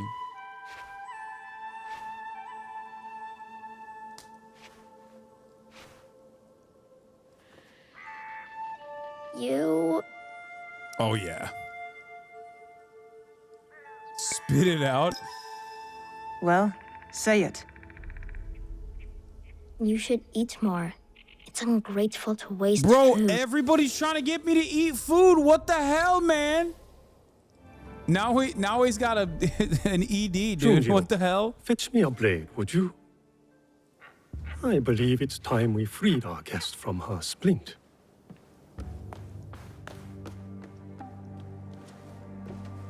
He's strange, Junjiro. You are hardly one to talk. You've been a ghost for weeks. Is he afraid of me? Should he be?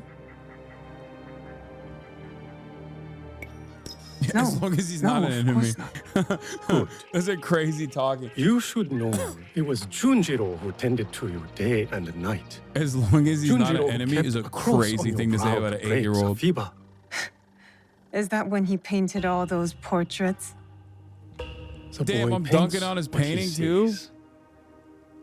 Be kind to him now, eh? He's lost more than you know. I'm shitting on his paintings of the 8-year-old. This is crazy.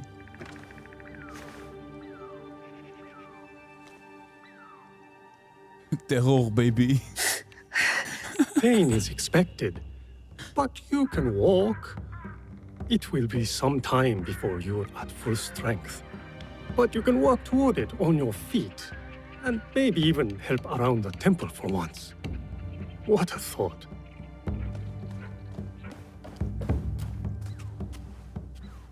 Ah, the knife. Thank you, Junjiro. Well, wait, you said... You know how my hands shake in the cold, Junjiro. I'll leave you to it. Damn.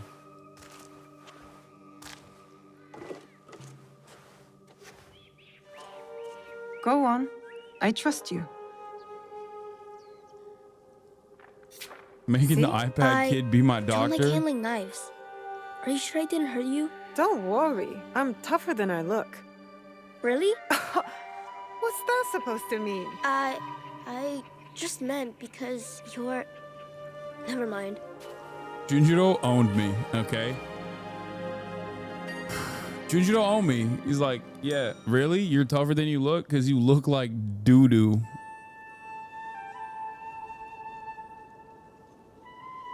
Oh, he was being sexist? I didn't even think about that. I just thought he was saying, like, I look like I got my ass beat, because it's true.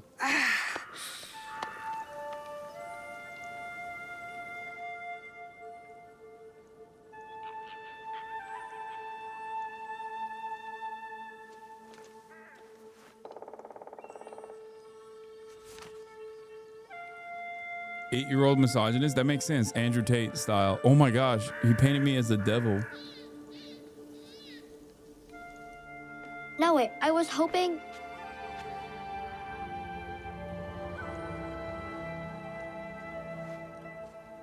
Did you do this, Junjiro? I don't paint like that anymore. Sorin said you paint what you see. I'm sorry you had to see this. There are lots of beautiful things too, if you know where to look. I can teach you. Let me get my brush. This kid really is me, by the way. I was fat and I also painted, just like Junjiro. And I was scared of women, so Good to be on my tracks. feet again. Even with the ache. I wonder if I'll ever be as strong as before. I wonder if it even matters. There's a tanuki over that way. Her name is Mikan. Mikan? Why don't you try sneaking up and sketching her? I feed her sometimes, even though Soren tells me not to. Just remember, be quiet and move slow. You don't want to startle her. Kid's so cute. He's definitely dying, right? You can do it!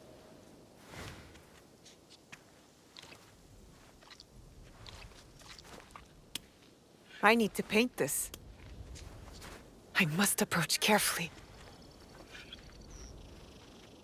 Perfect spot.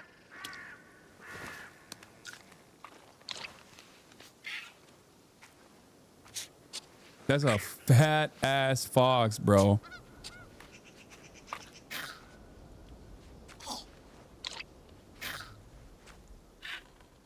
Kaya.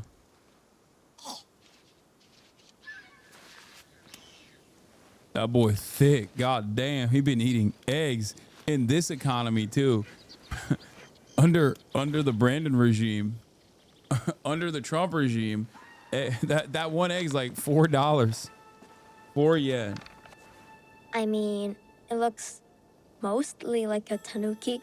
You look mostly like a tanuki.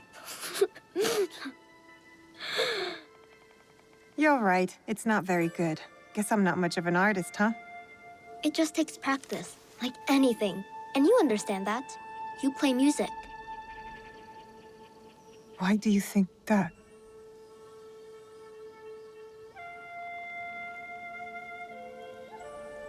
Come on. It's a raccoon dog native to Japan. Oh. This kid is so gonna die in the hands of Nobunaga. Oh, 100%. He's way too cute. He's way too cute to not be leading the plot forward with a devastating death.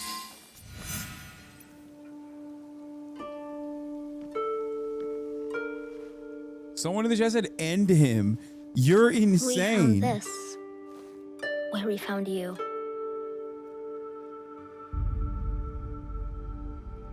Is that a head? The decapitated head in the... Open it.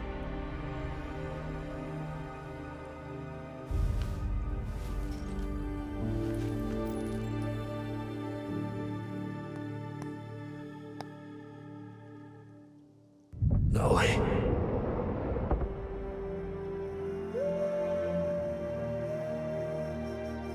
Oh, it's the thing from Zelda.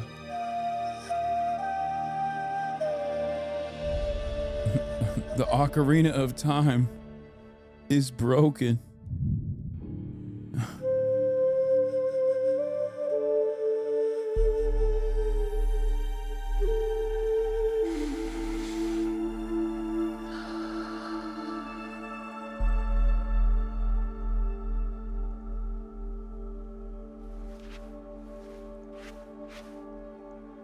Thank you for this. It has reminded me of something very important. Is that the Rizzler? Yeah, it's the Japanese Rizzler. What's that? Junjiro. A promise.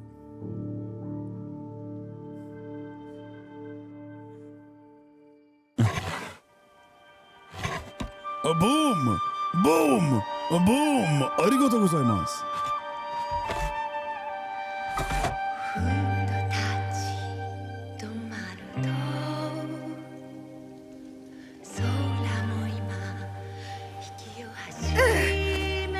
Bro, it's been months. Stop faking. Nawe, stop faking. The music is fire though. It's excellent.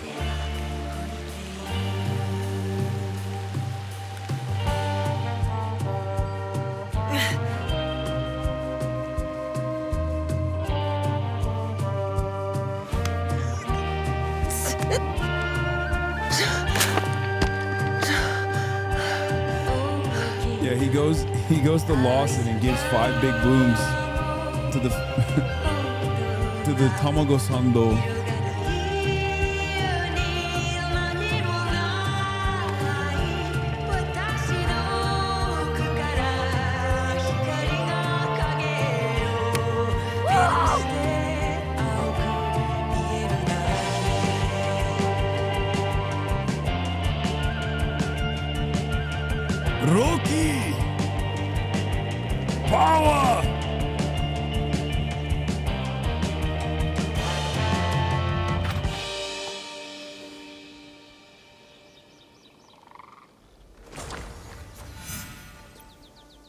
Kato bamboo. Sumimasen.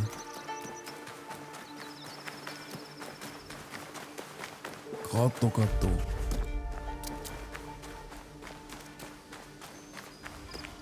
Plenty of bamboo around. Let's see if this blade is as sharp as I remember.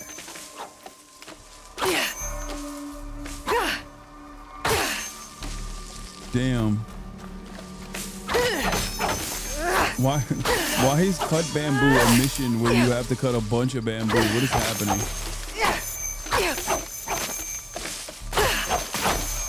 I'm just chopping all the bamboo. It's kind of messed up, no?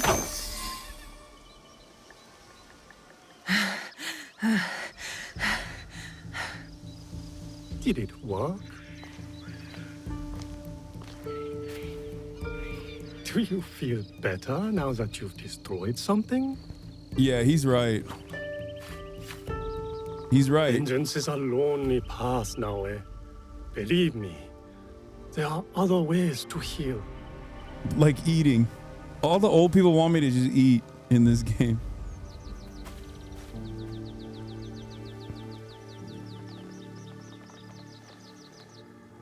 At least you didn't bend a family weapon. Who did that? Not me. On the tatame mat? Don't be mad.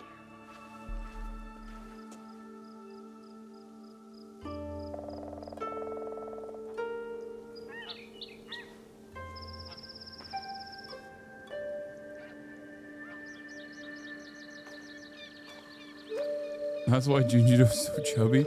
Bro, chill. His baby fat. He's the Japanese Rizuru. I really did try my best.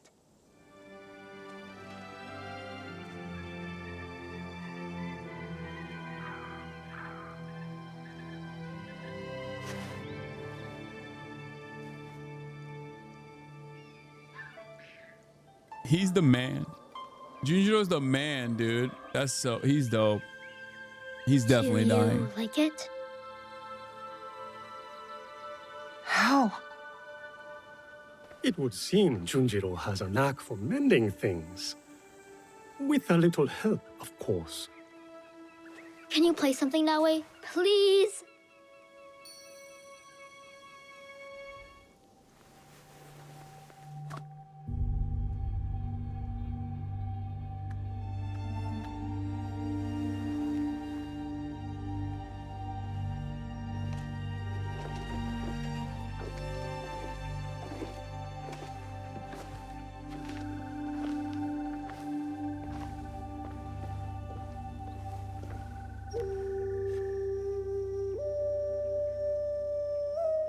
That's the new Cardi.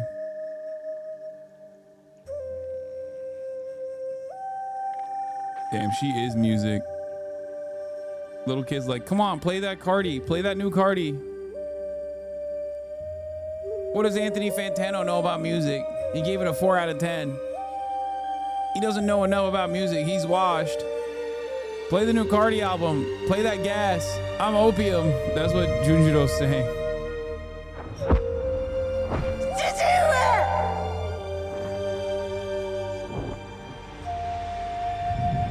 Follow the blade.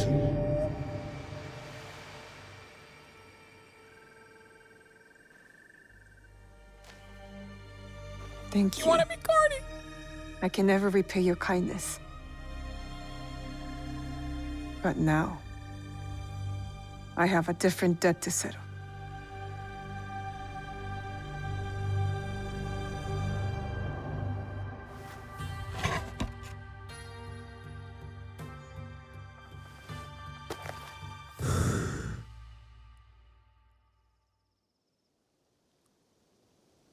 Where will you go then? To the home of a family friend, Tomiko. She has a farm in Setsu. Ah, yes.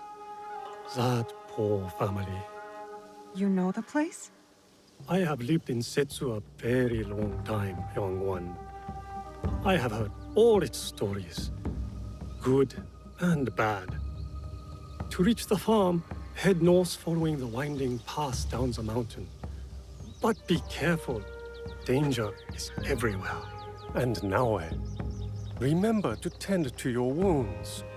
not only the physical ones. Your eyes are on the horizon now. But do not forget to look back, to look within. Yeah. I'm gonna kill a lot of people, okay? Thank you. No disrespect, old man, but it's chopping time, all right? Do you really have to go? Take care of yourself. And the old man.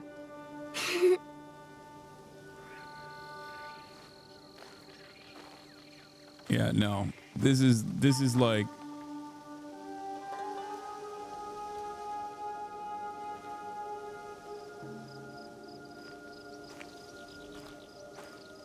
take the kid with you like back bling? Just carry him like a backpack? What's he gonna do, bro? I was on that mountain for so long. Feels strange to leave it.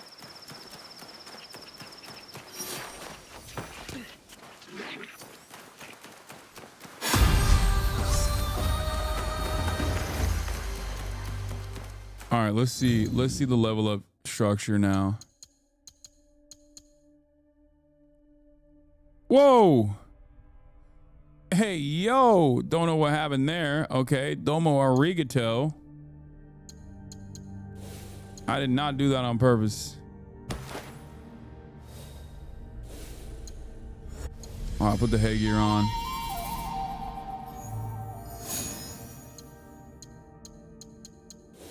Okay, I'm gonna need to fix my katana abilities. All right, melee expert, increase damage. Press R1 after a dodge to launch a fast counter. Okay, I like that. Wait, do I only have 1 point? Oh no, I shouldn't have done that.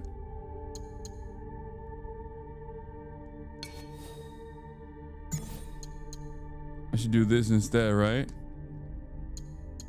Oh, never mind. That just automatically comes, huh?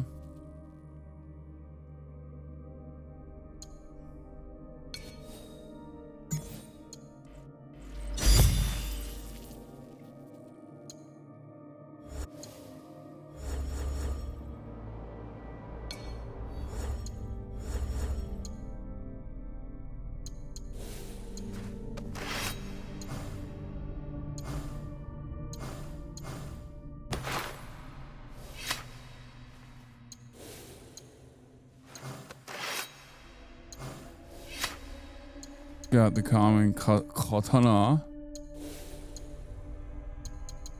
I got no resources. I got no riz.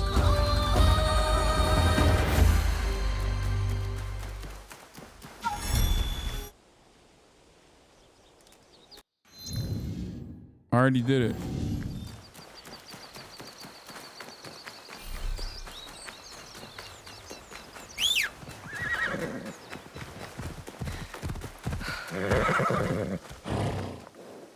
It's been too long, kitty. I've missed you.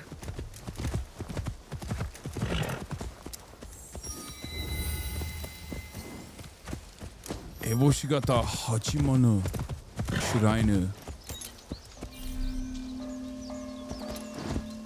Alright, unlock guiding. Did I play the Viking AC? Yes, I did. Valhalla. Ikuzo!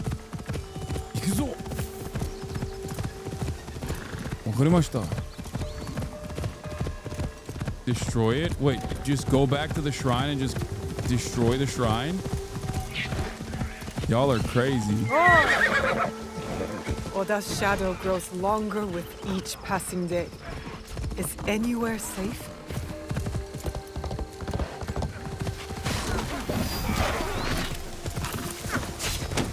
Oi! Wait, oh, crap. I tried to jump off and do cool charismatic kill sequence, but it didn't work. Wait, what? What are you doing? I'm helping you, dummy.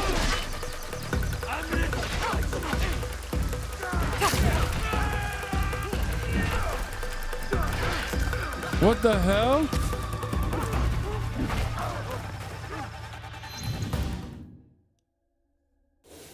Why is my sword unequipped?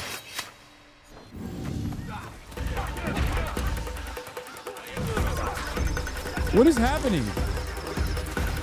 Why'd they all decide to kill me now?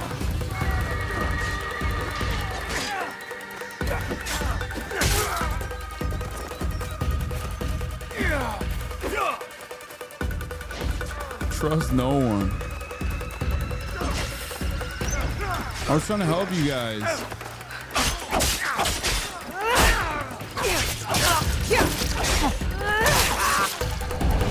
God damn. God damn.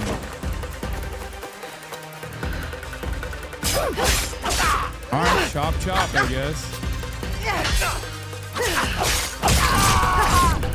Alright, I mean, I'll take the XP.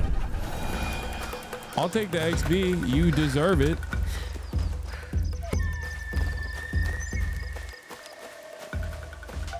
Activity.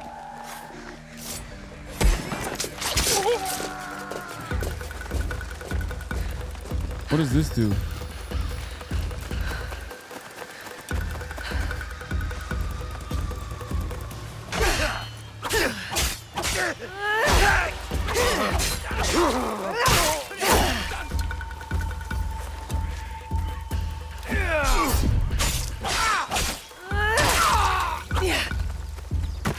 I mean, I'll kill you dead. I don't care.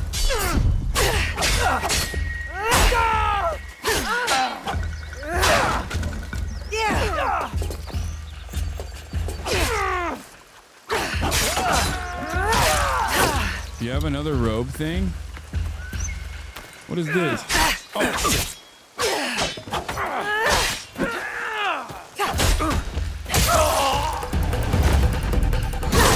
I'll slice it. I'll slice your guts. All right, it's looting time, baby. Oh, a box. Maybe this is my box. Probably not.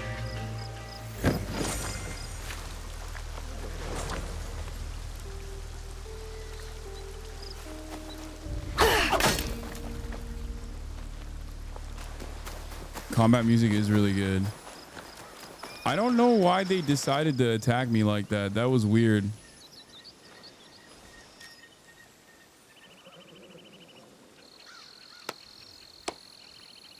Itadakimasu.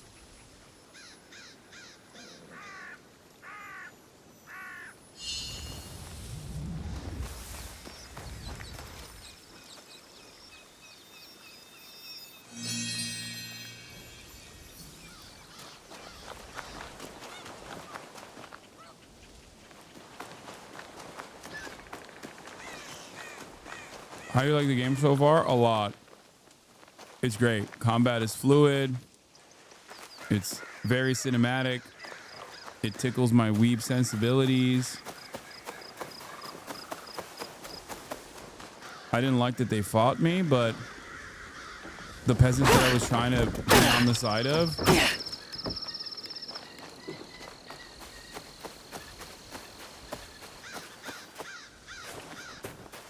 the kill animation is a little over the top. Okay, you're wrong, but you can have wrong opinions. It's all right.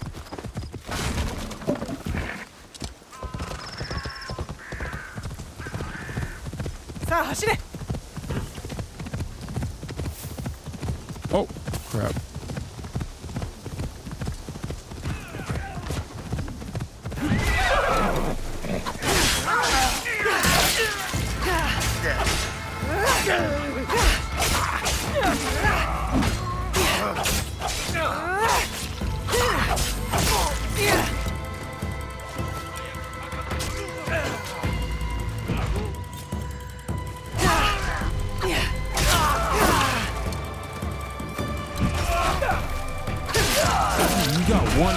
Why are you trying to fight me?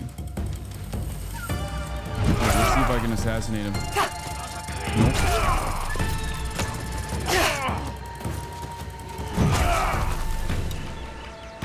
Kill him instead, not me.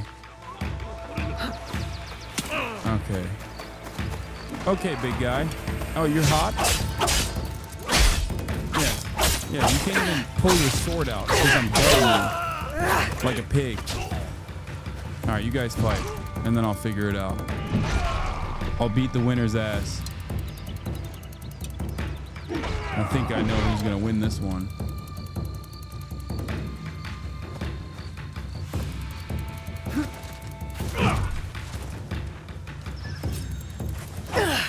Ooh.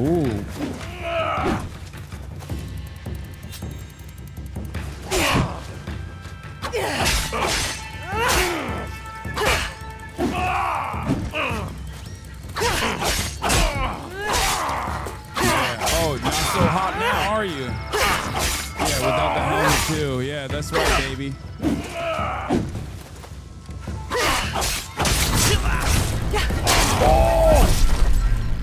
Put the whole thing in him. God damn. Come on, tell me you got loot. Yeah, I revealed his weakness, that he is bald. That's what happened.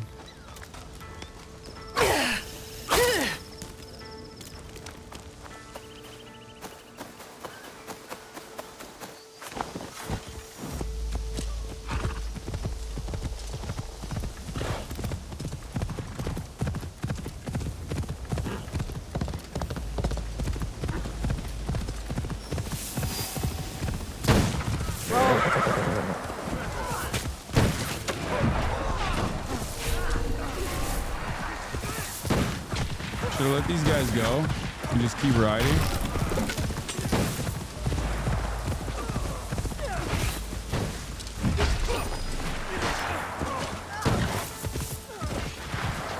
I'm not supposed to fight every single person, right? Is it good to Sigma grind set and evolve?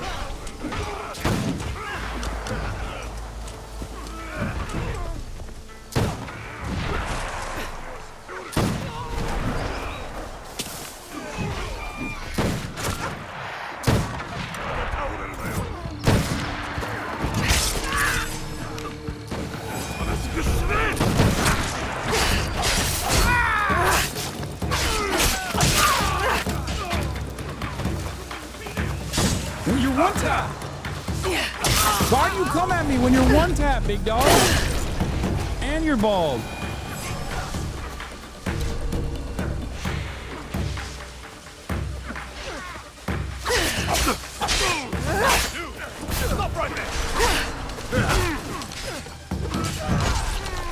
Wait, they're fighting each other.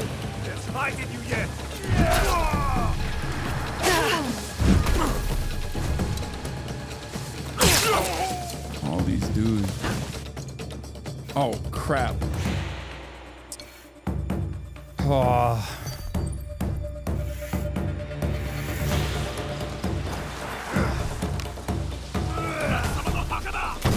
Oh, shit. You have bigger fish to fry, dude. Worry about your own ass.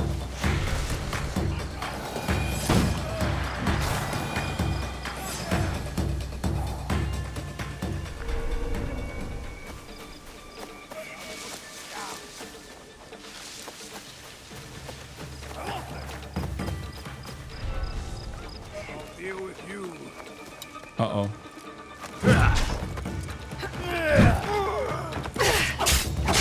I do like killing these guys. They're very enjoyable to kill.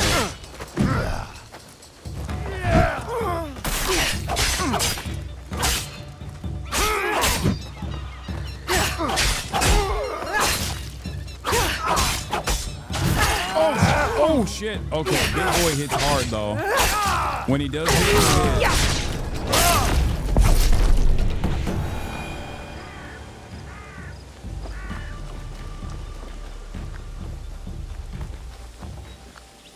Oh, loot. Let's go. Finally. Crops.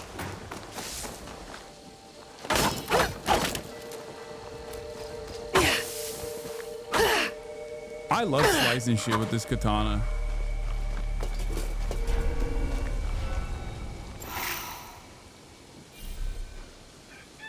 Impossible to call your mount? Wait, why?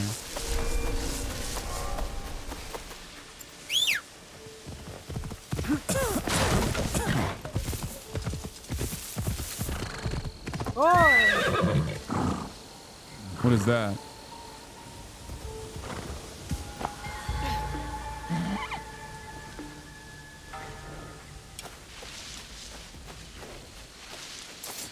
Nice try.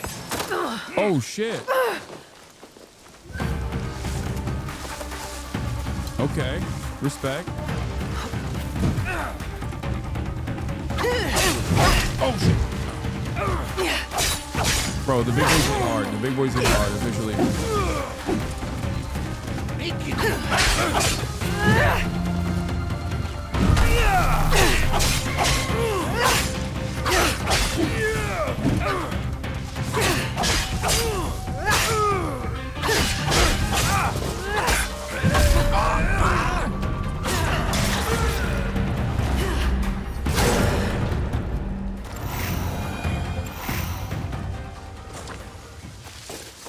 What is this?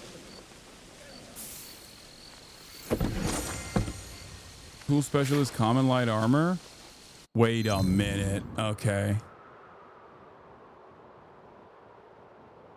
So is everyone in Japan huge or are you just small? I think I'm just small. Yo.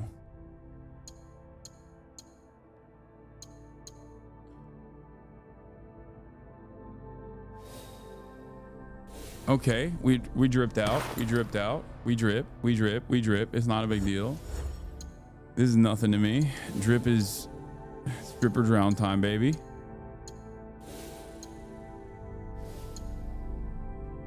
A whole lot of red.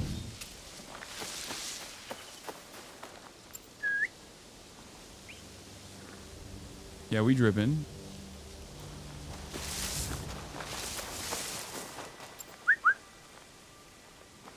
Where'd my dog go?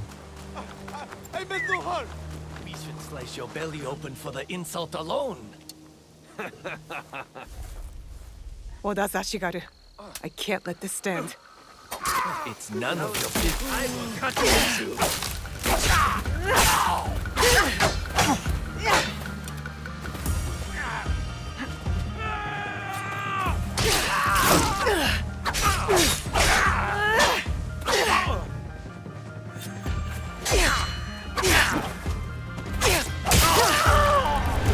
Dude, this guy traumatized the fuck out of this villager, dude. Hey, what's up, villager?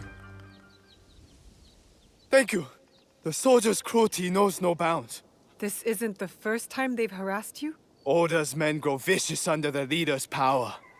Who am I to resist? I'm nothing but fodder for them. I'll be on the lookout. For you and others like you. Thank you, stranger.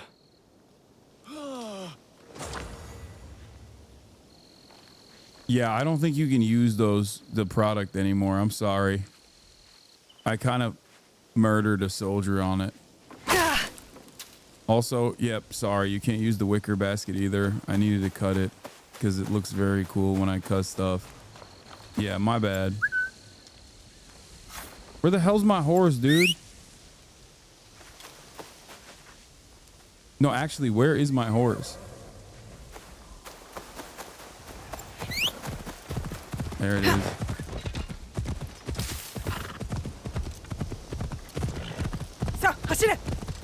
My bad, peasant. Whoa. The last time I was here, everything was different. Chichiue was alive. I only hope Tomiko's alright. Ooh, katana.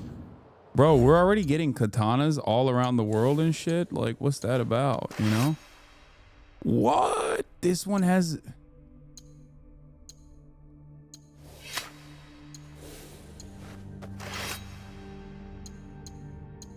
The ability damage is much higher on Matsu Katana. It's serrated.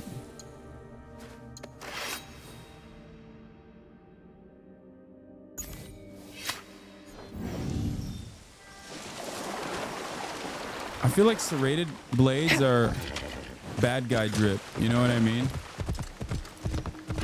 Like bad guys have serrated knives, but it's all good.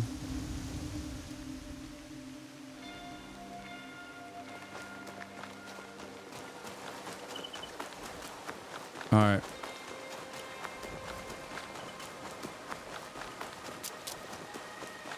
The serrated one is higher damage, but it has lower ability damage than the... Tomiko.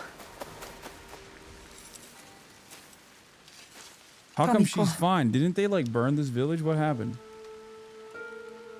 No. And Nagato? You can slice your own bread. Peanut butter is harder to spread, though. I'll pour sake.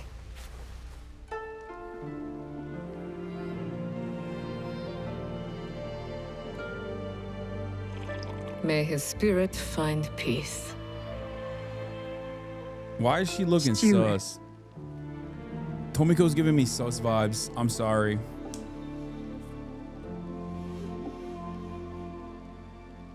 She reminds me of the chick from I only Shogun. wish I had seen their faces. The suicidal Cowards, gothic all one. of them. What do you mean? That night, the masked samurai. There are 11 more.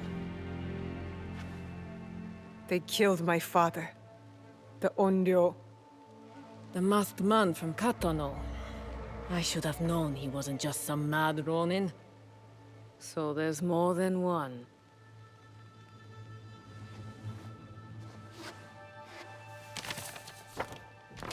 Many more. No, Mariko wasn't sus. Mariko was a goth suicidal chick, though. They killed Nagato.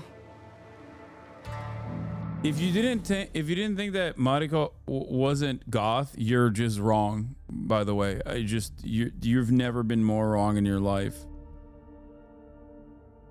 Yes, Mariko 100% from Shogun was 100% goth. She was suicidal and she was goth as fuck. She was goth as shit, dude. A lot of people think that she was not.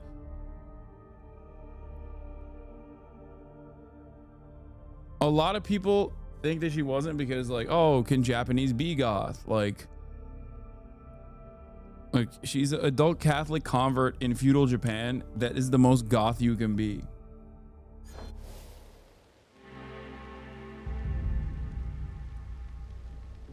You'll have to kill them all. Do you understand? Not just those that wear masks, but the people that surround them. The power that commands them. Okay, this is a very different signal that I'm getting from her than I did from the previous pacifist monk guy. I will not hesitate. Good. It's the only way to set things right. Blood for blood. Blood for blood. You will need much then. Allies, supplies.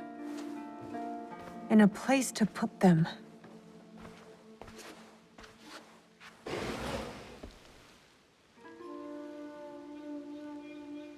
It's yours. Anything. Are you sure? Did your father ever tell you why my bones ache in the weather? Why my strength fades so quickly? No. War. Years ago. Between daimyo whose faces I'd never seen. Powerful men who fought to rule my land, but never set foot in it. Their soldiers killed everyone. My family, neighbors, left my mangled body in the dirt. Left me to burn as our fields turned to ash. But why? Damn. You weren't the enemy. We were in the way. The last thing I heard, after my husband's screams fell silent, was laughter. Our lives meant nothing. These people don't care about us. So every scrap I have in this world is yours, Naoe. As long as you promise to make them suffer.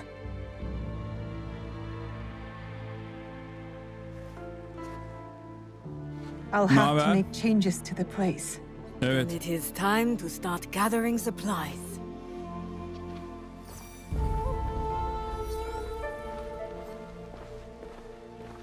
I want to thank Ubisoft for sponsoring the stream once again.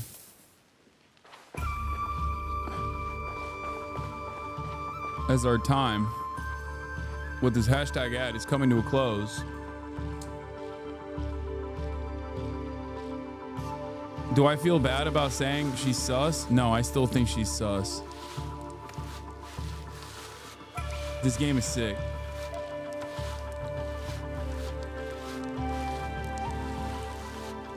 Finish the entire game, I will die. I will perish.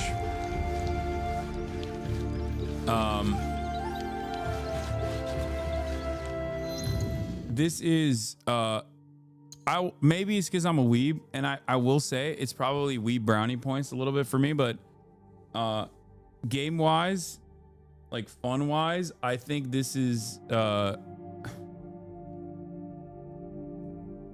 probably the most fun Assassin's Creed game I've played in a very long time. The combat's cool, it's fun, I enjoyed it. It's visually very stimulating. The music is amazing. I'm excited to see the enemies.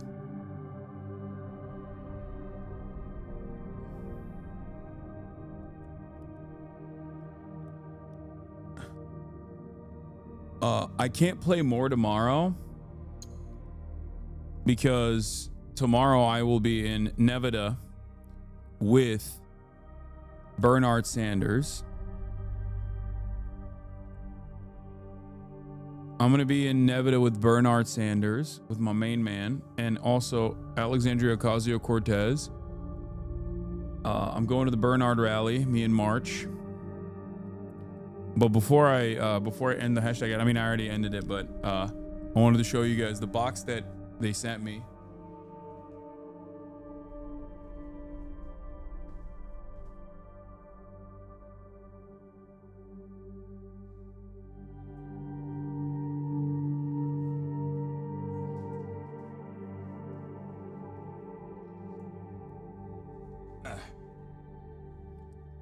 Collector's Edition, Assassin's Creed. We couldn't figure out what was in the other box in the game. Well, let's figure out what's in this box.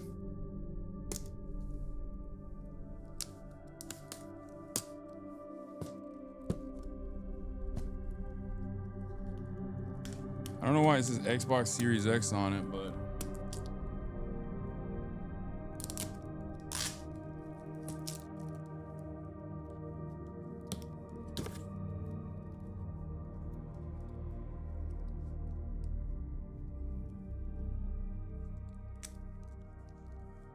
oh, they sent me an Xbox version of the game. Wait.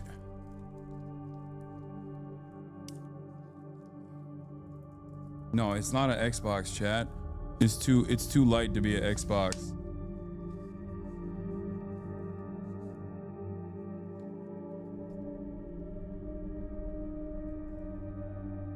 Yosuke Samurai artwork.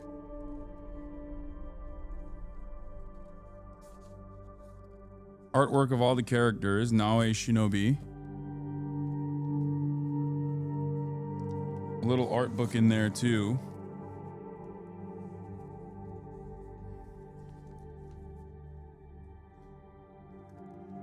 There's this. This looks like a holster for a katana.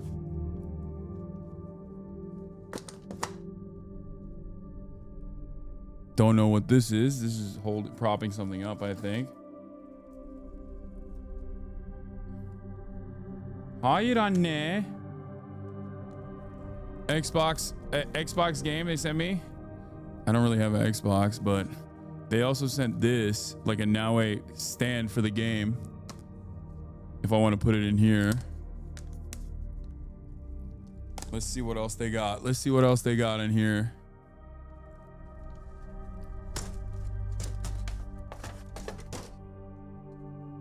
What the hell is this? Hey, yo.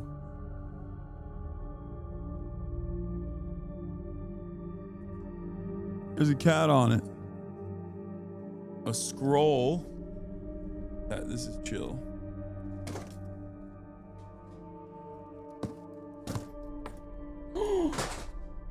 Oh shit. What the bro.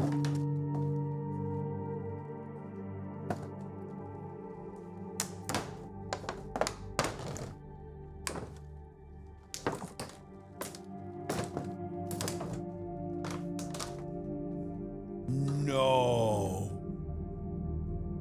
Dude, this is fucking incredible. It's Yasuke and Naoe.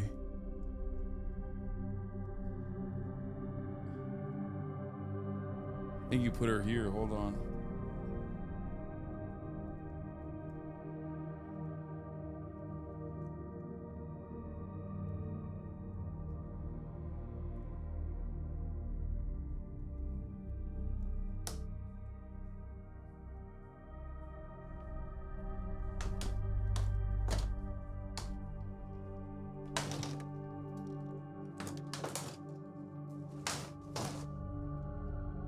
Oh, this is dope as hell, dude. Yo, I love stuff like this. How much does it cost though? I don't know. I don't care.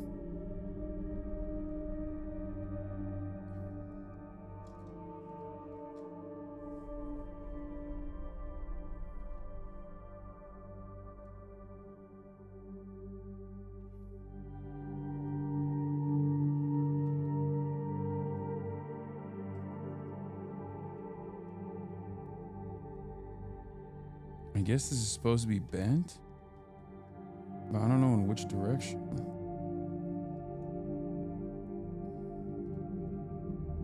Probably this way. No.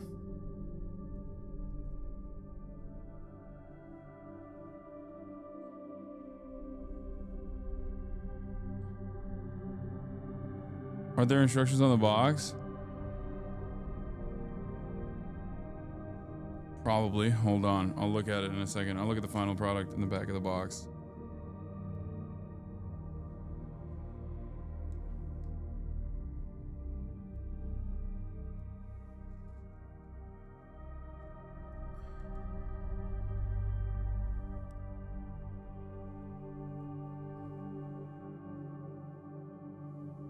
Look at that.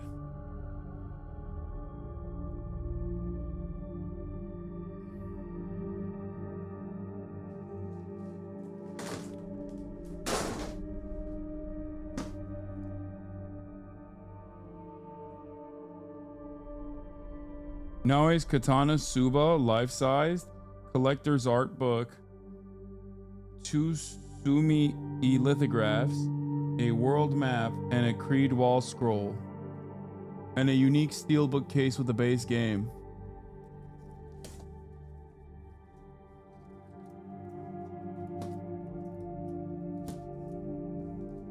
That's what they sent me. This is fire.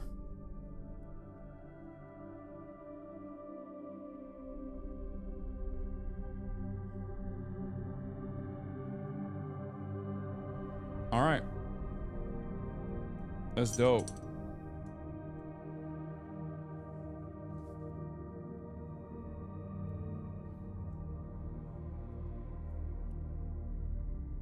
It's not the full katana, no. HasanAbi AC memes on fire. Assassin's Creed memes on fire. Okay, hold on. I'll look at that in a second. Wait, March is calling me.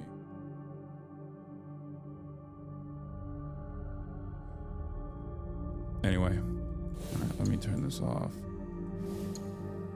Let me save this real quick. How do I save and quit? Do I just quit the desktop and it saves? Holy crap. Imagine I didn't save and then I just quit.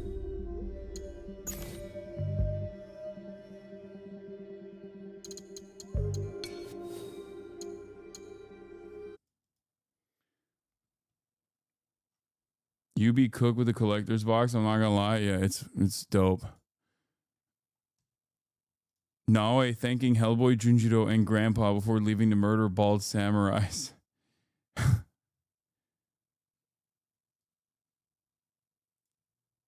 All right, well. Anyway, like I said, ladies and gentlemen, special stream tomorrow, live from Vegas with the boy Bernard Sanders. I'm gonna have a sit-down interview with him and AOC, and then after that, we'll go to the rally. Maybe some of the Vegas HasanAbi heads will show up, and we'll see them out there in the real world. And yeah, I'm gonna try to do a sit-down proportion as well of my regular stream tomorrow somewhere in Vegas. Hopefully, we'll see. But that'll be all for today. Once again, shouts out to Ubisoft. And yeah, interview is going to be at 12 p.m. I will be live at the same time, but Bernard interview will be at 12 p.m. Rally's at 1 p.m. That'll be all. See you tomorrow. Bye-bye. There is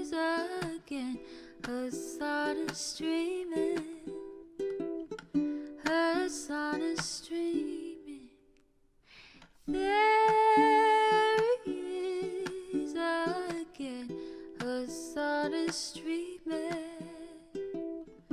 Hassan streaming, reviewing the P.O. box, Uncle Uger's face. Sudden discord at your prop. Great names take embrace. Tiny Bernie Sanders, LGBTQ Air Force. The whole left at your fingertips, Anne at your door. H3 crowded debate, the Young Turks online show. 3 full fucking years of this, plenty more to go. 90-day fiance talks of champagne bourgeoisie. A Trump rally live reaction on mass riot at DC. There he is again, Hassan stream.